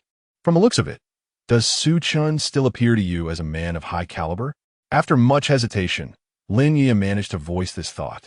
At last, Sophie picked up on a hint of jealousy in Lin Yueye's tone. She glanced at Su Chen, illuminated by the firelight, before turning back to Lin Yueyue. "If you consider Su Chen a man of high caliber, then how would you rate Ma Tengfei?" Lin Yueye's expression froze. Ma Tengfei? The name sounded somewhat familiar, yet Sophie's sudden mention of it left her bewildered. "Which Ma Tengfei are you referring to?" Seeing Lin Yueye's reaction, Sophie chuckled and said, "The very Ma Tengfei you are thinking of." Sophie's words stunned Lin Yueyue. Ma Tengfei? She had no connection to him whatsoever, yet she was acutely aware of who he was. The head of the largest e-commerce conglomerate in Modu, Ma Tengfei. In Modu, he was a household name, and even across the entire Blue Planet, nearly everyone in business recognized Ma Tengfei. And the Ma Tengfei that Sophie referred to? It was indeed that very individual. Could it be that Sophie had some connection with him? "Do you know Ma Tengfei?" Lin Yueyue asked directly. Indeed, to be candid after this cruise, I intended to confront Ma Tengfei. Confront him? What does that mean? The revelation startled Lin Yueyue immensely, although she considered herself quite self-assured. She felt that she could never intersect with someone like Ma Tengfei in her lifetime. Yet now, it appeared that Sophie knew him, and apparently, their relationship was not superficial. Confront him about what? Lin Yueyue instinctively inquired. Sophie smiled nonchalantly, casting a glance at the busy Su Chen next door. Before continuing, it's quite similar to what you might imagine. Lin Yueyue was taken aback. She could envision Sophie being involved with any man, but she never anticipated that this man would be Ma Tengfei.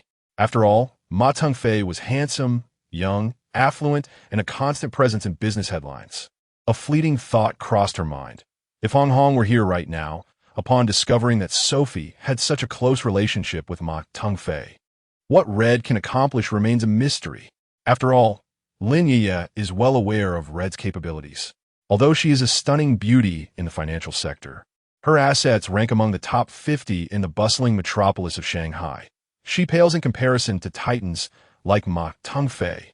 If Red were to meet Ma Tengfei through Sophie, given her skills and resourcefulness, Sophie would likely find herself facing a formidable adversary. Yet perhaps all of this is merely a fanciful thought. It is uncertain whether Red is still alive. The mere thought of donning the clothes from Red's suitcase fills Lin Yueyue with sorrow for her dear friend. Had it not been for those devoted admirers providing her with cruise tickets, she would not have insisted on her friend accompanying her on this trip. And now, she finds herself alive, while Red and Yueyue remain lost to the unknown. Just as she was enveloped in melancholy, Sophie suddenly whispered, "Hey, Lin Yueyue, I must say, your taste is quite discerning." Lin Yueyue, perplexed, turned to Sophie, who was smiling as she pointed at Su Chen, who was busily working nearby. In a hushed tone, Sophie remarked, "That guy, when he's working, looks rather robust." Lin Yueyue paused, turning her head to see Su Chen by the firelight, his expression stern, his muscular physique exuding an aura of restraint. Chapter 50. I am currently quite angered, by the way. Yeah, you haven't answered my earlier question. In your opinion, given all the information you possess, how would you rate Ma Tengfei? Observing Lin Yueyue lost in thought while gazing at Su Chen, Su Feier inquired softly. I find it difficult to express a judgment. My knowledge of Ma Tengfei is solely derived from media portrayals. How could I assign him a score without deeper understanding? Lin Yueyue responded candidly, with no fault in her reasoning. Indeed, how could one score someone they do not truly know? Upon hearing this, Su Feier felt a tinge of disappointment. Then, based on the information you have gathered from public media, why not give him a score? Lin Yueyue, not one to be easily fooled, noticed Su Feier's expression, which suggested a significant connection to Ma Tengfei. Su Feier's behavior, seemingly aimed at prompting Lin Yueyue to rate Ma Tengfei, was, in truth, a quest to ascertain how her beloved fared in the eyes of a stranger. Only those lacking emotional intelligence would assign a low score to Ma Tengfei. As Su Feier persisted with her inquiry, Lin Yueyue softly remarked, "I believe, given his immense wealth, he deserves a score of 90. Su Feier chuckled at this response, clearly pleased with the answer, and continued, "Your score is quite similar to mine. Very well. If Ma Tengfei is rated at 90, then I would assign Su Chen a score of 70. Lin Yueyue paused, taken aback. "This is it? You give him 70? What are your thoughts on that?" A sense of security. Su Feier replied nonchalantly. Upon hearing those 3 words, Lin Yueyue's expression shifted slightly.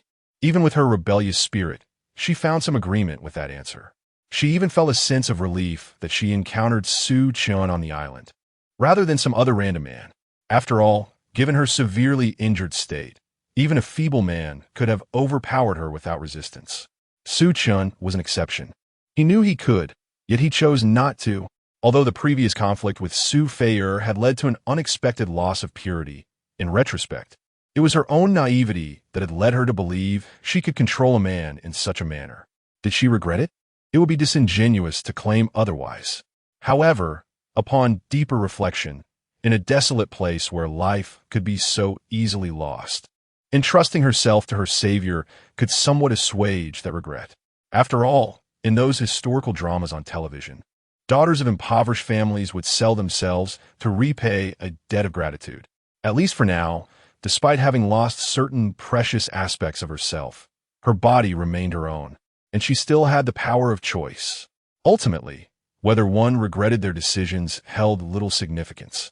Once the rescue team arrived and she departed from this island, she would take the time to contemplate her future with Chen. For the moment, this would suffice. Meanwhile, crack. A vine struck down with ferocity. Anyone witnessing this scene would be left utterly astonished. A long stripe of blood was drawn across the smooth back of a woman by the whip-like vine. What a cruel method.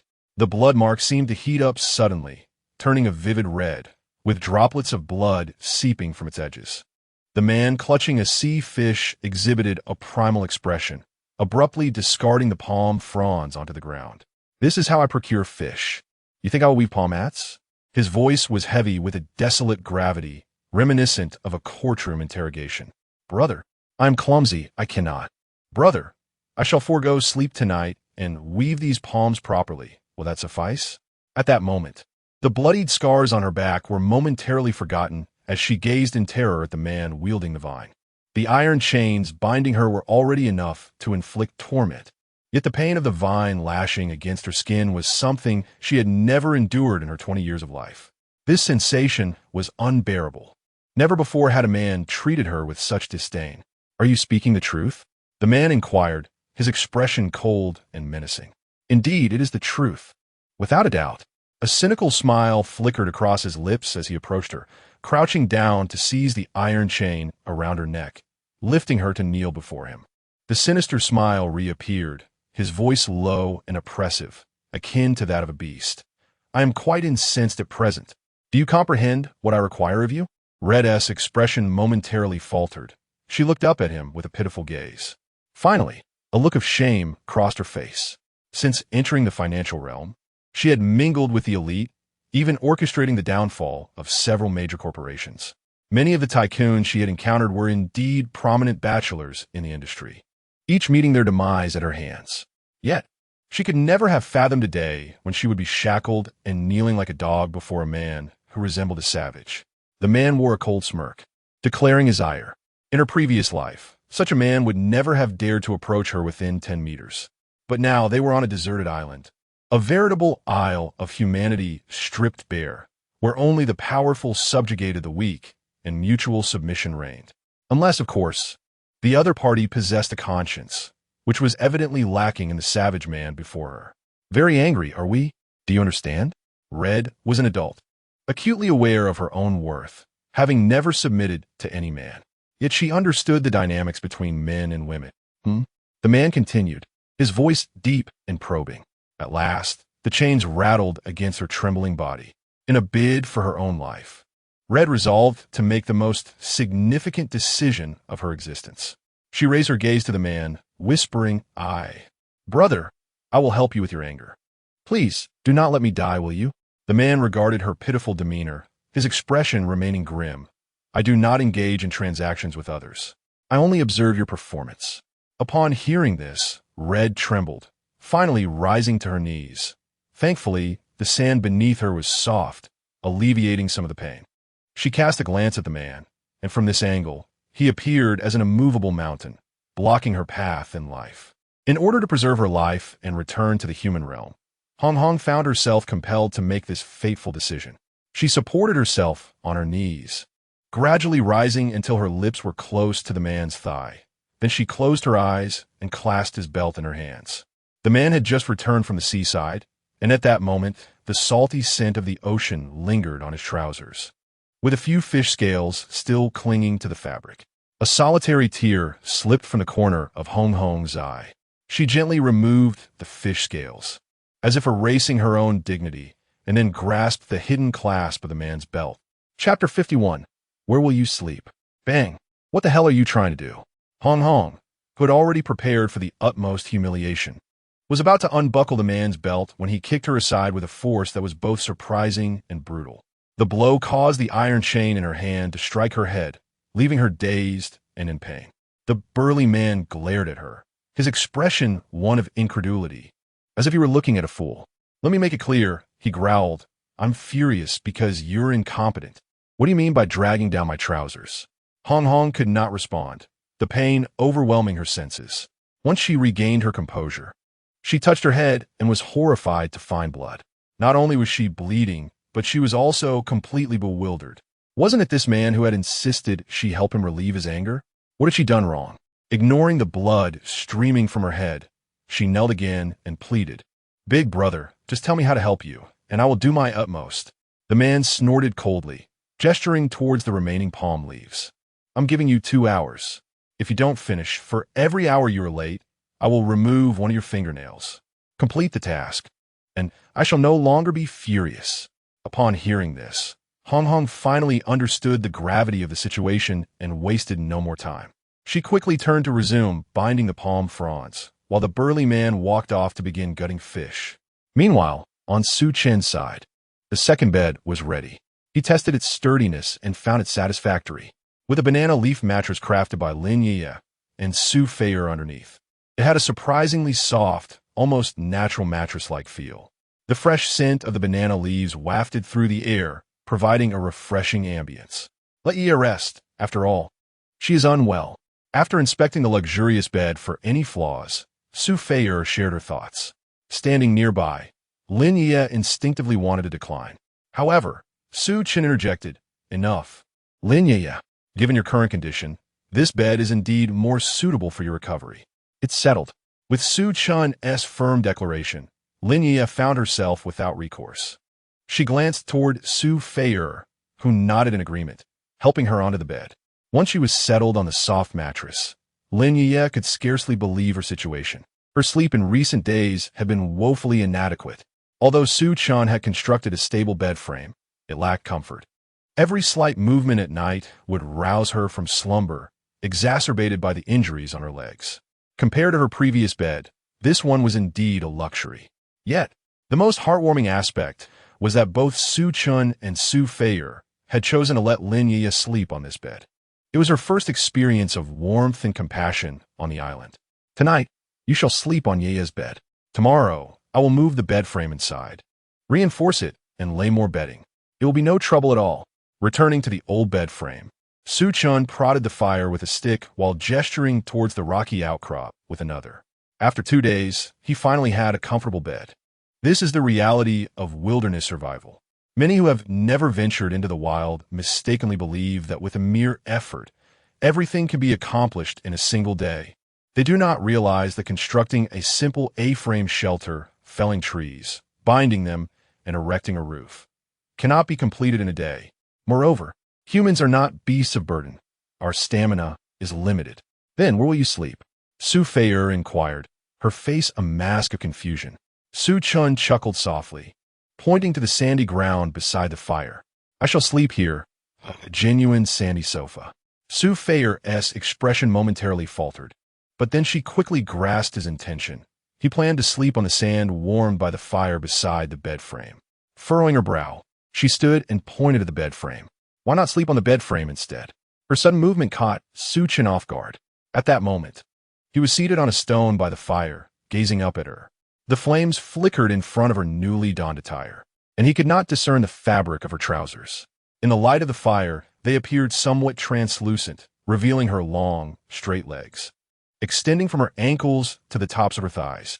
Suddenly, he caught a glimpse of vague, rough textures and felt a lump in his throat, instinctively swallowing hard and averting his gaze. It seemed she was not wearing, as his eyes shifted to Su Feier's upper body. The lump in his throat tightened further. Her graceful figure and fair skin remained untouched by the yellow glow of the flames, rendering everything in view. At that moment, a hint of fatigue graced Su Feier's face, clearly indicating that she too had endured a tiring day. Ahem, it's quite all right. I find a sandy ground comfortable enough. With the fire nearby, you need to worry about me. You should rest early. Tomorrow will be busy. Su Chen instinctively turned his body away from her. After all, Su Feier was indeed Su Feier.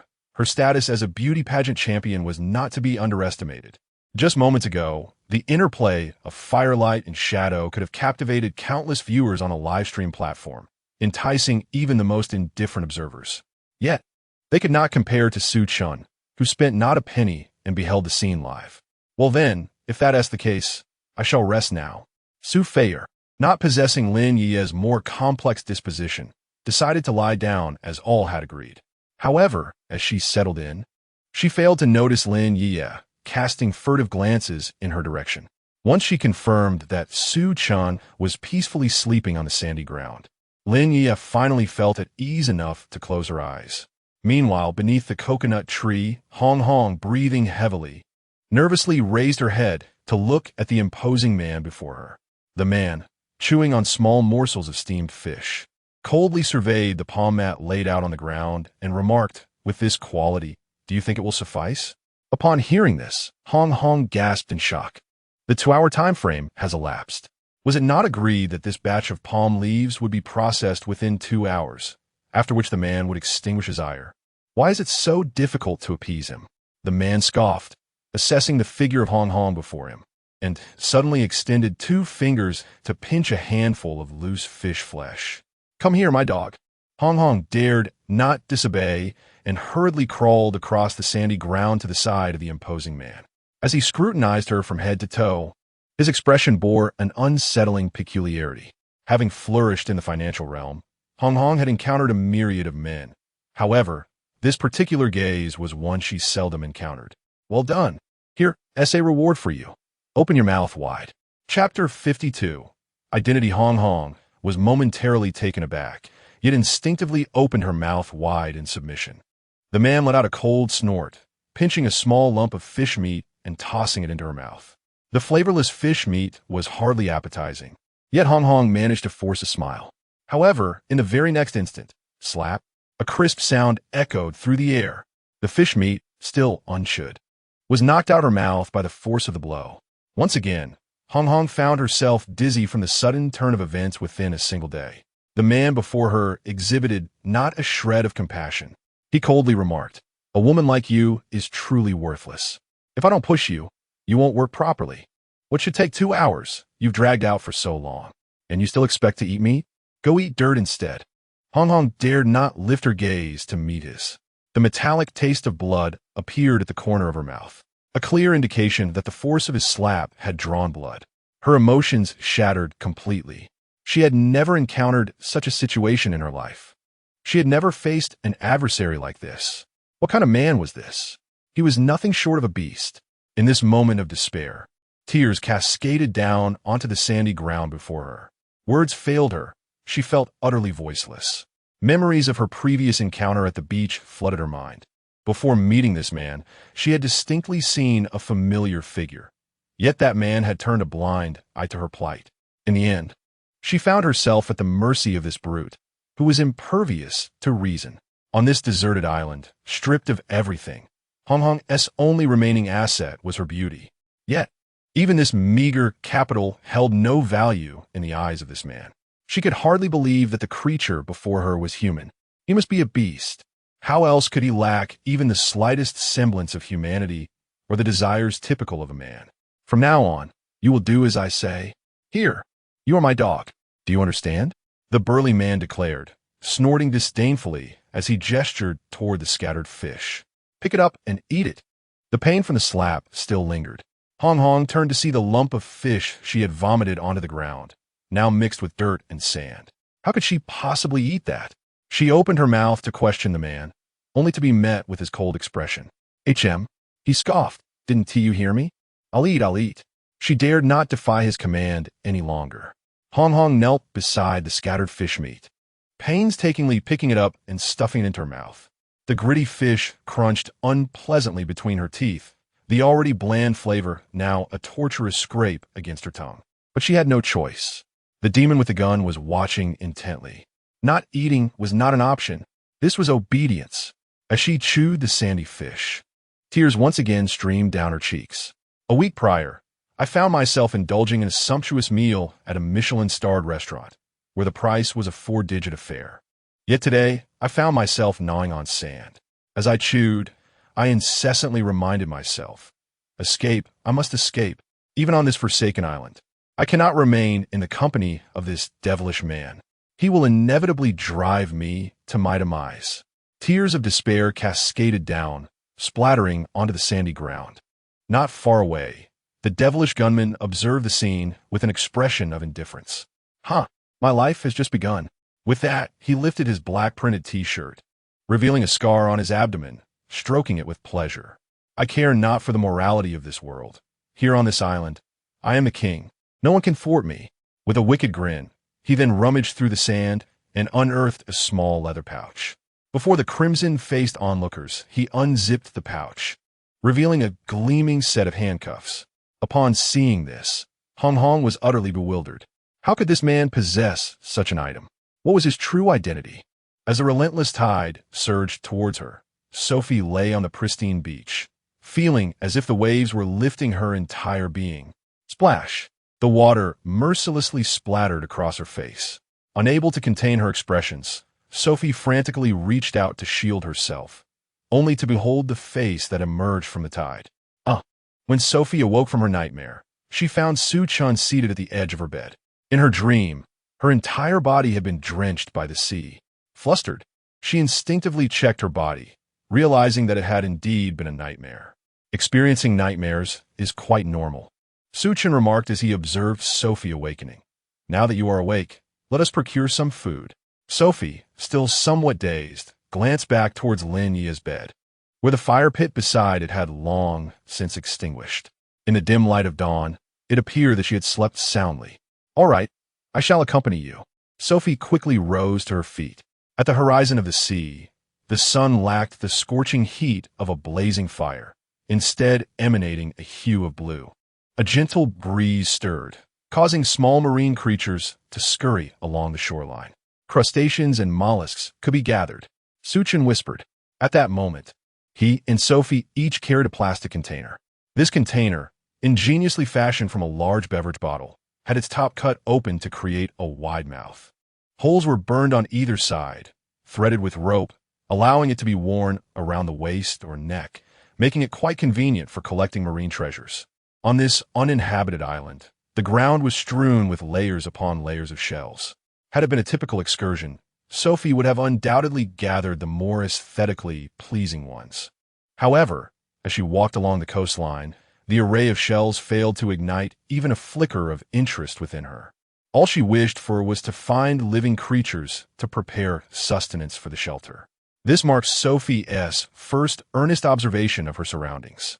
Behind her lies a quaint grove nestled within a small bay, where several rocky hills extend inward, sheltering a hidden refuge. The diversity of tree species in the grove is quite remarkable, though Sophie possesses little knowledge of them. The most prominent are the banana and coconut trees. Yet Su Chen mentioned that deeper within the woods, one can also find numerous palm trees. Sophie has never ventured there, given the unpredictable circumstances on the island. She does not dare to explore alone. After all, she had escaped from the depths of this very area. Although those who had tormented her have paid their dues, there are likely still a few of them alive, considering their numbers at the time. Intriguingly, Sophie seems to have yet to encounter any of these individuals. Have her companions perished? Yet they have not sought her out? Sophie smiles wryly. It appears that most people live solely for themselves. This island is fraught with peril. Who knows if one can return once they venture out? Chapter 53. Secrets among women in the afternoon. The two of us set out to relocate supplies. Are you all right with this? Sophie mused, when she heard Su Chen's voice behind her. I'm fine, though I lack strength. I suppose I shall primarily focus on transferring food and medicine. Su Chen nodded in agreement. Sophie was quite astute, recognizing the significance of survival in the wilderness. Food and medicine are both lightweight, yet essential commodities. While fresh water is undoubtedly crucial, it is also exceedingly heavy. Although it is a necessity, for the sake of long-term sustainability, one must devise a method for extracting fresh water independently. Otherwise, transporting fresh water could prove utterly exhausting. The two confirmed their tasks for the afternoon and began discussing the safety measures for the shelter with Lin Yueyue. After several rounds of deliberation, they ultimately reached a consensus. Setting traps would be time-consuming and labor-intensive, so it was best to forego that for now.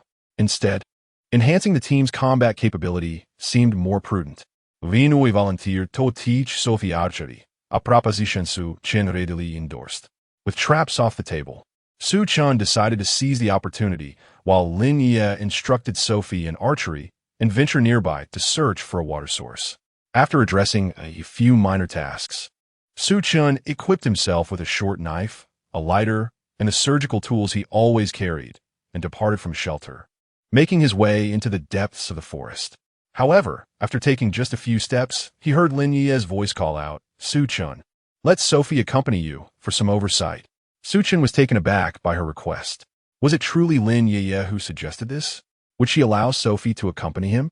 It appeared that Sophie had already conferred with Lin Yueyue, as she approached confidently, stating, "You're under too much pressure right now. I'll accompany you so we can observe our surroundings together. You shouldn't shoulder everything alone." Hearing Sophie's words, Su Chen nodded in agreement. The two proceeded, one after the other, into the woods behind the rocky area of the shelter. From there, they could venture deeper into the mountainous island terrain. After approximately half an hour of walking, they arrived at a high ground. "Do you recognize this place?" Sophie surveyed the area, shaking her head. "To be honest, when I escaped that day, I felt like a headless fly, not really knowing where to run. I just fled further away." Su Chen nodded, refraining from pressing her further. From this elevated vantage point, the mountains extended in three directions. To ascertain their surroundings, they had three high points from which to observe the topography. Su Chen offered Sophie the choice of which direction to pursue. After some contemplation, she pointed toward the southwest path. Without further ado, they continued onward, their eyes scanning the environment in hopes of discovering a water source. However, the reality was that while there were a few puddles, they were filled with decaying leaves and roots, and one even contained a dead rat. They found virtually no sign of a viable, sustained freshwater resource. If a source of fresh water cannot be found within a half-hour's journey, we must consider alternative solutions. Listening to Su Chen's words, Su Feier nodded. The current situation indeed warranted such a conclusion. If the water resources were too distant, the energy expended in travel would far exceed any benefits gained from a supply, making it an impractical endeavor. Our exploration of further distances primarily aims to observe the surrounding environment. Should we discover a more suitable shelter, relocation may be in order. Su Feier nodded in agreement. After an additional 40 minutes of travel, the two finally emerged from the dense forest along a rugged path leading to a cliff in the southwest direction. Here, they could survey the entire southwestern region of the island. Below the cliff lay the crumbling coastal precipice, and the path beneath their feet, scarcely worthy of the name, had reached its terminus. Standing beside Su Chen, Su Feier peered down the sheer cliff. The waves crashed against the rocky face, sending up plumes of spray. If this were not a deserted island, the scenery would indeed possess a certain charm, Su Feier remarked softly. "Su Feier, I am intrigued. How did you and Lin Yueyue, who once regarded each other with hostility, suddenly reconcile?" Su Chen posed a question he had long contemplated. Upon hearing this unexpected inquiry, a sly expression crossed Su Feier's face. She smiled slightly at Su Chen. "I never imagined, dear brother Su Chen, that you, a man of action, would also harbor curiosity about the thoughts of women. I am indeed a man of action, but that does not imply I am oblivious to the changes between you. I am a man, not a fool." Su Chen responded. Su Feier smiled at his words, her gaze thoughtful as she regarded him. "Do you truly wish to know?" "Yes, I genuinely wish to understand." For the shift in your relationship was rather sudden. Su Feier discerned Su Chen's curiosity. With a playful flutter of her large eyes, she continued, "I can only reveal that Lin Yueyue and I exchanged secrets, and our transformation is not detrimental to you. However, I have sworn not to disclose the specifics. Surely you will permit a woman her little secrets?" Su Feier looked at Su Chen expectantly. With a hint of exasperation, Su Chen replied, "Your words are as good as nothing. What secrets could possibly be beyond my comprehension?" Noticing Su Chen's displeasure, Su Feier quickly added, "Very well, Su Chen. I shall make a vow to you as well. The secret shared between Yueyue and I pose absolutely no harm to you. Should they ever prove detrimental, may I be struck by lightning." Su Chen sighed. "How amusing. It seems you take great pleasure in making vows. Isn't it obvious? When it comes to keeping secrets, I am a queen among women." Seeing that she had not divulged any information, Su Chen lost interest in pursuing the matter further. Nevertheless, Su Feier seemed to grasp his sentiments, assuring him that their affairs posed no threat to him. As long as there was no harm, that was sufficient. Su Chen's greatest concern at present is the stability of the small team consisting of 2 women and 1 man. The current situation on the deserted island remains uncertain, and the arrival of the rescue team is still a mystery. The potential encounters with various individuals and unforeseen events render everything possible. Prior to these developments, the entire small team must ensure that they possess sufficient combat capability. As Su Chen pondered these matters, a voice gently reached him from behind. By the way, Su Chen, regarding the supply location we are to visit this afternoon, is there still an abundance of resources? How long will they last? Chapter 54. The search of the cruise ship Sophie's inquiry struck a crucial point. When Su Chen had awakened earlier, he realized that the beach was not the initial site of the cruise ship incident. The supplies he had gathered were scavenged from a heap of corpses, painstakingly sorted and hidden away, awaiting a later transfer.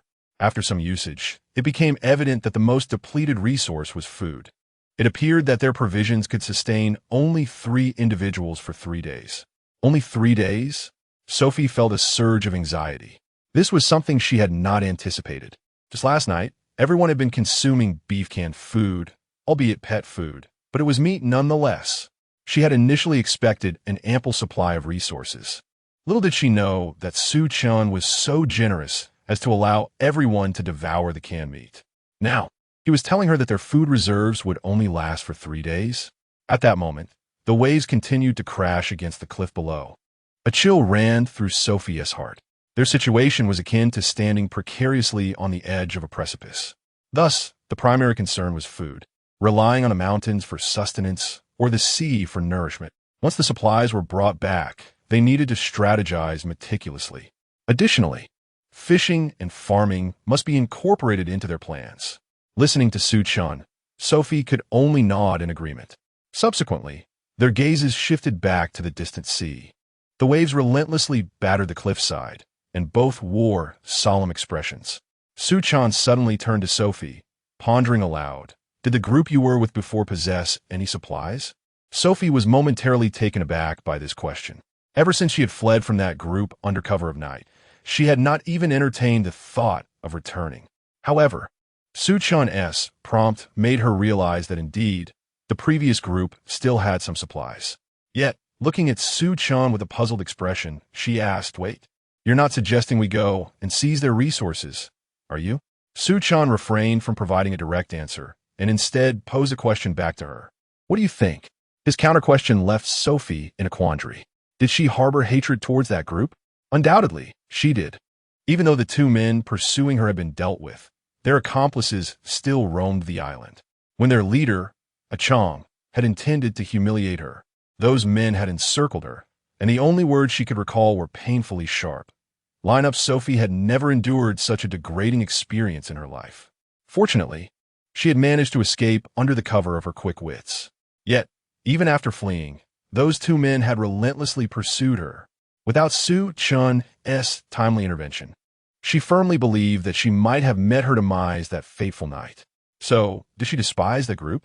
Certainly. However, the notion of seizing their supplies? This was a deserted island.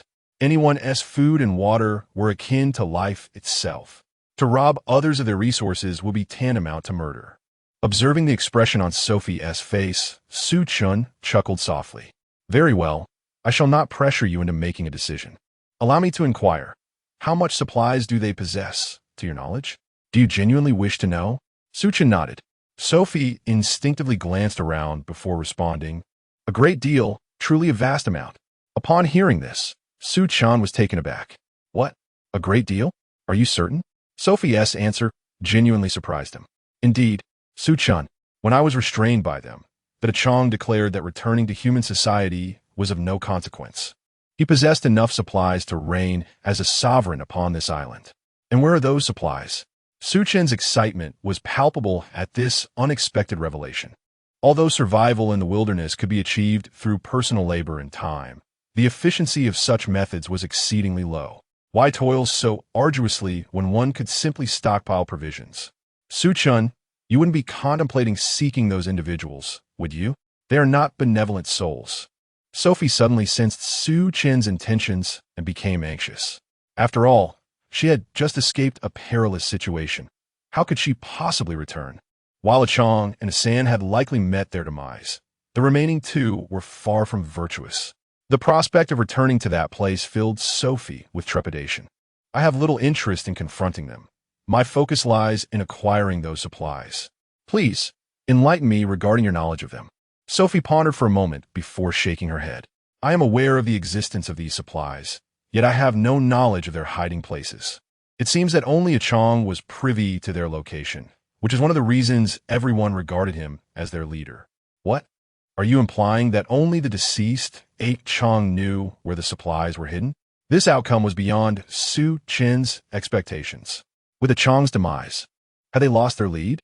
Sophie inquired, but Su Chen merely contemplated for a moment before stating, regardless, the supplies remain on this island, and it is evident they are in proximity to your former shelter. If we devise a strategy, we should be able to locate them. Su Chen, have you always been this confident? Sophie could not help but ask upon hearing his response. With a hint of resignation, Su Chen replied, You must understand. We are presently faced with a dire situation on this deserted island. Lacking confidence would sap our strength before we even commence our endeavors. Thus, confidence is a fundamental element for our survival. Sophie gazed at Su Chen, inexplicably feeling a flush of warmth on her cheeks. Meanwhile, Su Chen remained oblivious to her expression.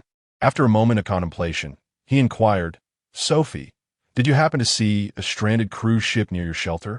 A stranded cruise ship? I did not see one. When we awoke, that stretch of beach was nearly devoid of anything but debris and marine life. This revelation was perplexing. Earlier, at our original coconut tree shelter, one of the individuals we encountered wielded a piece of angle iron, which seemed to have originated from the stranded cruise ship. Upon hearing Su Chen's words, Su Feier's eyes sparkled with intrigue.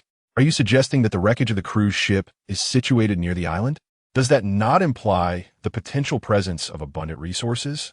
Su Chen nodded affirmatively. Indeed, the wreckage lies in close proximity to the island. My intention in bringing you out for this excursion is to ascertain whether we can locate the remnants of the cruise ship, which would provide us with yet another reservoir of resources. Upon hearing this, Su Feier could only express her resignation. At that time, I was bound by their constraints. My freedom was curtailed, making it impossible for me to explore the surroundings. Thus, I am unaware of the shipwreck you mentioned. Just as Su Feier finished speaking, a sudden movement caught her attention. On the sheer cliff face at a 45-degree angle opposite them, shadows of trees swayed, startling several birds into flight. Chapter 55 Control, be cautious. Something is approaching. We must conceal ourselves. Su Chen reacted swiftly, pulling Su Fei along as he retreated down a sloping path. He chose not to hide within the thicket, as that would surely disturb the birds and alert their pursuers. The two took refuge behind a large boulder, peering through the gaps in the bushes. Su Chen caught sight of a cliff across from them, where what appeared to be fellow survivors struggled to ascend, burdened with an unknown object. Brother Hu, must we truly discard this? The sound of a small tree being violently kicked echoed through the air, followed by a voice that questioned, if not to discard. What do you intend to do with it? Eat it. Human flesh is foul. The previous speaker fell silent, and soon after, the foliage across the way began to tremble ominously. A body, contorted and lifeless, plummeted from the cliff. Had the angle been different, Su Chen and Su Fei would have witnessed the entire descent, but alas, they could not. The conversation between the two figures continued. Brother, must we truly take a life? Those individuals do not seem like authorities. At the mention of authorities, Su Chen's brow furrowed as he turned to Su Fei, who mirrored his bewilderment. Is there a label on their faces declaring them as such? We must exercise extreme caution. These individuals are shrouded in mystery. They cannot be allowed to survive. Did they not claim to have drifted here from a cruise ship? To hell with it. You believe every word spoken? I could claim to be your great-grandmother. Would you kneel and pay me homage? Finally, the opposing voices fell silent. Let us return quickly. We have much to attend to. With that, the underbrush near the cliff began to sway, as the two departed. Even after confirming their departure, Su Chen remained silent, signaling for Su Fei to proceed cautiously. They retraced their steps, moving backward until they had covered several hundred meters. It was only then that Su Chen paused, and Su Fei promptly voiced his thoughts. Su Chen, I suddenly have a foreboding feeling. Speak. Those two are not survivors from shipwreck. They seem to be criminals. Su Chen digardit Su Fei thoughtfully annadith. I share your sentiment. The situation appears to have grown more intricate. Previously, I wondered why another person on this island possessed a firearm. Now, my suspicions are confirmed. The survivors here are not limited to those from our cruise. After a moment, Su Chen pondered aloud. Su Fei, tell me, were the individuals who captured you passengers from the cruise? Su Fei frowned, racking her memory, but ultimately shook her head. I cannot recall clearly. They claimed to have arrived here from the ship, and I instinctively assumed they were from the cruise. However, now that they are deceased, we have no means of discerning whether they were indeed from our vessel. What about the two individuals we just observed? There are indeed two. Yet, given the perilous situation on this island, who can ascertain whether they are alive or deceased? Listening to Sophie's explanation, Su Chen nodded. The current predicament was entirely unforeseen. If the survivors on the island have a complex origin, could it be that there exists an inherent power structure here? These cruise ship survivors initially only needed to contend with harsh weather. However, with these factions in existence, the survivors now must also confront these obscure forces. Furthermore, their adversaries are armed. Su Chen recalled the solitary man, resembling a lone wolf. What should he do? It seems that throughout this journey, he has failed to discover any trace of fresh water. If all else fails, he must resort to distilling water himself. Taking a deep breath, Su Chen remarked, however, we must conserve water for everyone moving forward. Sophie did not respond. After a long pause, she lifted her gaze to Su Chen and said, I will heed your counsel. What? Is there a murderer among us? Half an hour later, when Lin Yueyue heard Sophie's words, her expression turned to one of shock. Although she had grown accustomed to hearing extreme terms such as death and murder, the notion that someone had been thrown off a cliff after being killed filled her with dread. Su Chen initially intended to caution Sophie against speaking of such matters, fearing it would only amplify the terror. However, upon his return, Sophie had already spoken out. All Su Chen could do was sit helplessly to the side. What should we do, Su Chen? I used to think only a few wicked individuals would commit murder, but now there seems to be an entire team engaged in such acts. Goodness, who knows how many survivors have perished? Listening to Lin Yueye's concerns, Su Chen found it difficult to respond, as he had only heard fragmented information and remained unclear about the true nature of these factions. While he remained silent, Sophie turned to Su Chen and quietly inquired, Su Chen, do you believe that in this desolate island, human corpses are a resource? After contemplating for a moment, Su Chen nodded. That depends on how one chooses to regard these bodies. If we consider the utility of the corpses, they can serve as fertilizer or bait. In fact, they possess quite a number of uses. Additionally, I have read in certain travel magazines that some indigenous peoples would hang corpses to dry, solely to instill fear in outsiders. This place is indeed treacherous. Upon hearing Su Chen's explanation, Sophie nodded and then added, then, if we consider corpses to be resources, why do they so readily discard them? Doesn't that imply, from another perspective, that they have an abundance of resources and that there is little need for them to store or utilize the bodies? One could indeed argue that. I had not considered that point you raised. The notion Sophie presented tightened Su Chen's heart. As a team, striving for survival on a deserted island, particularly as Season 1, they should understand the importance of maximizing resource utilization. Any available resources should be preserved and not carelessly discarded. Yet these individuals simply cast aside the bodies. The notion of corpses as a resource has long since faded from their perception. The resources they possess should not necessitate the inclusion of corpses. Contemplating this, and recalling Sophie's mention of their former team, which also boasted an abundance of resources, though only a Chong was privy to their existence, an unsettling premonition suddenly gripped Su Chen. He pondered aloud, do you think there exists, on this island, A certain faction that wields supplies to manipulate some survivors for ulterior motives? Su Chen's words instantly captured the attention of Sophie and Lin Yueyue, particularly Lin Yueyue, who turned to Su Chen and whispered, "Su Chen, could it be that the two men we encountered that night were also under their control?" Su Chen fell into deep contemplation. It was difficult to articulate, yet anything was possible. Chapter 56. The woman in white. Enough of this conversation. At present, we must proceed at our own pace and diligently maintain our sanctuary. With that, Su Chen turned to the two women. We should construct this sanctuary as if it were a battlefield. A battlefield? Su Chen nodded, then addressed Su Feier. After we have lunch, we shall visit the supply base once more. This time, we must gather as many supplies as possible, given the current circumstances on the deserted island. Frequent excursions expose us to excessive risk. Once we procure the supplies, we should refrain from returning to that base. Otherwise, we risk exposure, especially since we have not yet fully grasped the situation on the island. Su Feier, how are you feeling? Su Chen inquired. Su Feier clenched her fist and raised it high. Rest assured, my strength may not be great, but it is sufficient. I will do my utmost to bring back medicines and food. Good. Your assurance brings me comfort. Let us prepare the meal. After uttering these words, Su Chen quickly began to prepare lunch.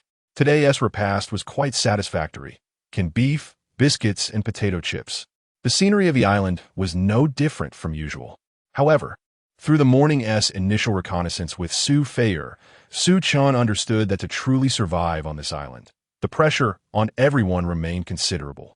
After a simple lunch, the three regained much of their strength. Lin Yueyue, still hindered by her leg injury, had to remain at the sanctuary. After relaying some instructions, Su Chen took Su Feier to the previous supply base. They moved along the edge of the beach and the forest, with Su Chen exercising greater caution this time, striving to avoid being exposed. The glaring sunlight illuminated the azure sea. Compared to the advertised attractions of the Maldives on television, this coastline possessed an undeniable allure. Yet, Su Chen had no inclination to revel in such beauty. He pressed forward, occasionally checking Su Feier's movements. Fortunately, Su Feier was quite energetic, her steps light and closely aligned with Su Chen's.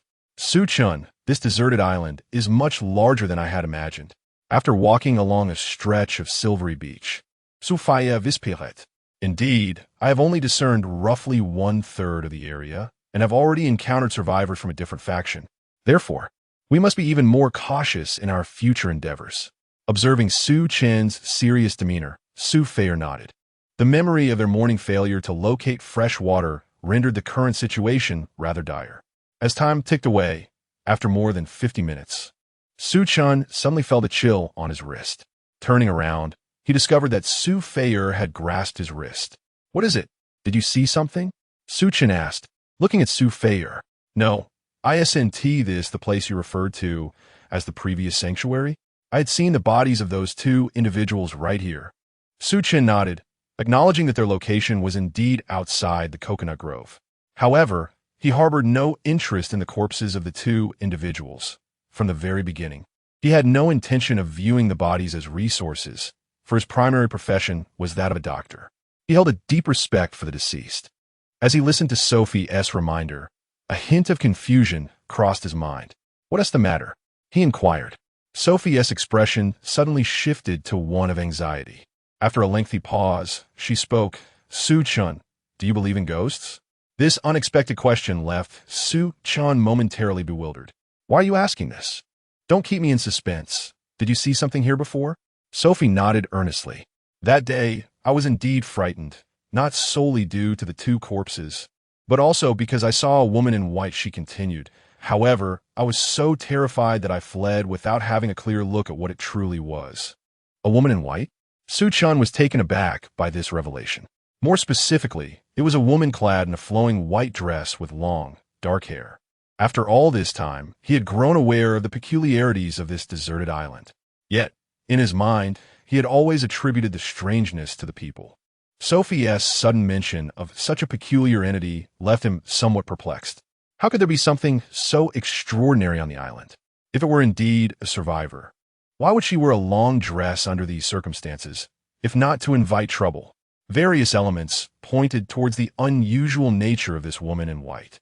Nevertheless, Su Chen sought confirmation, asking, "Are you certain it was a woman with long hair and a white dress?" "I am certain, which is why I wanted to ask you when we arrived here." Su Chen steadied himself and glanced into the coconut grove before turning back to Sophie. "Our primary task today is to transport supplies. We could discuss this matter later. After all, even if there are spirits dwelling within, they have no bearing on our current existence." "Agreed." Sophie nodded vigorously. To be honest, she did not wish to enter the coconut grove at that moment. However, after her earlier fright, she felt compelled to share her experience with Su Chen. "All right, let us proceed." With that, Su Chen led Sophie onward. She grasped his hand, which felt somewhat cold. Following him closely, she felt an unsettling chill creeping down her back. She refrained from looking back, from examining or pondering the matter further. Half an hour later, Su Chen and Sophie emerged from the confines of the coconut grove and stood upon a rocky outcrop. Reflecting on Sophie's earlier mention, Su Chen turned to glance back at the grove. Just that fleeting glance left him momentarily disoriented.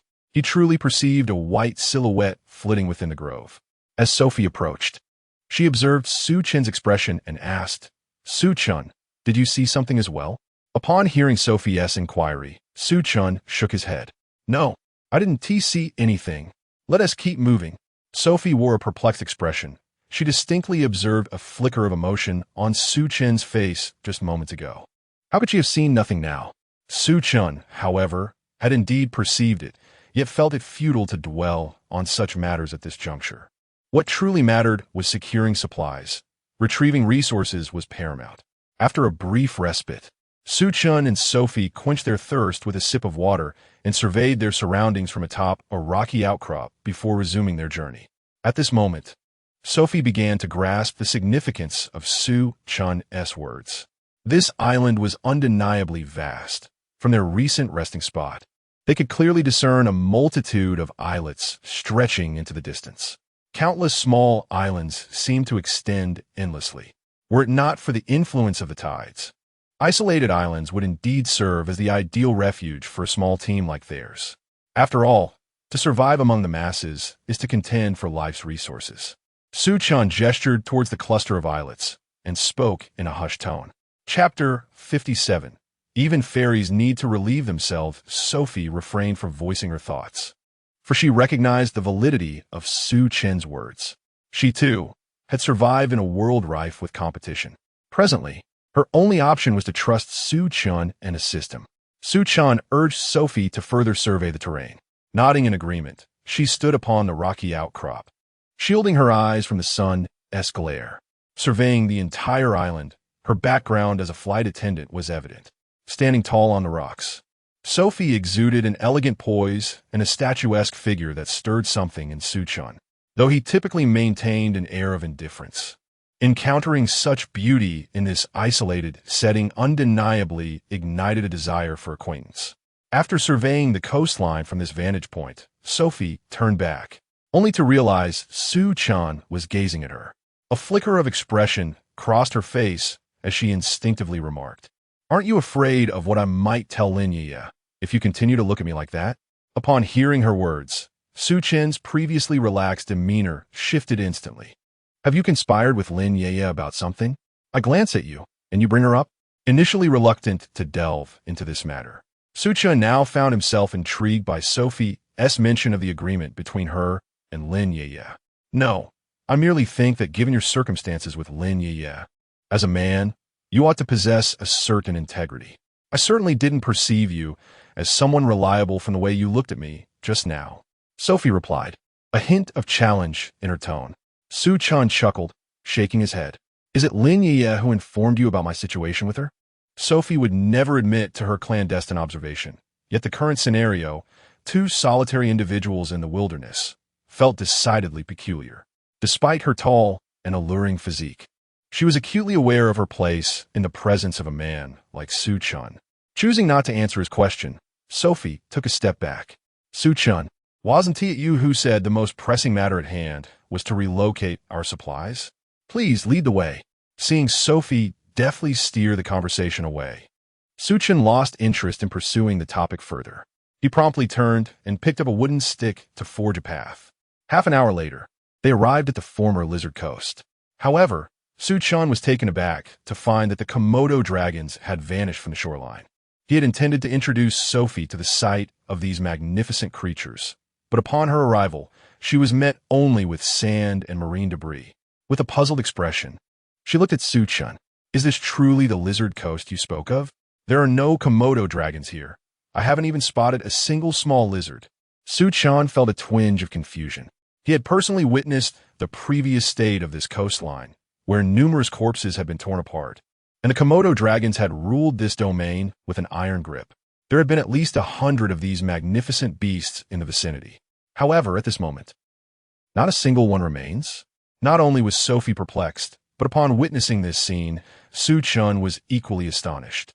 If this place is a habitat, how could it suddenly appear as though it had been vacated by some unseen force?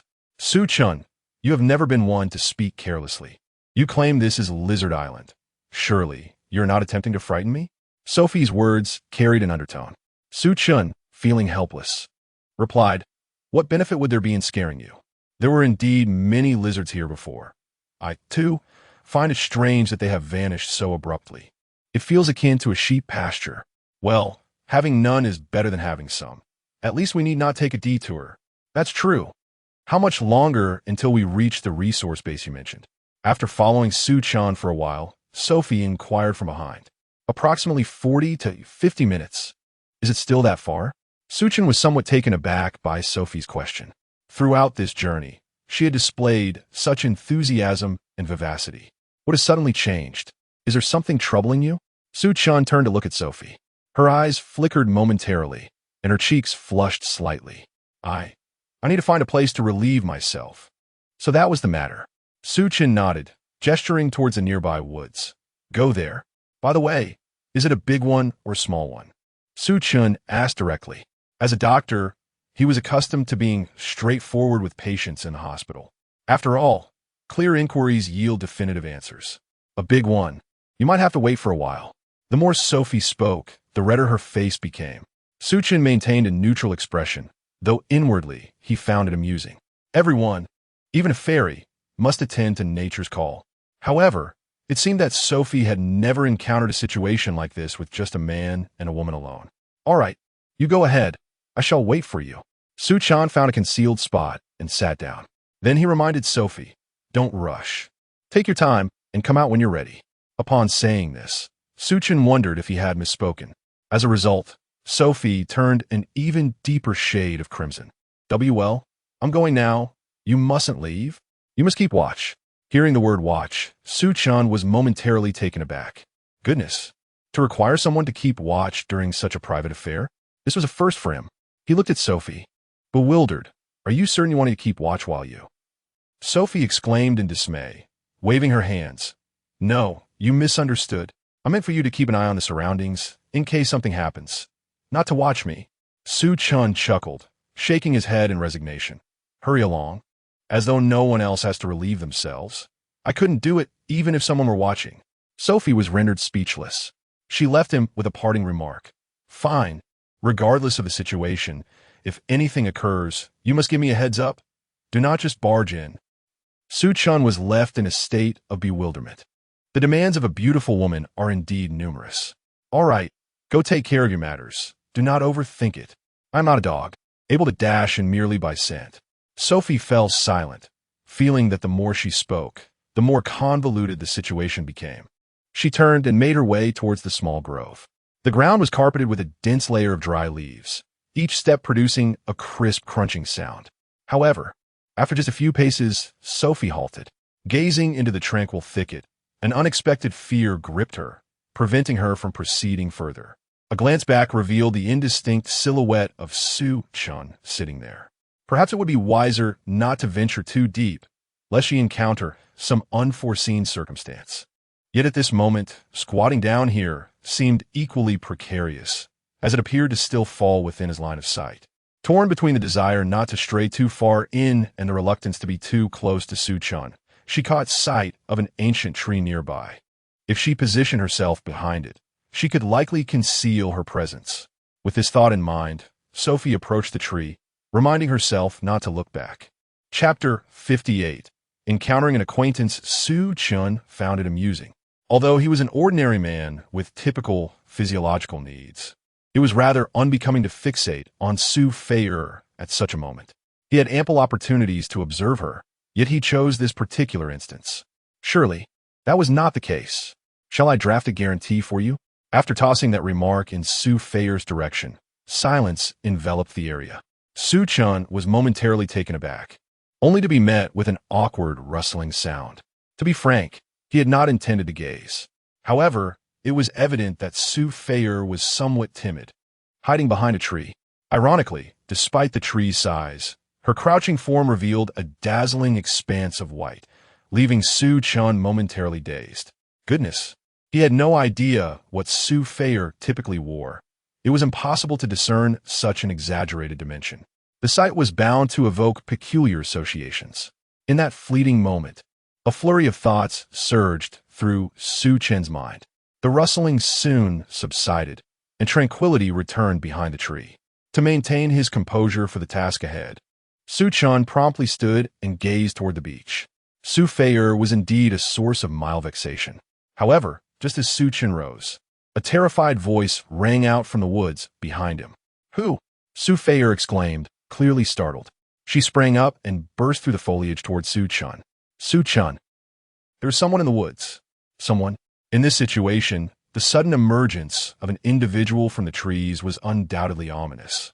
Without further contemplation, Su Chen quickly drew a dagger from his waist. To his astonishment, a voice echoed from within the woods, unmistakably feminine. "Are you a survivor from the cruise ship?" Though he discerned the speaker was a woman, Su Chen remained on high alert. Su Fei'er stood behind him, clutching his arm tightly, oblivious to the fact that her ample form was pressed against him. Su Chen coldly addressed the woods. "Who are you? How many of you are there?" He refrained from answering her question, unwilling to divulge any secrets until he understood the situation fully. Suddenly, the trees in front of him swayed slightly, and a disheveled woman, leaning against a nearby sapling, emerged slowly. Despite her tattered clothing, her exquisite features were unmistakable, even with her hair in disarray, resembling that of a vagabond. Su Chen discerned a hint of tenderness in her crystal-clear gaze. Indeed, this woman exuded a sensation entirely different from that of Su Fei'er and Lin Yueyue. While both Su Fei'er and Lin Yueyue were stunningly beautiful, they possessed assertive personalities. In contrast, the woman before him radiated an inherent gentleness. Although Su Chen had yet to exchange a word with her, it was evident to him. Su Fei'er, noticing the look in Su Chen's eyes, hastily reminded him, "Su Chen, do not forget your previous assessment. This island is not right." Su Chen paused momentarily. Sophie discerned the underlying implication. This woman might very well be a bait designed by someone else, a warning for Su Chen not to be deceived by her outward appearance. However, the unexpected transpired in the next moment. Su Chen gazed at the woman and slowly inquired, "Are you Yueyue?" As soon as the words left his lips, the woman's expression froze. Far from being exhilarated at the utterance of her name, she was overwhelmed with fear. Her brows knitted tightly as she scrutinized Su Chen from head to toe. "Who are you? Do we know each other?" Naturally, she did not recognize Su Chen, for he was merely a neighbor of her close friend. Yet, Su Chen retained memories of Lin Yueye's two confidants. Observing Yueyu's tattered garments and the wounds on her arms, he realized that she was likely alone. Wasting no time, he spoke directly. "Your friend, Lin Yueyue, is with our group." Upon hearing Lin Yueye's name, Yueyu's previously somber expression visibly transformed. She became so anxious that her words stumbled over one another, seemingly wanting to reach out to Su Chen, yet ultimately retracting her hand. "Are you saying Lin Yueyue is still alive? Still with you?" "Indeed, she is with us," Su Chen affirmed with a nod. "Oh my!" Yueyue gasped in sheer disbelief, trembling as she covered her mouth and began to weep. "I thought I was going to die. I never imagined Yueyue was still alive. But what about Hong Hong?" She instinctively pressed Su Chen for answers. The mention of this name left Su Chen momentarily speechless, for he had witnessed her being taken away and had yet to disclose this to Lin Yueyue. Now, faced with Yueyu's inquiry, he could not reveal the truth. Instead, he replied vaguely, "As for Hong Hong, I'm not certain." After a brief pause, Su Chen turned his gaze back to Yueyue. "What is your current situation?" Yueyue had intended to articulate something, but ultimately fell silent. She glanced at Sophie. "Sister, do you have any water? I am so thirsty." Under ordinary circumstances, Sophie would have retorted, questioning who was younger. Yet, observing Yueyue's evident distress, her face, though well-formed, betrayed a parched and sallow complexion. She glanced at Su Chen, who nodded in affirmation. Sophie then handed over the half bottle of water she had on her. Yueyue gratefully accepted the water, but as she moved, the seams of her tattered clothing loosened. Su Chen, standing nearby, couldn't help but shudder. It became apparent that this attire was not originally hers, as the zipper had been undone, revealing an air of mystery. Quickly averting his gaze, he noticed the stockings on her lovely legs, torn and hanging in tatters, yet paradoxically possessing a peculiar beauty in their disarray. Gurgle, gurgle. As Yueyue sipped from the bottle, she suddenly became aware of something after just a few mouthfuls. Her movements halted, and she turned to look at Sophie. To her surprise, Sophie raised her hand in a gesture of reassurance, saying, "It's all right, finish your drink. We have spare water for this trip." Witnessing such kindness from the stunning woman, tears welled up in Yueyue's eyes. Without further hesitation, she gulped down the remaining half of the bottle with fervor. Once finished, she wiped her mouth and, with a serious expression, turned to Su Chen, saying, "Sir, please take me with you." Upon hearing this, Su Chen's expression faltered slightly. It wasn't that they couldn't bring her along. Rather, the crux of the matter was that their current mission involved heading west to procure supplies. The frail Yueyue before him hardly seemed like suitable labor, and given her condition, she likely required someone to care for her.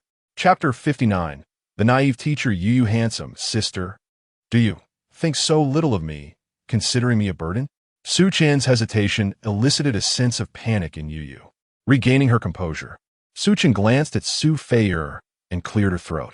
"It's not that we cannot form a team, but at present, we have tasks at hand and cannot tend to you. Perhaps you could wait here until we return to fetch you?" Upon hearing this, Yueyue's expression drastically changed. On this desolate island, one is perpetually faced with unforeseen circumstances. To leave her here, wasn't that tantamount to abandoning her? Why bother returning for me? You pursue your tasks, and I shall assist you. By the way, what exactly are you planning to do? Yueyue hastily inquired. After Su Chen briefly outlined their mission, Yueyue quickly interjected, "Rest assured, I do not require your care. In fact, though I may seem frail, I still possess some strength. I can help carry your supplies back. More hands make for lighter work. Are you truly capable of that?" Su Fei'er questioned, scrutinizing Yueyue's pallid complexion tinged with an unhealthy yellow hue, her face filled with disbelief. "I can," Yueyue declared emphatically, seemingly attempting to bolster her confidence through the power of her voice. "All right, Su Chen, perhaps we should take her with us. After all, she knows Yaya. In such a dire place, it is better to stick together." "Fine, let us go." Su Chen acquiesced to Su Fei'er's suggestion without further ado. The trio resumed their journey towards the supply base along the beach. Just as they had taken a few steps, Su Chen suddenly recalled an earlier peculiar incident and quietly inquired, "Yueyue, have you been in this grove the entire time?" Yueyue hesitated for a moment before nodding. "Indeed, I have been here." This response left Su Chen puzzled. The image of the Komodo dragons congregating in this vicinity lingered vividly in his mind. If Yueyue had been in this grove all along, it was illogical that she had not encountered that lizard-infested beach. After contemplating, he pressed on with another question. "While you were here, did you observe any unusual creatures?" "Unusual creatures?" Yueyue's expression momentarily faltered. After a thoughtful pause, she shook her head and remarked, "Would those large crabs count as unusual? They're about the size of a fist." Listening to Yueyue's description, Su Chen couldn't help but smile wryly and turned to Su Fei'er, who understood the implication of Su Chen's inquiry.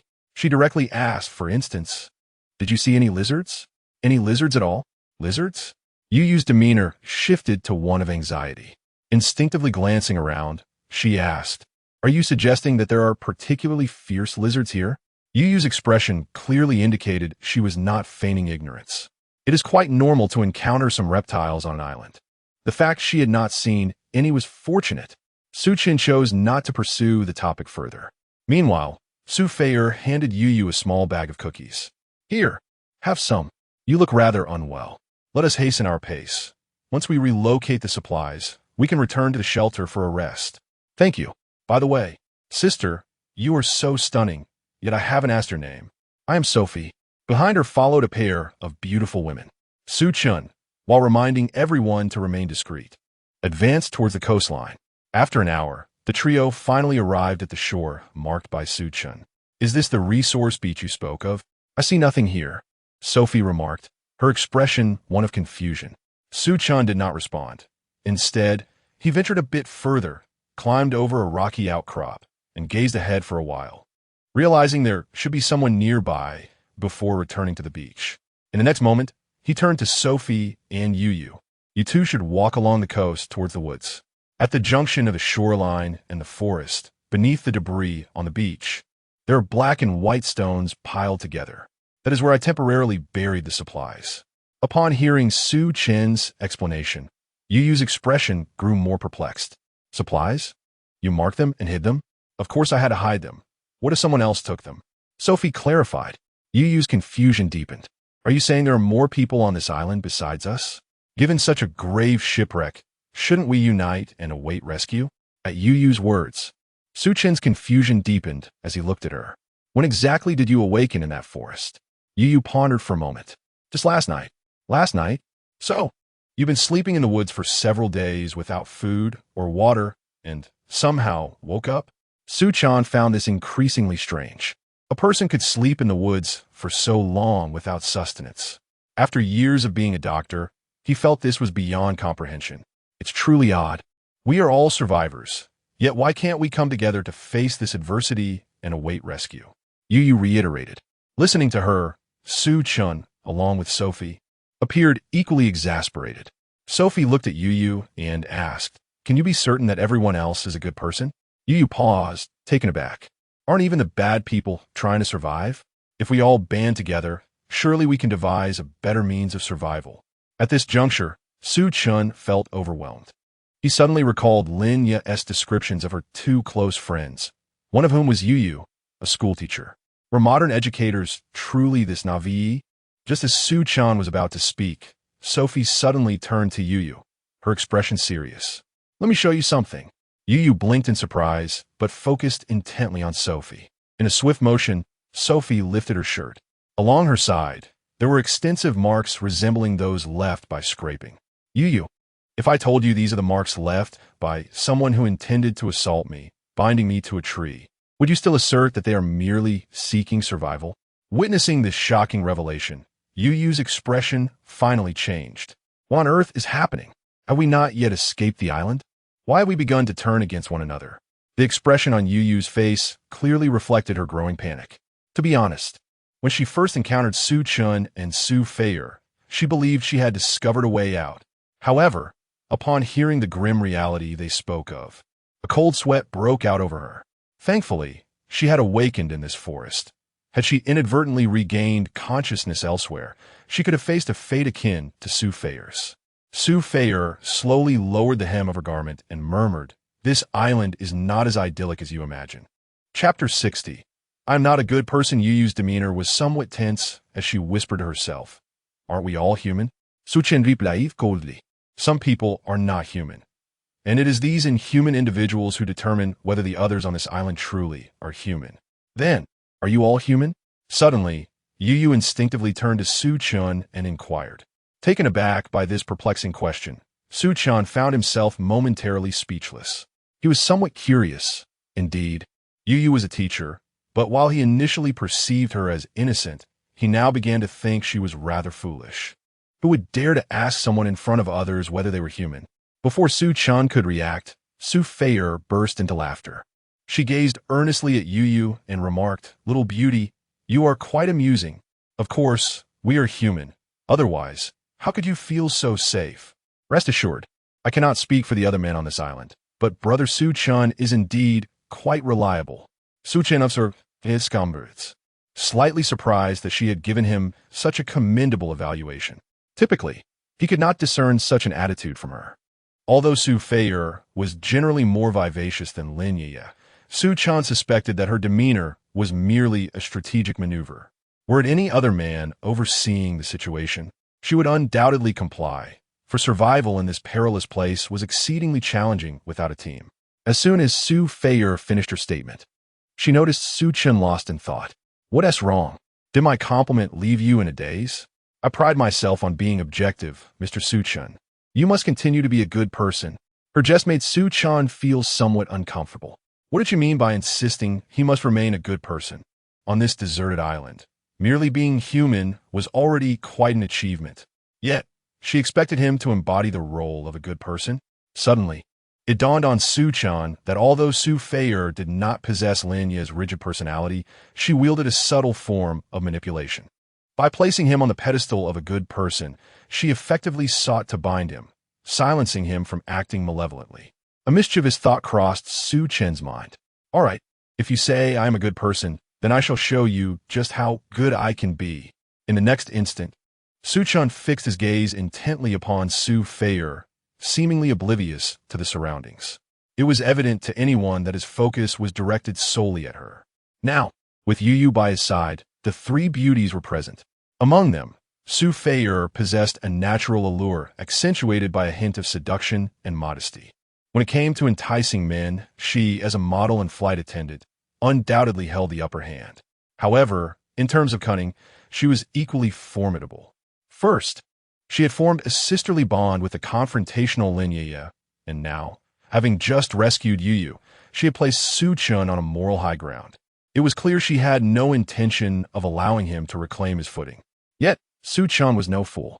Play your game if you must. I shall ensure that you do not succeed. Allow me to reveal my less favorable side. Su Chen deliberately lowered his head, boldly meeting the gaze of Sophie before him. At that moment, Sophie remained as captivating as ever, her beauty radiant, her complexion fair. Her long, wavy hair, seemingly lacking care, should have appeared dull, yet it exuded a remarkable natural luster. The silky black tresses cascaded down her delicate neck, draping over her ample figure, creating a breathtaking waterfall-like beauty. The alluring curve of her cleavage seemed to beckon, enticing even the most curious of souls. The attire provided by Lin Yueyue appeared to be a size too small, squeezing forth her voluptuousness, and Su Chen at this moment could not help but fixate on her, not for any other reason, but to convey to the two beauties that he was far from a virtuous man. Eventually, Sophie noticed his gaze. Instinctively, she leaned back and raised her arm to shield her bosom. Su Chen, what are you doing? Sophie furrowed her brow, her demeanor shifting abruptly. Just moments ago, she had praised Su Chen as a good person. Now, upon realizing his inappropriate stare, she was visibly irked. Su Chen calmly averted his gaze from Sophie's chest and replied nonchalantly, Sophie, there is no need to elevate me. I am not a good person. I will not perform virtuous deeds for the sake of appearances. Here, the most important thing is to survive. To survive, I care little for anything else, including the title of good person. Listening to Su Chen's words, Sophie paused in surprise. Yueyue, standing nearby, appeared somewhat anxious as Su Chen's gaze shifted toward her, revealing a hint of panic in her eyes. Yet, Su Chen remained indifferent to their reactions. He casually pointed toward a stretch of coastline. Enough of the chatter. We are here to gather supplies. Lin Yueyue is waiting for us at the shelter. This command provided the two women, who had been feeling awkward, with an opportunity. Sophie took Yueyue by the arm, leading her to the shoreline littered with ocean debris. Shortly thereafter, following Su Chen's instructions, they pushed aside some marked stones and uncovered buried supplies hidden within the sand. We three have limited physical strength. Take the most crucial items first, and leave the rest here. Su Chen advised. Yueyue, clearly the least experienced, asked, which items are more important? I fear I cannot carry much water. I think I can only manage 5 bottles of purified water. As she spoke, she had already unearthed a heap of supplies, including several bottles of purified water, though each bore a different label. These waters had originally been scavenged by Su Chen from the bodies, gathered here for safekeeping. It would be strange if they all bore the same brand. I will handle the water. You two focus on the fire source, food, and medicine. Su Chen instructed. Understood. Yueyue promptly began tossing the excavated purified water towards Su Chen. Before long, 20 bottles of purified water were amassed on the ground. While Su Chen observed as Yueyue continued to dig. Wait, there's no need to dig for more water. I can't carry any more than 20 bottles. At this moment, Su Chen had unearthed the sand pit where the clothes were buried. He bundled several sun-protective garments together into a large package. After a brief assessment of the weight of a single bottle, he contemplated the distance of their return journey. 10 bottles should suffice, given my physical capacity. I can only manage 10 on the way back. You and Sophie can each carry a few more within your limits. Sophie approached and took 8 bottles, wrapping them up. Su Chen was momentarily taken aback. He stepped forward and placed a hand on Sophie, saying, "Wait, as a woman, are you certain you can carry that much water back?" Sophie pondered for a moment before responding slowly, "I don't wish to perish. Fresh water is crucial. After all, our shelter is severely lacking in it. Let us carry as much as we can." Chapter 61. The moved mark then. I shall take 5 bottles. Yueyue, observing Sophie packing an abundance of water, spoke with a hint of anxiety. Sophie turned to Yueyue. "Hold on, first have something to eat, and decide when we are about to leave." After saying this, Sophie glanced at Su Chen. "Let us hasten to organize our supplies and depart." For some reason, the mere thought of Lin Yueyue alone in the shelter causes my eyelids to twitch uncontrollably. Sophie's words, once spoken, nearly provoked laughter from Su Chen. He had always perceived Sophie as a rational individual. How had she suddenly become somewhat superstitious? The twitching eyelids.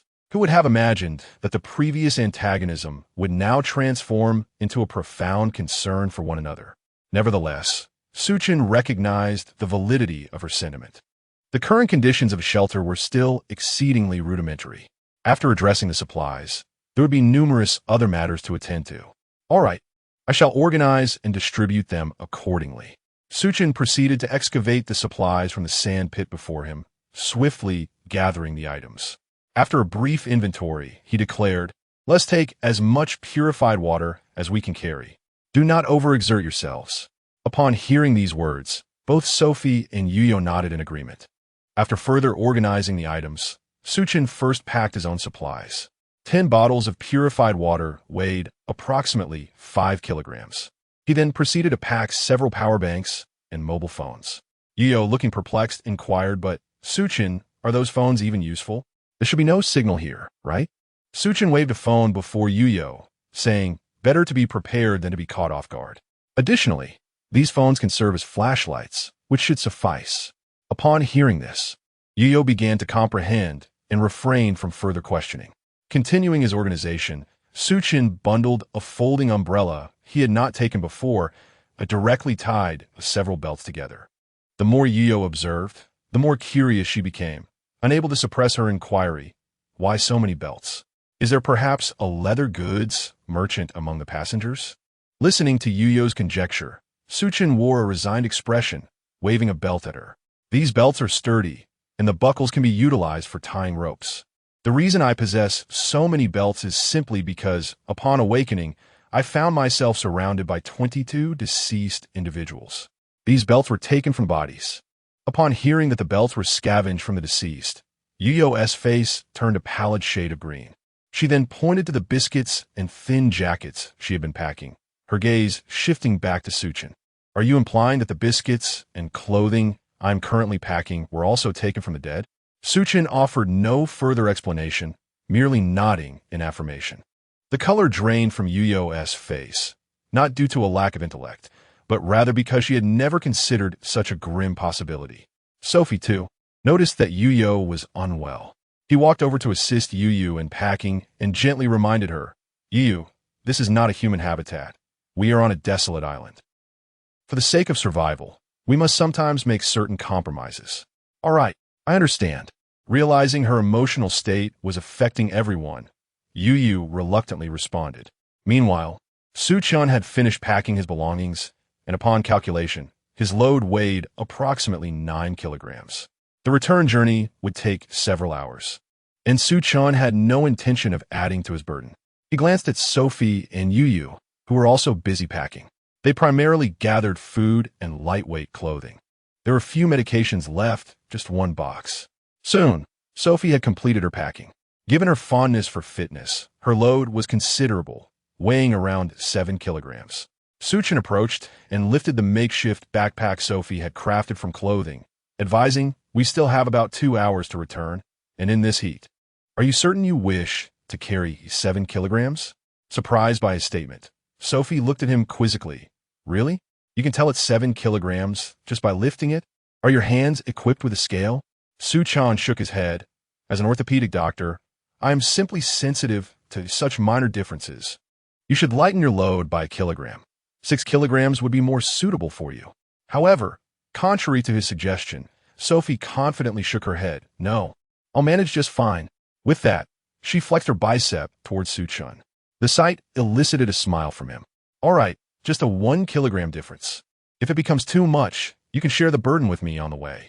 Realizing he could not sway Sophie's decision, Chen turned his gaze back to Yueyue, whose cheeks flushed. In the sandy heat before her, her pack primarily contained clothing, and there were only 4 bottles of purified water. Fortunately, the 3 of them had managed to carry away the remaining clean water. Feeling her supplies were indeed insufficient, Yueyue quickly said to Chen, "Perhaps I should add more, but I've already dug several pits. This is all that is useful." Chen nodded. "This time, we likely won't return for a while, so let us take as much as we can. I believe there is still one more pit." With that, he set down his pack and resumed searching the debris pile. Seeing this, Yueyue hurried to follow. Soon, Chen's footsteps halted beside a scattered pile of stones, where a black stone and a white stone lay approximately 2 paces apart. Black stone? White stone? Could there be supplies buried here as well? Yueyue queried as she approached the stones. Chen remained silent, feeling puzzled.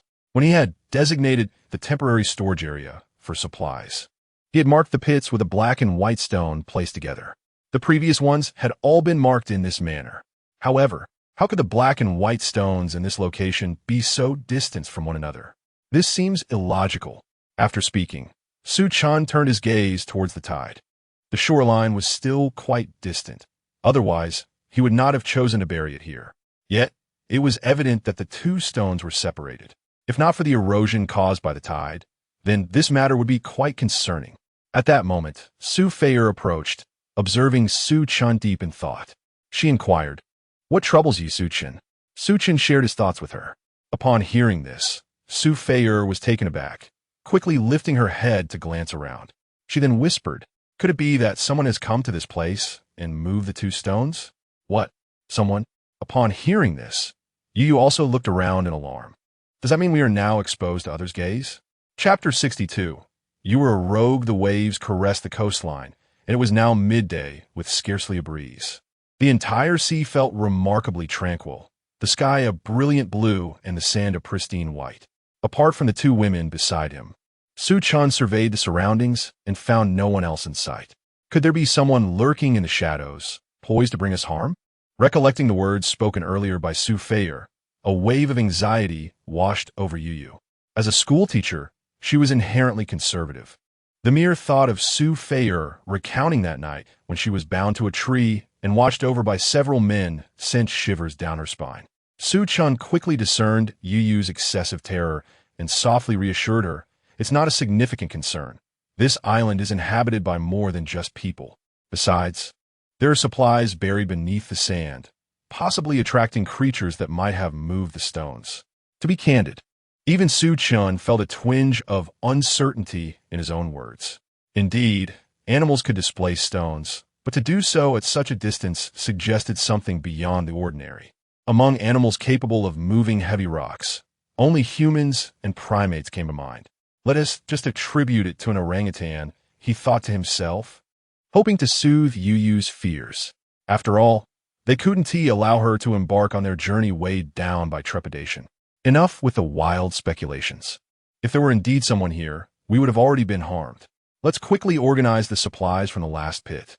We must hurry back. Yueyue is waiting for us at the shelter. Upon hearing this, Yueyue was finally roused from her anxiety. She promptly lowered her head, apologizing, "It's my fault. I was too caught up in fear." With that, She knelt in the sand and began to dig at the designated spot. Chen intended to urge her not to rush, but as he glanced down, the sight before him ignited a surge of blood to his head. Unlike Lin Yueyue and Su Feier, Yueyue's physique was not as meticulously maintained. She had a slightly plump figure, kneeling in the sand as she leaned forward to dig. The constraints of her somewhat conservative black t-shirt could not contain her form. In that moment, gravity revealed a glimpse of her alabaster curves beneath the fabric. How could such a woman not stir a man's heart? Lin Yueyue exuded an air of aloofness, while Su Feier possessed a calculating coolness. Yet Yueyue, in contrast, appeared refreshingly innocent. However, as Chen observed the scene with a calm demeanor, a small hand suddenly emerged, obstructing his view. Yueyue, be careful. The rogue is watching you. Surprised, Chen lifted his gaze to find Su Feier extending her hand. What are you doing? Just staring at her. Don't forget you're a good person. Don't act like a rogue. Hearing these words, Chen chuckled. Well, this Su Feier seems determined to take me to task, repeatedly placing me on a pedestal of morality. How amusing. As a normal man, he found little enjoyment in merely being a good person without the thrill of admiration. Yueyue, still kneeling in the sand, lifted her head slightly. Just as Chen caught a glimpse of Yueyue's gaze, her cheeks flushed crimson. She instinctively raised her small hand to shield her chest and, with a slight tremor in her voice, exclaimed, "No. Chen, you're a rogue too." Upon hearing this, Chen couldn't help but chuckle. A rogue? If I were truly a rogue, would Su Feier still be standing here? Would you still have water to drink? The playful banter between the two women was quite unsettling for Chen. He decided to speak candidly. Yueyue, if you believe me to be a rogue, I wouldn't mind if you chose to leave our team. If I were as you imagine, do you think there would still be women in our group? His words clearly held deeper implications, directly addressing Yueyue. Upon reflection, Yueyue found his logic compelling. If Chen were truly the rogue Su Feier claimed, why would Su Feier still remain in the team? That would indeed be foolish. Realizing this, Yueyue quickly changed her stance and turned to Su Feier, saying, Su Feier, you might have misjudged him. Chen is merely focused on the supplies I've unearthed. Ah yes, you couldn't be more correct. I am indeed focused on the supplies. Chen was utterly astonished that Yueyue would defend him. Her reasoning was evidently sound. He lowered his gaze, certainly observing the supplies. For taking them would ensure their sustenance. What else would he be looking at? Yueyue's words left Su Feier speechless.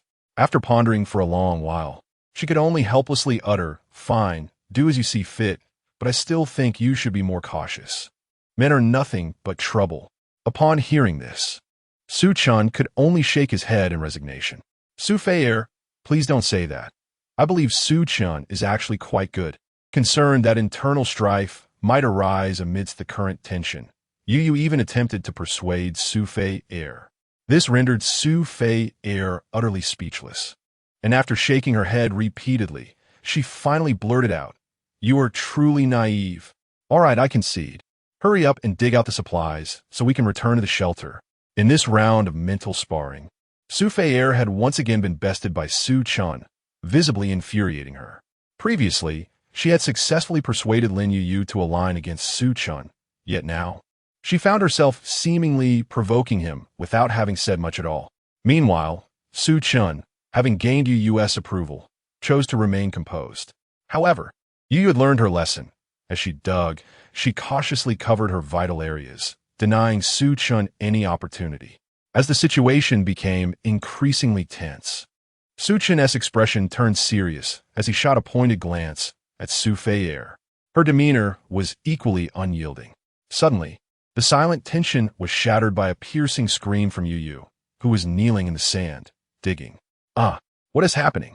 Chen looked down and noticed something amiss. The sand beneath them was shifting ominously, as if something was writhing below. Without needing Yueyue to elaborate, Chen, with his years of medical experience, quickly deduced what it was. "I've been bitten by a snake," came Yueyue's alarmed voice. Chen, disregarding the surrounding chaos, swiftly grasped the dagger at his waist and plunged it decisively into the heaving mound of sand.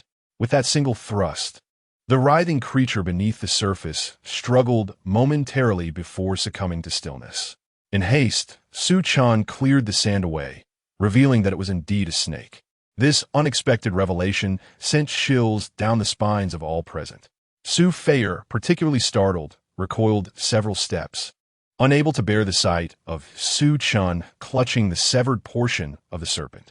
In that moment, Su Chan had no time to attend to her fears. He twisted the snake's body to inspect it closely. "You must throw it away immediately. What are you holding on to it for? Hurry and discard it," Su Feier urged, her expression fraught with anxiety. However, Su Chan paid her no heed. Maintaining his composure, he contemplated the creature for a moment longer, certain now that this snake was indeed venomous. Chapter 63. Lie down.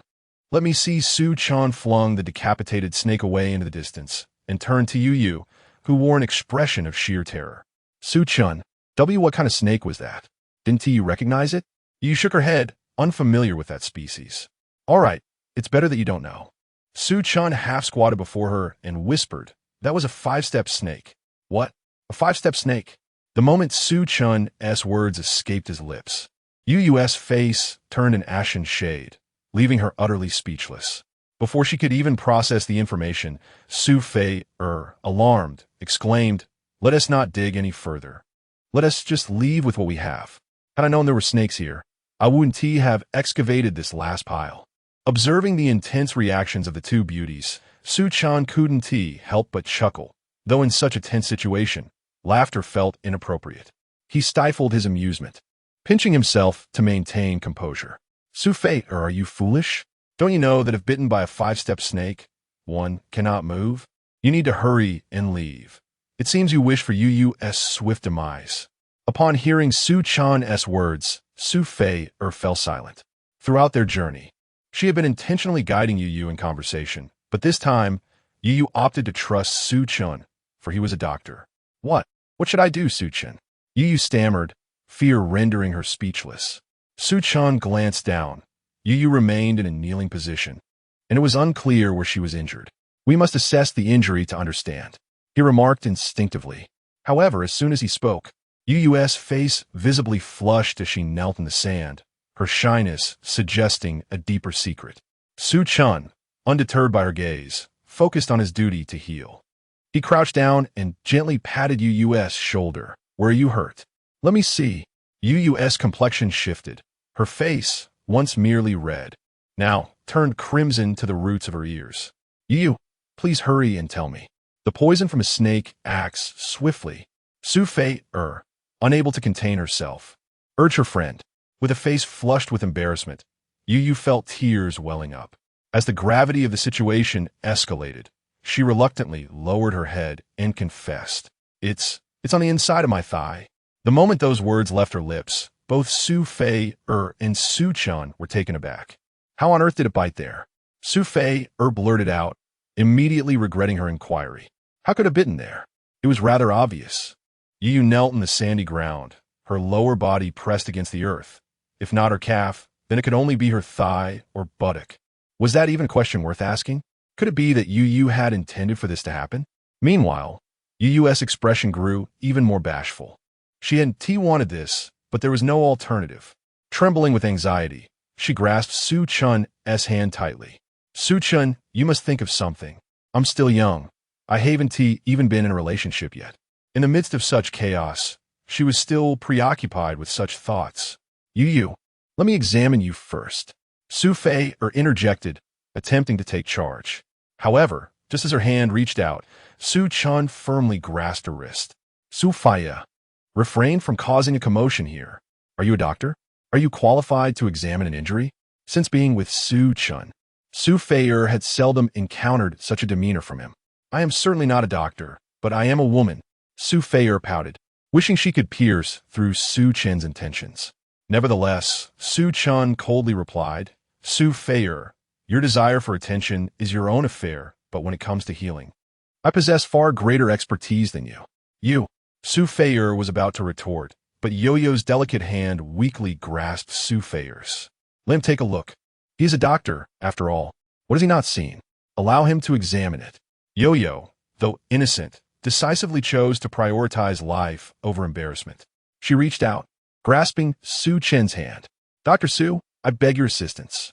At this moment, Su Chan was disinclined to engage with Su Fei'er. He turned directly to Yueyue, instructing, lie down. Let me see.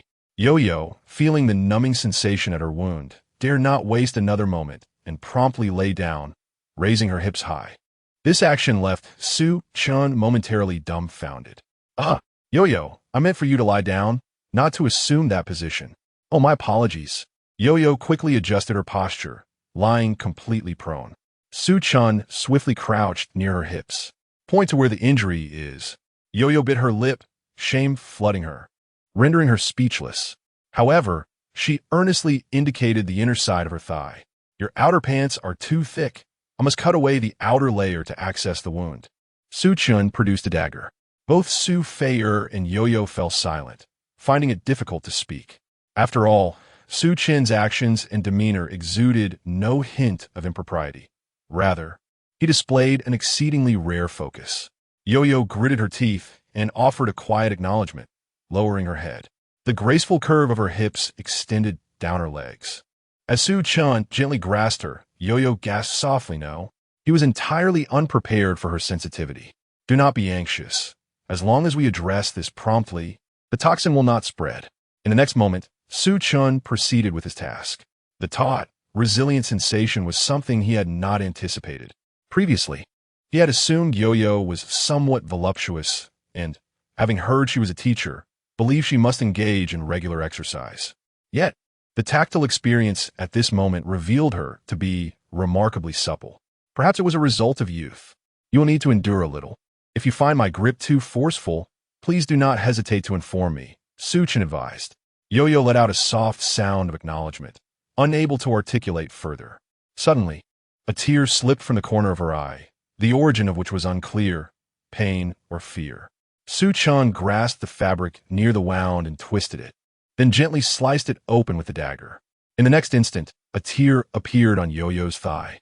Through the tear, Su Chan glimpsed the delicate lace trim adorning Yueyue's backside and the upper part of her thighs, along with the snakebite wound concealed beneath the lace undergarments. I see the wound. Su Chan alerted her. At that moment, Yueyue was beset by immense psychological pressure, yearning to escape this place immediately. Yet, for the sake of her survival, she felt compelled to cooperate with Su Chan. Upon hearing that the wound had been located, she eagerly inquired, Dr. Su, please assess my condition. What is the situation? The prognosis is not particularly promising, but with swift intervention, I remain hopeful, Su Chan replied softly. Meanwhile, Su Fei'er observed this scene, noting Su Chen's hand resting on Yueyue's thigh, and could not suppress a cold scoff. Su Chan, are you genuine or not? My trust in you is waning. Then you take over, Su Chan retorted with a smirk. Those 3 words effectively silenced Su Fei'er. Chapter 64. 2 Methods of Treatment. Su Chan disregarded Su Fei'er and turned his gaze towards Yueyue. Now, I shall administer the antidote, and there are 2 methods. At this moment, Yueyue was utterly mortified, eager to conclude the situation swiftly. She hastily inquired, Dr. Su, please tell me, what are the 2 methods? The first method involves extracting the poison blood, Su Chan replied with rapidity. Upon hearing this, Yueyue was rendered speechless. The first method? Does that mean to suck there? How could this be? Even if it were her first love, they had never been close enough for such intimacy. Yueyue instinctively gasped, her entire being flustered. Her gaze inadvertently fell upon the location of her wound. Her face flushed crimson. To have Dr. Su attend to that area. She would rather die. Noticing her misunderstanding, Su Chan clarified, it's not kissing, it's suction. It's entirely safe. At that moment, Su Fei'er interjected with a sardonic tone. Dr. Su, while you may be a physician, during my training as a flight attendant, I came across blind spots in emergency procedures, and I can assure you, there is no practice of extracting venom in the curriculum. Su Chan frowned. Su Fei'er was indeed quite meddlesome. However, in this situation, he was the authority here, and it was not her place to interject. Su Fei'er, let me give you a serious warning. If you believe I'm incompetent, then feel free to take over. In our hospital, all senior surgeons are appointed based on merit. If you think you can do better, then step up. Otherwise, remain silent. Su Fei was left with a crimson face, biting her lip and refraining from further comment. Yueyue remained in a state of bewilderment. The first method, suction, this was too difficult to accept. Su Chen continued. The second method involves using silver needles to seal off the pathways of toxin spread and then releasing the poison blood. Upon hearing this, Yueyue immediately responded. Then let's proceed with the second method. Yet, Su Chen shook his head, saying, the second method requires immense willpower, as it will be exceedingly painful. Moreover, the toxin spreads rapidly, so I must first seal it before releasing the poison blood. During this process, you must remain completely still. If you think you cannot manage that, then I shall have no choice but to resort to the first method. Yueyue instinctively blurted out, I choose the second method. But immediately afterward, she regretted her choice, realizing that Su Chen would need to suck at that place. How could she ever marry after that? However, it seemed as if Su Chen could read her thoughts. As he softly assured her, rest assured, a physician's heart is compassionate. To me, there's only the ailment, devoid of any distinction between genders. Su Fei scoffed, her expression one of disdain, yet she held her tongue. Yueyue gritted her teeth, ultimately nodding. Then let's proceed with the second method. Su Chen nodded and retrieved his surgical kit, then calmly looked at Yueyue. All right, it's time to remove your pants. What? Remove my pants? Yueyue was bewildered. Wasn't the second method supposed to be less difficult to accept? At this moment, the one taken aback was not only Yueyue.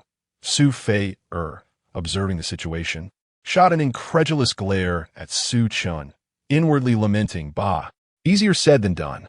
A physician's heart, indeed? I'm afraid you are merely coveting her physical form. At this moment, Yueyue is overwhelmed with embarrassment, wishing she could disappear into the ground.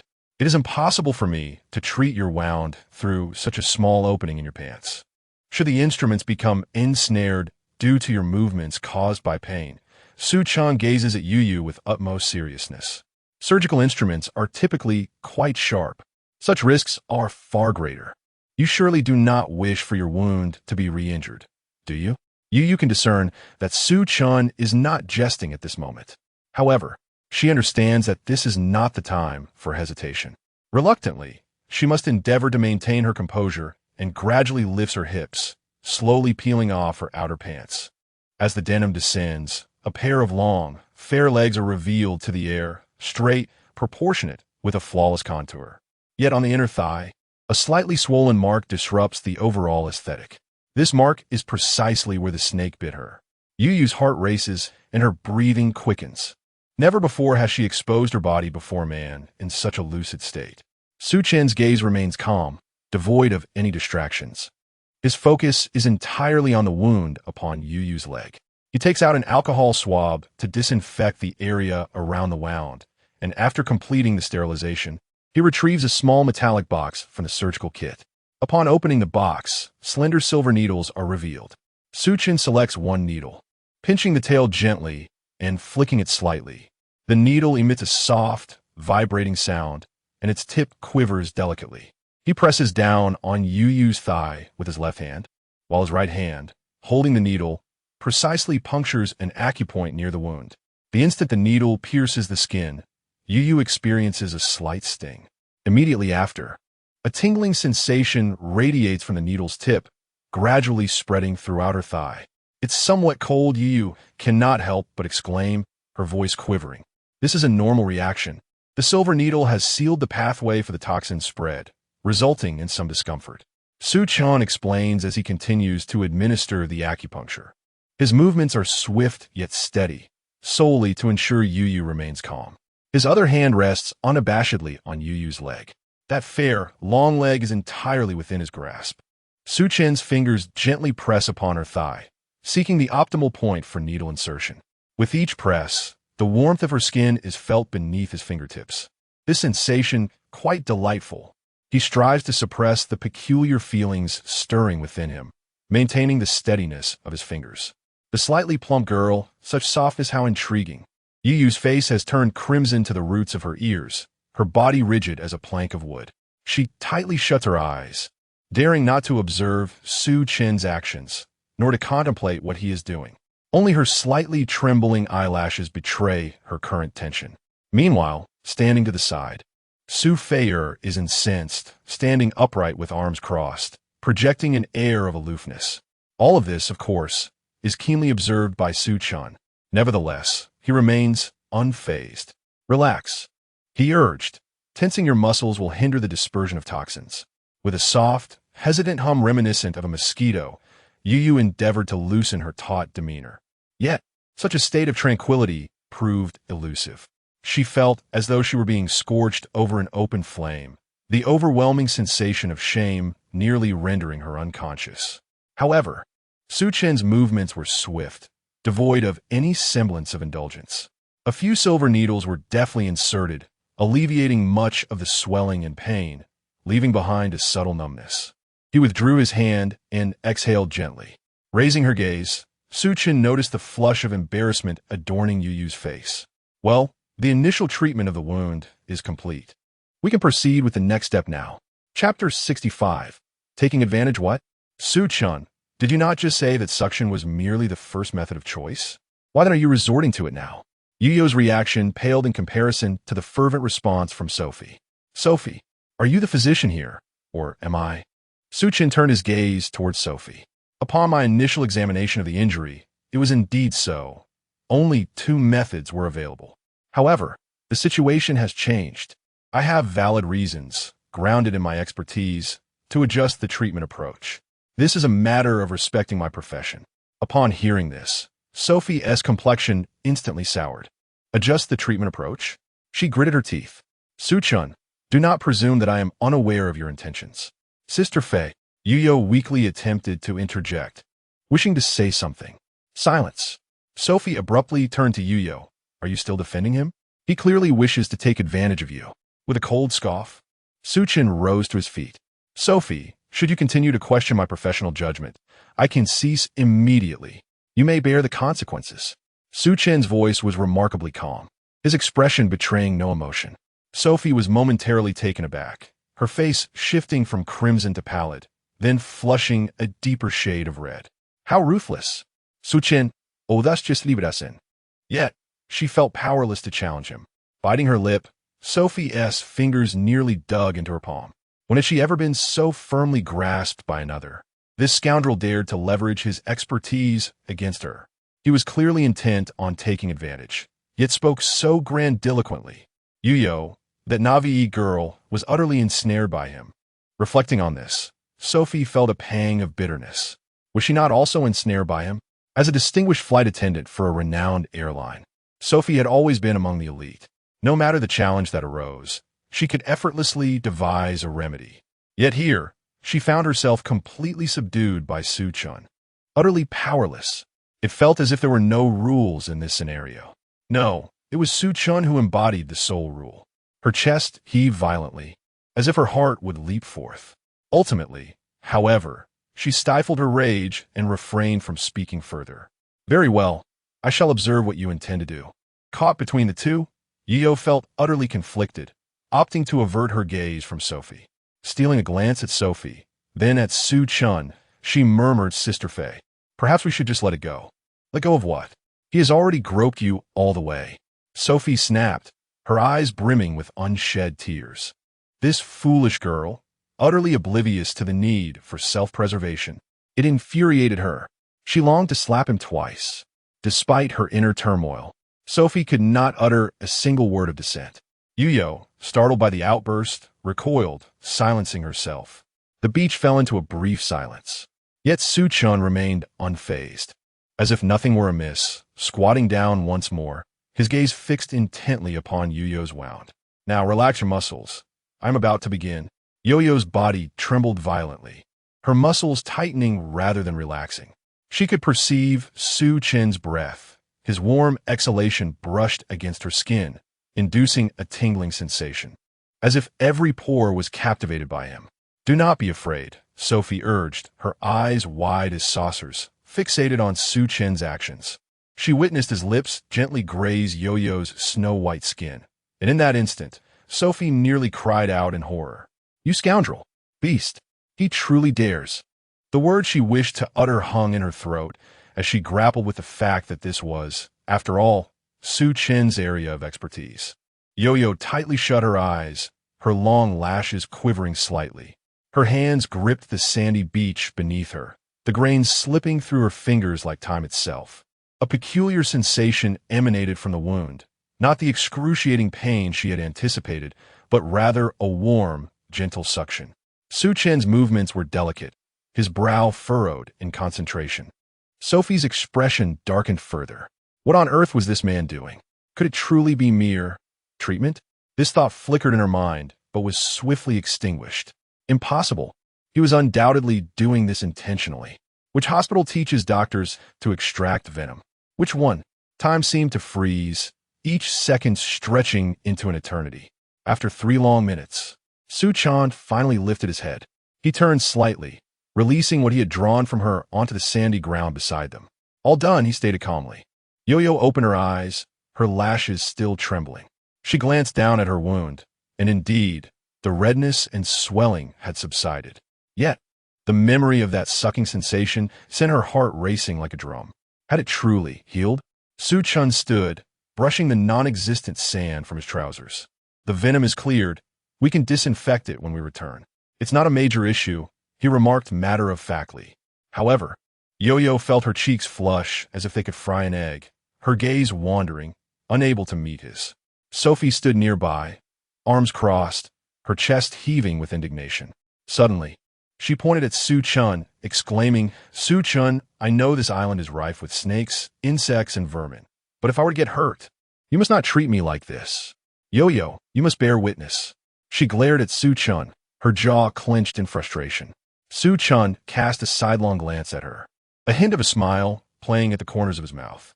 "Oh, don't worry. If you were truly bitten, that creature would probably think twice before attacking you."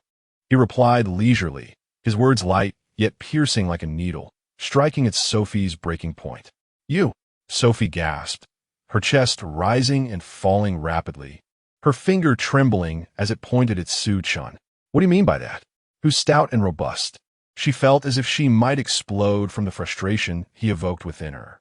How could he speak so nonchalantly, uttering such infuriating words? Yueyue hastily grasped Sophie's arm, her face pale. Sister Faye, please don't be angry. Brother Su, he might just be joking." Her voice was faint, tinged with a hint of desperation. But Sophie was only more incensed. What has prompted Yueyue to suddenly engage in conversation with Su Chen? She could hardly absorb it, shaking off Yueyue's hand. A jest, perhaps? "Yueyue, do not speak on his behalf."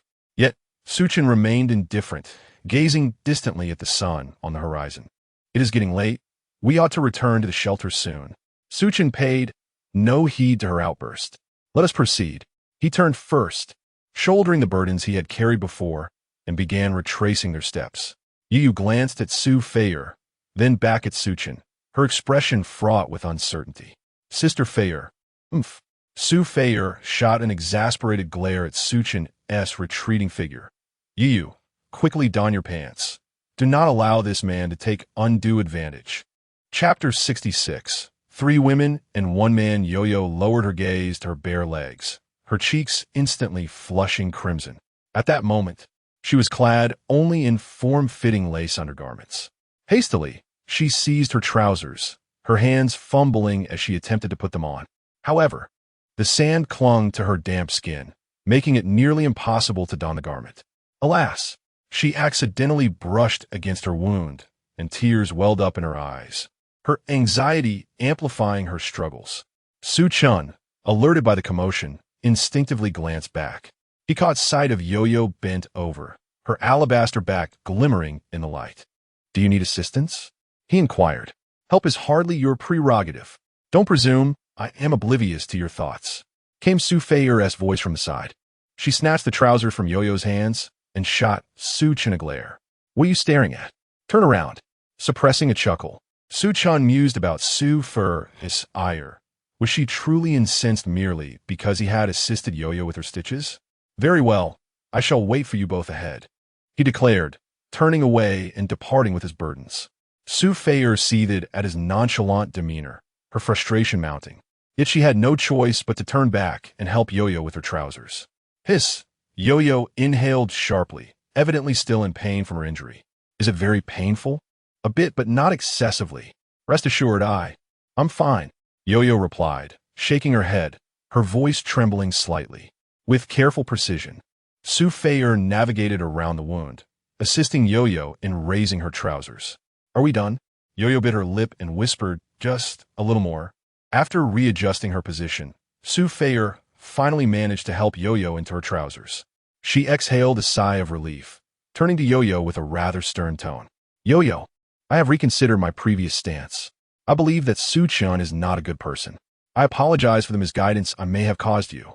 However, as soon as Su Fei'er finished her statement, Yo-Yo hesitantly replied, Oh, come on. Sister Su Fei'er, I think. He is quite professional. Su Fei'er was momentarily taken aback. Professional? Him? Huh.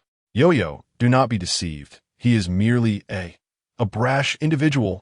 Su Fei'er intended to label him a rogue, but thought better of it. After all, it was Su Chen who had just assisted Yo-Yo. Despite feeling somewhat off-putting, there was an inexplicable air of professionalism about him. Given Yo-Yo's innocence, such crude terms were inappropriate. Speaking further might only complicate matters. Yo-Yo remained silent, her head bowed. Noticing her demeanor, Su Fei'er felt a twinge of irritation. All right, enough of this. Let us hurry and catch up to that fellow before he wanders too far. The two gathered their belongings, each shouldering their share of supplies, and made their way in the direction Su Chen had departed. On the sandy ground, two sets of footprints, one deep, the other shallow, were swiftly obscured by the fine grains carried by the wind, vanishing without a trace. By now, the afternoon had settled in. The sea breeze intensified, and although the vast expanse of water was luminous, it evoked a peculiar sense of desolation, for not a soul was in sight. The interior woods of the island thrived undisturbed by human presence, each plant flourishing in solitude. Gazing from the coastline towards the woods, one cannot help but wonder how many secrets lie hidden within those trees. Su Chen walked ahead, maintaining a pace that was neither too fast nor too slow, ensuring that the ladies could keep up without feeling overly comfortable. Thus far, 3 enchanting women had joined his entourage. Although he did not voice it, in truth, he was the sovereign in their hearts. Occasionally, he would glance back to observe the 2 beauties' conditions. His gaze remained calm and untroubled, revealing no hint of emotion. Sophie and Yueyue finally caught up with Su Chen. Sophie was panting, her ample bosom rising and falling as she struggled with the exertion of their brisk pace. She shot Su Chen a fierce glare. Su Chen, after all, we are women. Could you not slow down a bit? Su Chen, with a languid tone, replied, Is that already too exhausting for you? Sophie, we have barely begun, and you are already declaring impossible? The emphasized words ignited Sophie's temper instantly. What did he mean by her being incapable? Where was her inadequacy? Su Chen had already insulted her, urging her to heal, and now he claimed she was incapable. Sophie pointed at Su Chen, so enraged that she struggled to articulate her thoughts. She intended to retort, but found herself at a loss for words, ultimately managing to utter a few words through gritted teeth. Don't push it too far. With a shrug, Su Chen replied, I am being unreasonable. How so? I did not force you to keep up or to move forward. If you feel fatigued, you are welcome to rest in place. It's entirely your choice. Sophie was thoroughly provoked by his shameless demeanor, but felt powerless to counter it. Engaging in a verbal spar with Su Chen seemed to yield no victories for her. It was almost surreal, for she remembered the numerous highly educated elites from her former airline company, among whom she held a voice. Yet in Su Chen's presence, she felt stripped of even that right. Though displeased internally, she recognized that on this deserted island, it was Su Chen who led the way. Among the 3 beauties, she was currently the most robust and capable. However, she dared not completely detach from the group. Given the circumstances, it seemed she had no choice but to concede. I will endure. Rather than waste my breath, it would be wiser to conserve my energy. Who knows? Perhaps the rescue team will arrive tomorrow. Once we return to civilization, I shall reclaim my role as a flight attendant, the goddess of beauty. And you, Su Chen, are but an ordinary doctor from a hospital. With this thought, Sophie felt her spirits lift slightly. She cast Su Chen another fierce glare, and, through clenched teeth, declared, "Humph, I shall not stoop to your level." Having said that, she turned to Yueyue, attempting to ease the tension. "Yueyue, are you tired? Would you like to take a break?" Yueyue shook her head, a hint of apology in her eyes. "I'm fine, Sister Sophie. If you're weary, perhaps you should rest for a while. I can manage a slower pace. I also wish to see Lin Yueyue soon." Sophie, feeling helpless, waved her hands dismissively. No, I'm all right. I can persevere. Let us continue our journey." As she spoke, she feigned nonchalance and quickened her pace to match Su Chen's stride. As she walked, she cast glances at Su Chen's silhouette. Sophie increasingly felt a sense of discomfort in her heart. The one who was once the center of admiration now felt diminished in Su Chen's eyes. How could she possibly find joy in this? However, the situation had changed. 3 enchanting women and 1 man. In terms of gender, with just a subtle display of her prowess and a bit of persuasion, she should be able to sway the other girls to her side. Sophie's mind was bustling with calculations. Indeed, 3 women and 1 man.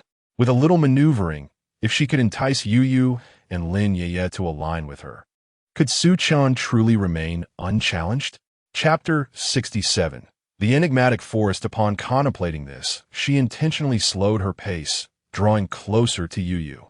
"Yueyue, don't you think Su Chen is rather excessive?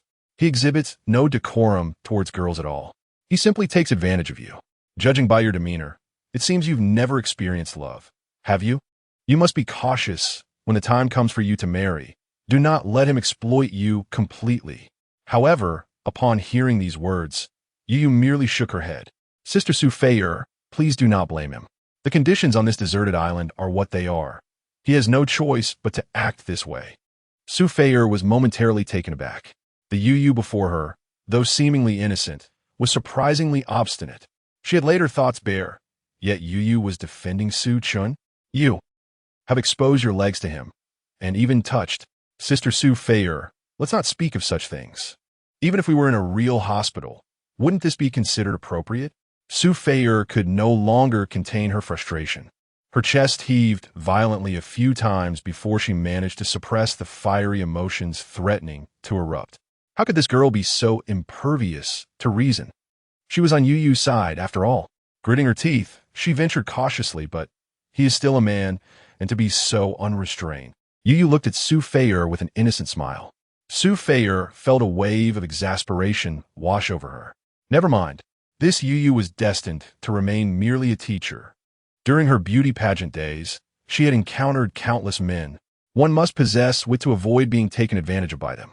How was it that Yueyue, standing before her, had allowed herself to be exploited, yet still defended the perpetrator?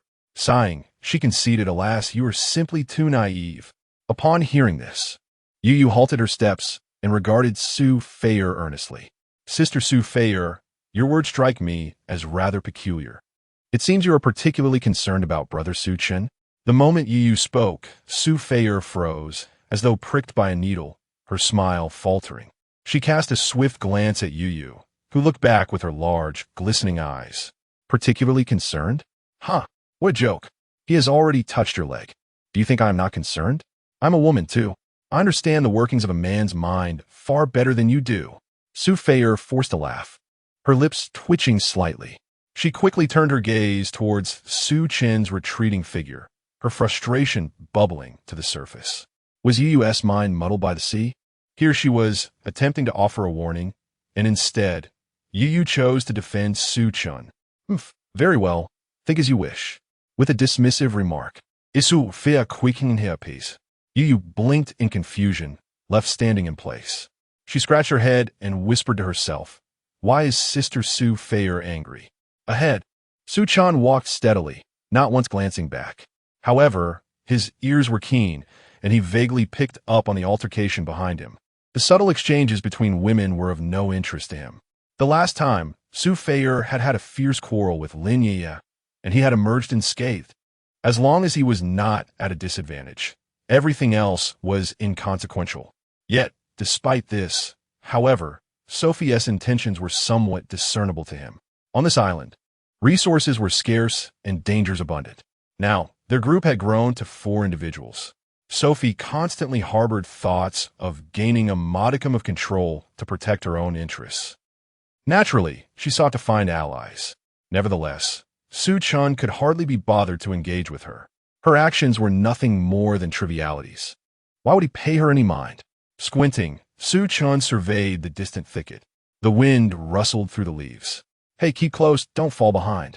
Upon hearing this, Sophie deliberately slowed her pace. She cast a sidelong glance at Yueyue, lowering her voice. See his attitude.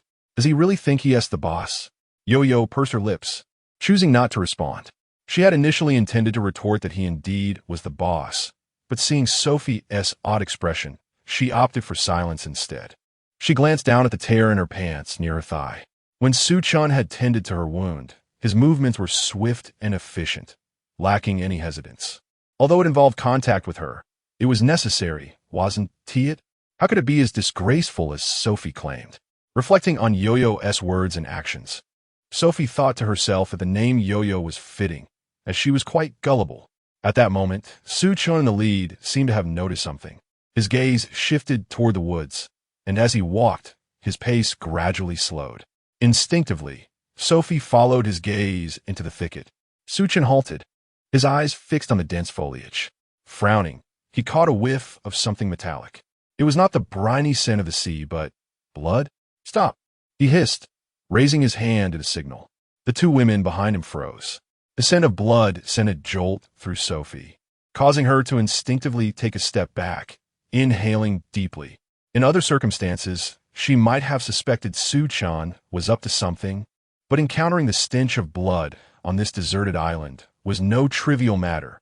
Taking a deep breath, she recognized the faint metallic scent that lingered in the air. Decidedly pungent. Was it truly blood? Yueyue's face turned pale. Su Chen remained silent, his eyes narrowing as he scanned the thicket with keen intensity.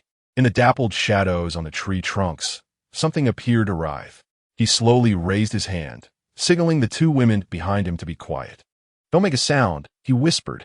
Sophie and Yueyue immediately tensed, daring not to breathe.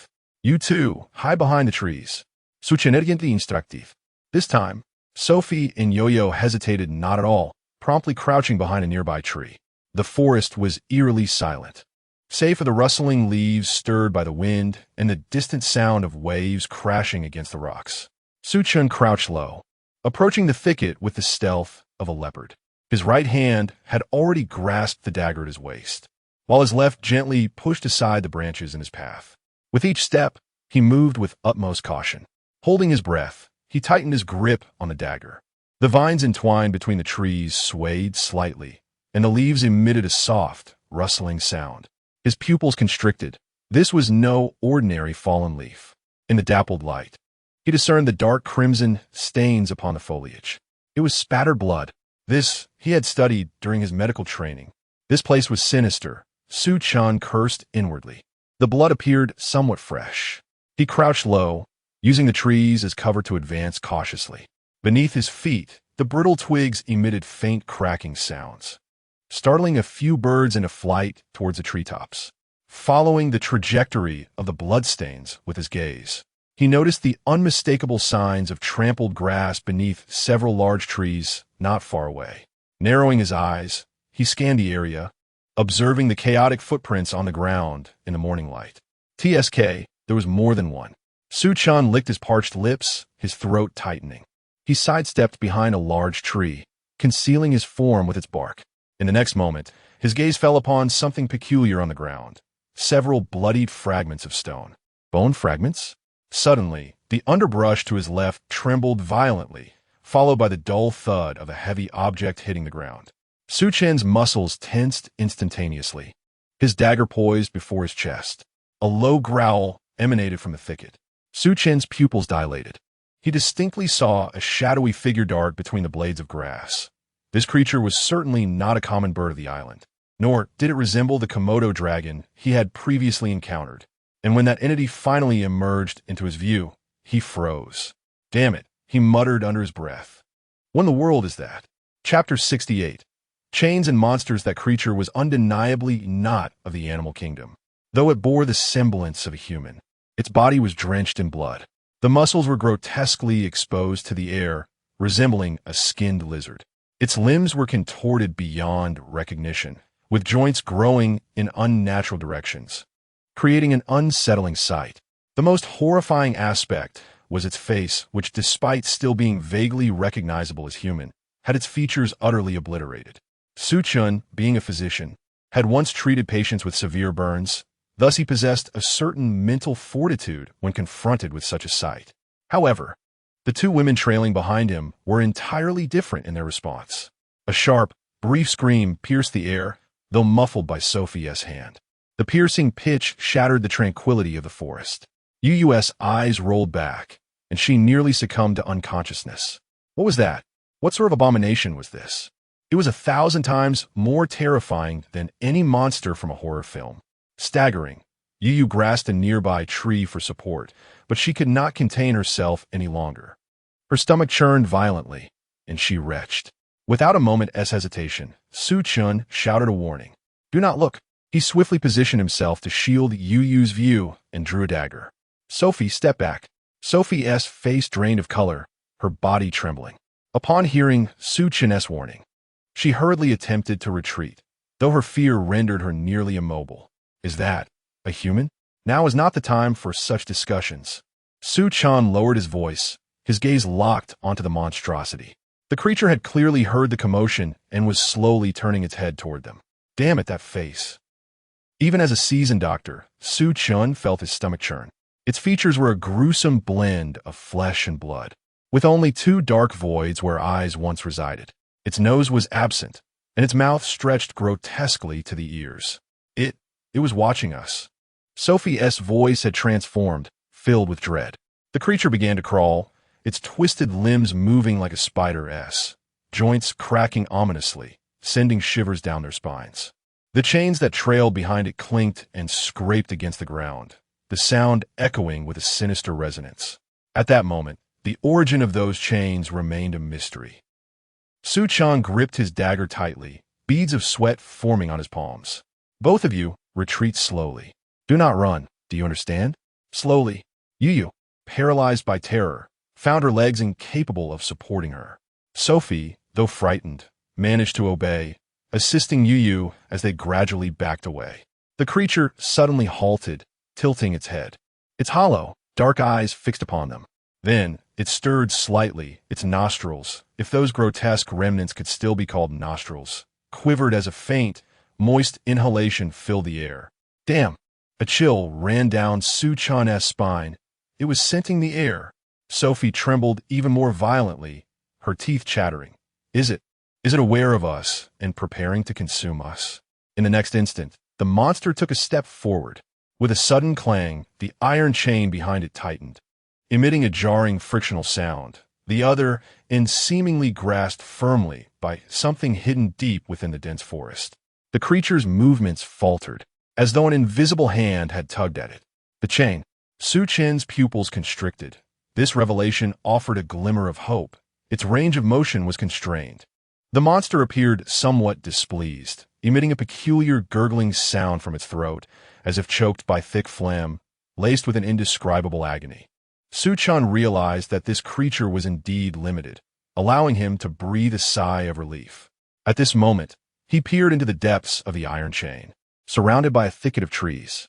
It remained uncertain where the chain ultimately led. However, at present, Su Chen was not inclined to investigate further. If he were alone, he might have ventured closer, but with Erme trailing behind, particularly the weakened Yueyue, he could not risk their safety. Retreat, let us leave this place. Whatever that thing is, we must not engage. This place feels wrong. Move. Su Chen barked. He dared not let his guard down, keeping the creature within his peripheral vision. Sophie supported Yueyue, and the two of them swiftly withdrew. This entity was too sinister. Who could predict if it might suddenly lunge at them? Su Chen grasped his dagger firmly. Should the creature charge, he was confident he could hold it with a single strike. Yet at this moment, the creature was undeniably peculiar. Su Chen sensed it was human, a patient bearing severe burns, afflicted with an even graver skin disease. Though he was an orthopedic surgeon with some understanding of such matters, he lacked deep knowledge in this area. He certainly could not allow his companions to fall into peril. The wisest course was to retreat. Thus, the trio gradually backed away, inching away from the ominous presence. Minutes later, they reached the forest's edge. As the skinless figure tethered by the chain watched the three disappear into the thicket, it finally unleashed a tormented howl. It resembled a cry of despair. That wailing echoed through the forest, akin to a beast's lament on the brink of death. Su Chen's heart tightened. Yet, for the sake of safety, he resisted the urge to glance back. Nonetheless, that sound was reminiscent of Yueyue's description, tinged with a sobbing quality. It was utterly tragic. Brother Su Chen, Yueyue finally spoke, her voice trembling. Was that truly a human? Su Chen did not respond immediately. As an orthopedic surgeon, he had witnessed countless harrowing injuries, car accidents, burns, tissue necrosis. But what they had just encountered surpassed his comprehension. It bore no resemblance to ailments or accidents. It seemed more like an act of human design. Only through deliberate manipulation could such a horrifying visage be maintained while still possessing vitality, especially that iron chain.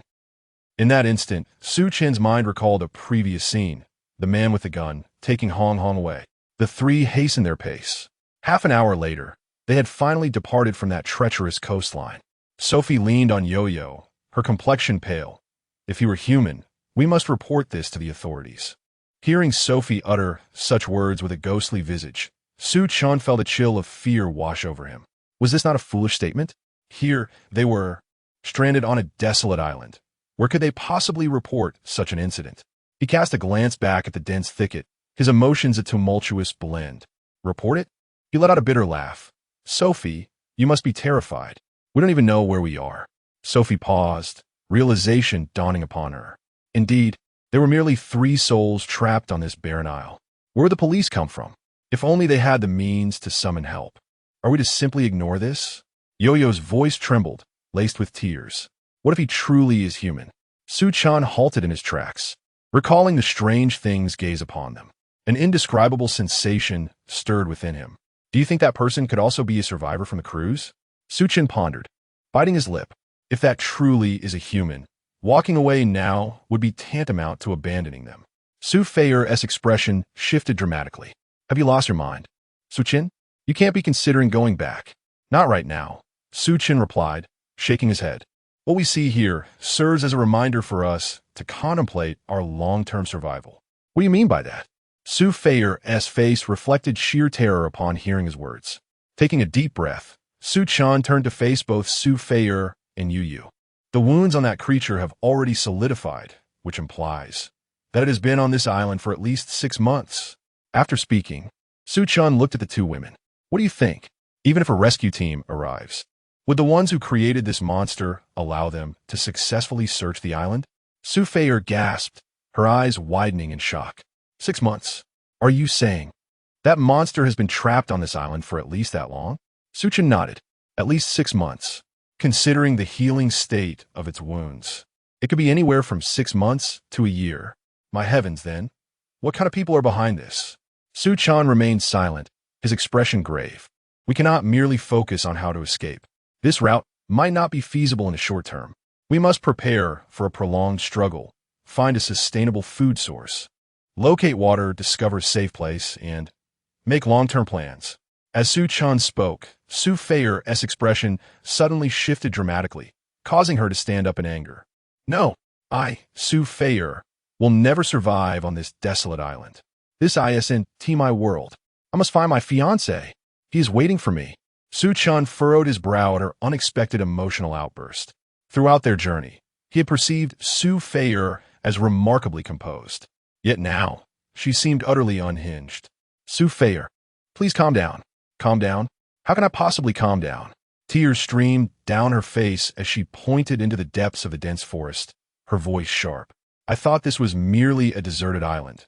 Do you understand the essence of a deserted island? Just a few wild beasts.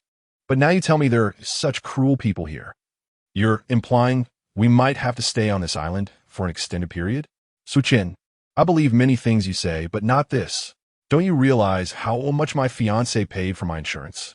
If something happens to me, the payout is at least 30 million. $30 million is more than enough for the insurance company to urge the cruise line to launch a rescue operation. Su Feier's voice grew louder, almost escalating into an argument. Su Chen felt a throbbing in his temples. 30 million? It must be said that this figure, for an ordinary doctor like him, was indeed substantial. The weight of this number struck him so profoundly that he momentarily found himself at a loss for words. He gazed at Sophie, who in that moment appeared utterly transformed, lacking any semblance of her usual calm demeanor. Sophie, you need to quiet down. Su Chen felt compelled to raise his voice, his tone tinged with urgency. Yueyue, observing Sophie's sudden outburst, was also taken aback, sitting petrified in the sand, clutching tightly to the scant supply she had managed to gather. Calm? How can I be calm? Let me tell you, Su Chen, my fiancé will not abandon me. He will certainly send someone. The cruise company, the insurance company, they will come. Sophie's voice grew increasingly fervent, her conviction manifesting in her heightening volume. Lower your voice. Su Chen hissed, his tone laced with warning. Do you want to attract those things lurking in the woods? At his reprimand, Sophie's fiery spirit was somewhat quelled, yet her defiance lingered, her chest heaving with emotion. She attempted to retort, but the memory of the creature's gaze silenced her. Su Chen regarded her with a chilling stare. 30 million is indeed a significant sum. But have you considered that if there were truly individuals orchestrating something sinister on this island, would they allow a rescue team to find us so easily, or would they permit any survivors to escape unscathed? His words fell upon her like a cascade of icy water. The color drained from her face, and her lips trembled, leaving her speechless. Indeed, if Su Chen's conjecture held any truth, and a hidden group was manipulating events on this island, what were they, the survivors? To them, test subjects? Or perhaps, lambs for slaughter? A shiver coursed through Sophie at this thought. Though she had contemplated the dangers before, a part of her had always believed that as long as they could endure until the rescue team arrived, they would be safe. But Su Chen's assertion shattered that illusion entirely. Are you implying that even if the rescue team arrives, it will be futile? Sophie inquired, her voice barely above a whisper. Su Chen refrained from providing a direct answer, instead countering with, do we have the authority to determine whether it will be useful or not? Sophie fell into a profound silence. She was not naive. Su Chen had articulated the gravity of their predicament so clearly that any further denial would be self-deception. Her fiancé, no matter how affluent or powerful, what could he possibly do against such an existence? Feeling utterly defeated, Sophie sank to the ground, her gaze vacant, observing her loss of strength. Su Chen sighed in resignation. Your fiancé, his name is Ma Tingyun, correct? Sophie paused, realization dawning upon her. Did Lin Yueyue tell you? Su Chen nodded. Yes. She shared everything with me. Sophie, upon hearing this, did not seem to mind. In fact, she looked at Su Chen and said, since she has already introduced me to you, I shall not conceal it any longer. Indeed, it is Ma Tingyun, a titan of commerce in the Magic City. Just as Sophie seemed poised to continue her exposition, Su Chen raised his hand to halt her words. In the eyes of Su Chen, everyone is but a patient, regardless of whether they're a business magnate or a vagrant. You are envious. How many men in this world can achieve what he has? Only someone like me, a beauty pageant champion and a top-flight stewardess, could be deemed worthy of him. Deemed worthy? Su Chen replied with a faint smile. You speak as if we were in a breeding farm. Sophie's words were abruptly silenced. She suddenly stood up, her finger nearly poking Su Chen's nose.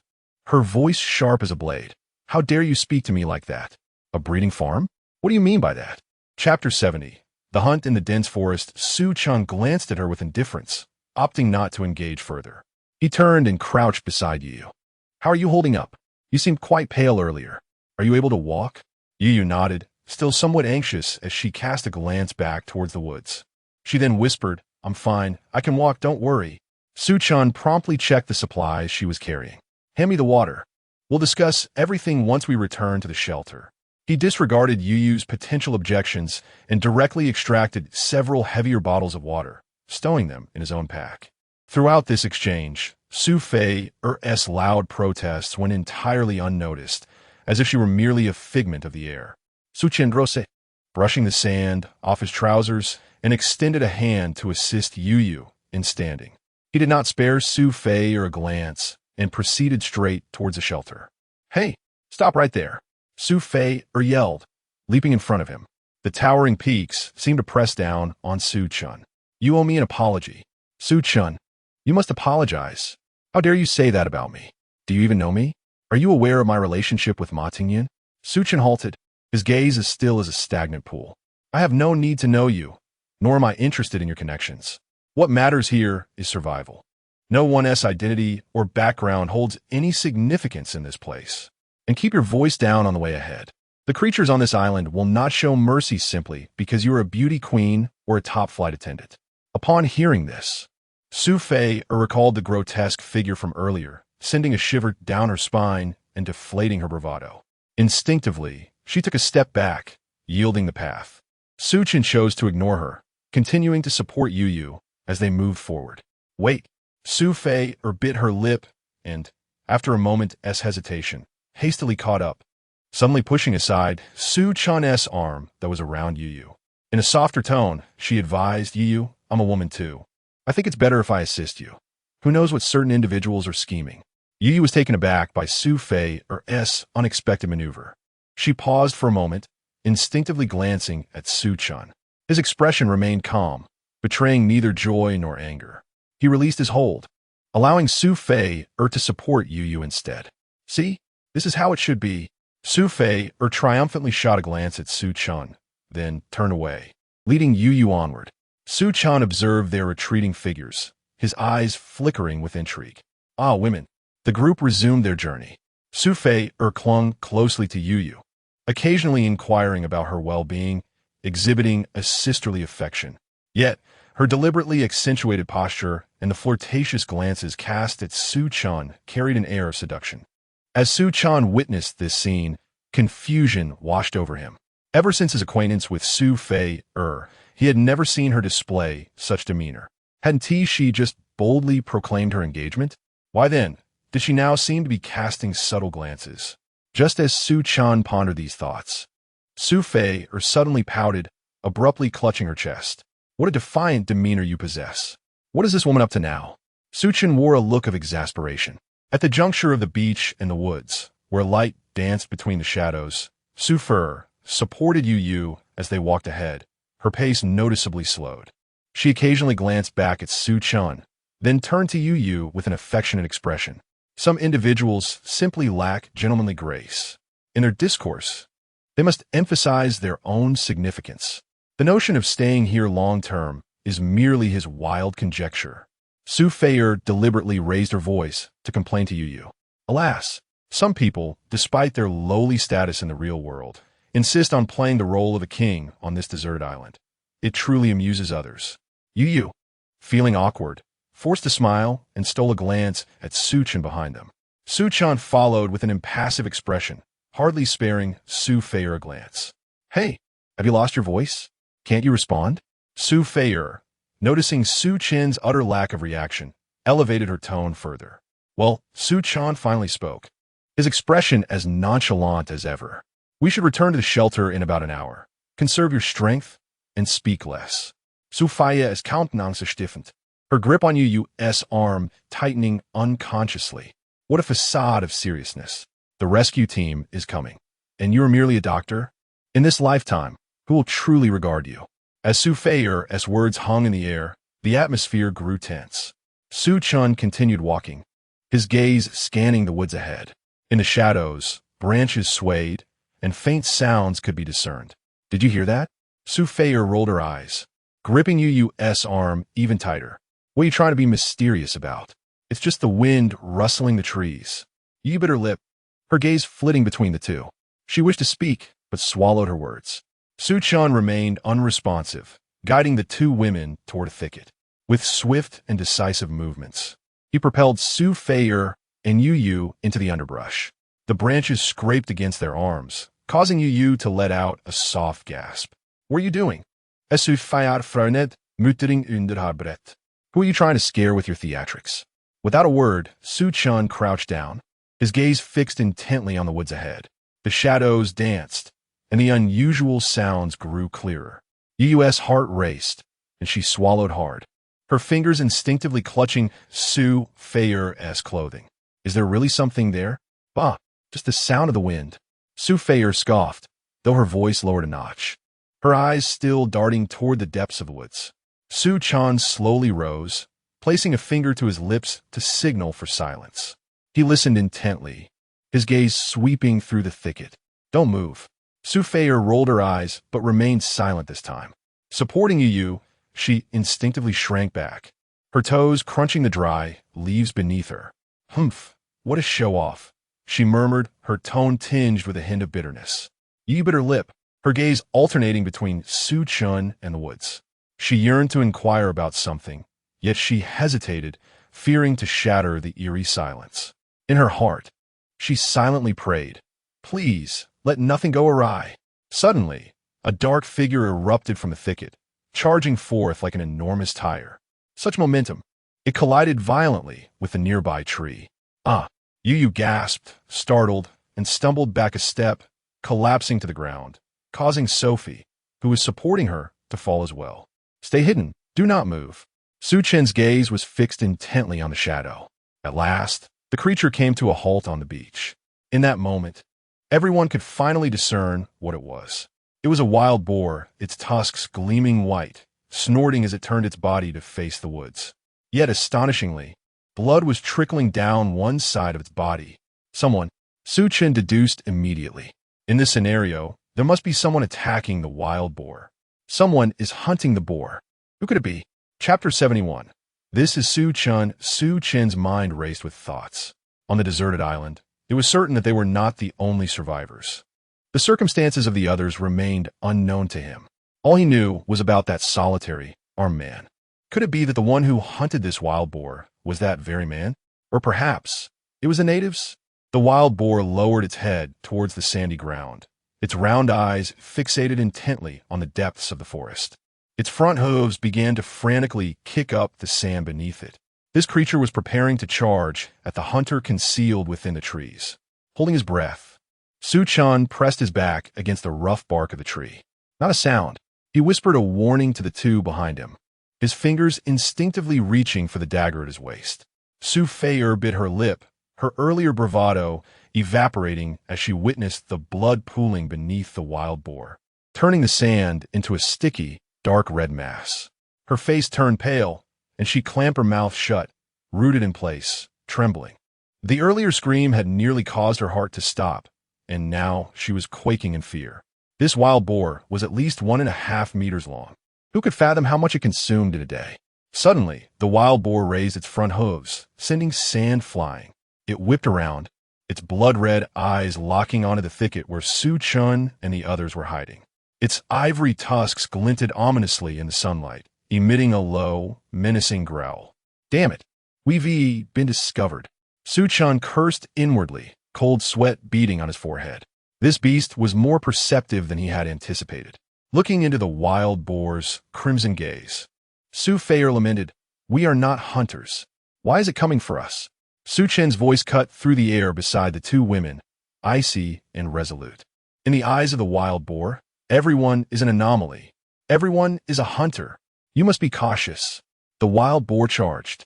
Its massive body barreled forward like an uncontrollable tank, thundering towards them. Sand flew, and dry leaves swirled in chaos. Run! Su Chen bellowed, shoving Su Feiyer and Yueyue aside. The two screamed as they scrambled away, seeking refuge behind a sturdier tree. Su Feiyer glanced back, only to see Su Chen not retreating but advancing, charging headlong into the fray. "You madman!" she shrieked, her voice cracking. Yueyue, terrified, fled in a panic, dropping her burdens along the way. "Drop it! Run! Find a tree to climb." Su Chen was far from insane. As he dashed towards the wild boar, he roared in fury. He understood that fleeing from a frenzied beast would only expose his back to its tusks. The only chance for survival lay in vanquishing it. In a flash, the wild boar was upon him. The pungent stench of blood mingled with its musk assaulted his nostrils. "Get away!" Su Chen growled, sidestepping the wild boar's initial charge. The foul wind whipped past his ear, and seizing the momentum of the beast's relentless advance, he lunged towards its right flank, the very side that bore its wounds. With a decisive thrust, he struck. The sharp dagger pierced with unerring precision, plunging into the deep wound on the boar's flank, exposing bone. Warm blood erupted in a sudden spray. Yet, Su Chen did not relent. He recklessly plunged the blade deeper, stirring the wound with fervor. Then, with utmost swiftness, he withdrew his hand and fled. The wild boar emitted a heart-wrenching shriek, its hefty body thrashing wildly, tusks flailing, gouging a deep pit in the sandy ground. Its blood-red eyes fixated on Su Chen. But Su Chen was not a fool. Despite his considerable stamina, he was no match for the boar. One was celestial, the other terrestrial. After hastily retreating, the boar's residual fury sent him sprawling. His back collided heavily with a tree trunk, causing him to grimace in pain. Seizing the moment, he pivoted and climbed the tree for refuge. Atop the branches, he gasped for breath and glanced towards the distance. Sophie and Yueyue had seized the opportunity to escape, ascending another tree. Damn it, it wasn't he in vain after all. Su Chen cursed inwardly, enduring the agony in his back. Perched on a branch, he steadied himself against the sturdy trunk. The wound he inflicted was not only deep, but had also been thoroughly agitated with all his might. Below, the boar continued to root in the sand, its intestines spilling from the gaping wound. Victory had been achieved. The crucial matter was how this creature would meet its end. Su Chen panted softly, the boar's anguished cries echoing through the woods, the ground stained with blood. He squatted on the branch, his chest heaving violently, sweat trickling down his brow, dripping onto the coarse bark. He fixed his gaze on the colossal beast below. The boar writhed in agony, its corpulent body swaying, intestines trailing on the ground, staining the earth crimson. Die, perish swiftly. Su Chen gritted his teeth, his fists clenched until the knuckles turned white. It was not fear that gripped him, but rage. That creature's wild thrash had nearly cost them their lives. Its strength was overwhelming. Su Chen licked his parched lips, casting his eyes towards the distance. Sophie and Yueyue had ascended another tree, nestled among the branches, their faces pale. The recent spectacle of Su Chen attacking the boar had left Yueyue in a state of shock. Is he truly a doctor? He seems, somewhat, a veterinarian, Sophie added with a hint of sarcasm. Yet, despite her words, the expression on her face subtly shifted as she regarded Su Chen in the distance. At the very least, he had indeed protected them. A howl erupted from the boar, echoing through the forest, filled with despair. Its hefty form rolled in the sand, the blood trailing from its intestines growing fainter, nearing its demise. Now is the moment. Su Chen crouched on the branch, his back still aflame with pain. But he could not afford to dwell on it any longer. He had awaited this instant for far too long. With a leap from the tree, he surged forward. Now, he roared within his heart, suppressing the agony in his back. He dashed towards the boar, this time wielding a dagger honed to surgical precision. Raising the dagger, he aimed it at the vulnerable spot on the wild boar's neck. With a swift thrust, the razor-sharp tip penetrated the flesh, causing the creature to convulse violently. A guttural roar erupted as it leaped into the air. Su Chen anticipated this reaction and deftly rolled aside to evade its wrath. The wild boar, resembling a zombie in its tenacity, staggered a few steps, blood gushing from its severed arteries, splattering crimson droplets upon the sandy ground. Ultimately, it swayed before collapsing heavily onto the earth. On the sandy terrain, the boar's labored breaths grew increasingly faint until silence enveloped the scene. Su Chen crouched, his back pressed against the tree trunk, beads of sweat trickling down his temples and pooling in his gritty palms. He fixated intently on the motionless beast, his breath coming in rapid gasps. Su Chen, you are truly remarkable. Yueyue observed this spectacle from a distance, her face a mask of astonishment. In that moment, Su Chen unfastened his shirt, revealing his bronze skin. It was only then that Yueyue realized that he was far from feeble. The sight of his taut muscles caused a faint blush to rise upon her cheeks. Chapter 72. A sense of power, he possesses such an impressive aura. Yueyue gazed at Su Chen, unable to refrain from whispering. Beside her, Sophie had already sensed that Yueyue's expression was amiss. Upon closer inspection, she discerned the situation. With a cold smile, she crossed her legs and remarked, "Yo-Yo, have you never seen a muscular man before? There are plenty like Chen in the gym." Sophie's words fell on deaf ears for Yo-Yo. She merely thought that Chen's physique was truly commendable. After all, he was just a doctor, right? The way he had fought against a wild boar in the woods earlier was utterly astonishing. It was merely an injured boar. He was simply fortunate, and there was nothing to be overly surprised about. At this moment, Sophie noticed that Yo-Yo's gaze towards Chen was decidedly peculiar. Chen was now leaning against a tree, his calves still trembling. Before him lay a wild boar buried in the sand. It was incredibly heavy, appearing to weigh at least 300 pounds. He glanced down at the dagger in his hand, the blade still dripping with blood. Upon closer inspection, he realized the edge of the blade was slightly curled. The pungent odor assaulted his nostrils, causing him to cough. He had indeed faced some adversity, but fortunately, this boar represented a substantial 300 pounds of meat. Chen smiled, feeling both pain and joy. The wound on his back was soaked with sweat, throbbing agonizingly. After the intense struggle, he now felt as though his very insides had shifted. "Brother Chen." Suddenly, Yo-Yo's voice floated over from a distance. Chen looked up to see Yo-Yo hastily climbing down from the tree. "Are you all right?" Yo-Yo rushed over, stopping in front of the boar's carcass before quickly moving to Chen's side, her small hand resting on his arm. "You seem injured, Brother Chen." "I won't die," he replied. Listening to her repeatedly calling him Brother Chen left him momentarily stunned. It felt rather odd, as if she had never addressed him in such a manner before. Wiping the blood from his hands, he attempted to appear at ease, gesturing towards the boar's body with a smile. "With this, the four of us, you, me, Sophie, and Lin Yueyue, can feast for 10 days to half a month without issue. How can you still be smiling at a time like this?" Yo-Yo shot him an annoyed glance. Coughing, he was interrupted as Sophie appeared behind them. Originally, she intended to inquire about Chen's condition. However, upon noticing Yo-Yo's affectionate grip on Chen's arm, the word she wished to speak lodged in her throat. Sophie gritted her teeth, feeling a wave of discomfort in her chest at the sight of Yo-Yo's endearing gestures. Surely this little girl wasn't developing feelings for Chen, was she? The way she called him brother was far too intimate. Sophie suppressed her irritation and feigned indifference. The boar has been slain, but in this sweltering island heat. Leaving it out for a day will cause it to spoil. 10 days to half a month is nothing but a fantasy. Chen was being bombarded with questions from Yo-Yo. Her sudden interjection nearly caught him off guard. He had taken a significant risk in hunting this boar. What was Sophie's attitude all about? He lifted his gaze to Sophie, noticing her pallid complexion and the hint of unfriendly sentiment in her eyes. What was troubling this woman? Chen raised an eyebrow and continued in accordance with her words. "Indeed, it is prone to spoilage. Thus, we must devise a method to preserve it." After patting Yueyu's shoulder, he urged her to release her grip. "You two should fetch some firewood. I will handle this wild boar. How do you intend to proceed?" Sophie maintained her icy demeanor. "I will slice the edible portions of the boar into strips while you gather firewood. Under the current circumstances, curing the meat is the most practical approach.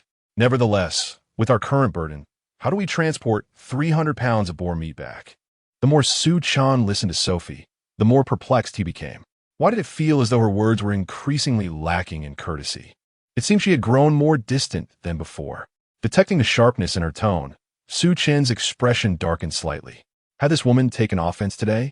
He refrained from responding immediately and instead crouched down to examine the boar's wounds. "Let us address what we can first." Chen's voice was somewhat frosty. Yueyue sensed the tension in the air and cautiously glanced between the two. Seeing that Chen was ignoring her, Sophie felt even more frustrated. She was merely concerned for his safety, yet she could not fathom why her words had taken on a different tone. Watching Yueyue linger by Chen's side, the fire within her grew increasingly intense. "Fine, you slay the boar, you call the shots. You are the leader. I shall go find firewood." Sophie tossed this remark over her shoulder before striding away, her steps heavy, the dry leaves crunching beneath her feet. Chen raised his eyes to her retreating figure, his brow furrowing deeper. What was the matter with her? "Chen, I'll accompany Sister Sophie to gather firewood." "All right, but do not stray too far." Collect what you can in the vicinity.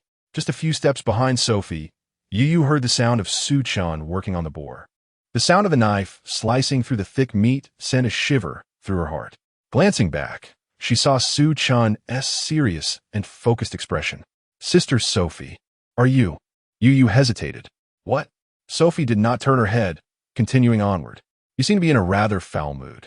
Anyone trapped on this island would feel the same. Hurry and gather firewood." At this moment, Sophie herself could not articulate why she felt this way. She should have been pleased by Su Chen's successful hunt, yet inexplicable anger bubbled within her, especially after hearing Yueyue call him Su Chengge, which made her teeth clench in irritation. Focus on finding firewood. Sophie bent to pick up a dry branch, applying too much force, causing it to snap in two.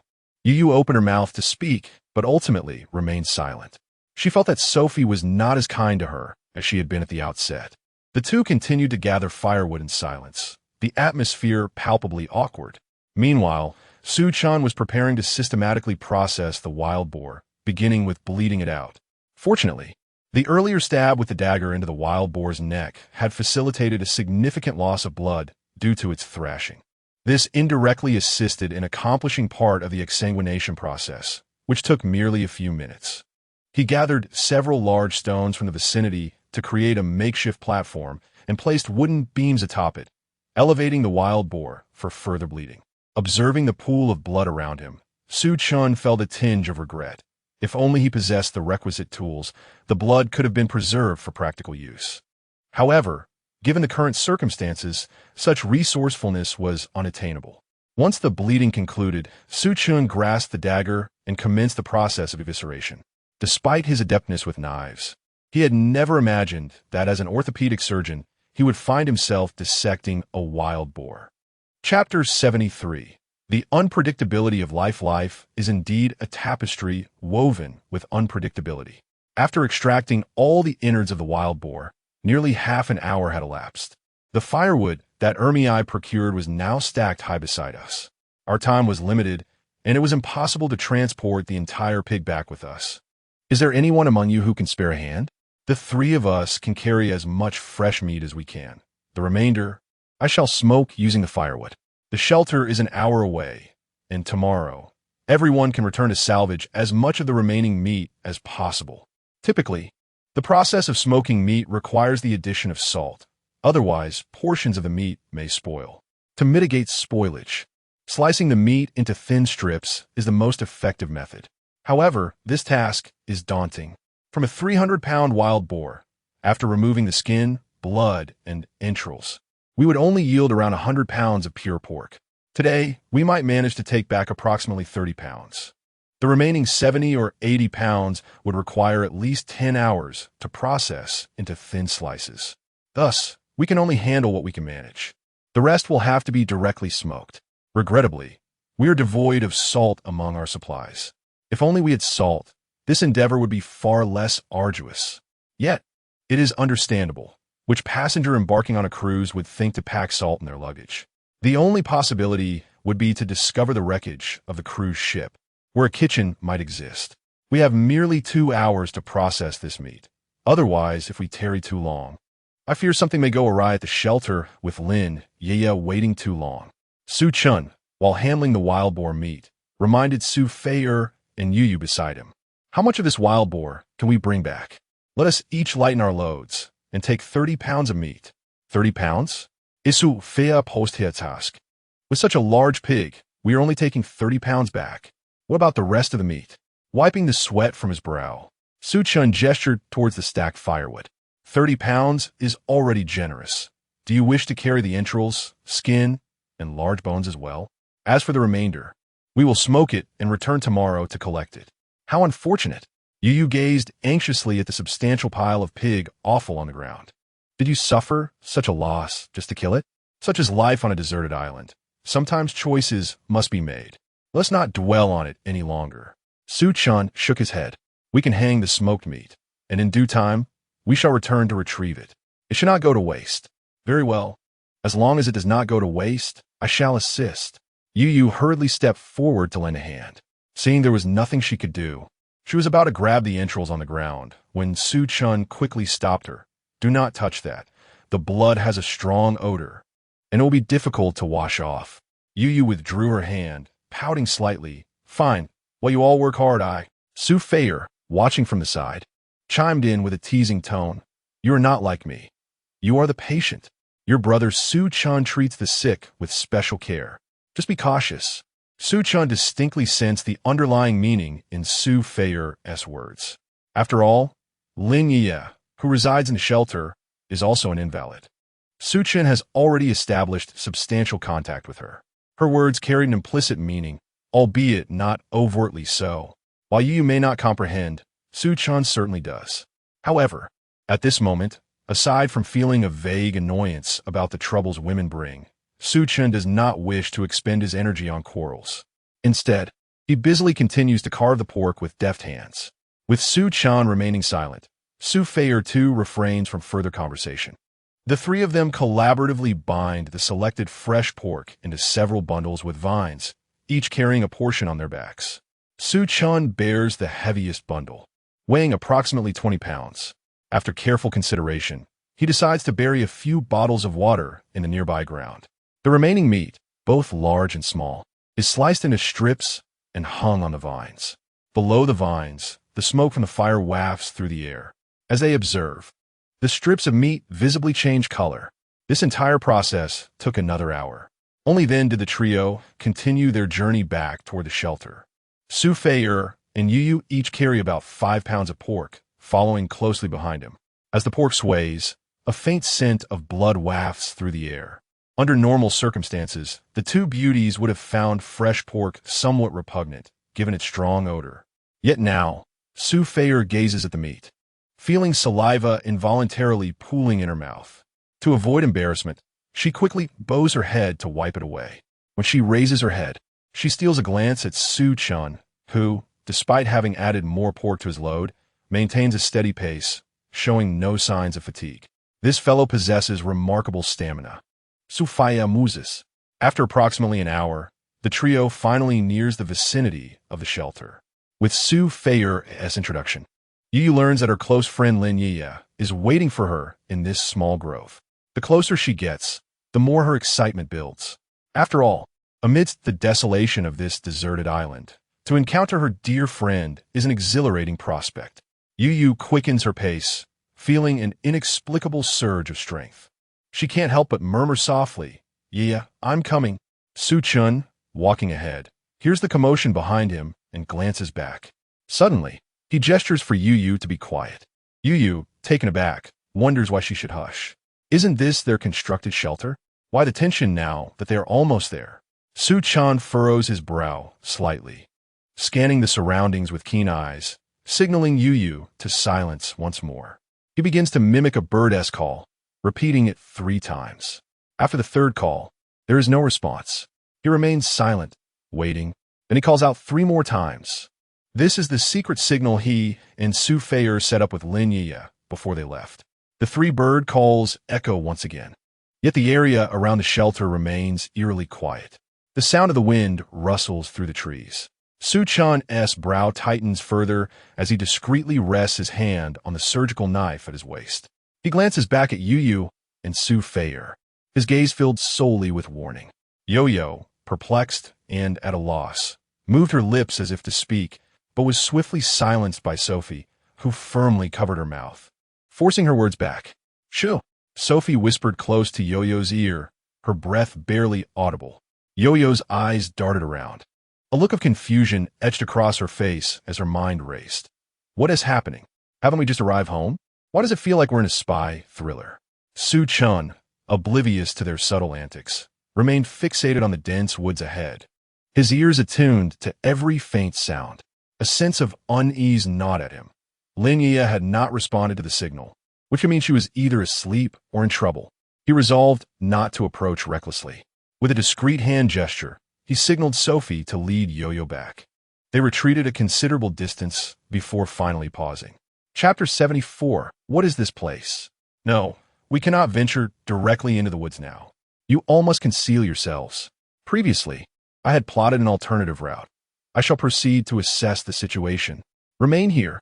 Upon finishing his words, Su Chen turned to Ermei. Do you all have your defensive weapons? Yueyue was momentarily taken aback, failing to respond. Su Feier nodded and said, We have the daggers and fruit knives we procured from the supply beach. However, if a burly man were to confront us, I fear these small daggers would be inadequate. The purpose of having them is merely precautionary, not an invitation to seek trouble. You should stay hidden, and if an emergency arises, yell for help, and I shall return to find you. With that, Su Chen unloaded all the supplies he carried and stacked them on the ground. Just as he was about to leave, he felt his arm gripped firmly by Yueyue. Brother Su Chen, you just had a confrontation with a wild boar. Do you have the stamina for this? I am fine. He gently patted Yueyue's hand, signaling her to release her grip. Yet, she did not let go immediately. Instead, she tightened her hold. But I noticed you were sweating from your forehead during the encounter with the boar. Su Feier nodded in agreement from the side. Should we assist you? Assist me. Su Chen rejected the idea without a second thought. If danger truly arises, having you both with me would only hinder my efforts. As soon as he uttered those words, he realized his tone had been too harsh. Yueyue's expression fell instantly, her eyes glistening. I did not mean to be a burden. Su Chen's heart softened. He reached out and gently stroked Yueyue's head. I apologize. That was not my intention. What I meant was, should we encounter any difficulties, I would be able to act more swiftly alone. Su Feier scoffed, as if we were so weak. Su Chen did not wish to prolong this discussion. The situation was urgent, and he needed to ascertain what had transpired at the shelter. The chosen shelter was inherently complex in terrain, initially selected for safety. If he brought these two women along, it would be all too easy to alarm any lurking threats. Remain here. Once I have clarified the situation, I shall return for you. With that, Su Chen turned and stealthily made his way deeper into the woods. The sky was already approaching dusk. The world outside the beach bore a melancholic beauty. However, upon entering the thicket beneath the canopy of trees, the area surrounding the shelter had become rather somber. Su Chen intended to traverse the rocky ridge, aiming to approach the shelter from behind. He lowered his stance, endeavoring to avoid any crunching twigs or leaves, taking each step with utmost caution. The further he ventured, the more intense his unease became. The surroundings of his shelter were eerily quiet.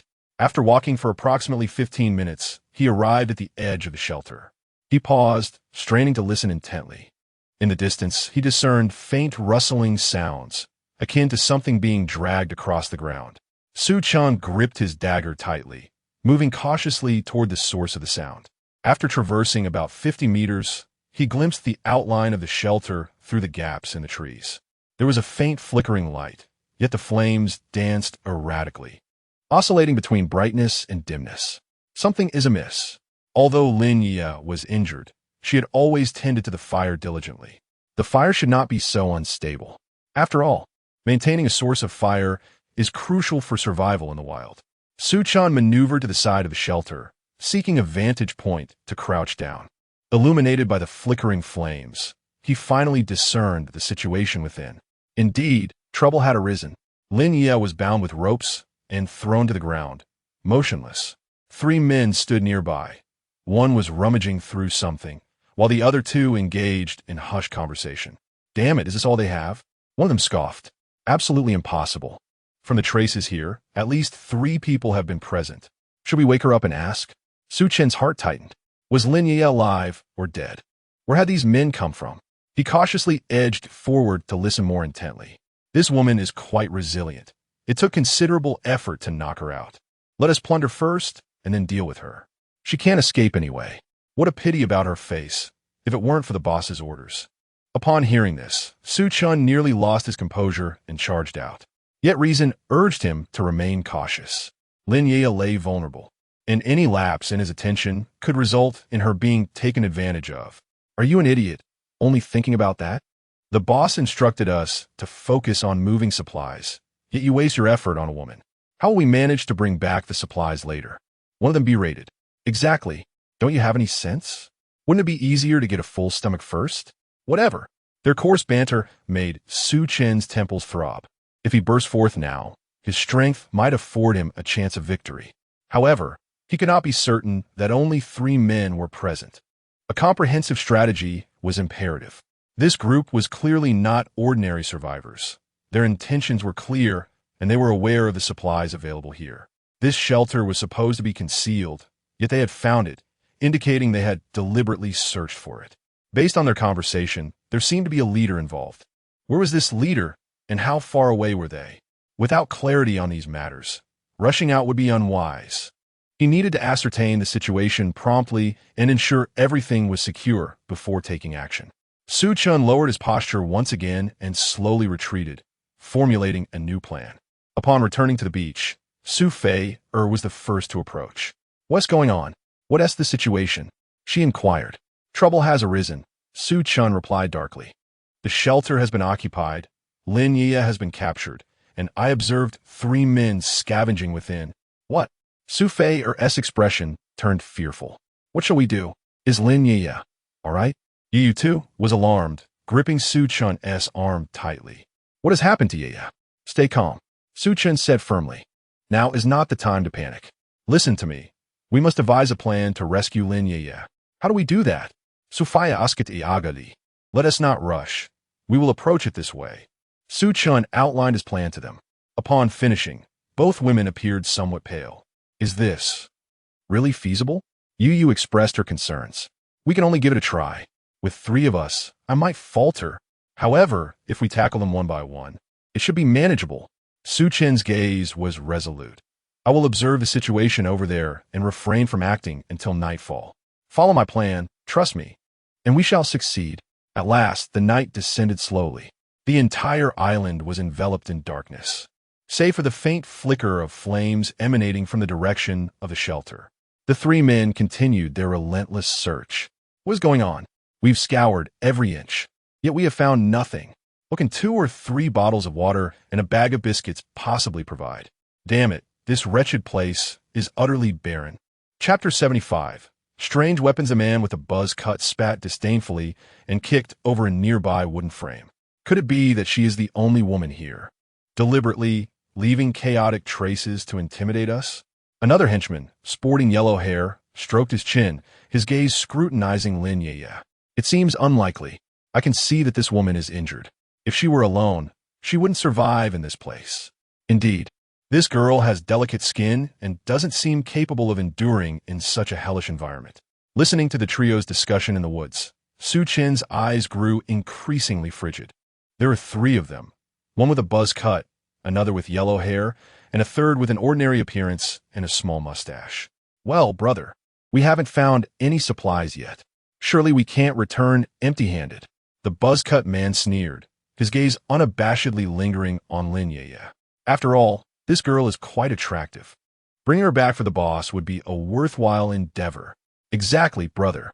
We can't run back for nothing." The yellow-haired man licked his lips, recalling the boss's words about the harshness of life. Every time they ventured out for supplies, they must bring something back. The small mustache man chuckled. "Is it just this woman's beauty? Wouldn't that mean we've accomplished something? Huh, what are we waiting for?" The buzz-cut man rubbed his hands together and advanced towards Lin Yueyue, who was still unconscious. As he approached, Su Chen hastily grabbed a stone and hurled it into the distance with a swift motion. Thud! The stone struck a tree trunk in the shelter, producing a muffled thud that startled a few birds into flight. "Who?" The buzz-cut man spun around, his sharp eyes scanning the surroundings. The yellow-haired man and the small mustached man immediately fell into a defensive stance, and silence enveloped the area. Su Chen held his breath, having carefully controlled the force and angle of the thrown stone to draw their attention without revealing his position. The buzz-cut man squinted, using the dim light on the ground to examine the vicinity, yet he detected nothing unusual. Frustrated, he raked a hand through his hair. "Damn it! Who the hell is it?" The yellow-haired man leaned closer. "Brother, could it be the wild monkeys on the island?" The buzz-cut man shot him an irritated glance. "What nonsense! If there were monkeys around to eat, we wouldn't be in this state." The small mustached man, with a crafty glint in his eyes, pointed at the unconscious Lin Yueyue and leered. "Brother, could it be that this girl is playing tricks?" The buzz-cut man paused for a moment. Then a sinister grin spread across his face. "That's a possibility. The moment you got close, this happened. I see this girl has delicate skin. She might be a vixen. Go ahead and pull down her pants. I want to see if she has a white-haired tail down there." No sooner had the buzz-cut man finished speaking than a yellow-haired man eagerly rubbed his hands and approached Lin Yueyue. Chen tightened his grip on the stone, his body tense like a drawn bow, ready to strike at any moment. As the yellow-haired man drew closer to Lin Yueyue, he hurled the stone once again. This time, it flew towards an even farther spot. Thud! The stone struck a large tree with a sharp crack. Damn it, not again. The man with a buzz cut abruptly turned, veins bulging on his forehead, demanding to know if someone was present. "Who is it? Show yourself."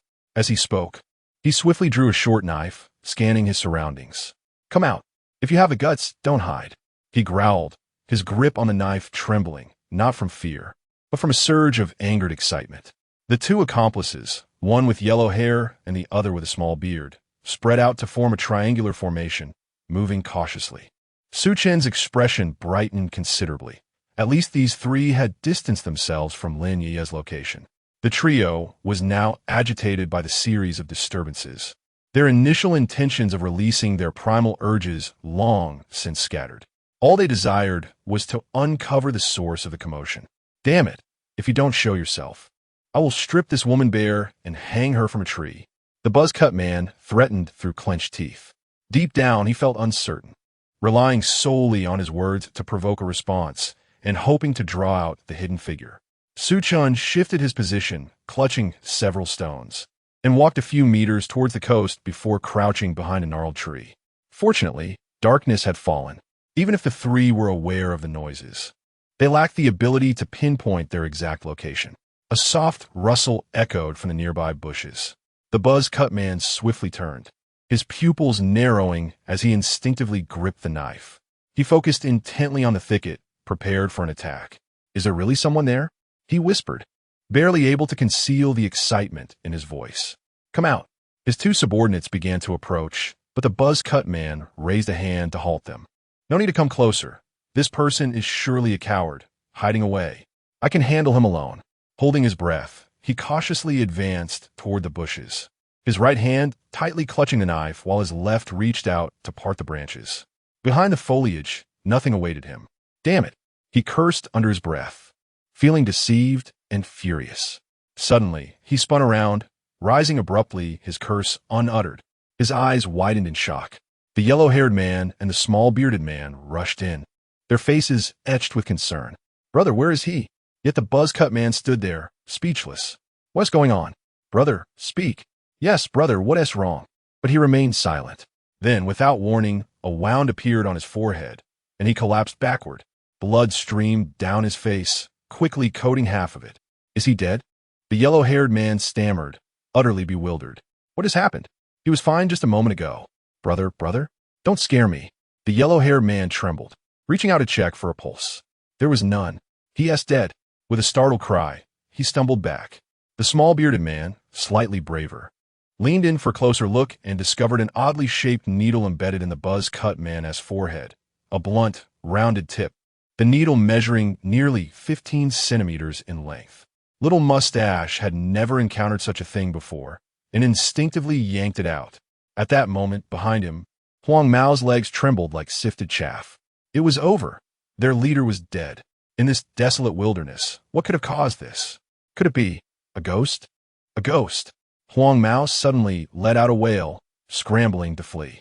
Little Mustache shouted urgently, "Why are you running? Do you wish to die here?"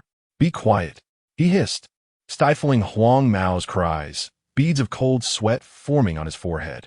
He fixated intently on the grotesque, bloodied hole on the buzz-cut man's forehead, then glanced at the blood-stained needle in his hand. This needle could only have been crafted by human hands. Abruptly, he turned his gaze to the surroundings, the darkness seemingly concealing countless pairs of eyes. "We must leave at once. Take nothing from here." Little Mustache delivered a fierce kick to Huang Mao. "But what about that woman? For heaven's sake, what are you thinking? Is your brain located elsewhere?" Chapter 76. Murder. Run. The little man with a mustache dragged the trembling Huang Mao, stumbling as they attempted to flee. Huang Mao, being pulled along, wore a sorrowful expression and exclaimed, "Brother who?" Is this really a ghost? That needle.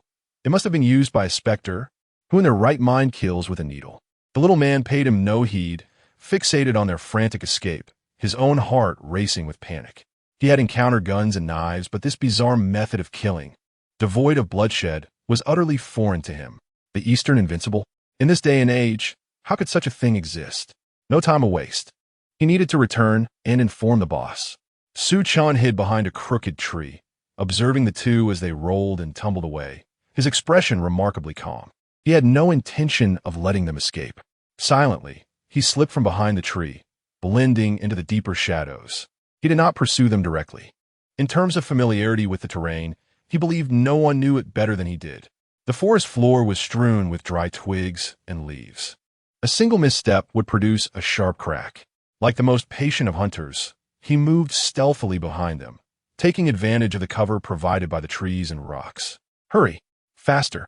The little man dragged Huang Mao, their feet sinking into the uneven ground, the dry twigs and leaves crackling beneath them. Night creatures scurried away, frightened by their frantic pace. Huang Mao was paralyzed with fear, his legs trembling like noodles, nearly being carried by the little man. Brother Hu, I can't run anymore. Shut up. If you want to die, stay here. A faint crack echoed from behind them. It was subtle, as if someone had inadvertently stepped on a brittle twig. Huang Mao jolted, his voice quivering. It's coming. That ghostly thing is catching up. Nonsense. It's just an animal. The little man retorted, yet beads of cold sweat streamed down his back. He dare not look back. He absolutely could not. Turning around would shatter his resolve. He could only urge himself and Huang Mao to run faster. If they could just escape this cursed forest and return to the path, they would be safe. However, just as this thought crossed his mind, a sharp sound sliced through the air by his ear. Thud! A dull thump followed. The little man quickly grasped Huang Mao's arm, suddenly feeling an overwhelming force pulling him backward. Stumbling, he glanced behind. Huang Mao's eyes were wide, mouth agape, yet no sound escaped him.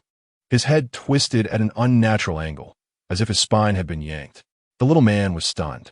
He turned on his phone's flashlight and saw a needle protruding from the center of Huang Mao's throat, identical to the one lodged in the forehead of their earlier assailant. Ah! Ah! A sound akin to air escaping filled Huang Mao's throat, and he slid down to the ground. Blood gushed forth. The little man was utterly bewildered. They had been running forward, but the needle had come from behind. Yet Huang Mao lay dead before him. Who on earth was this? Was it the legendary martial artist, Wang Feiheng? Or perhaps the god of furniture, Jackie Chan? Was the outside world filled with Jackie Chans? Could it be he could fly? Fear gripped the heart of the young man with the small mustache, leaving him devoid of the strength to flee. With one hand, he activated the flashlight on his phone, while the other brandished a dagger. It dawned upon him that escaping was futile. The only option was to confront his adversary head-on. He was determined to discern the identity of this merciless foe. With the dagger raised, his arm trembled, as the limited beam of his phone illuminated the surroundings, which were engulfed in darkness akin to the maw of a chasm. Come out. If you dare, reveal yourself. He shouted into the abyss, fully aware that his tormentor lurked nearby, concealed from view. He forced himself to remain calm. He had witnessed bloodshed and had taken lives, yet he had never encountered such a bizarre opponent. 2 of his comrades had perished without ever laying eyes on the specter. Damn you! Who are you? The only response was the rustling of leaves stirred by the night wind. He swallowed hard, the taste of bitterness coating his tongue, and began to retreat slowly, the dagger held defensively across his chest. At that moment, a voice emerged from directly ahead. I am before you. The tone was soft and serene, yet in the stillness of the night, it resonated like thunder. The young man swiftly directed his phone's beam towards the voice, the light flickering among the trees, yet revealing nothing. Stop playing tricks, he snarled, though panic had already begun to take root in his heart. Where could this person possibly be? The voice was unmistakably in front of him, yet he could see nothing. Why have you come here? The voice now emanated from his left. He quickly pivoted, the flashlight once more casting erratic beams, but still yielding nothing. Get lost. If you have the courage, face me directly. What kind of hero hides in the shadows? Panic enveloped him completely. The sensation of an unseen enemy was far more terrifying than confronting 10 men. Answer my question. The voice now came from behind him to the right. He nearly leapt in surprise, wildly swinging his dagger in the air. I'm posing a question to you. The voice seemed to drift from yet another direction. The young man was on the brink of madness. Was this a human or a ghost? How could they move so swiftly? Yes, ask me questions. What give you the right? Just kill me already, for you won't survive this either. He could no longer contain his composure. You can't even see where I am. So how dare you claim that I won't live to see another day? No sooner had he spoken than a cold object pressed against the nape of his neck. Was it a blade? No, it was finer and sharper, resembling a needle. The mere thought of it sent a shiver down his spine. He attempted to shine the light behind him, but as he raised his hand, his wrist was caught in an unyielding grip. With a clatter, the phone fell to the ground, illuminating the damp earth and decaying leaves. He froze, forgetting to breathe. Can you see clearly now? The voice was right beside him, so close that he could feel the breath of his assailant. His eyes darted wildly, straining to glimpse the figure behind him. All he could make out was the blurred outline of a chin. At last, he comprehended how his comrade with the yellow hair had met his end. This individual was not attacking from a distance at all. He had always been there, like a shadow, like a specter, silently trailing them. You, the man with the small mustache felt his throat dry, unable to utter a single coherent word. The other person's hand moved gently, the needle shifting from the man's neck to rest against his temple. The icy sensation rendered his mind blank. Do not be anxious, the voice remained calm. Take a deep breath. Keep your wits about you. We are all survivors. I merely wish to engage in a proper conversation. How dare you refer to this as a proper conversation? You have a needle aimed at my temple. A single jab could create a hole. Can this truly be considered a proper conversation? Chapter 77. Chivalry Inwardly. The little mustached man was in turmoil. Big brother, let's talk things over. Whatever you wish to know, I shall disclose. Very well, the voice seemed satisfied. Who are you? What brings you to this forest? We are from Hongfa Demolition. The little mustached man hurriedly explained, this island is slated for development, and we are here to clear the area. Upon hearing this, Su Chan was taken aback. What did you say? Hongfa Demolition? You are here to clear the area? The revelation struck him like a thunderclap. How could such individuals have come to the island? You are not survivors from the cruise ship? Cruise ship? What cruise ship? Now it was the little mustached man's turn to be perplexed. Su Chen's voice trembled slightly. Hongfa Demolition? This was entirely different from what he had anticipated. The little mustached man hesitated. Big brother, you don't know? We are employed by Shanghai Group, here to clear this island. He continued, but those scoundrels, after transporting us here, they vanished. Su Chen's mind buzzed with confusion. Shanghai Group? Clearing the island? What was the connection? Had he misjudged the situation? Was this not merely an uninhabited island where cruise ship survivors had found themselves? Or was it more than just that? Sensing the cold pressure against his temple, the little mustached man's voice quivered with desperation. Big brother, I speak the truth. If you do not believe me, I can take you to our camp. We have others with us. Su Chun remained silent, yet his grip tightened. Do not waste my time. Why intrude upon my sanctuary? And why attempt to take our women? With a sorrowful expression, the little mustached man pleaded, Big brother, we truly did not wish to provoke you. We must survive, and we had no choice but to do this. If it were you, wouldn't you do the same? We would perish without food. And what else can we do if we do not take women? Although the little mustached man was far from admirable, his words contained a kernel of truth. For individuals like them, what else could they do if not seize resources and women? Taking a deep breath, Su Chun posed another question. How long have you been on this island? The little mustached man swallowed hard. About 3 weeks, I suppose. After we were cast here, no boats have come to retrieve us. Su Chen's mind raced while his fingers remained firmly clasped around the needle. 3 weeks. This meant these individuals had been stranded on the island longer than he had. How many people are in your camp? What kind of equipment do you possess? The little mustached man broke into a cold sweat, his lips trembling. 7 of us. Just a few knives and clubs, nothing of any real value. With 2 of your men dead, that leaves us with only 5. Su Chun inhaled deeply. Previously, did you capture any other women? At that moment, Su Chen thought of Sophie. He suspected these people were the very ones who had kidnapped her. Brother, I swear by the heavens, there are no women in this wretched place. The woman you saw in the woods was the first I've seen this month. Upon hearing the individual's response, Su Chen's brow furrowed slightly. This situation had become quite troublesome. If they had not encountered Sophie, it would imply that the group she previously encountered was not affiliated with them. Su Chen never anticipated that such a multitude of organizations could exist on this desolate island. His eyes reflected a complex array of emotions. There was not merely one group of people on the island. This was truly outrageous. He steadied himself and inquired, after you arrived on the island, did you happen to see any other vessels or individuals? We did see some, but we dealt with them. Upon uttering this, the bearded man suddenly realized a critical point and quickly added with a quivering voice, Brother, with your skills, please don't kill me. I can take you to meet our leader. With your prowess, he would undoubtedly make you his second in command. The bearded man hurriedly spoke, fearing that Su Chen might take his life. Second in command?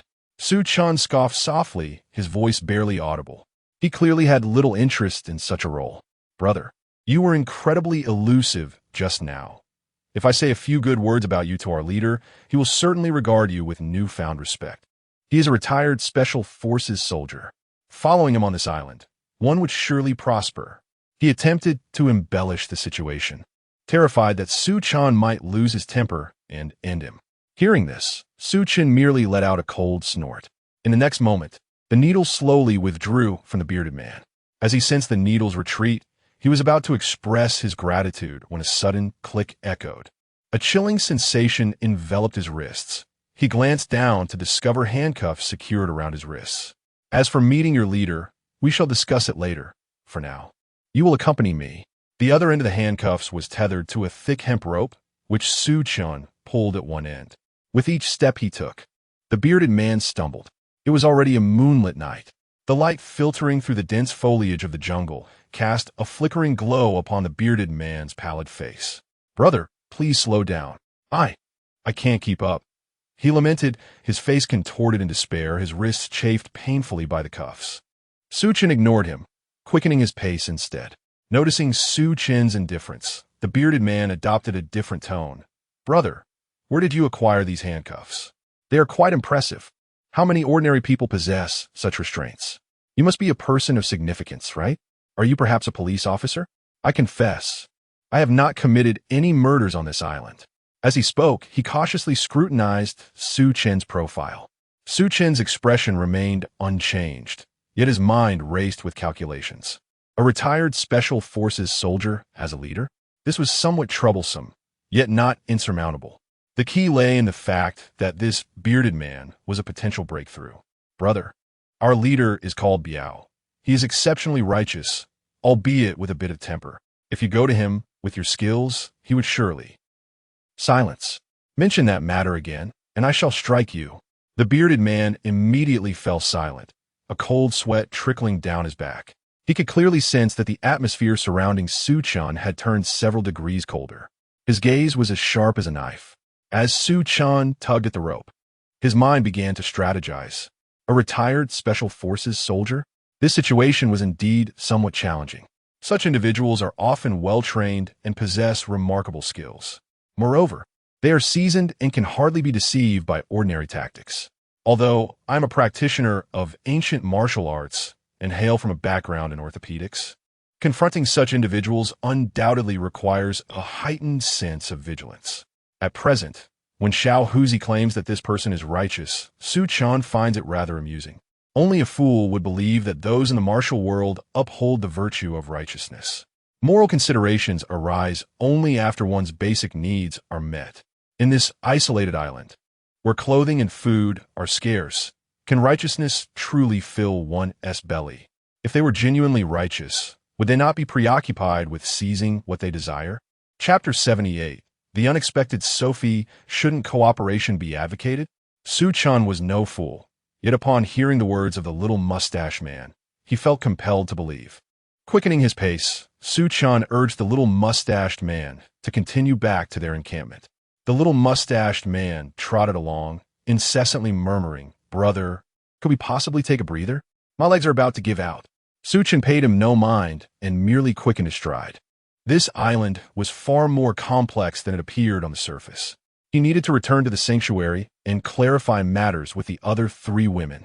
To put it plainly, what they had done thus far was merely preparatory for survival. Now it was time to elevate their status.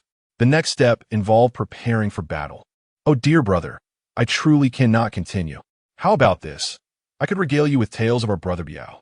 You can slow down a bit. After all, I cannot escape. And I'm certain you would find it intriguing," the little mustached man pleaded. Su Chen halted, glancing back to see that the little mustached man's wrist was indeed chafed and raw.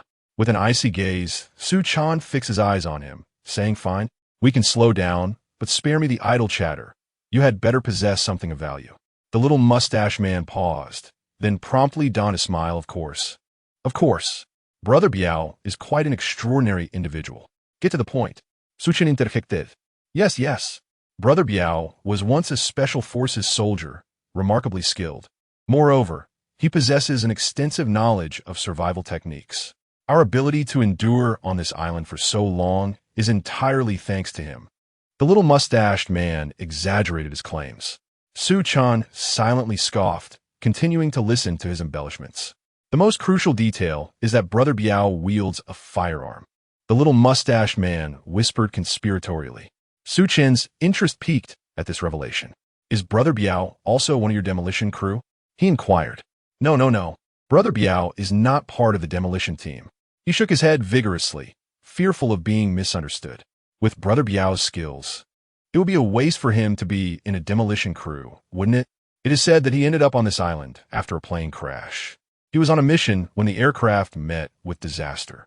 After we arrived on the island, initially we intended to deal with him, but instead, he dealt with us." The little mustached man trailed off abruptly. Su Chen narrowed his eyes. "What kind of mission?" "Well, I'm not entirely sure." Brother Biao did not elaborate. The little mustached man scratched his head, feigning innocence. "Is that all?" Su Chen pressed. The little mustached man nodded. Su Chen scoffed coldly. "It seems Brother Biao does not regard you as a confidant. What you have recounted is mere platitude." With a huff, Su Chen kicked the little mustached man's calf. "Continue walking." As he pulled the rope forward, Su Chen's mind began to churn. Special forces, a mission, a plane crash. This combination sounded rather significant. And there was a firearm involved. Typically, retired special forces soldiers could not easily acquire weapons.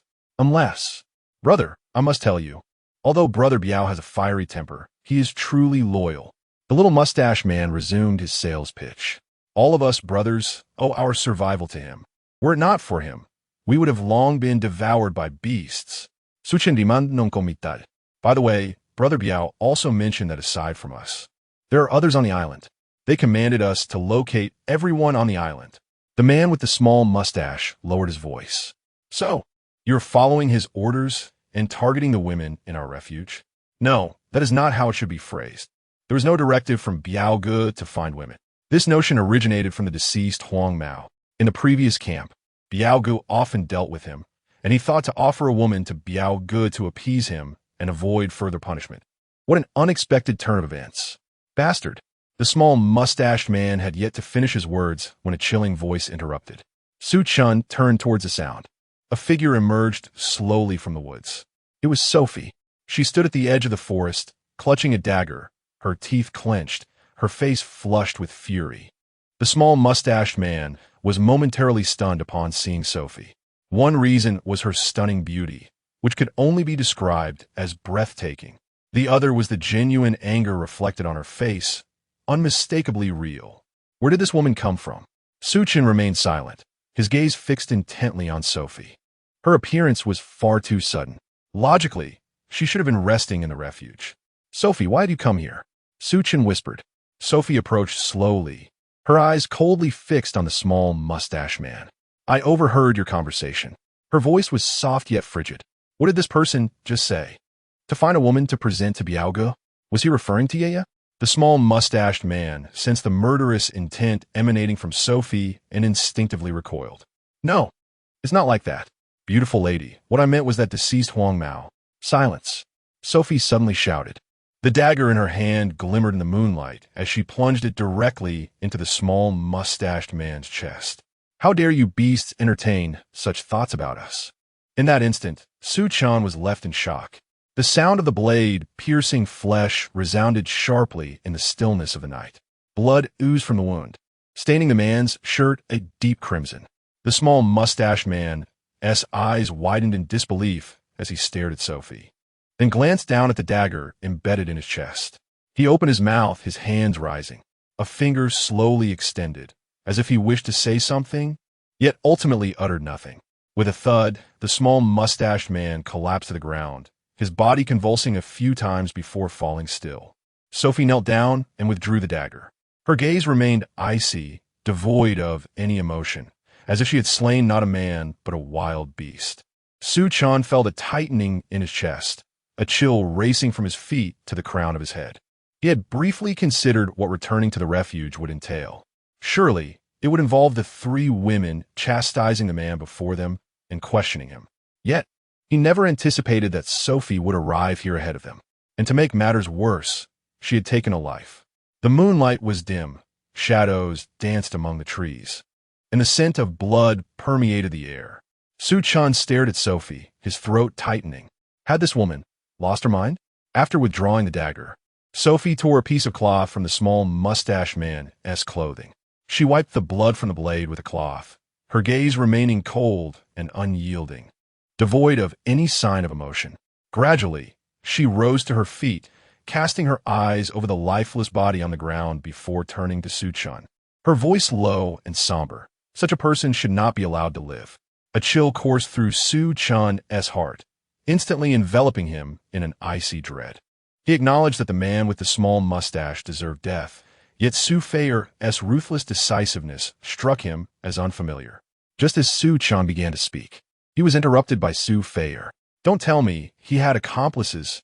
Su Chen, wearing an expression of helplessness, replied, now that he is dead. Even if there were others, we have no idea where they might be. Let us bury him. We should return to the camp. Chapter 79. The bet. Sophie lowered her eyelids, her long lashes concealing the depths of her gaze, rendering her inscrutable. Su Chen stared at her, his heart pounding fiercely. It was the first time he had witnessed such a demeanor from Sophie, calm to the point of being cold, as if she had transformed into an entirely different person. Bury him. Sophie's voice was low, a reminder that cut through the tension. Su Chen opened his mouth, intent on saying something, but words eluded him. The man with the mustache lay dead, and there was no saving him now. Sophie resembled a volcano on the verge of eruption, a precarious force of nature. Anyone who dared to provoke her would surely suffer. Su Chen retrieved the key and unclasped the handcuffs from his wrists, then began to search the mustached corpse, finding nothing of value. He merely pocketed the dagger. From his backpack, he extracted a shovel and approached the body, commencing to dig a grave.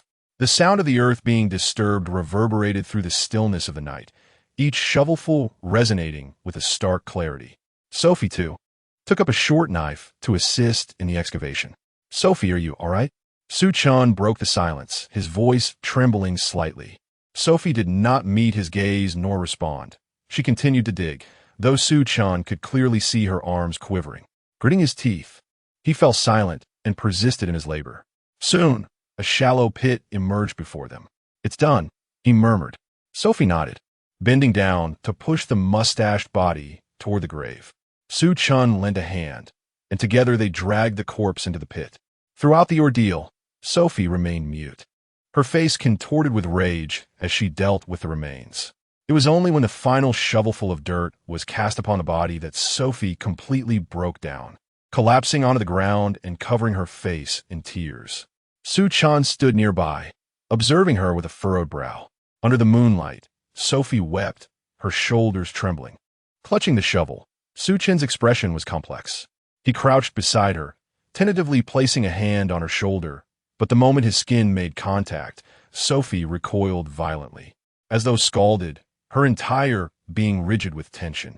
Don't touch me, she shouted, her voice hoarse, laced with deep-seated wariness. Su Chen's hand froze midair. Caught in an awkward pause, and a wave of inexplicable sorrow surged within him. Why was she so obstinate? "Hey, I want to touch you, all right?" he muttered softly, retracting his hand while keeping his gaze fixed on her. Sophie buried her head, her sobs intermittent as the dam of her suppressed emotions finally broke. Su Chan clenched his jaw, his fists instinctively tightening. He yearned to offer comfort, but feared exacerbating her distress. So he turned his attention to the mound of fresh earth. His brow knitted in turmoil. "This situation is an absolute mess," he murmured to himself, his voice barely audible. What he had initially perceived as a mere cruise accident was evidently far more complex than he had imagined. It was as if someone had deliberately orchestrated the transportation of individuals to this island. Su Chan's brow furrowed further as he meticulously recalled all that he had witnessed. The solitary man rowing ashore, seemingly armed, and the individuals who had previously abducted Sophie. At present, it is rather delicate to inquire about Sophie's condition. Yet, the events of this evening have only served to underscore a singular truth. The situation on the island is exceedingly intricate, rife with enigmas yet to be unraveled. To survive here transcends the mere acts of quenching thirst and satiating hunger. Each individual must prepare for the long haul. For survival entails not only endurance, but also the necessity of combat. The night breeze rustles through the dense foliage, producing a gentle murmur among the leaves. Su Chan drives his shovel into the adjacent sand, eliciting a soft thud. He refrains from approaching, standing at a distance like a silent statue, choosing to wait until Sophie has finished weeping. As moments tick by, her cries gradually diminish into muffled sobs.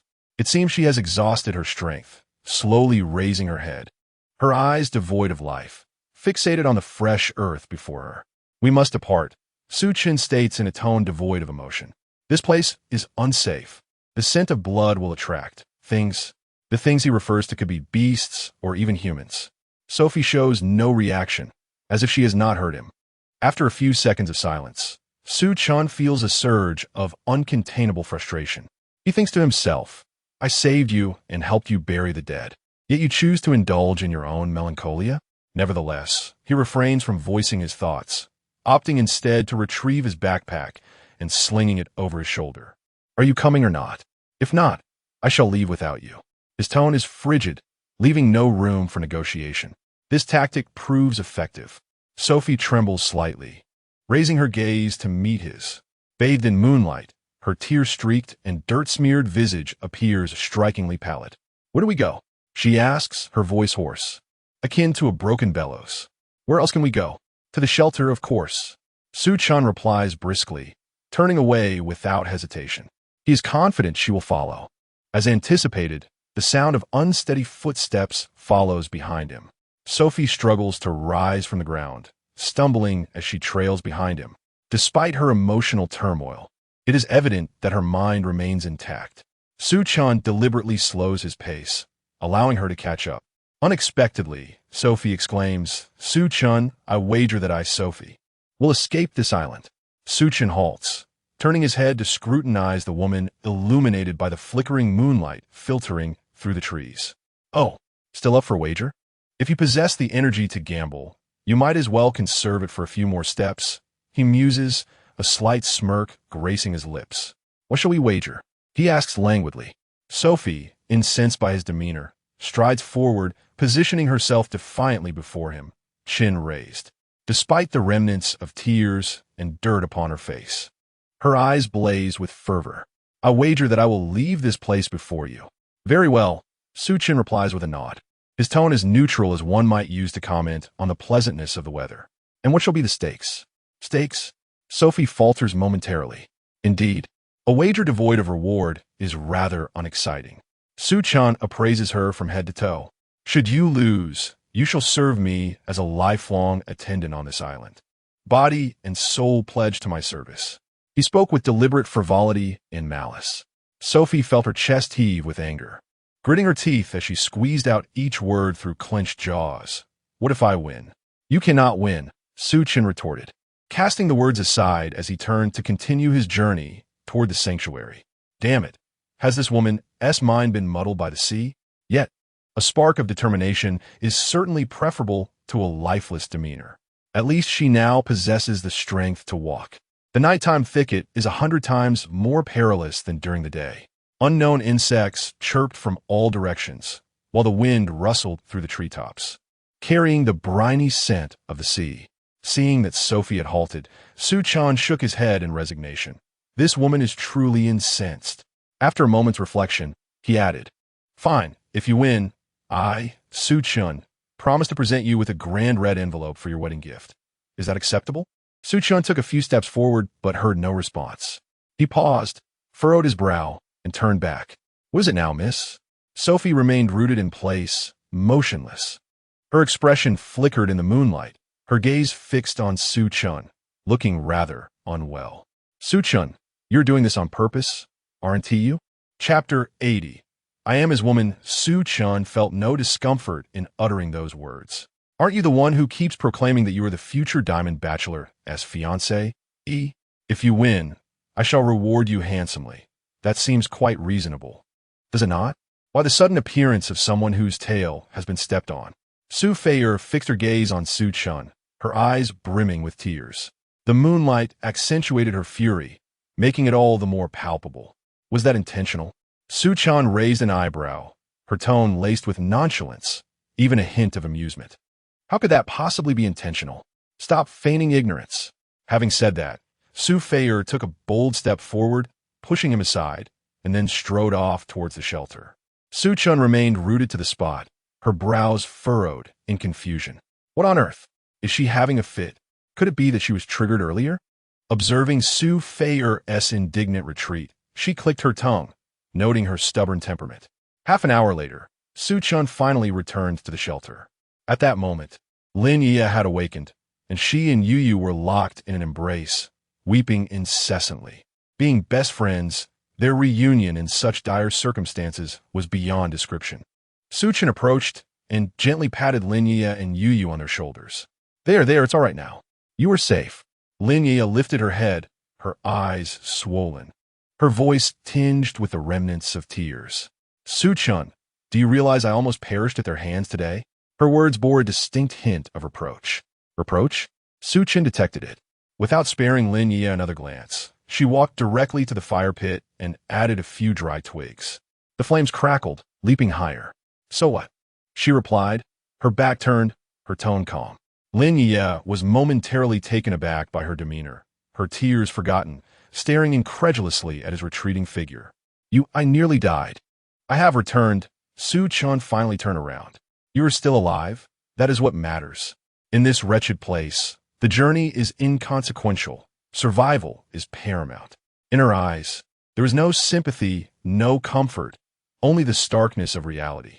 To be candid, Su Chen felt quite fatigued from managing these women. Previously, she had thought Su Feier's mindset might be slightly better than Lin Yueyue's. Yet now, it appeared that all women, when pushed to a certain extent, were fundamentally the same. Yueyue supported Lin Yueyue, saying, "Yeah, you cannot speak of Chungu in that manner." If those words had come from Su Feier, Lin Yueyue might have accepted them. But hearing them from Yueyue left her stunned. She could not fathom her friend defending Su Chen. She stared at Yueyue. "You, what do you call him?" "Chungu." Yueyue blinked, seemingly oblivious to the gravity of the situation. "Chungu." Lin Yueyue felt her head spin. How long had Yueyue known Su Chen?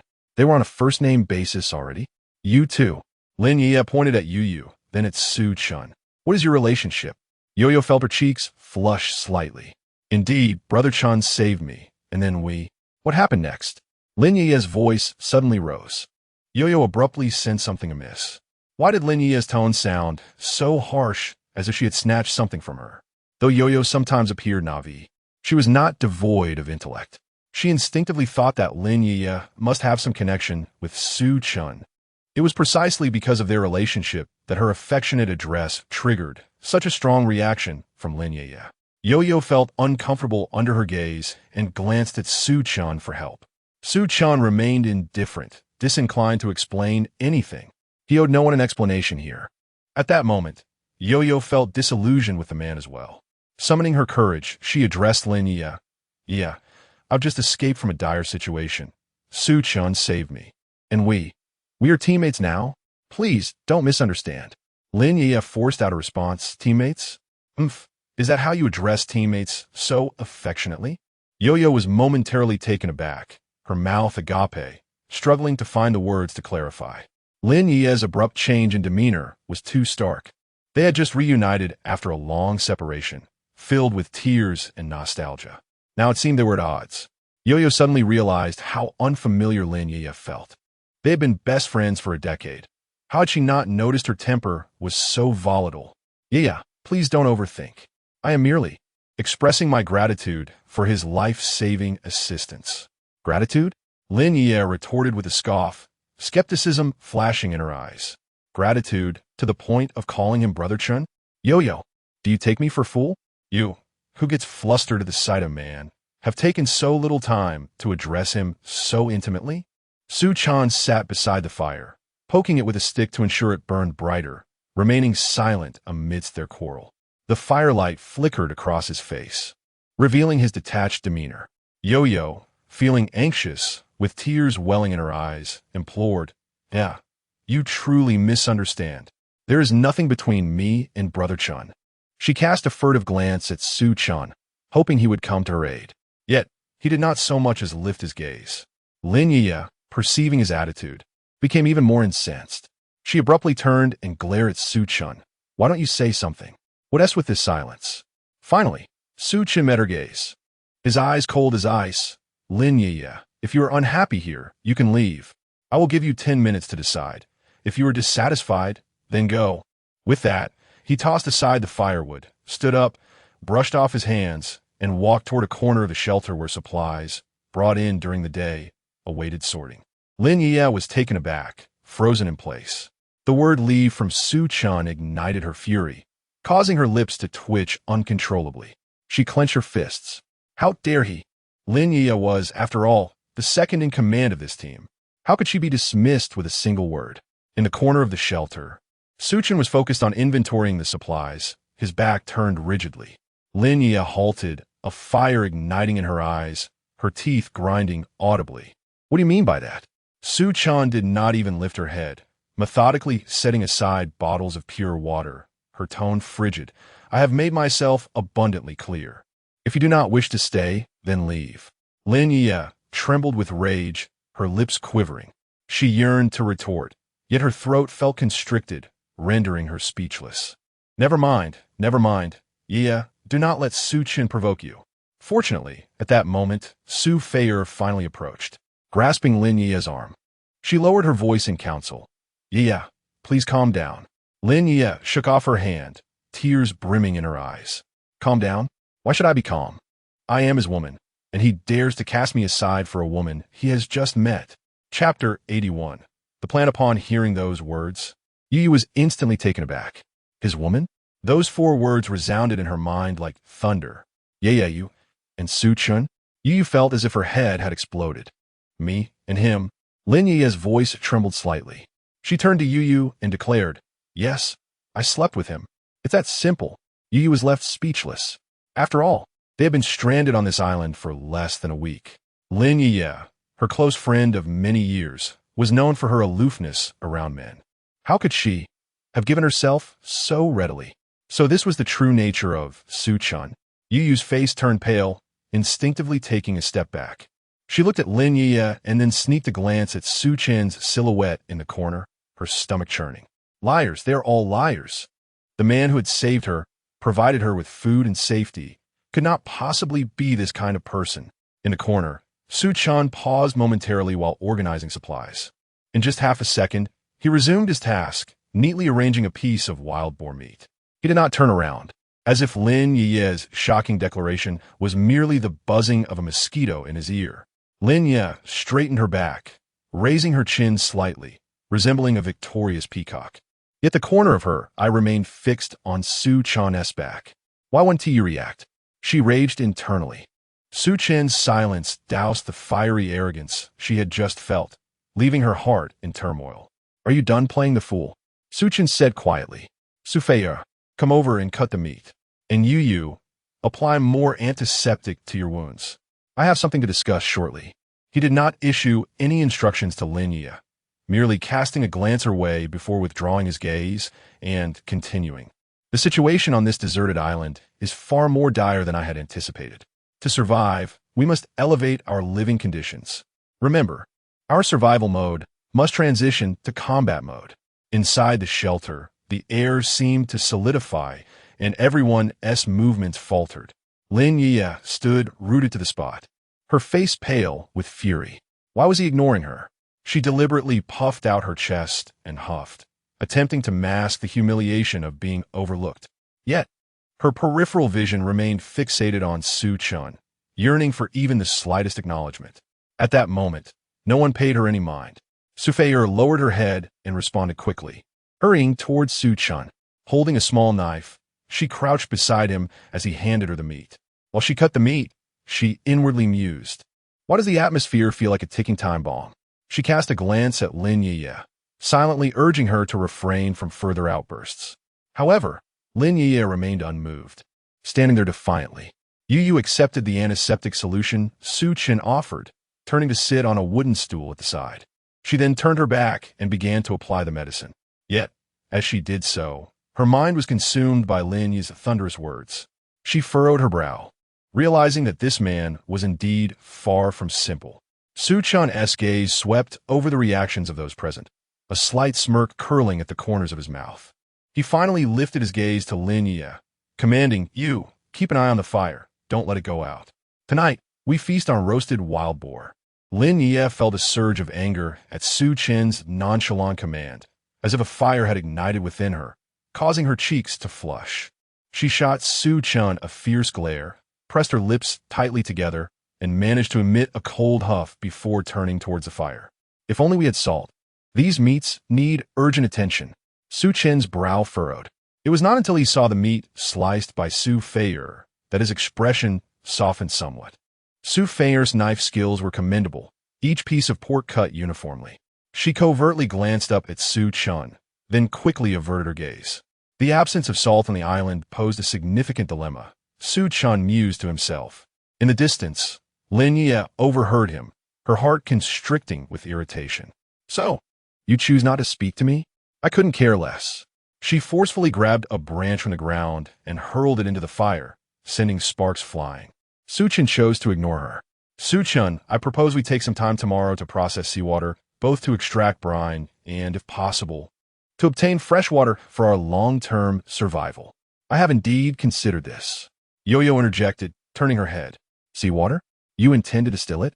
"Yes," Chen nodded. "In the realm of survival on this deserted island, both freshwater and salt are essential. Given the uncertainty surrounding this island, we must prepare for the long haul." Chen brushed off the remnants of meat from his hands and stood up. "Tomorrow morning, I will accompany Feiyue to the seaside to construct the distillation apparatus. Yueyue, your injuries have not yet healed. Remain at the shelter to organize supplies." He paused for a moment, his gaze sweeping over Lin Yueyue by the fire. "Lin Yueyue, as the elder, with your severe leg injury, you shall familiarize Yueyue with the shelter tomorrow." "Understood," Lin Yueyue retorted sharply, her tone still laced with irritation. She squatted down and added several dry twigs to the fire, her movements rough as if to vent her frustration. Sparks erupted at her fingertips, yet she remained oblivious to the pain. Her eyes fixated on the dancing flames, her expression a blend of complexity. Chen did not spare her another glance, turning instead to Feiyue to instruct, "All right, your meat cutting was commendable. Let us begin grilling it, as everyone is likely hungry." The meat skewers sizzled over the flames. Wild boar meat differed from regular pork, being leaner and less oily while grilling. Nevertheless, the shimmering droplets of fat already had those gathered around the fire salivating. Even Lin Yueyue, consumed with anger, could not resist swallowing hard. Feiyue, having transitioned from slicing to grilling, rose to deftly turn each skewer, her movements practiced. The firelight illuminated her fair face, beads of sweat forming at her brow. She glanced at Chen, noticing him deep in thought as he stared at the fire, and offered him the skewer with the most perfectly grilled meat. "Chen, this wild boar was slain by you. Please have a taste." Snap back to reality. Chen regarded the skewer before looking up at Feiyue. She held the skewer with both hands, her eyes clear and inviting. As he reached out to take it, his fingertips inadvertently brushed against her hand.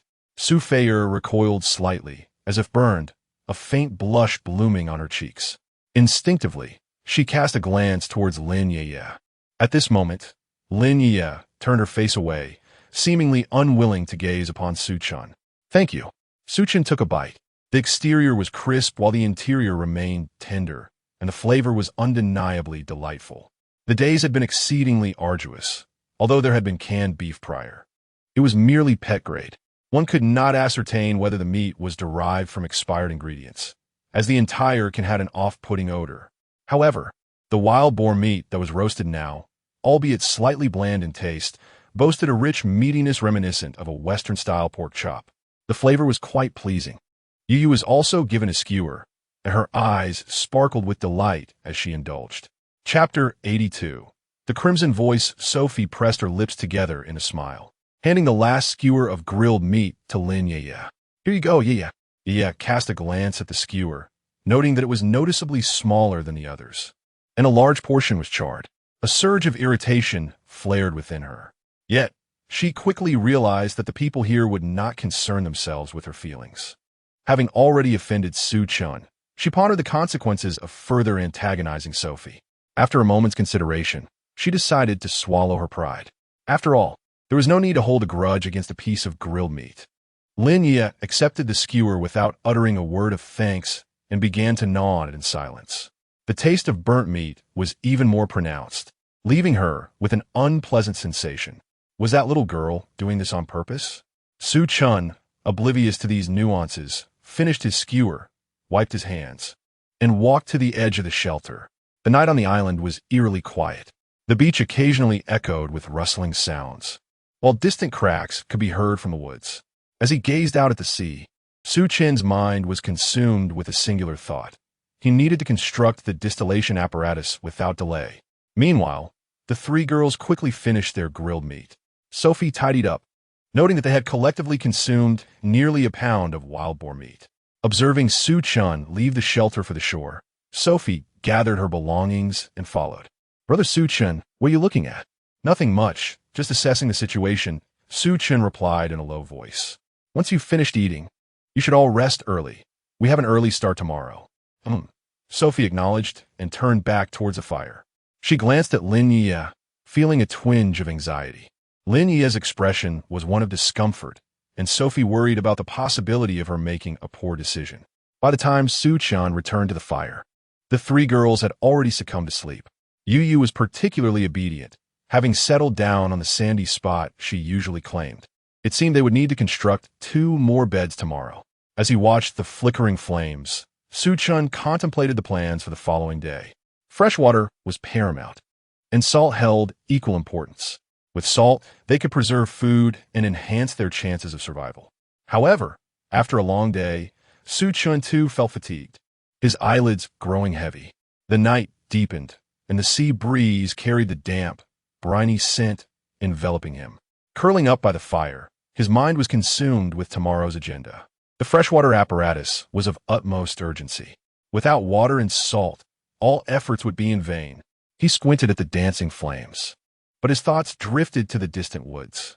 During the day's hunt for wild boar, he had sensed something peculiar in the forest. The old wounds on the boar, who had inflicted them. Strangely, even after slaying the creature, he hadn't encountered anyone following him. The mystery deepened, and then there was that humanoid creature he had encountered on the way, seemingly flayed, with a chain trailing behind it. Where had it been tethered? Suddenly, a sound broke the silence of the woods. The crack did not resemble the wind rustling through branches. It sounded like someone stepping on a dry twig. Su Chen jolted upright, alert. After some contemplation, he extinguished the fire before him, preserving the charcoal beneath a cover of sand. For the time being, the shelter lacked no source of warmth. While sorting through the belongings of the unfortunate souls, he had gathered an abundance of lighters. Truth be told, under normal circumstances, Su Chen would have been inclined to investigate the source of that sound. However, at this moment, he was utterly fatigued and weary. He stifled a yawn. Perhaps it was best to surrender to sleep. At this hour, Su Chen collapsed into slumber. Fortunately, it was the height of summer on the island, and the temperature remained pleasantly warm. He turned over, facing away from the woods. In the deep hours of the night, Su Chen awoke from his dreams. The familiar rustling sound had returned. Frowning, he felt a surge of irritation. What on earth could it be? If something were to approach, those three young women would be in peril. With this thought, Su Chen sprang to his feet, seizing a sturdy branch, gripping it tightly as he moved toward the direction of the sound. "Who is there?" He called out in a low voice, but no one responded. The sound seemed to emanate from the beach beyond the trees. The surroundings were eerily silent, save for the rhythmic crashing of waves against the shore. Holding his breath, Su Chen listened intently to the ambient noises. Something was amiss. The silence was unnervingly profound.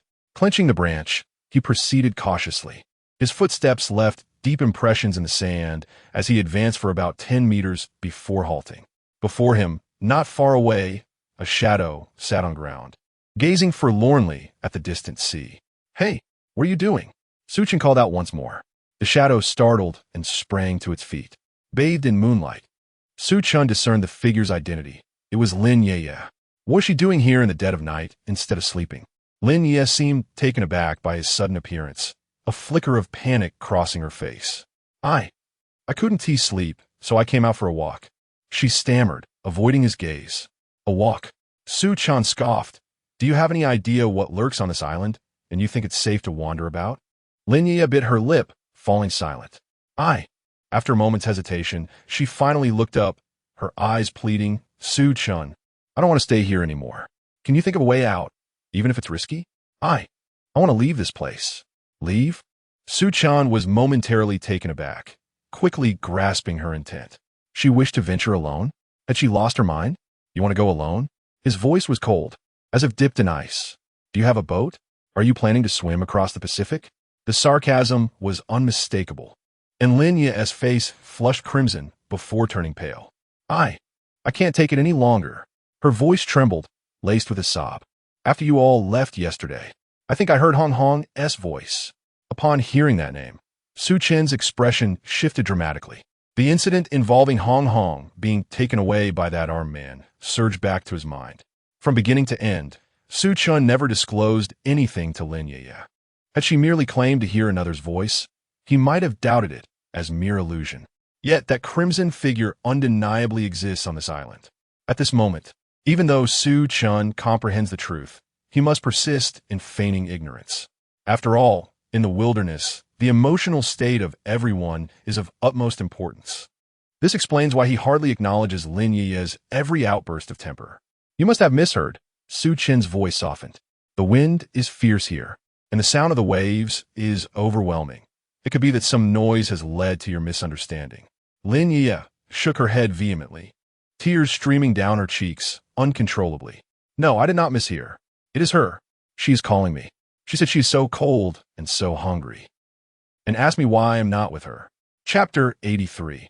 I am your woman. A sudden pang gripped Su Chen's heart. Could this girl have been possessed?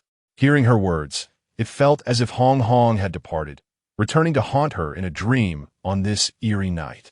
This was unsettling indeed. Su Chen furrowed her brow, gazing intently at Lin Yueye's pale visage.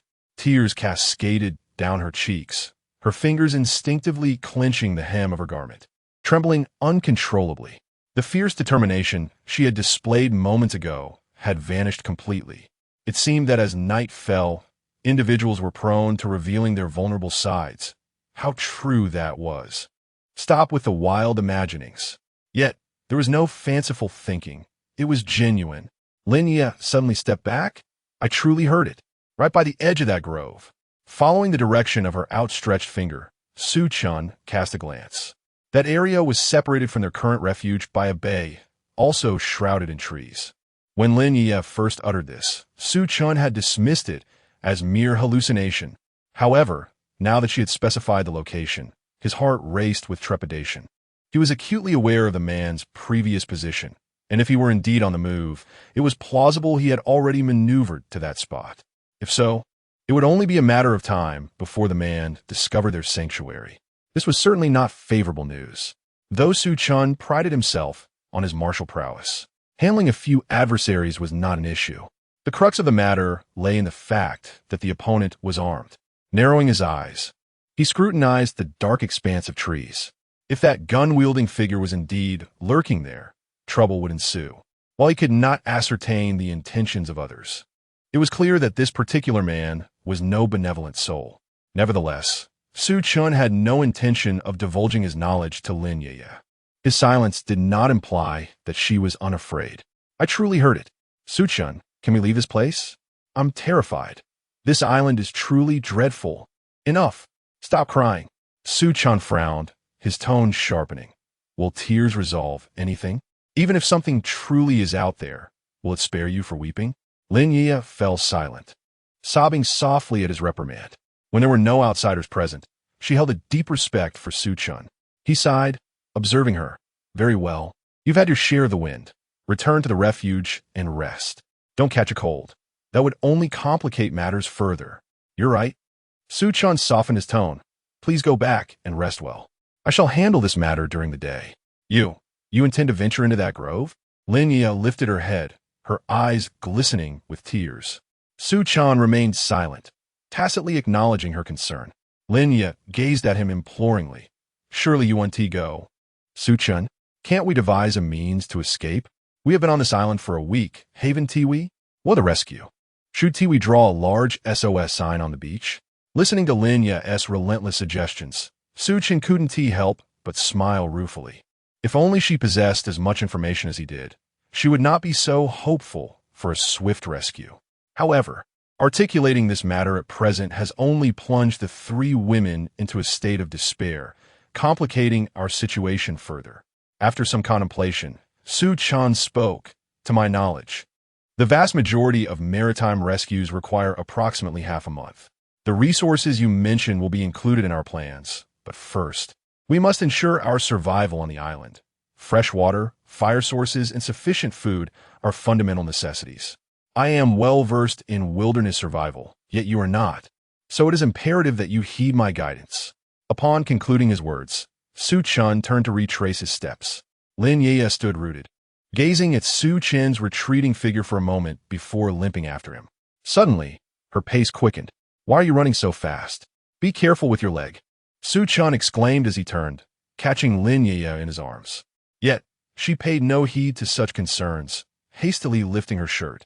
Su Chen was momentarily taken aback. In the moonlight, her skin glowed with a soft radiance. You? Su Chen stammered, taken aback. Su Chen, remember that I am your woman.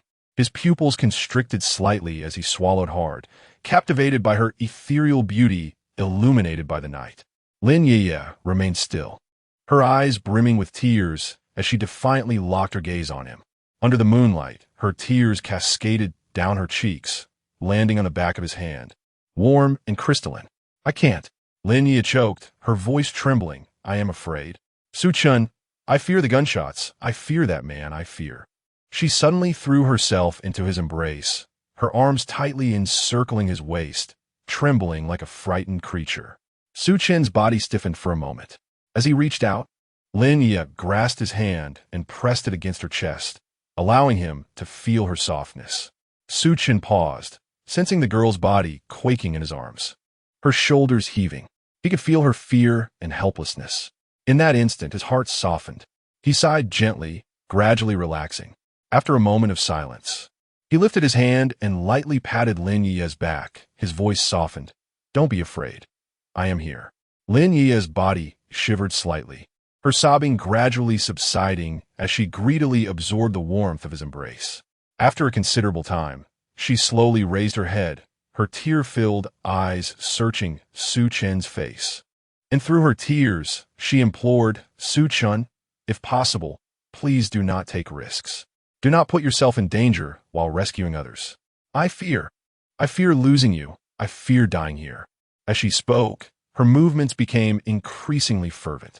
She grasped Su Chen's hand, entwining it with her own. We have enough for now. Let us focus on living well and repairing the shelter, and await rescue. As she spoke, Lin Yueyue continued her fervent gestures. Su Chen dug his hand deep into the sand, persistently sifting through the grains, sending them flying into the air. The dawn's dew rendered the beach sand damp, responding to their movements. As the tide recedes, a damp beach is revealed. Su Chen's palm remains embedded in the sand, a chill radiating from his fingertips. His body trembles slightly. Lin Yueyue has already released his hand, bowing her head to arrange her disheveled attire. Her fingers still quiver, and the swelling around her eyes is particularly pronounced in the morning light. "Thank you," she murmurs, her voice raspy from tears. Su Chan remains silent, retracting his hand, which still carries the warmth of their connection. Instinctively, he clenches his fist and then relaxes it. "Let us return," he states, his tone deep and devoid of discernible emotion. Lin Yueyue nods, and Su Chan gently assists her to her feet. With steady determination, Lin Yueyue takes a step forward. "Your leg seems to be improving?" Su Chan observes her gait from earlier. Indeed, Lin Yueyue's steps are considerably more assured than before. "Yes," she replies softly, her voice barely above a whisper. "It should be better now. As you mentioned, it may take about a week to fully recover." She glances at Su Chan, a faint blush adorning her cheeks. Su Chan nods, supporting Lin Yueyue as they turn towards the direction of the shelter. Meanwhile, at the forest's edge leading to the shelter, a tall, graceful figure stands waiting. Chapter 84. A special thing even as the dawn had yet to break. Sophie could still discern the scene that had transpired on the sandy shore from several dozen meters away. In the enveloping darkness, she gradually closed her eyes, the image of the man and woman entwined persistently lingering in her mind. She swiftly turned away, realizing she needed to return to the sanctuary to avoid further embarrassment. Along the coast, the early tide had begun to swell, relentlessly lapping at the shore. Lin Yueyue was being supported by Su Chan as they made their way back to the sanctuary. She couldn't help but grit her teeth, whispering to Su Chan, "In the future, let's avoid the beach. It's all sand." After a pause, her cheeks flushed as she added, "It all got inside." Upon hearing this, Su Chan felt a twinge of awkwardness but merely nodded, continuing to assist Lin Yueyue while glancing at her condition. "Indeed, judging by how you're faring, it won't be long before your health is restored." Meanwhile, Sophie hurried away, battling the urge to glance back one last time. The earlier scene weighed heavily on her chest. On the beach, the shadows of Su Chan and Lin Yueyue intertwined, reflecting a unity that starkly contrasted with their previous hostility. She muttered under her breath, disgusting, yet was unaware of whom she was directing her disdain toward. Within the sanctuary, the obedient Yueyue had already risen. She retrieved some charcoal that had been buried in the sand the night before and successfully ignited a fire. The crackling flames mingled with the morning light filtering through the trees, casting a warm glow upon the rudimentary wooden table. Sophie glanced over, noticing that Yueyue had begun to construct a wooden rack over the fire, placing strips of wild boar meat upon it. 15 minutes later, Su Chan, still aiding Lin Yueyue, returned to the sanctuary. As Lin Yueyue sat back on the wooden bed, the flush on her face had not yet faded. She stole a glance at Su Chan, contemplating saying something, but ultimately held her tongue. Su Chan, however, was preoccupied with other thoughts and addressed Sophie and Yueyue. "Today, we need not venture far to gather supplies. Let's enjoy a decent meal this morning." At Su Chan's suggestion, Sophie's expression suddenly turned icy. "A decent meal? Su Chan, are you joking? We're not in a supermarket, where we find such delicacies." With Sophie's words, the temperature in the sanctuary plummeted. She crossed her arms, glaring at Su Chan with a hint of barely concealed irritation. Su Chan was momentarily taken aback. Is this woman unwell again? Did we not procure ample wild boar meat yesterday? What is wrong with enjoying a good meal? Sophie scoffed. Just wild boar meat? We had that yesterday. I thought you meant something truly delightful. The atmosphere grew tense early in the morning. Observing the situation, Yueyue quickly interjected, "Sister Sophie, even without a supermarket, we can think of alternatives. We could look for coconuts. Coconut water is quite refreshing. Indeed, coconut water is splendid." Lin Yueyue spoke up. "In addition to coconut juice, within this grove of bananas, we can find a few banana trees and extract the heart, which is quite crisp and refreshing." Before you all arrived, I shared this experience with Su Chan. Upon finishing her statement, Lin Yueyue's gaze lingered on Su Chan for a moment longer. Lost in his own thoughts, Su Chan nodded slightly. Indeed, while life may not be entirely idyllic, A little indulgence is always welcome. A can of beef paired with wild boar meat. The banana heart qualifies as a vegetable. Someone should accompany me to the beach to catch some small fish and crabs, and then we can prepare a seafood soup. At the mere mention of seafood soup, the atmosphere in the shelter brimming with warmth.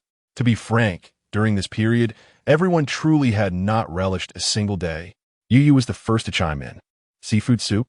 That sounds wonderful. Given the remoteness of this deserted island, the soup made from seafood is bound to be exceptionally delicious. However, Sophie rolled her eyes, dismissively stating, "It's not as grand as it sounds. It's just a few small fish and shrimp. I assent it." Yet, despite her contemptuous tone, she couldn't help but swallow hard. Chen cast a sidelong glance at Sophie, his lips twitching slightly.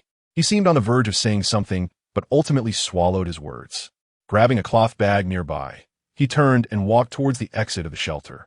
As he glanced back, his gaze fell upon Sophie's icy expression. He swiftly averted his eyes, focusing instead on Yueyue. "Yueyue, your leg injury should have healed. Come with me to the beach to catch fish. Hurry up, don't dawdle." Without further ado, Chen turned and left. Yueyue hesitated for a moment before quickly jogging to catch up. Behind them, Sophie watched their retreating figures, her fingers unconsciously clenching.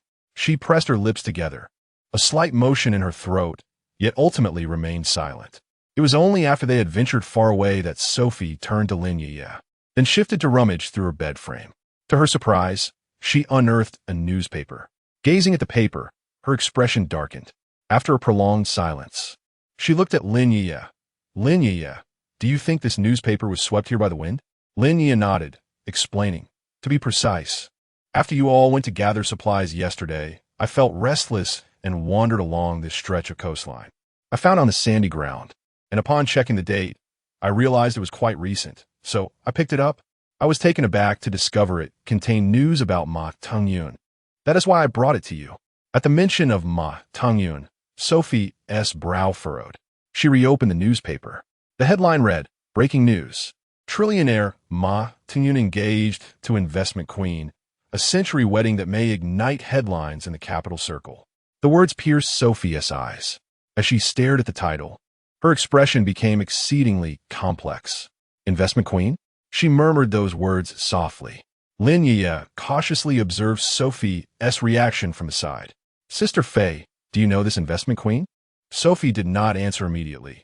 Instead, she continued to gaze at the newspaper, her fingers absent-mindedly tracing the edges of the paper. After a prolonged silence, she finally spoke. "I do not know." Yet, her voice bore a hint of tension, one that even Lin Yueyue could discern as indicative of her unease. At that moment, Lin Yueyue too harbored doubts. From yesterday to today, Sophie's demeanor towards Chen had been decidedly unkind. This must surely pertain to the matter at hand. "Have you mentioned this newspaper to anyone else?" Sophie inquired. Lin Yueyue shook her head. "No, I simply felt that the information within this newspaper was relevant to you, which is why I chose to inform you. There was no need for anyone else to know." No sooner had she spoken than the distant sound of Chen and Yueyue's conversation echoed, signaling their return. Sophie hastily tucked the newspaper deep within her bed frame, concealing it with a banana leaf, and once again donned a mask of indifference. Chapter 85. Almsgiving. "Remember, do not breathe a word of this to anyone," she whispered to Lin Yueyue, particularly not to Chen. Lin Yueyue, though filled with questions, nodded in agreement. Chen and Yueyue entered the shelter, carrying bags brimming with small fish and crabs, with Yueyue excitedly showcasing their spoils, entirely oblivious to the subtle shift in the atmosphere within the sanctuary. Their outing had not been long, yet they had gathered quite a bounty of seafood.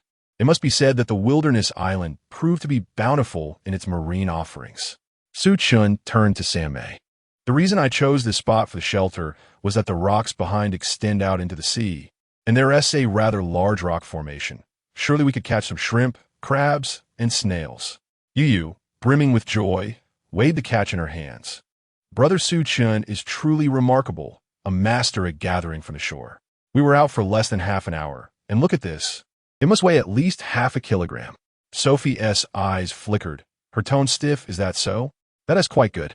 At that moment, she picked up a twig, absent-mindedly stirring the fire, sparks flying. Her mind was entirely engulfed in memories of Ma Tingyun. Had he not said when he gave her the cruise ticket that once she returned, they would delve deeper into discussions about marriage? Yet now, what was he doing? Fifth sister, this string of small fish is ready. Yueyue cheerfully handed over a skewer of fish, her smile innocent. Sophie lifted her gaze, forcing a strained smile. Just place it there. Her voice was parched, yet her eyes involuntarily darted towards the depths of the bunk. For so many years, Sophie had maintained her most exemplary facade, no matter where she was. Indeed, she was absolutely exceptional, whether as the champion of a beauty pageant or being granted entry into an airline without examination. She had distinguished herself in the fierce competition, emerging as the chief flight attendant in the highest class, her life story flawless, akin to a textbook. She accepted no imperfections. Yet now, that damn newspaper felt like a bucket of filthy water, dousing her meticulously crafted perfect life. The new darling of the investment queen? Ma Tingyun, you truly astound me. I have never been enamored with any man throughout my life. You are merely a compromise born of my blindness. Who would have thought? Sophie gripped the twig tightly, snapping it with a crack. She thrust the broken piece into the fire, the sparks singeing her hand, yet she remained unresponsive. A burnt aroma mingled with the briny scent of fish and shrimp wafted through the air. Sister Fei, what troubles you? Yueyue inquired with concern, sensing something amiss in her demeanor. Chen also glanced over, finally recognizing the subtle discord. Since yesterday, Su Fei had seemed off-kilter. I'm fine, Su Fei replied. Her brow furrowed. Chen recalled the events of the previous day, beginning to comprehend her state. After all, it is only human to experience stress responses. Moreover, the action she had taken yesterday would likely haunt her for a lifetime. Contemplating this, Chen turned to Yueyue and suggested, those shrimp skewers appear delightful. Why not offer them to Su Fei? However, the next moment shattered the fragile atmosphere. Not needed. Su Fei, do not require your men's charity. Yueyue froze in place, her hand holding the grilled shrimp aloft, her wide eyes filled with bewilderment. Such words were undeniably harsh. Among our group, only Chen was a man. Chen frowned and asked, Fei, what is truly troubling you today? What is troubling me? Su Fei abruptly stood, proclaiming, I am perfectly well, exceedingly so. With that, she snatched the small fish from earlier, along with the shrimp Yueyue had offered, and turned away towards her bunk. I need to rest longer. Call me if there is anything urgent. She burrowed deep in her bed frame, turning her back on them. Yueyue glanced between Chen and the bed frame. Her voice barely a whisper, Brother Chen, what is the matter with Sister Fei? Has she taken something? Chen shook his head, signaling her to remain silent. The heart of a woman is as unfathomable as the ocean's depths. He had no leisure to delve into it. Rising, he approached the fire, picking up a stick and silently turning the remaining fish and shrimp over the flames. In the morning, we must assemble the remaining bunks. Judging by the sun's trajectory, it seems the rainy season may soon arrive. Rainy season? Upon hearing those words, Yueyue's face drained of color. She grasped Chen's arm, her voice trembling. The rainy season. Will we be flooded? How long will it rain? The specifics remained elusive, as he had not found time to ascertain their position. The duration of the rainy season varied across regions.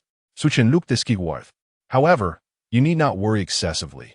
This is not the Amazon rainforest. I have observed the waterline on the island. Even during the rainy season, it merely becomes a bit damp. The island will not be submerged. Still, he reiterated, the current situation is unclear, and no one knows when the rescue team will arrive. We must enhance our living conditions before the harsh environment descends upon us, ensuring our survival for the long term. His voice, though not loud, sent a shiver through the group. Survival, living on. These words cast a weighty pall over the atmosphere. What are the essentials for long-term existence? We must think carefully. As for supplies, we possess some, but they are non-renewable. Food, fresh water, shelter, tools. And now we must add weapons to the list. Chen counted on his fingers, each item tightening the frown upon his brow. And medicine, Yueyue added. What if someone falls ill or gets injured? We are unable to manufacture medications. For now, we only have the remaining supplies, which we must use sparingly. It is paramount that we avoid becoming unwell. These are consumables, and once they are depleted, they are gone. Pausing for a moment, Su Chen's tone grew grave. Thus, we must learn to be self-sufficient. When will the rescue team arrive? A week? A month? Or perhaps never? This is a question that weighs on everyone's mind. Yet pondering it yields little solace. Nevertheless, it is a reality we must confront. Observing the seriousness etched on Su Chen's face, Yueyue suddenly set aside the shrimp skewer she had been holding. Brother Su Chen, I am afraid. Chapter 86. Trash gazing into Yueyue's tear-filled, large eyes. Su Chen felt a pang of discomfort in his heart. What is there to fear? He gently patted Yueyue's head, reassuring her with his presence. No sooner had he spoken than a cold snort emanated from the other side of the bed. Su Feiyer's voice dripped with unmistakable sarcasm. A man's promise, huh? The weight of her words hung heavily in the air. Yueyue cautiously glanced at Su Chen's expression, noting that his brows remained unruffled. Today, Sister Feiyer seemed rather peculiar. In a hushed tone, Yueyue leaned closer to Su Chen, whispering, "Is it that time of the month? I've heard that girls can be quite irritable during those days." Su Chen's lips twitched slightly. This girl truly had the audacity to speak such things. Yet, her remark had indeed made him aware of the underlying issue. Enough with the wild guesses, he replied, rising to his feet and brushing off the dust from his hands. Let us finish what we have at hand and not waste any resources. We must prepare for a prolonged struggle. At present, we still lack 2 bed frames. I will handle that. Approaching a pile of driftwood that had been carelessly discarded by the seaside, Su Chen began to sift through the suitable planks. This task of constructing the bed frames had previously fallen solely upon him. It was undeniably exhausting, and with Lin Yueyue injured, it was unrealistic to expect her assistance. As for Su Feiyer, at that moment, Su Chen had no desire to engage with her. Given her current foul temperament, she was of little help, merely contributing to the negative atmosphere. Thankfully, Yueyue was there. Though she was somewhat naive, at least she brought a sense of simplicity without unnecessary complications. Yueyue, come help me lift this piece of wood, Su Chen instructed, pointing to a sturdy log at his feet. Okay, Brother Su Chen. Yueyue immediately sprang up and trotted over, her youthful form exuding a mature grace. Su Chen watched, his gaze warming. It was truly hard to imagine that such a petite girl was, in fact, a teacher. What a striking contrast. Meanwhile, in the shelter, Lin Yueyue had moved closer to Su Feiyer's bedside. Su Feiyer, are you really planning to just sleep like this? Su Feiyer did not respond, but merely turned away, presenting her back. You can't continue like this, Lin Yueyue gently urged. Everyone is striving to survive, yet you. What am I lacking? Su Feiyer suddenly sat up, her eyes ablaze with fury. Should I revolve around Su Chen like that little girl? Or should I, like you, ignore my injuries and rush to him with open arms? Lin Yueyue was momentarily taken aback, rendered speechless. She had not anticipated Su Feiyer would voice her thoughts so bluntly. Moreover, she found herself puzzled. Had she even provoked Su Feiyer? Just moments ago, they had been like sisters, yet now, Su Feiyer's temper had flared unexpectedly. I did not. Enough. Su Feiyer interrupted. Stop pretending. Do you need me to spell out for you? Under the banana tree on the beach. Well, have I not seen it? Lin Yueye's mind buzzed, utterly bewildered. Under the banana tree? On the beach? She had seen it all? So, these are the reasons for her anger? What do you see in that? Lin Yueyue gritted her teeth. I have long declared that Su Chen is mine. Su Feiyer sneered, flipping off the bed with a swift motion as if to shake something off. Yours? Humph. You are deluding yourself. No man is worth a dime. She seized a nearby water bottle and took a huge gulp, water cascading down her chin, her gaze fixed intently on Lin Yueyue. Then she pointed to Yueyue, who was nearby assisting Su Chen in gathering wood. Do you believe that your dear friend will, within 3 to 5 days, surely find herself entangled with Su Chen? I stake my claim on this. Whether you choose to believe, it is entirely up to you. Lin Yueye's face paled instantly. Su Feiyer's words struck her like a slap. What nonsense are you spouting? Yueyue is my good friend. She would never do such a thing. Her voice trembled. Yueyue is not that kind of person. Not that kind of person? Lin Yueyue, are you joking? This is not a world teeming with men. This is an isolated island. Su Feier scoffed. Just look at her now. Calling him brother, Su Chen incessantly, practically bouncing into his presence. Lin Yueyue instinctively glanced outside, just in time to see Yueyue bending down to pick up wood, her curves subtly outlined beneath her clothing. As she moved the wood, she also leaned to wipe the sweat from her brow, her demeanor radiating both shyness and youthful exuberance. Su Chen stood nearby, his gaze, indeed, lingering inappropriately. Her heart sank. This doesn't signify anything, Lin Yueyue insisted, though her voice lacked conviction. Seeing her state, Su Feier suddenly laughed. Lin Yueyue, you do not understand men. But I, Su Feier, am well acquainted with them. Lin Yueyue, are you truly naive or merely pretending? Men are creatures driven by their baser instincts. Su Chen's current gentleness towards you is merely a product of your injury, a flicker of his conscience. Once your leg heals, just wait and see. She leaned closer to Lin Yueyue, lowering her voice. When your injury is mended, observe whether he will still care for you. Lin Yueyue felt the sting of her words. She wished to retort, yet found herself devoid of compelling evidence. Deep down, she understood that Su Chen's kindness seemed devoid of strings attached. In fact, such kindness could easily be redirected to another, be it Yueyue or even Su Feier. Lin Yueyue dared not confirm whether she could ever be Su Chen's sole focus. Su Feier was right. This is a wilderness, not a world of love. With a sharp sound, Su Feier tossed the water bottle onto the sandy ground. Just watch. She sat on the bed frame, her tone dripping with unabashed mockery. Once your leg heals, Su Chen will discard you like refuse. Of course I too, and Yueyue as well. Here, there is no true love. Lin Yueyue listened to Su Feier's piercing words. Her chest felt as though a stone lay upon it, suffocating her. Meanwhile, on the other side, Yueyue was bending over to help Su Chen with the wood, her delicate waist partially visible. Su Chen stood aside and effortlessly took over. With his other hand, he calmly rested on her waist. Carrying logs is not done like this. It can easily strain your back. He admonished Yueyue with the authority of an orthopedic doctor, occasionally lifting her elbow or patting her thigh. Brother Su Chen, is this correct? Yueyue tilted her head, her hair damp with sweat, clinging to her forehead, her voice sweet and soft. Su Chen's gaze briefly lingered on the subtle curve at her waist, and he swallowed hard. Yes, that will do, he replied, turning to lift another log, his back betraying a hint of tension. At that moment, Lin Yueyue sat on Su Feier's bed frame, observing the scene unfold before her. The way they touched each other struck her as painfully glaring. Brother Su Chen, I seem to be unable to lift it anymore. Chapter 87. Alternative Survival Plans. Suddenly, Yueyue crouched down, her cheeks flushed, cradling one end of the wood. Su Chen paused momentarily, and upon turning back, found himself gazing into her glistening eyes.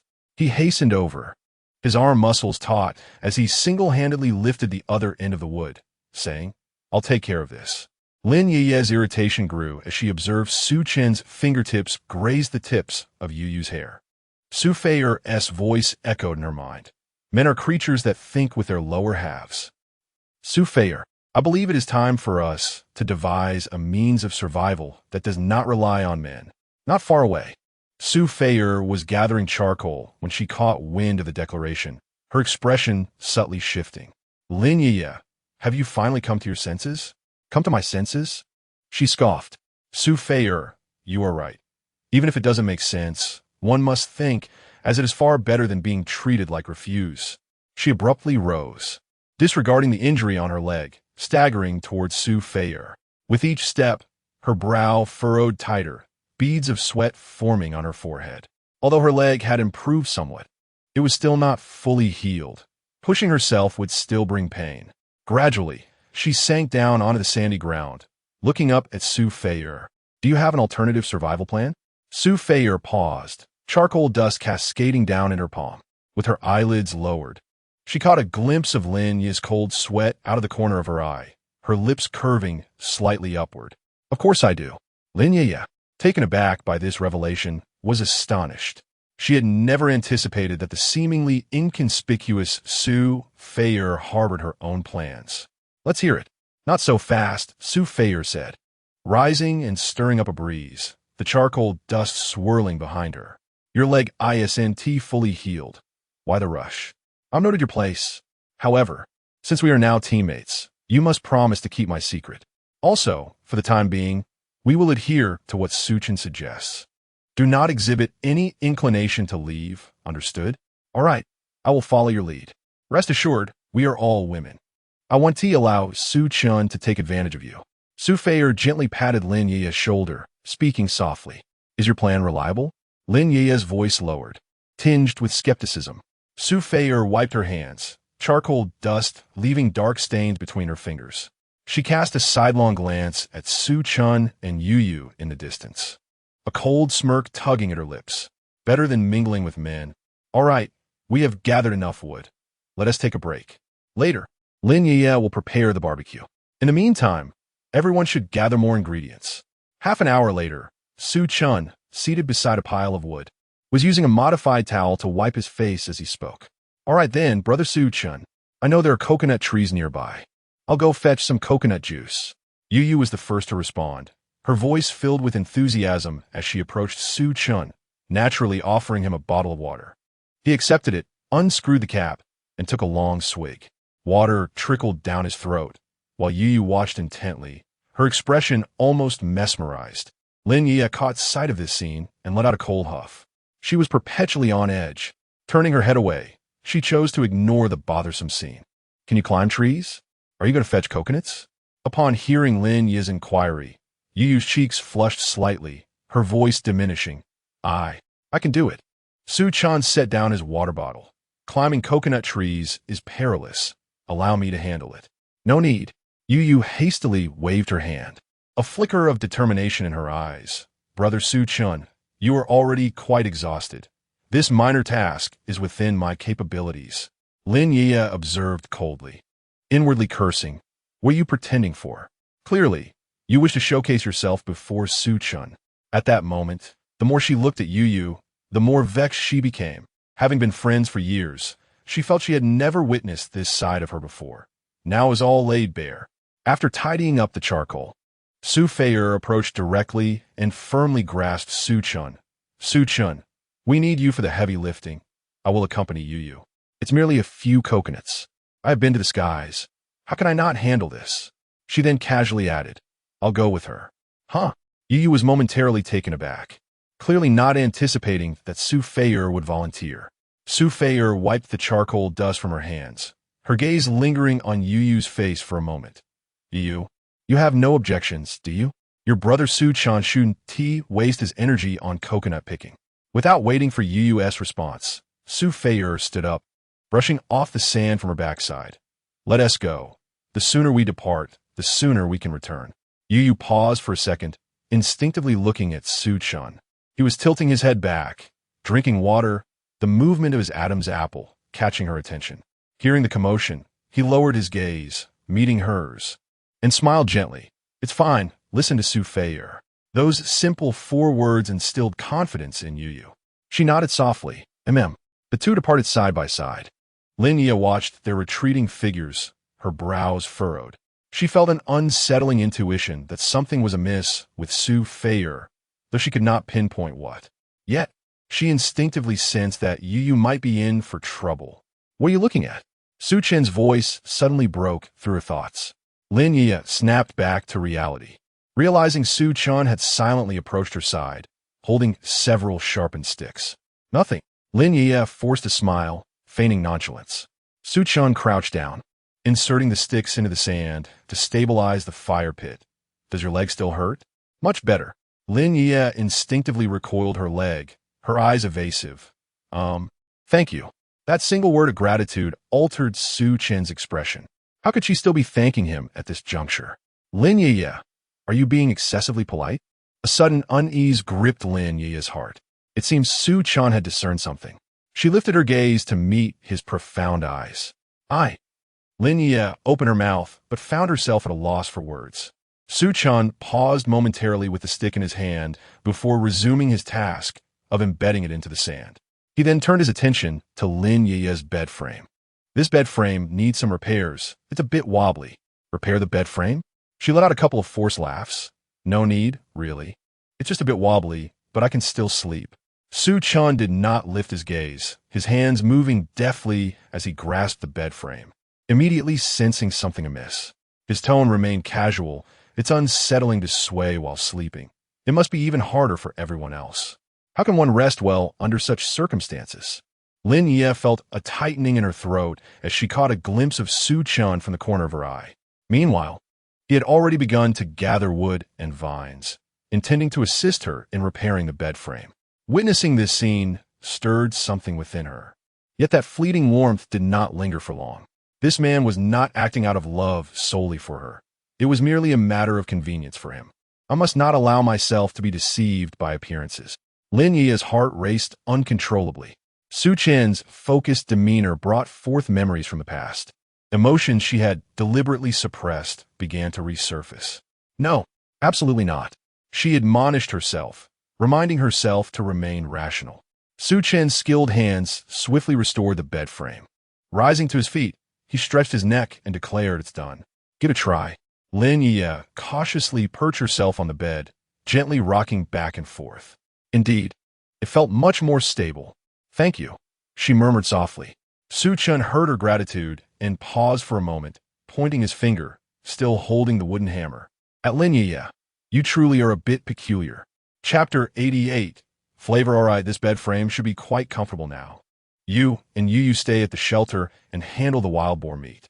I will go with Sophie to gather coconuts. Yueyue lowered her head, her voice somewhat muffled. "I'm not acting strangely." Su Chen gazed at her for a few seconds, intending to leave. Suddenly, Yueyue grasped Su Chen's arm. Su Chen looked puzzled. Yueyue stared at Su Chen, tilting her head. "Su Chen, can't you express your feelings for me differently than you do for other women?" "Here we go again." Su Chen looked at Yueyue. "If feelings could sustain us, I would possess them more than anyone else." "So you are a heartless man?" Yueye's gaze suddenly sharpened. Su Chen smirked. "Say whatever you wish. I have matters to attend to." However, just as he took a few steps away, Yueye's voice called out behind him. "No, this bed frame isn't repaired." Su Chen paused, initially intending to ignore her. But upon reflection, he turned back. He approached Yueye's bed frame and softly inquired, "What seems to be the problem?" In the next moment, a small hand suddenly seized Su Chen's hand, pressing it against a soft surface. "Here." As her alluring voice resonated, Yueyue pulled Su Chen closer. The softness enveloped him, causing his heart to race uncontrollably. Though Yueye's figure lacked the athleticism of Sophie, it possessed a certain fullness.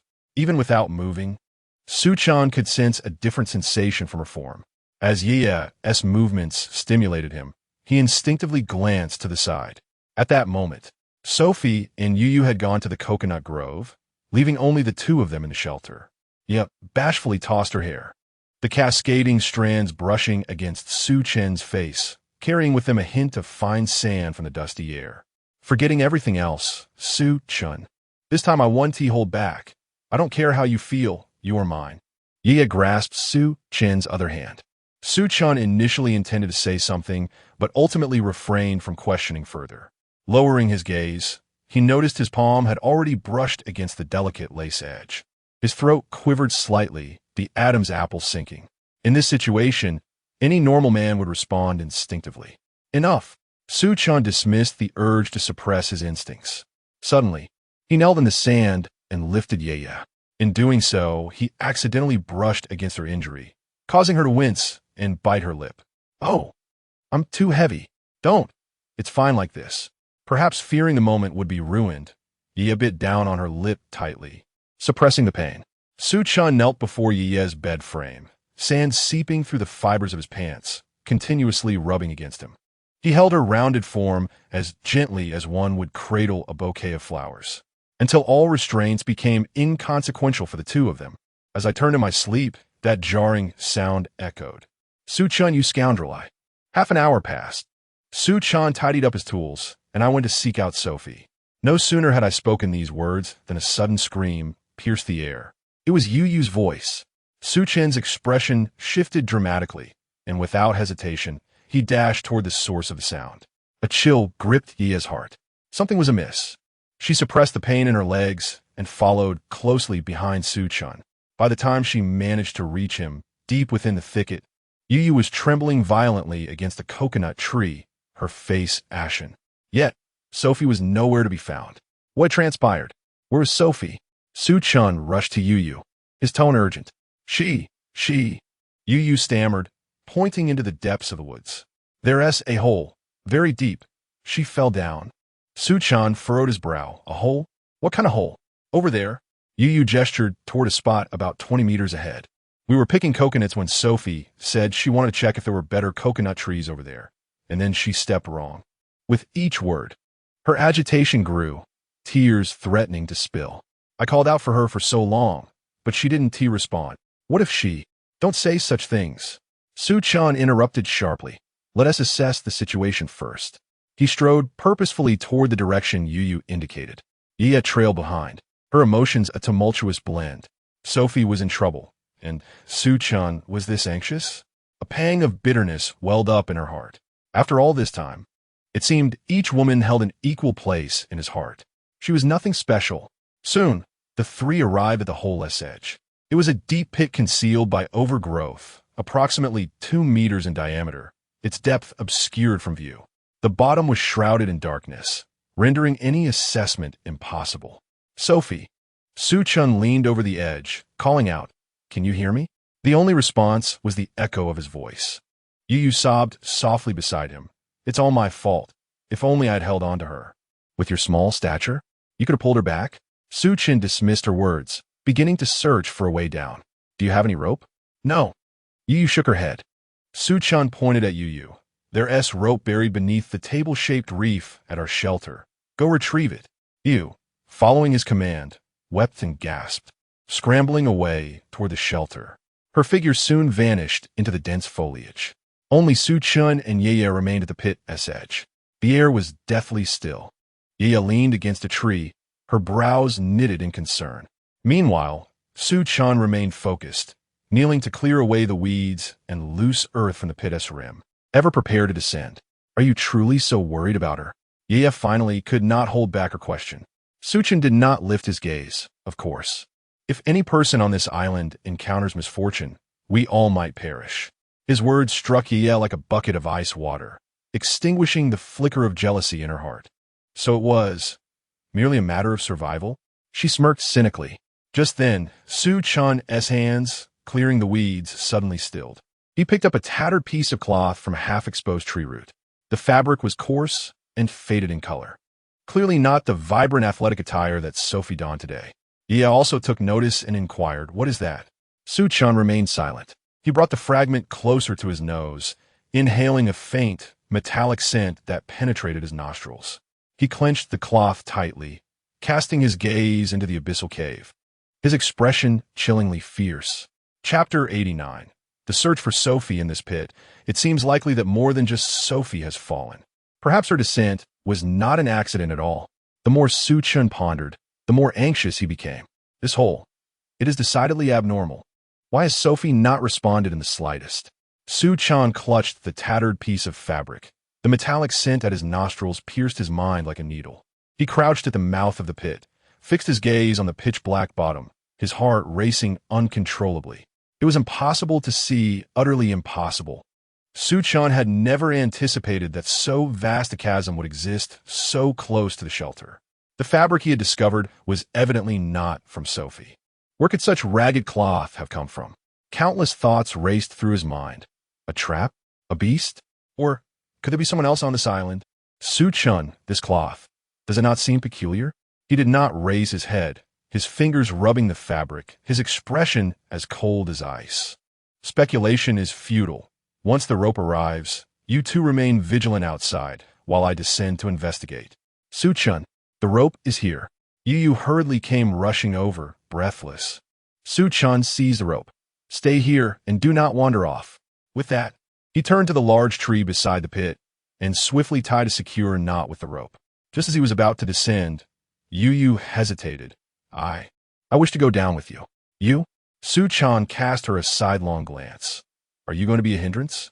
Yueyue felt the sting of disdain in his gaze, biting her lip and lowering her head. Su-chan ignored her further.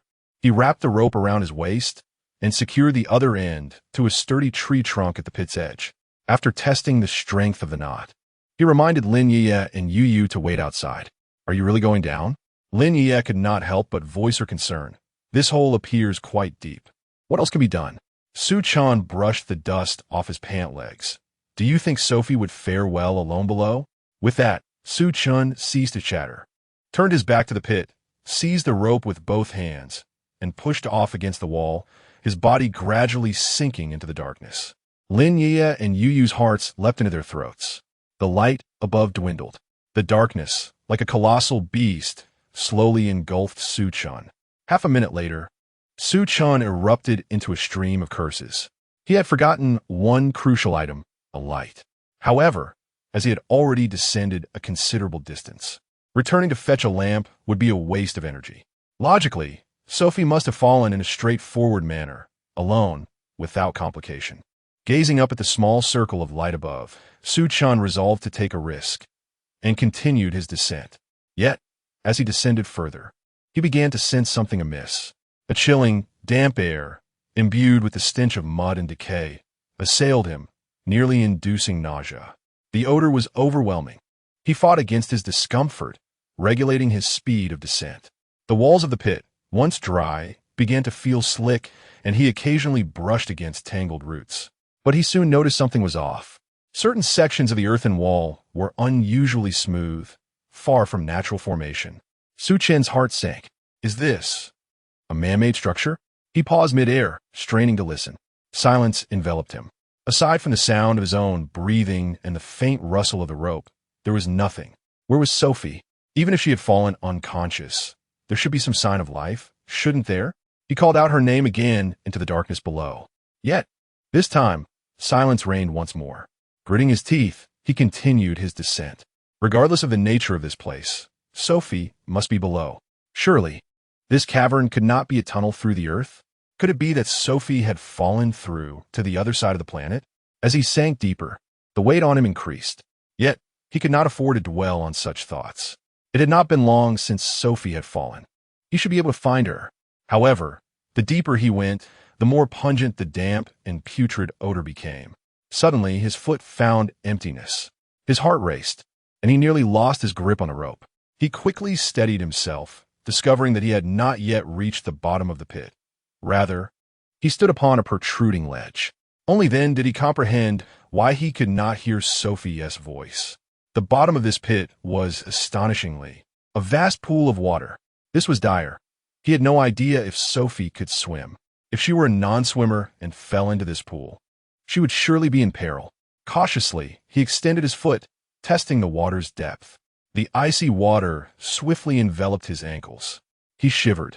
The temperature was bone-chilling. Sophie, he shouted across the expansive surface of the pool, yet no reply came. Not daring to delay any further, he untied the rope from his waist and leaped into the water. The frigid water instantly enveloped him. He gritted his teeth, enduring the cold, and swam vigorously toward the center of the pool. The expanse of the pool was even greater and deeper than he had anticipated. As he swam, he remained alert, scanning his surroundings, terrified of missing any clue. Sophie, where are you? He called out again, his voice trembling from the cold.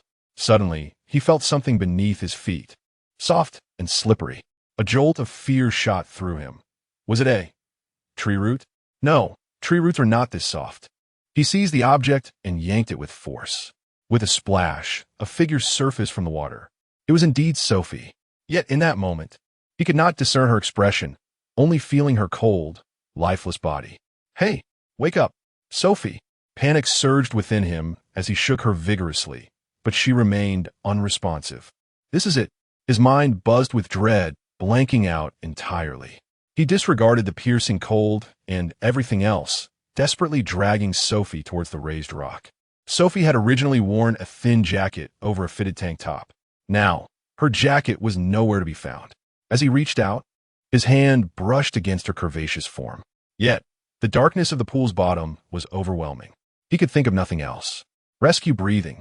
This was the first solution that sprang to mind. As he reached out, he immediately encountered the fabric binding her. This must be the area near the heart. There is no time to hesitate. Su Chen extended his hand and forcefully tore away the bindings on her body. In that moment, he noticed that Su Feier's head seemed to tilt slightly, and she expelled a small amount of water. This was indeed a positive sign, although he felt somewhat disoriented. Like a blind person trying to grasp an elephant, Su Chen quickly located the right spot. One must admit that the area he was compressing was rather exaggerated in size, making it almost difficult for him to manage. After finding the correct position, he took a deep breath. Since she could still expel water, it seemed there was hope. Thanks to the large pool of water at the bottom of the pit, had it been solid ground, Su Feier's fall could have resulted in serious injuries. It must be said that Su Feier, due to her years of fitness training, indeed possessed a curvaceous figure. With both hands now free to press against her chest, he could feel the softness and resilience. The instincts of a doctor repeatedly reminded him that he was in the midst of a rescue. However, his body involuntarily reacted. How could I, Su Chen, a doctor, lack such composure? He forcefully suppressed those inappropriate thoughts. Yet, he still felt the irresistible softness. After the first wave of compressions, Su Chen managed to regain his focus, leaning down to place his ear against Su Feier's chest, hoping to hear her heartbeat. Unfortunately, his wish was unfulfilled. No, the pressure is insufficient.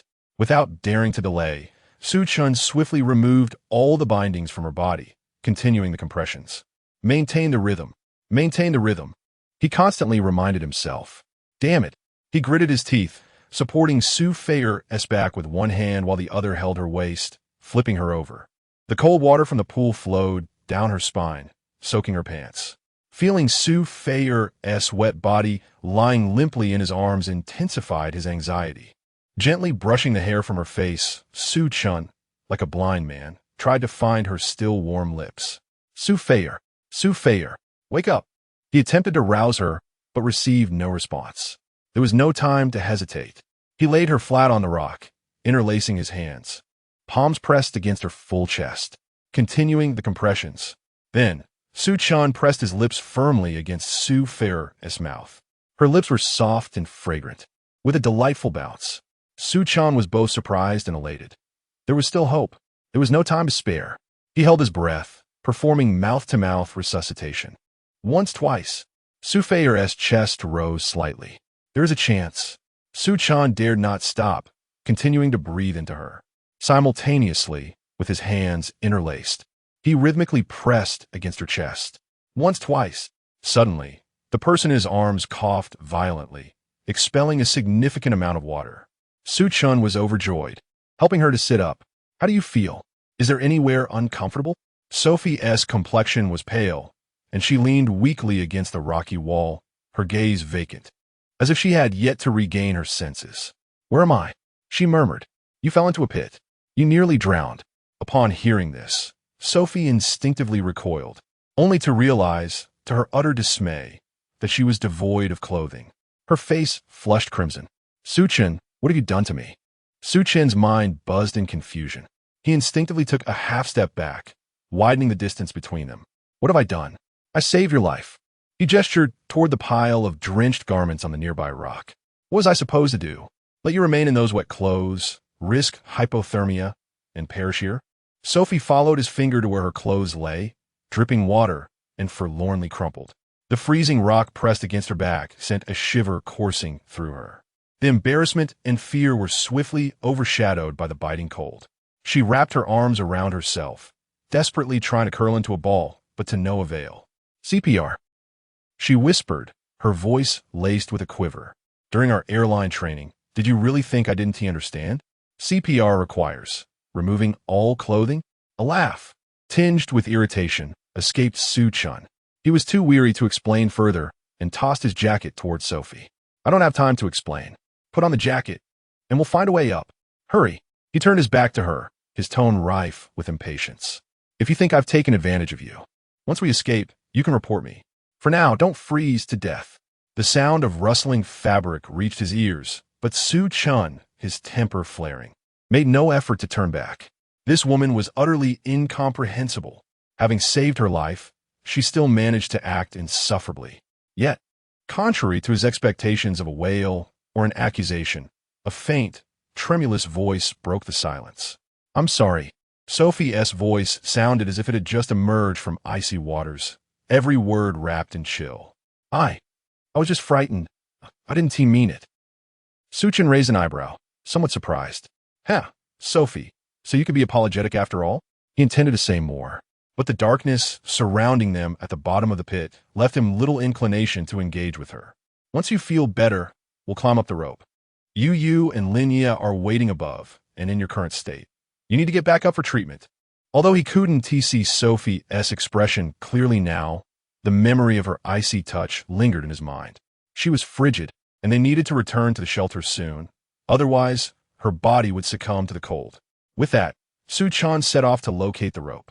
He felt around until he found its position. The rope was still there, albeit damp and somewhat slippery. He tugged on it firmly, confirming that it was secured above. "Sophie, can you climb the rope?" A faint reply came from behind. "I should be able to." Chen glanced back and remarked, "If it's a should, then perhaps we should reconsider. I will lift you up first. Once you're up, you can toss the rope back down." With that, Chen swiftly handed the rope to Sophie. Sophie reached out and grasped the rope, inquiring, "Is this rope sturdy?" "I've tested it. It's reliable. Just hold on tight, and I will tie a lifting knot to hoist you up." Listening to Chen's instructions, Sophie refrained from further comment and promptly seized the rope. However, the moment she instinctively tugged on it, a gunshot rang out. Indeed, it was the sound of a gunshot emanating from a location outside the pit. In the next instant, the rope Sophie had just grasped went slack. As Sophie pulled, the rope detached from above, cascading down upon her and Chen with a resounding thud. The gunfire echoed ominously. Chen's mind erupted in chaos. He scarcely had time to think before his body instinctively reacted. He swiftly enveloped Sophie in his arms, pressing her against the wall. Dressed in the jacket Chen had given her, Sophie found herself pinned against the pit wall. "What is happening?" Sophie exclaimed, panic evident in her voice. She too had heard the gunshot. Feeling Chen's solid chest shield her, she sensed her heart racing against the weight of his presence. "Stay still. Don't make a sound. There might be trouble outside." Chapter 91. Deep in the pit, Chen's voice was barely above a whisper. Feier was pressed against the wall of the pit, her hands instinctively clutching the hem of Chen's trousers. Who is outside?" Chen remained silent, his expression grim, though in the darkness, Feier could not discern it. He was profoundly anxious about the situation outside. Despite having known Yueyue and Lin Yueyue for only a short while, he was confident that they would not suddenly abandon him and Feier. The sudden dropping of the rope must have a reason behind it. The only possibility that crossed Chen's mind was that Yueyue and Lin Yueyue might have been discovered. At that moment, Feier, feeling the rope in her hands, looked at Chen in terror. "What should we do? Without the rope, how will we get up?" Her fingers, icy against the fabric of his trousers, tightened their grip. In a hushed voice tinged with trepidation, she asked, "Was that a gunshot?" Chen did not reply. Instead, he held his breath and strained to listen. The pit was enveloped in an eerie silence, save for the faint sound of water dripping within. After a few seconds, he finally spoke. "Stay calm, don't move." His hand stealthily reached for his waist, where a dagger was concealed. Feier remained frozen in place, sensing the tautness of Chen's body, akin to a bowstring drawn tight. In the darkness, she could not see his expression, yet the oppressive aura he exuded was palpable. There might be someone watching outside. Chen's voice lowered to a whisper. "The rope suddenly loosening is certainly suspicious. Given the current situation, we must wait." Though he spoke thus, after several minutes of silence, Chen's brow furrowed in concern. He suddenly realized that the situation might be more precarious than he had anticipated. Time ticked by, each passing second amplifying the oppressive quiet within the pit. Outside, it seemed, there was no longer any sound. Chen strained to listen for any signs of movement. After a few moments, he slowly declared, "We may be in serious trouble." His heart sank, pressed against Feier's back. He could feel her trembling slightly. "Don't be afraid," he murmured, his voice dropping further. "They might just be observing us. We need to give it time." Feier remained silent. Chen squinted, raising his head in an attempt to see further, but at this height, he could not discern the mouth of the pit. Above was an impenetrable darkness, obscuring his view. He quietly moved to the wall of the pit, his fingers tracing the uneven surface of the stone. Su Feier's voice trembled. What if we get trapped here? We want to die. Su Chen replied coldly. He released Su Feier, his palm pressing against the cold, damp stone, inching his way upward. His fingertips encountered a rough texture. The rock was not entirely smooth, and there appeared to be crevices suitable for climbing. A flicker of hope ignited within him. Suddenly, a soft sound broke the stillness, a faint plop from a nearby puddle, as light as a pebble falling. The two of them froze in an instant. Who was testing the depths? Su Chen swiftly pulled Su Feier behind him, his gaze fixed intently on the entrance of the pit. 1 second, 2 seconds. In the darkness, there was no further sound. Who could it be? Sophie's teeth chattered, her voice trembling in pitch. Su Chen remained silent. Yet he understood within his heart that the one who cast the stones was undoubtedly neither Lin Yueyue nor Yueyue. They were fully aware that someone was beneath the pit. Throwing stones would endanger lives. Thus, the perpetrator must be another individual. Drawing a deep breath, Su Chen slowly remarked, "It appears that we might not escape in the short term." What? Not escape? Are we to remain in this water pit? Must we endure this dreadful place? At that moment, despair truly engulfed Sophie.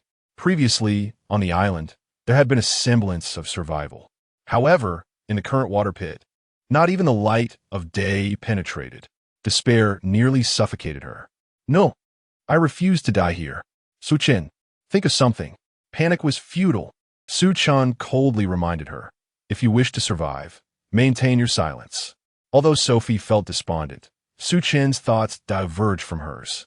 This was primarily due to the act of stone throwing from above. The toss of a small stone was not an attack. It was evidently a test. The assailant was cautious, clearly suspecting that something lay hidden within the depths of the pit. However, if the two women above had indeed been captured, logic dictated that a thorough interrogation would lead them to descend immediately. Therefore, Lin Yueyue and Yueyue must still be alive, or at least not both apprehended. Su Chen voiced his deduction, which offered him a modicum of reassurance. Yet the pressing question remained. What should they do now? Sophie, can you swim? Su Chen suddenly inquired. Huh? Sophie was momentarily taken aback. I can swim a little, but it's so dark here. Do not rush, Su Chen instructed, sitting down and directing his gaze towards the water pit. He turned to Sophie and said, when I dove down to retrieve you, I sensed that this water pit is not as simple as it seems. Sophie's heart raced at his words. What do you mean? Is there something wrong with the water? Su Chen did not respond immediately. Instead, he slowly crouched down, his hand probing the icy water. The depth was considerable, and he could faintly feel a current. There is an undercurrent. Su Chen whispered, this is not a stagnant pit. It connects to another place. Sophie widened her eyes in disbelief. Are you suggesting there's an escape route? Possibly. Su Chen stood up. It may also lead to a dead end. Just then, a faint rustling sound echoed from above, as if someone was cautiously shifting about. The two immediately held their breath. Su Chen gestured for Sophie to remain silent. The rustling persisted for several moments before fading into silence. Have they left? Su Chen pondered, uncertain, and did not respond. After a prolonged interval of silence, with no further sounds, he concluded, this place is unsafe. Their return indicates suspicion. We must enter the water together and seek a more concealed refuge. Sophie froze in place. Enter the water? Her voice cracked, resonating eerily in the stillness of the pit. What if there are monsters inside? Even that is preferable to waiting for death. Su Chen interrupted her, his tone leaving no room for dissent. He offered no further words and plunged directly into the water. The bone-chilling cold instantly pierced through his clothing, nearly suffocating him. Yet, he paid no heed to such discomfort. Stabilizing himself in the water, he lowered his voice. Come down. Hold on tight to me. Do not be afraid. His voice served as a lifeline. Su Feier gazed at the surging dark waters below, then glanced up at the seemingly unreachable opening above.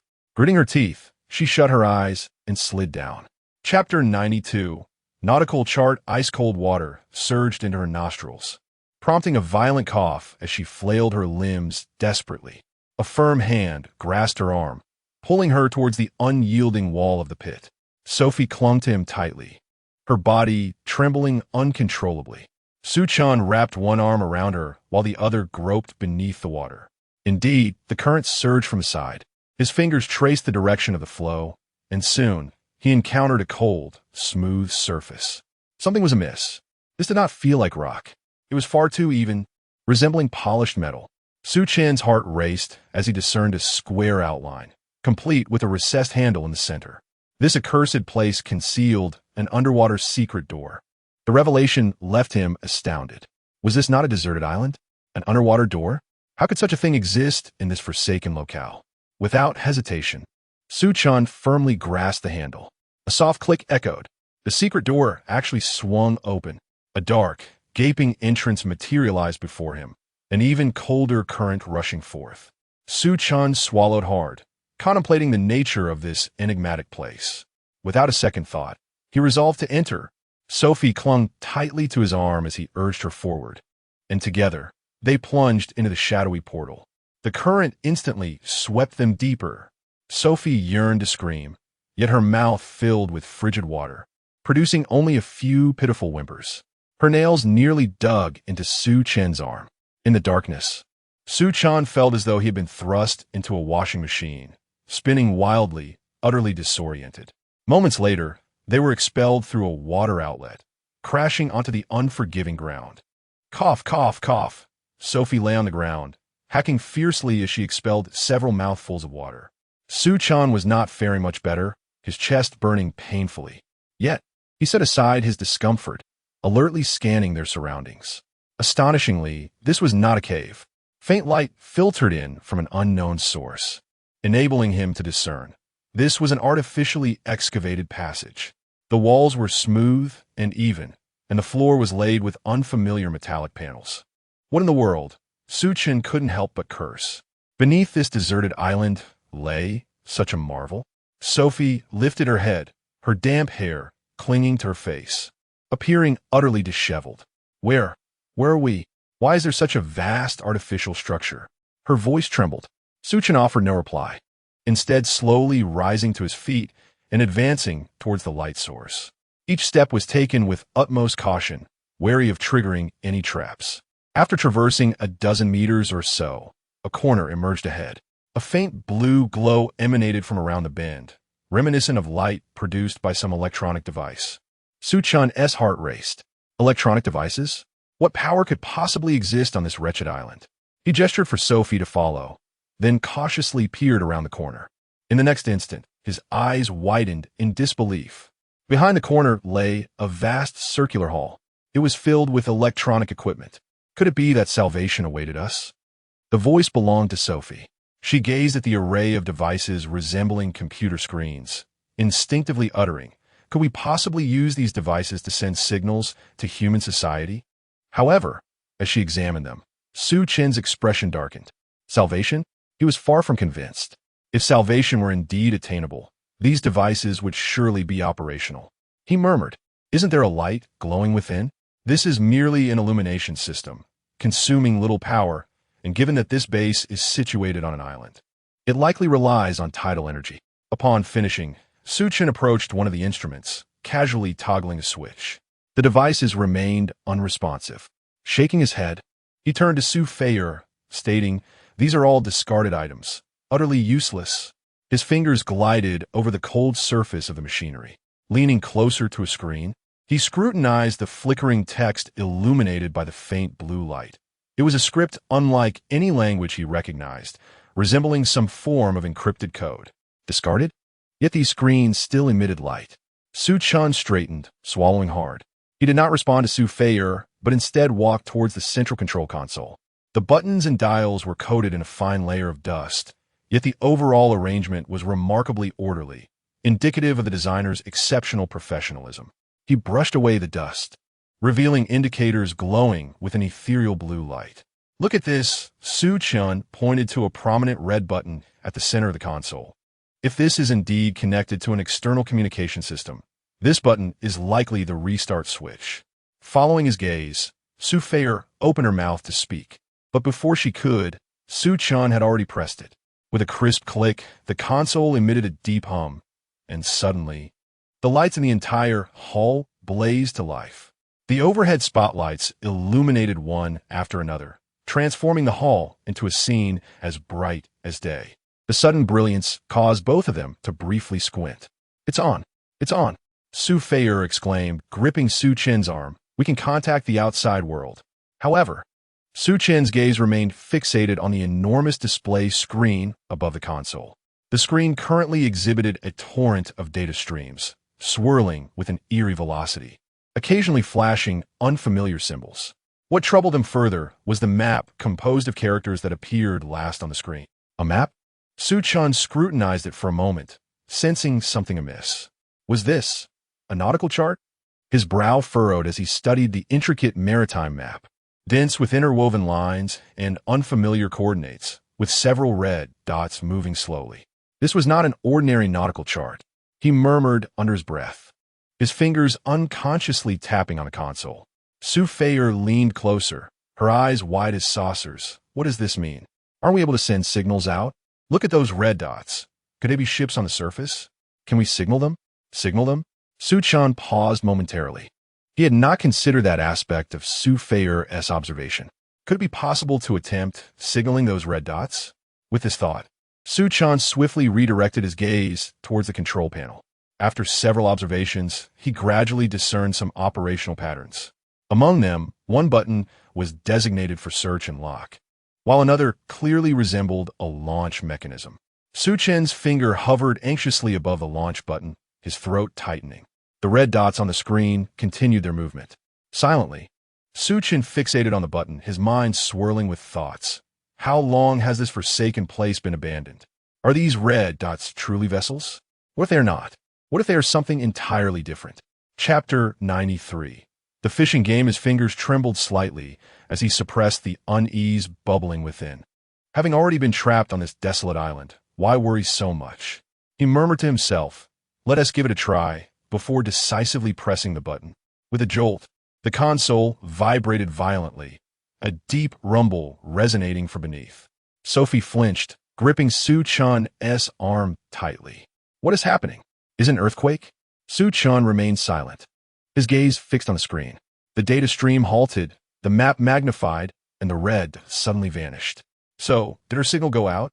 Sophie exclaimed excitedly from the side.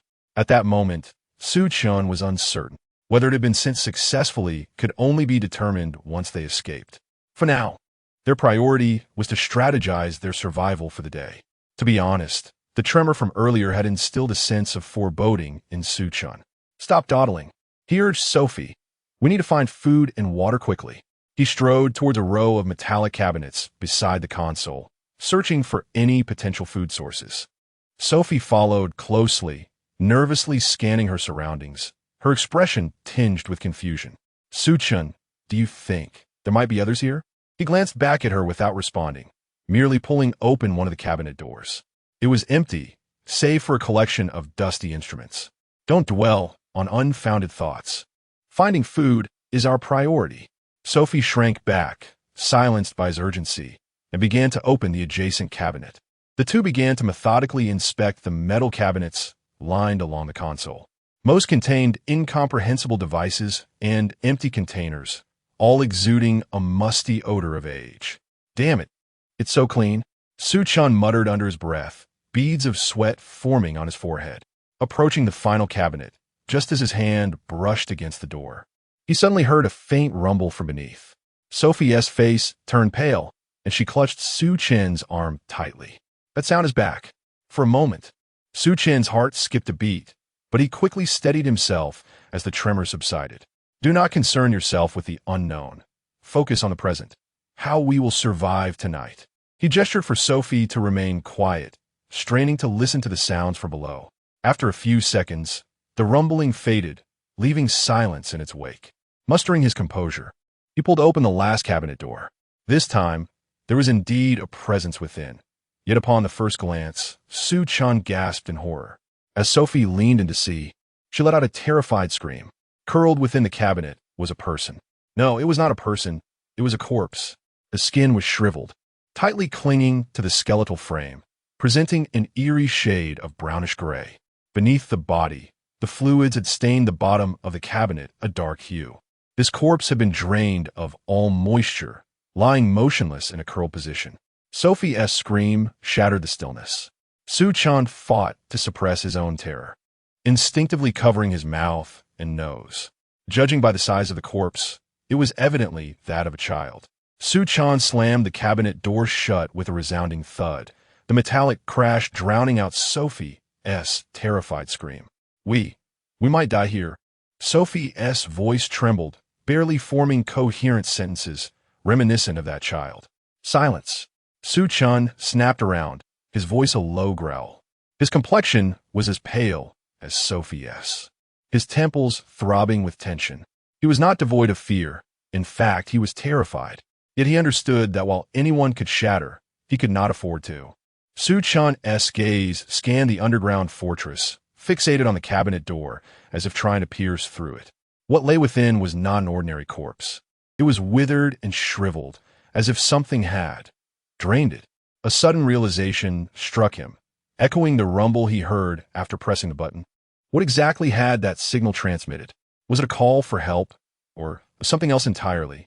Trembling, he slowly pulled open the cabinet door once more, forcing himself to scrutinize its contents. Beneath the shadow of the curled-up remains, something seemed pressed down, glinting faintly in the dim light.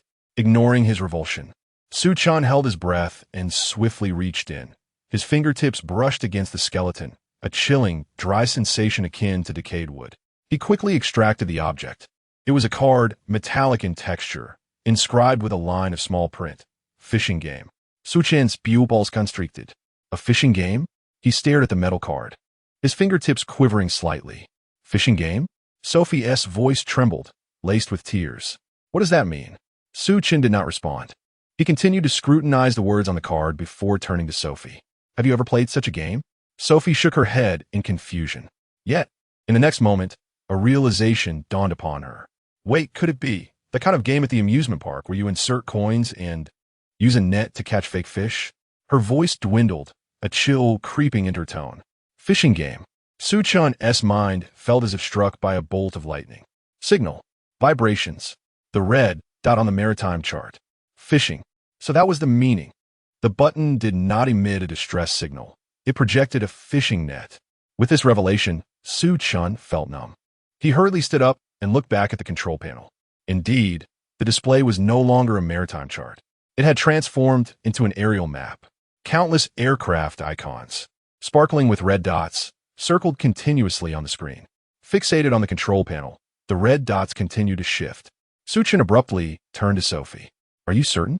The kind of fish-catching game from the amusement park? Sophie was bewildered by Su Chen's thoughts. I was just guessing. How would I know? The fishing games I've played were just like that.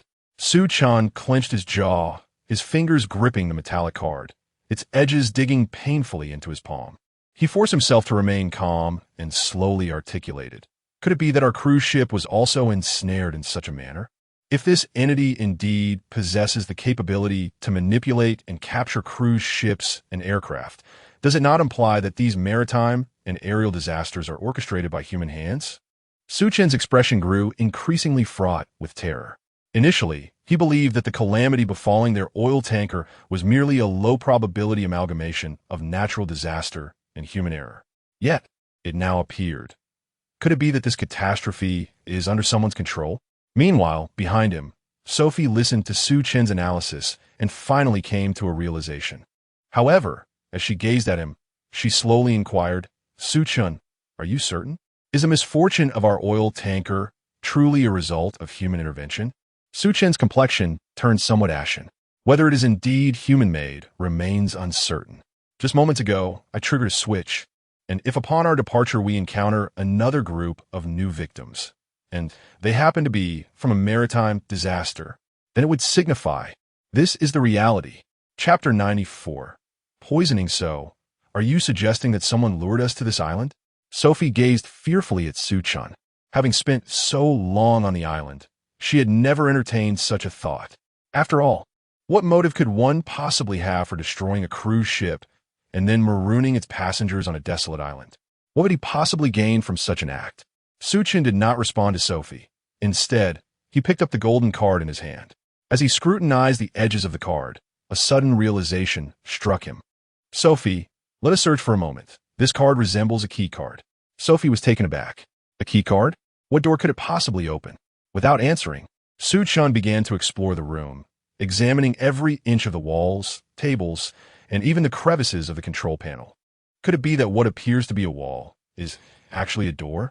Sophie noticed a particularly pristine metallic wall not far behind her. Hearing her words, Chen paused, lifting his gaze to that wall. Unlike the others, this wall bore no dust, gleaming as if newly polished. He approached it, gently tapping on the surface with his fingers. A dull, resonant sound echoed back. Was it hollow behind there? Chen pressed the golden card against the wall, sliding it slowly along the seam. The card glided over the surface, producing a faint scraping sound. Suddenly, it seemed to be drawn by some unseen force, halting abruptly. A soft click resonated. A slight fissure appeared on the wall, which soon widened, revealing a concealed metallic door that began to creak open. Sophie gasped, covering her mouth in astonishment. Who would have thought that there was a door hidden within this room? Beyond it lay a narrow corridor illuminated by ethereal blue lights. Chen took a deep breath and glanced back at Sophie. Let us proceed and see what lies ahead. Sophie hesitated. What if there is danger inside? Chen shrugged. Can it possibly be worse than our current predicament? With that, he stepped into the corridor, and Sophie followed closely behind, mirroring his cautious movements. The corridor was not long. After traversing a few dozen meters, they arrived at its end.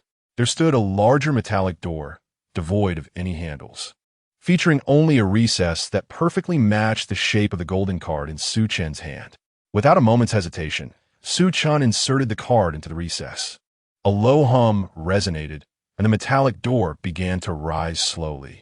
Beyond it lay an expansive chamber. At the center of the room was a vast pool. Though termed a pool, it appeared rather repulsive, filled with a yellow-green solution that bubbled and churned as if boiling. Thick transparent glass encased it. The solution, swirling violently, coursed through a massive pipe that extended up to the ceiling of the room, clearly branching out beyond it. Yet, where it led, remained a mystery to all, despite the unsettling appearance of the solution within the pool.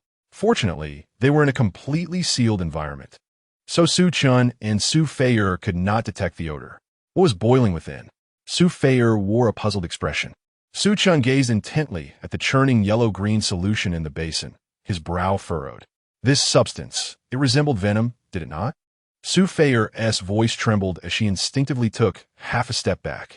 Chen remained silent, walking along the edge of the large basin while scanning the room with his eyes. Before long, he noticed a transparent glass tube protruding from the basin's rim, extending into a large flask nearby. The solution that had separated within that tube must be the residue. Approaching the flask, he observed that it contained a substantial amount of yellow-green liquid, emitting a faint glow. He dipped his finger into the liquid and brought it to his nose. Detecting a sulfurous odor, his brows knitted in distaste. Yueyue widened her eyes in disbelief. Have you lost your mind? What if this substance is toxic? I merely took a whiff. It should be fine, he replied dismissively. Fine? You call that behavior indicative of a competent doctor? She retorted, irritation evident in her tone.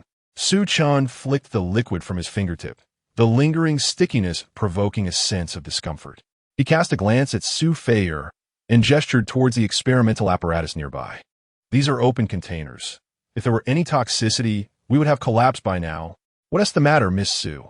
Are you afraid? Yueyue bit her lip, forcing a facade of calm as she shot him a defiant glare. Who is afraid? I merely find it repulsive. Chen chuckled lightly, choosing not to provoke her further. Yet, just as he prepared to continue his examination, an unusual sensation surged through him, striking his mind like an electric current racing down his spine. He abruptly halted. What's wrong? Yueyue's eyes widened, fixated on his rigid silhouette. Chen did not respond. Instead, unwelcome thoughts began to surface in his mind. First, Lin Yueyue, devoid of clothing, appeared before him, followed closely by the sight of her snow-white thighs. Something was amiss. The images before his eyes spiraled increasingly out of control. Damn it, he muttered under his breath, shaking his head vigorously. Hearing him, Su Feier asked nervously, "What's wrong? Why do you look so pale?" Su Chen dared not turn to face her, his gaze fixed firmly on the ground. A wave of intense heat coursed through him. This yellow-green liquid. It posed a problem. He gritted his teeth, striving to regulate his breathing. What kind of problem? Su Feier instinctively took a step back. Stay away. Su Chen spun around abruptly. Su Feier was startled by his sudden reaction, her body frozen in place. She noticed beads of sweat forming on his forehead, his breath quickening. Are you poisoned? The images in his mind sharpened further, Su Feier's delicate face magnifying before him, her lips slightly parted. What was merely a call of his name transformed, in that moment, into an invitation. The gas released by the liquid. Was it aphrodisiac? He struggled to utter those few words. Sophie widened her eyes, instantly grasping the gravity of the situation. Her face flushed crimson as she instinctively clutched her chest. Then we must leave at once. However, just at that moment, the lights in the room suddenly dimmed. Almost immediately, a sharp click resonated around them. The door was locked. It was as if someone in the subterranean space was watching them. Darkness engulfed everything. The crisp sound of the lock snapping shut sealed their fate. Sophie trembled, frantically lunging towards the door, her hands desperately tugging at the cold metal handle. It would not budge. Open the door. Please, open the door. Her voice quivered with desperation, yet only silence met her pleas. In her despair, she abruptly turned to gaze at Su Chen. Chapter 95. Sophie's resentment in the dimly lit surroundings. Su Chen's face was half obscured by shadows, yet his eyes gleamed with a terrifying brightness. Reminiscent of a wild beast cornered with no escape. He was fixated on a specific corner of the ceiling. Following his gaze, Sophie caught sight of a faint red, rhythmically blinking in the darkness. Akameda. A chill surged from her feet to the crown of her head, instantly overshadowing the heat coursing through her body. They were not merely trapped. They were like mice in a cage, being toyed with and observed. Damn it, Su Chen rasped, his voice hoarse. The adrenaline fueled by his rage momentarily cleared the chaos in his mind, but soon, it was once again consumed by the eerie effects of the chemical pervading his thoughts. Sophie, you must save me. Struggling against his internal discomfort, Su Chen spoke bluntly. He had never claimed to be a saint, and in this moment, he desperately needed Sophie's assistance. Faced with Su Chen's directness, Sophie was taken aback. She opened her mouth, yet no sound emerged. Are you out of your mind? Her voice trembled significantly. Su Chen gasped for breath, his gaze becoming increasingly dazed. I don't want to, but this is the only way. He strained to maintain control, yet the responses of his body grew more intense. No, we can't. Let's think of another way. There is no other way. Su Chen struck the wall with a sudden force, the dull thud echoing around them. The pain jolted him back to reality for a few fleeting seconds. He fixed his gaze on the blinking red dot. This is what they want to see. The more we struggle, the happier they are. Sophie bit her lip, tears welling in her eyes. She understood all too well that Su Chen was right. But, no, this can't be. Su Chen, I have no feelings for you. This isn't right. Feelings? Is this the appropriate time to discuss feelings? I can barely hold on. Yet, her voice was barely a whisper, almost inaudible. But, there is no but. Sophie panicked. She never imagined that such a situation would unfold so soon after entering this place. The Su Chen before her was so different from the one she knew. He had always managed to regulate his emotions. Yet now, he was utterly unable to withstand the potency of the toxin. Would an action lead to death? Observing Su Chen's agony, Sophie mirrored his pain. Finally, the venom began to spread. Su Chen suddenly pulled Sophie into his embrace and kissed her fiercely. In that instant, Sophie's mind went blank. Her body stiffened like stone, allowing Su Chen to seize her breath. MMM. A soft whimper escaped her lips as she attempted to push him away, only to find herself utterly powerless to resist. Don't move. Su Chen's voice whispered in her ear, tinged with desperation. Cooperate with me. Only then can we survive. Sophie closed her eyes, tears cascading down her cheeks. She understood that there was no turning back. To survive, she had to make a choice that pained her deeply, yet was inevitable. She must surrender herself to save Su Chen. This was also a means of saving herself. At last, the tears fell. She slowly raised her arm and embraced Su Chen's neck. There was no other option. Everything was for survival. Gritting her teeth, Sophie's arm gradually ascended, while Su Chen seized her clothing forcefully. He pulled her back, his face flushed, and with one arm, he encircled the girl's waist. Sophie's tears were scalding as she angrily gazed at the red dot on the ceiling. Then, Su Chen gently lifted her, his warm hands cradling her form. As her feet were raised high, the constraints upon her body completely fell away. Sophie's heart raced like a drum. Her arm felt rigid, the embrace around Su Chen's neck mechanical and devoid of warmth. "Don't tremble," Su Chen growled, his voice hoarse with a hint of urgency. His fingers tightened around her waist. Sophie gritted her teeth, forcing herself to fixate on that red. She longed to scream, to smash that damn surveillance device. Yet her body felt as limp as cotton, powerless to resist Su Chen's actions. "Su Chen, you must understand what I have given you," she managed to utter, her voice faint and laced with tears. "Of course I remember." Su Chen's gaze clouded, veins bulging on his forehead. "But do you think I desire this? That poison, it's burning me." He abruptly halted, palms pressed to the ground. Gasping for breath, sweat trickled from his brow, landing on Sophie's chest, causing her to shudder. She caught a glimpse of the struggle in his eyes. Like a trapped beast, a lump formed in Sophie's throat, tears welling once more. She despised this place, loathed that red dot, and resented her own helplessness. "You must find those who are watching us, okay?" Feeling the heat radiating from Su Chen, Sophie awaited that moment in despair. She whispered to Su Chen, hoping he could fulfill this promise. At present, she had lost all agency. Yet, even in losing everything, she yearned for just a sliver of her own demand. "This time, let me consider it as saving you. Su Chen, but you must promise me as long as we are alive, we must find those perverts." "Agreed. I promise you." Su Chen's throat seemed to burn with intensity. Sophie's eyes rolled slightly, too afraid to meet his gaze. She clung tightly to him, her hands gripping him fiercely, her eyes peering over his shoulder at the surveillance camera, still flashing its red light on the ceiling. She longed to leap forward and shatter that device, yet her body felt drained, leaving her to slump against Su Chen. "They are watching the show, right? They are perverts, aren't they?" She murmured, her voice trembling. Tears streamed down her cheeks. Su Chen remained silent, his fingers frozen at her waist. He lowered his head, his gaze shrouded in darkness, as his Adam's apple bobbed violently, as if suppressing something profound. It also seemed as though he was gathering strength. "Do not falter. If I am to save you, then you must survive." Suddenly, Sophie gritted her teeth, her resolve akin to that of a desperate gamble.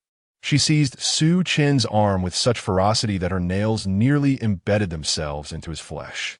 "If you stop, all our efforts will be in vain." Su Chen's body jolted. He lifted his head, his eyes ablaze with madness. A tumult of emotions intertwined, contorting his visage into a grotesque mask. Sophie bit her lip fiercely, enduring the mounting weight of pressure upon her. She could sense Su Chen's movements growing increasingly violent and frenzied, as if he intended to unleash all his pent-up rage upon her. It hurt immensely, yet she dared not voice her pain. She feared that uttering a single sound would lead to her complete unraveling. "Su Chen, please be gentle," she pleaded, her voice fractured. "I cannot control myself." He bellowed, resembling a wounded beast. Sophie's heart sank to the depths of despair. It was over. Everything was lost. She closed her eyes, silent tears streaming down her cheeks. Perhaps this was her fate. How infuriating. Just then, she felt the crimson dots on the ceiling flickering with increasing frequency. Those people were watching with fervor. An uncontrollable fury surged from the depths of her being. She opened her eyes wide and fixed her gaze upon the red dot, her expression brimming with resentment. Yet in the next moment, she could not withstand the onslaught any longer. A cry escaped her lips. Chapter 96. They must not escape. Ah! Sophie's voice shattered the silence of the room. Instantly, She covered her mouth with her hand, her eyes brimming with terror. It was over. She had spoken out loud. Su Chen froze, his entire being stiffening in place. Clarity momentarily returned to his gaze as he looked at Sophie beneath him, a profound sense of guilt welling up within him. I'm sorry. I'm sorry. He trembled, yearning to withdraw, yet found his body utterly unresponsive. The heat within him surged chaotically through his veins, obliterating his reason. Sophie, witnessing the turmoil in his eyes, felt her heart soften. She reached out to caress his cheek, her voice as gentle as a feather. It's all right, continue. But just a moment ago, I'm fine. Sophie interrupted, her teeth clenched. You must survive. We both must survive. Only by living can we exact our revenge. Her gaze flickered once more to the red dot on the ceiling. That damn surveillance camera still blinked, like a malevolent eye greedily observing them. Anger ignited within her chest. Those perverts, those scum. Once she discovered their whereabouts, they would surely pay the price. Su Chen followed her line of sight, his pupils narrowing in an instant. Forget about them. Sophie fiercely grasped his arm. Focus on saving yourself. Plop. A drop of blood fell to the ground. The pain jolted him back to a semblance of consciousness. At that moment, Su Chen gazed deeply at Sophie, an array of complex emotions swirling in his eyes. Ultimately, he shut them and resumed his previous actions. Sophie bit her lip, allowing silent tears to cascade down her cheeks. She could feel the tremors of Su Chen's body, hear his stifled gasps. He too was in agony, he too was struggling, yet they had no other choice. The room was filled only with oppressive breaths and the occasional muffled moan. The red dot on the ceiling flickered with increasing frequency, excitedly documenting it all. Time stretched and then shattered.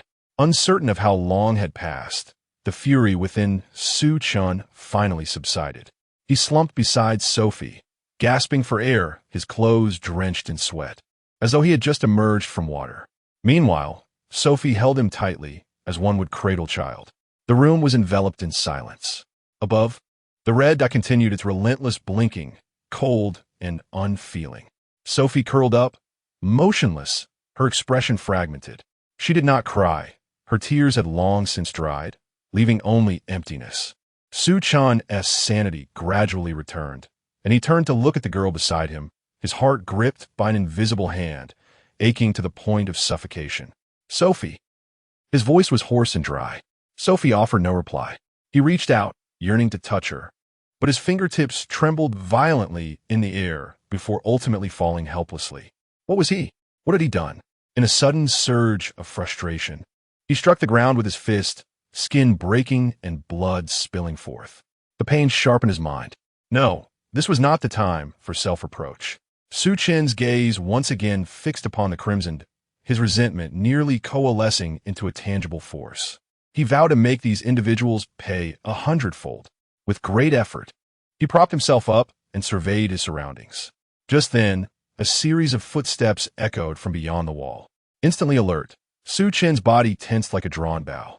The footsteps grew ever closer, indicating the presence of multiple individuals. Quick, he whispered urgently, assisting Su Feier.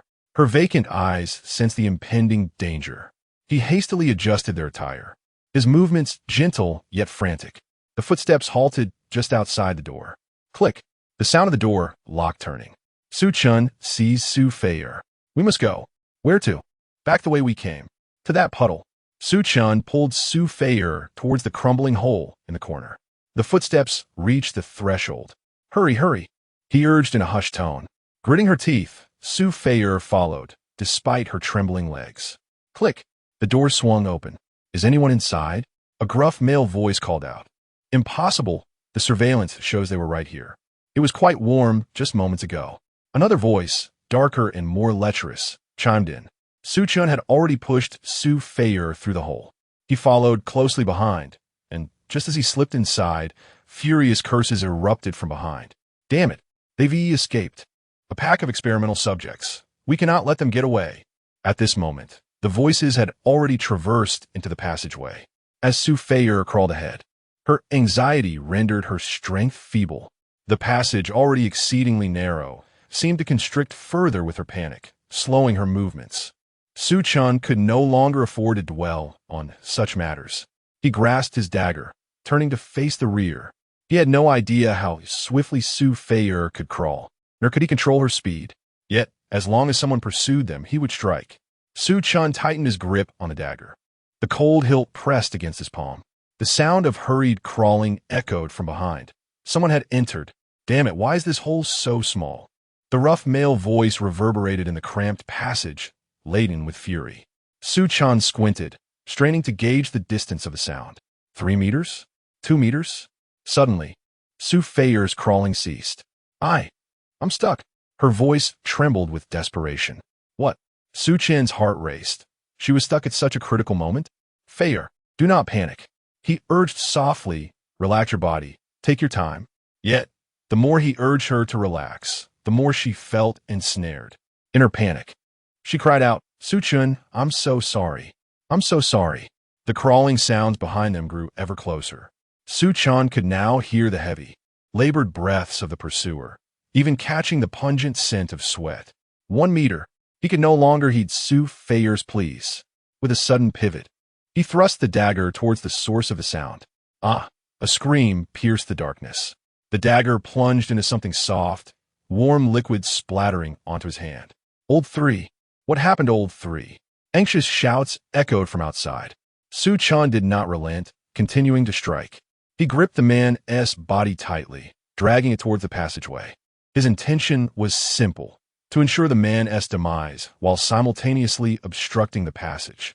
The wounded individual struggled frantically, but such resistance was short-lived. With a forceful twist of his wrist, the dagger sliced through the darkness once more. Warm blood gushed forth, the metallic scent overwhelming. He gritted his teeth, resolutely dragging the increasingly limp body deeper into the passage. Old 3, for God's sake, make a sound. A coarse male voice shouted urgently from outside, his voice cracking. Su Chen fiercely pulled the corpse inward, his mind consumed by a singular thought. Block it. It must be blocked.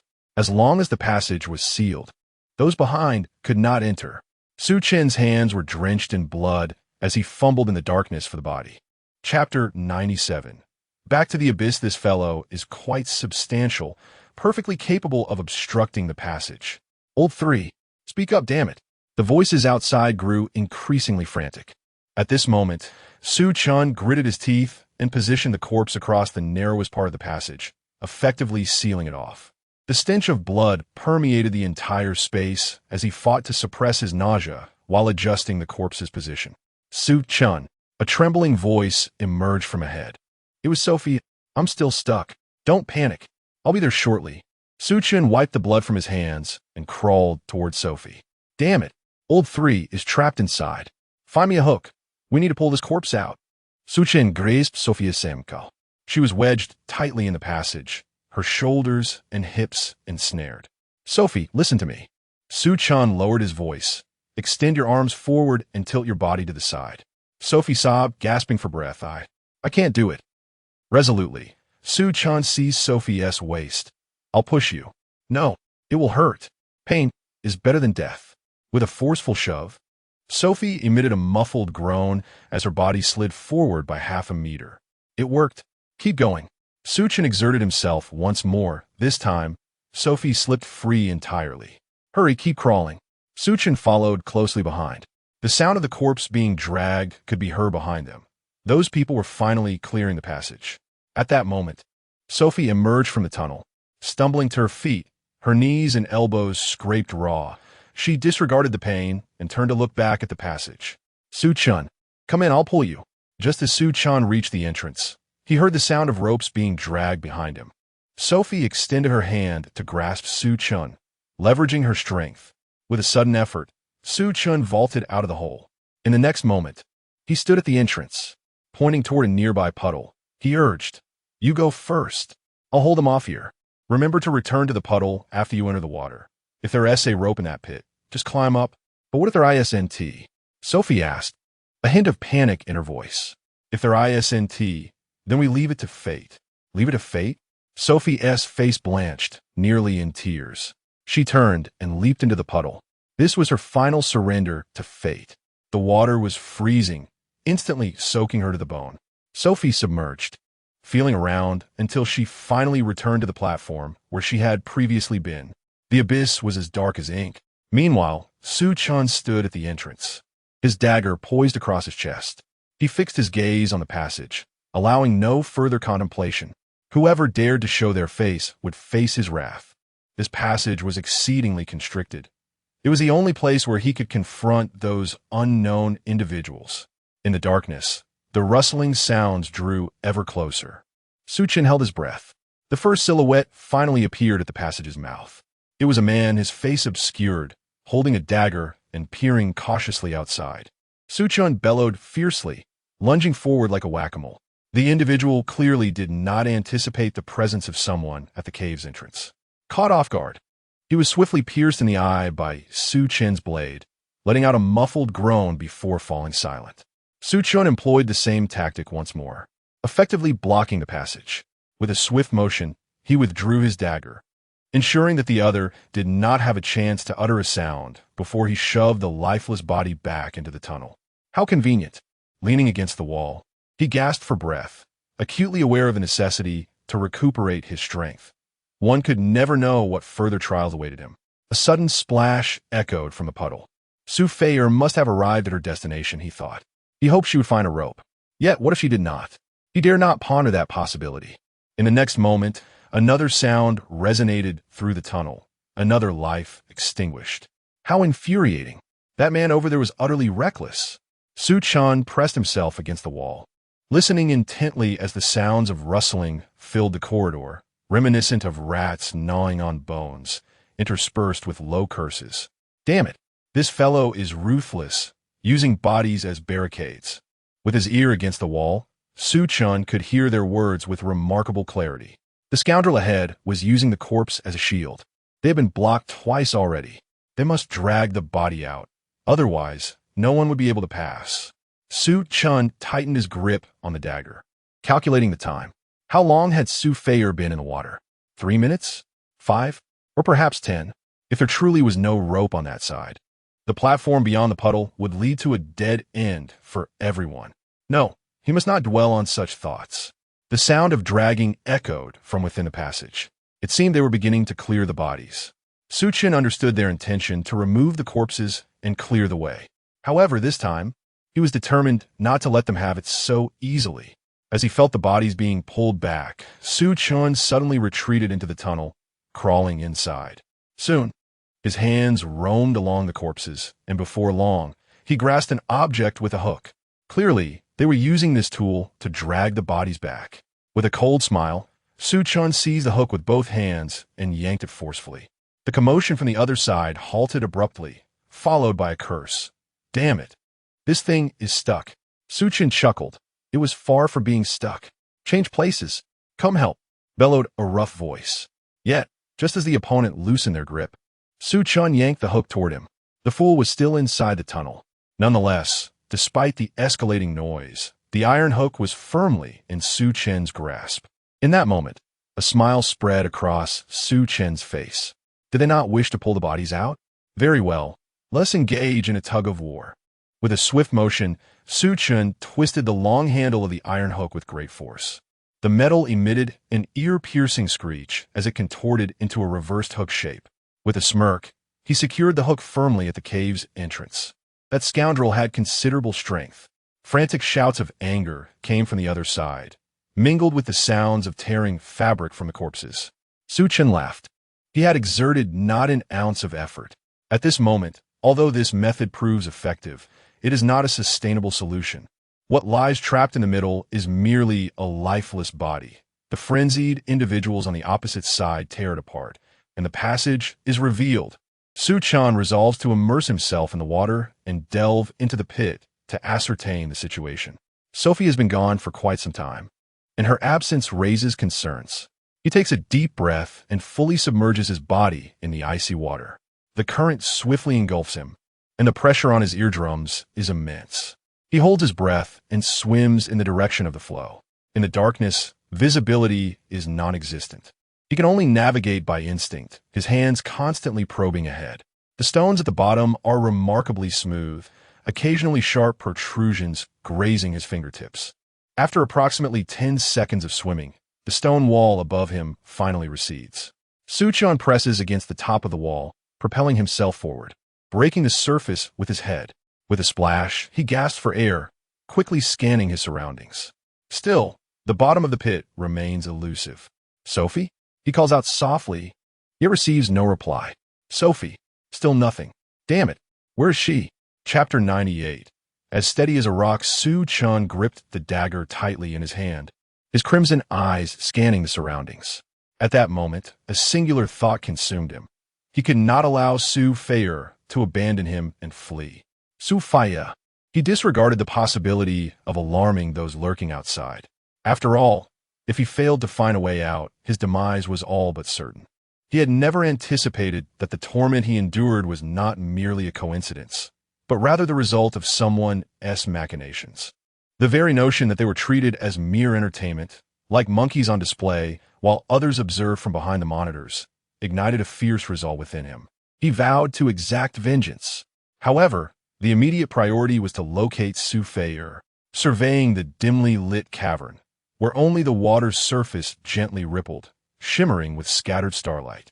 He found it aesthetically pleasing, yet he had no heart for admiration. His sole desire was to find Su Feier swiftly, all the while fearing that their pursuers might follow the water's trail. He knew that after pressing that enigmatic signal button, their lives would undoubtedly grow more perilous. Just as his frustration surged and he contemplated wreaking havoc upon his surroundings, a faint voice broke through the tension. It was Lin Yueyue. Following the sound, he discovered Su Feier concealed in a shadowy recess. She appeared disheveled and anxious. Upon seeing her, a wave of inexplicable relief washed over him. For in such a dreadful place. "How are you?" he inquired, noting that she appeared on the verge of collapse. After the earlier chase, the adrenaline that had fueled them was now nearly depleted. The fact that Su Feier had not yet succumbed was solely due to her sheer willpower. "Su Chen, come here." Her expression suggested she had uncovered something significant. He understood her words were not uttered without purpose and asked, "What have you discovered?" Approaching her, she gestured toward a hidden corner of the wall. "Look here," she said, urging him to touch the surface. "Crouch down and feel lower." Following her instructions, Su Chen's eyes widened as he finally discerned inscriptions on the artificially carved wall. He was astonished that in such a concealed location, she had managed to notice this detail. "How remarkable that you found this," he remarked, his gaze reflecting a newfound admiration for her keen observation. However, in response to his look, Su Feier's demeanor was markedly cold, tinged with a hint of resentment. It was then that he noticed her expression, particularly the marks he had inadvertently left on her. "What are you staring at? Since a method has already been devised, why not act swiftly?" Under the harsh gaze of Su Chen, Su Feier's eyes turned icy. "Are you issuing me orders?" Su Chen noted the perilous tone in Su Feier's voice. Having just taken a life, the lingering aura of bloodlust enveloped him, along with the pervasive scent of blood that clung to both of them. Even though the waters had somewhat diluted the stench, it still deterred others from approaching. Su Feier sensed the underlying threat in Su Chen's demeanor, as if he might strike her down should she persist in her defiance. This insufferable man. Truly, all men are wretched creatures. Su Feier grit her teeth. Despite the murderous intent nearly spilling from her eyes, she was compelled to feign compliance before Su Chen. After all, her survival hinged upon the very man she loathed. Noticing that the woman before him had wisely averted her gaze, Su Chen concealed his own murderous intent.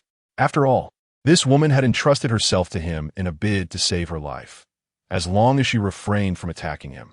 Su Chen's character would not lead him to harm her, especially since, for the moment, they were allies. Thus far, he could not ascertain the identity of their adversaries. But one thing was clear. The scale of the situation, unnoticed by others, indicated that their opponent wielded considerable influence. To survive and retaliate against such a foe, he must muster every ounce of strength from those around him. A glint of determination flashed in Su Chen's eyes, and he motioned for Su Feier to hand him the rope. He intended to scale the elevated platform before them. According to the inscriptions in the corner, there would be mechanisms above. Were it not for her inability to ascend, Su Feier would never have chosen to wait for Su Chen. Observing him take a running leap, akin to a nimble monkey, he swiftly scaled the platform, eliciting a flicker of envy in Su Feier's eyes. Why must fate endow these men with such superior strength? If not for their innate physical advantages, would they be reduced to their current predicament? Upon reaching the platform, Su Chen began to explore for the rumored mechanism. After an extensive search, he finally discerned a protrusion beneath the stone slab. Could this be the mechanism? He was grateful for his long reach. Otherwise, even if they had knowledge of its existence, it would have been nearly impossible to touch it from such a distance. Did you find it? Su Feier called out urgently from below. If you Haven-T, toss down the rope and let me handle it. She remained wary of entrusting her safety to a man, aware that women are inherently more meticulous than men, especially as she noticed that the waters beneath them had begun to bubble ominously. Su Chen, look over there. Is someone approaching? Hurry. You must understand the immense sacrifice I have made this time. If you were to allow me to perish here, I would haunt you as a spirit. Enough of this. Su Chen frowned in annoyance as he activated the mechanism.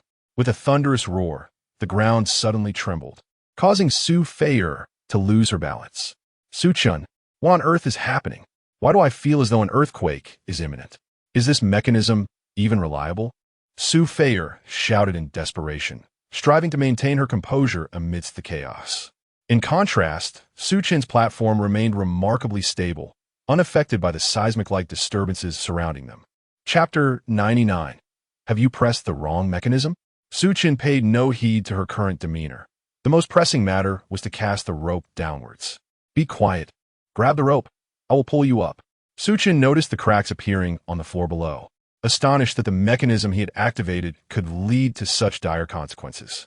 Could it be that fate conspired against him? This thought flitted through his mind, but he quickly dismissed it. As long as he drew breath, he would not resign himself to such a fate. His life must remain firmly in his own hands. Seeing the rope Su Chen had thrown down, Su Feier hurriedly rushed over to seize it. I've got it. I'm pulling you up now. Su Chen gritted his teeth.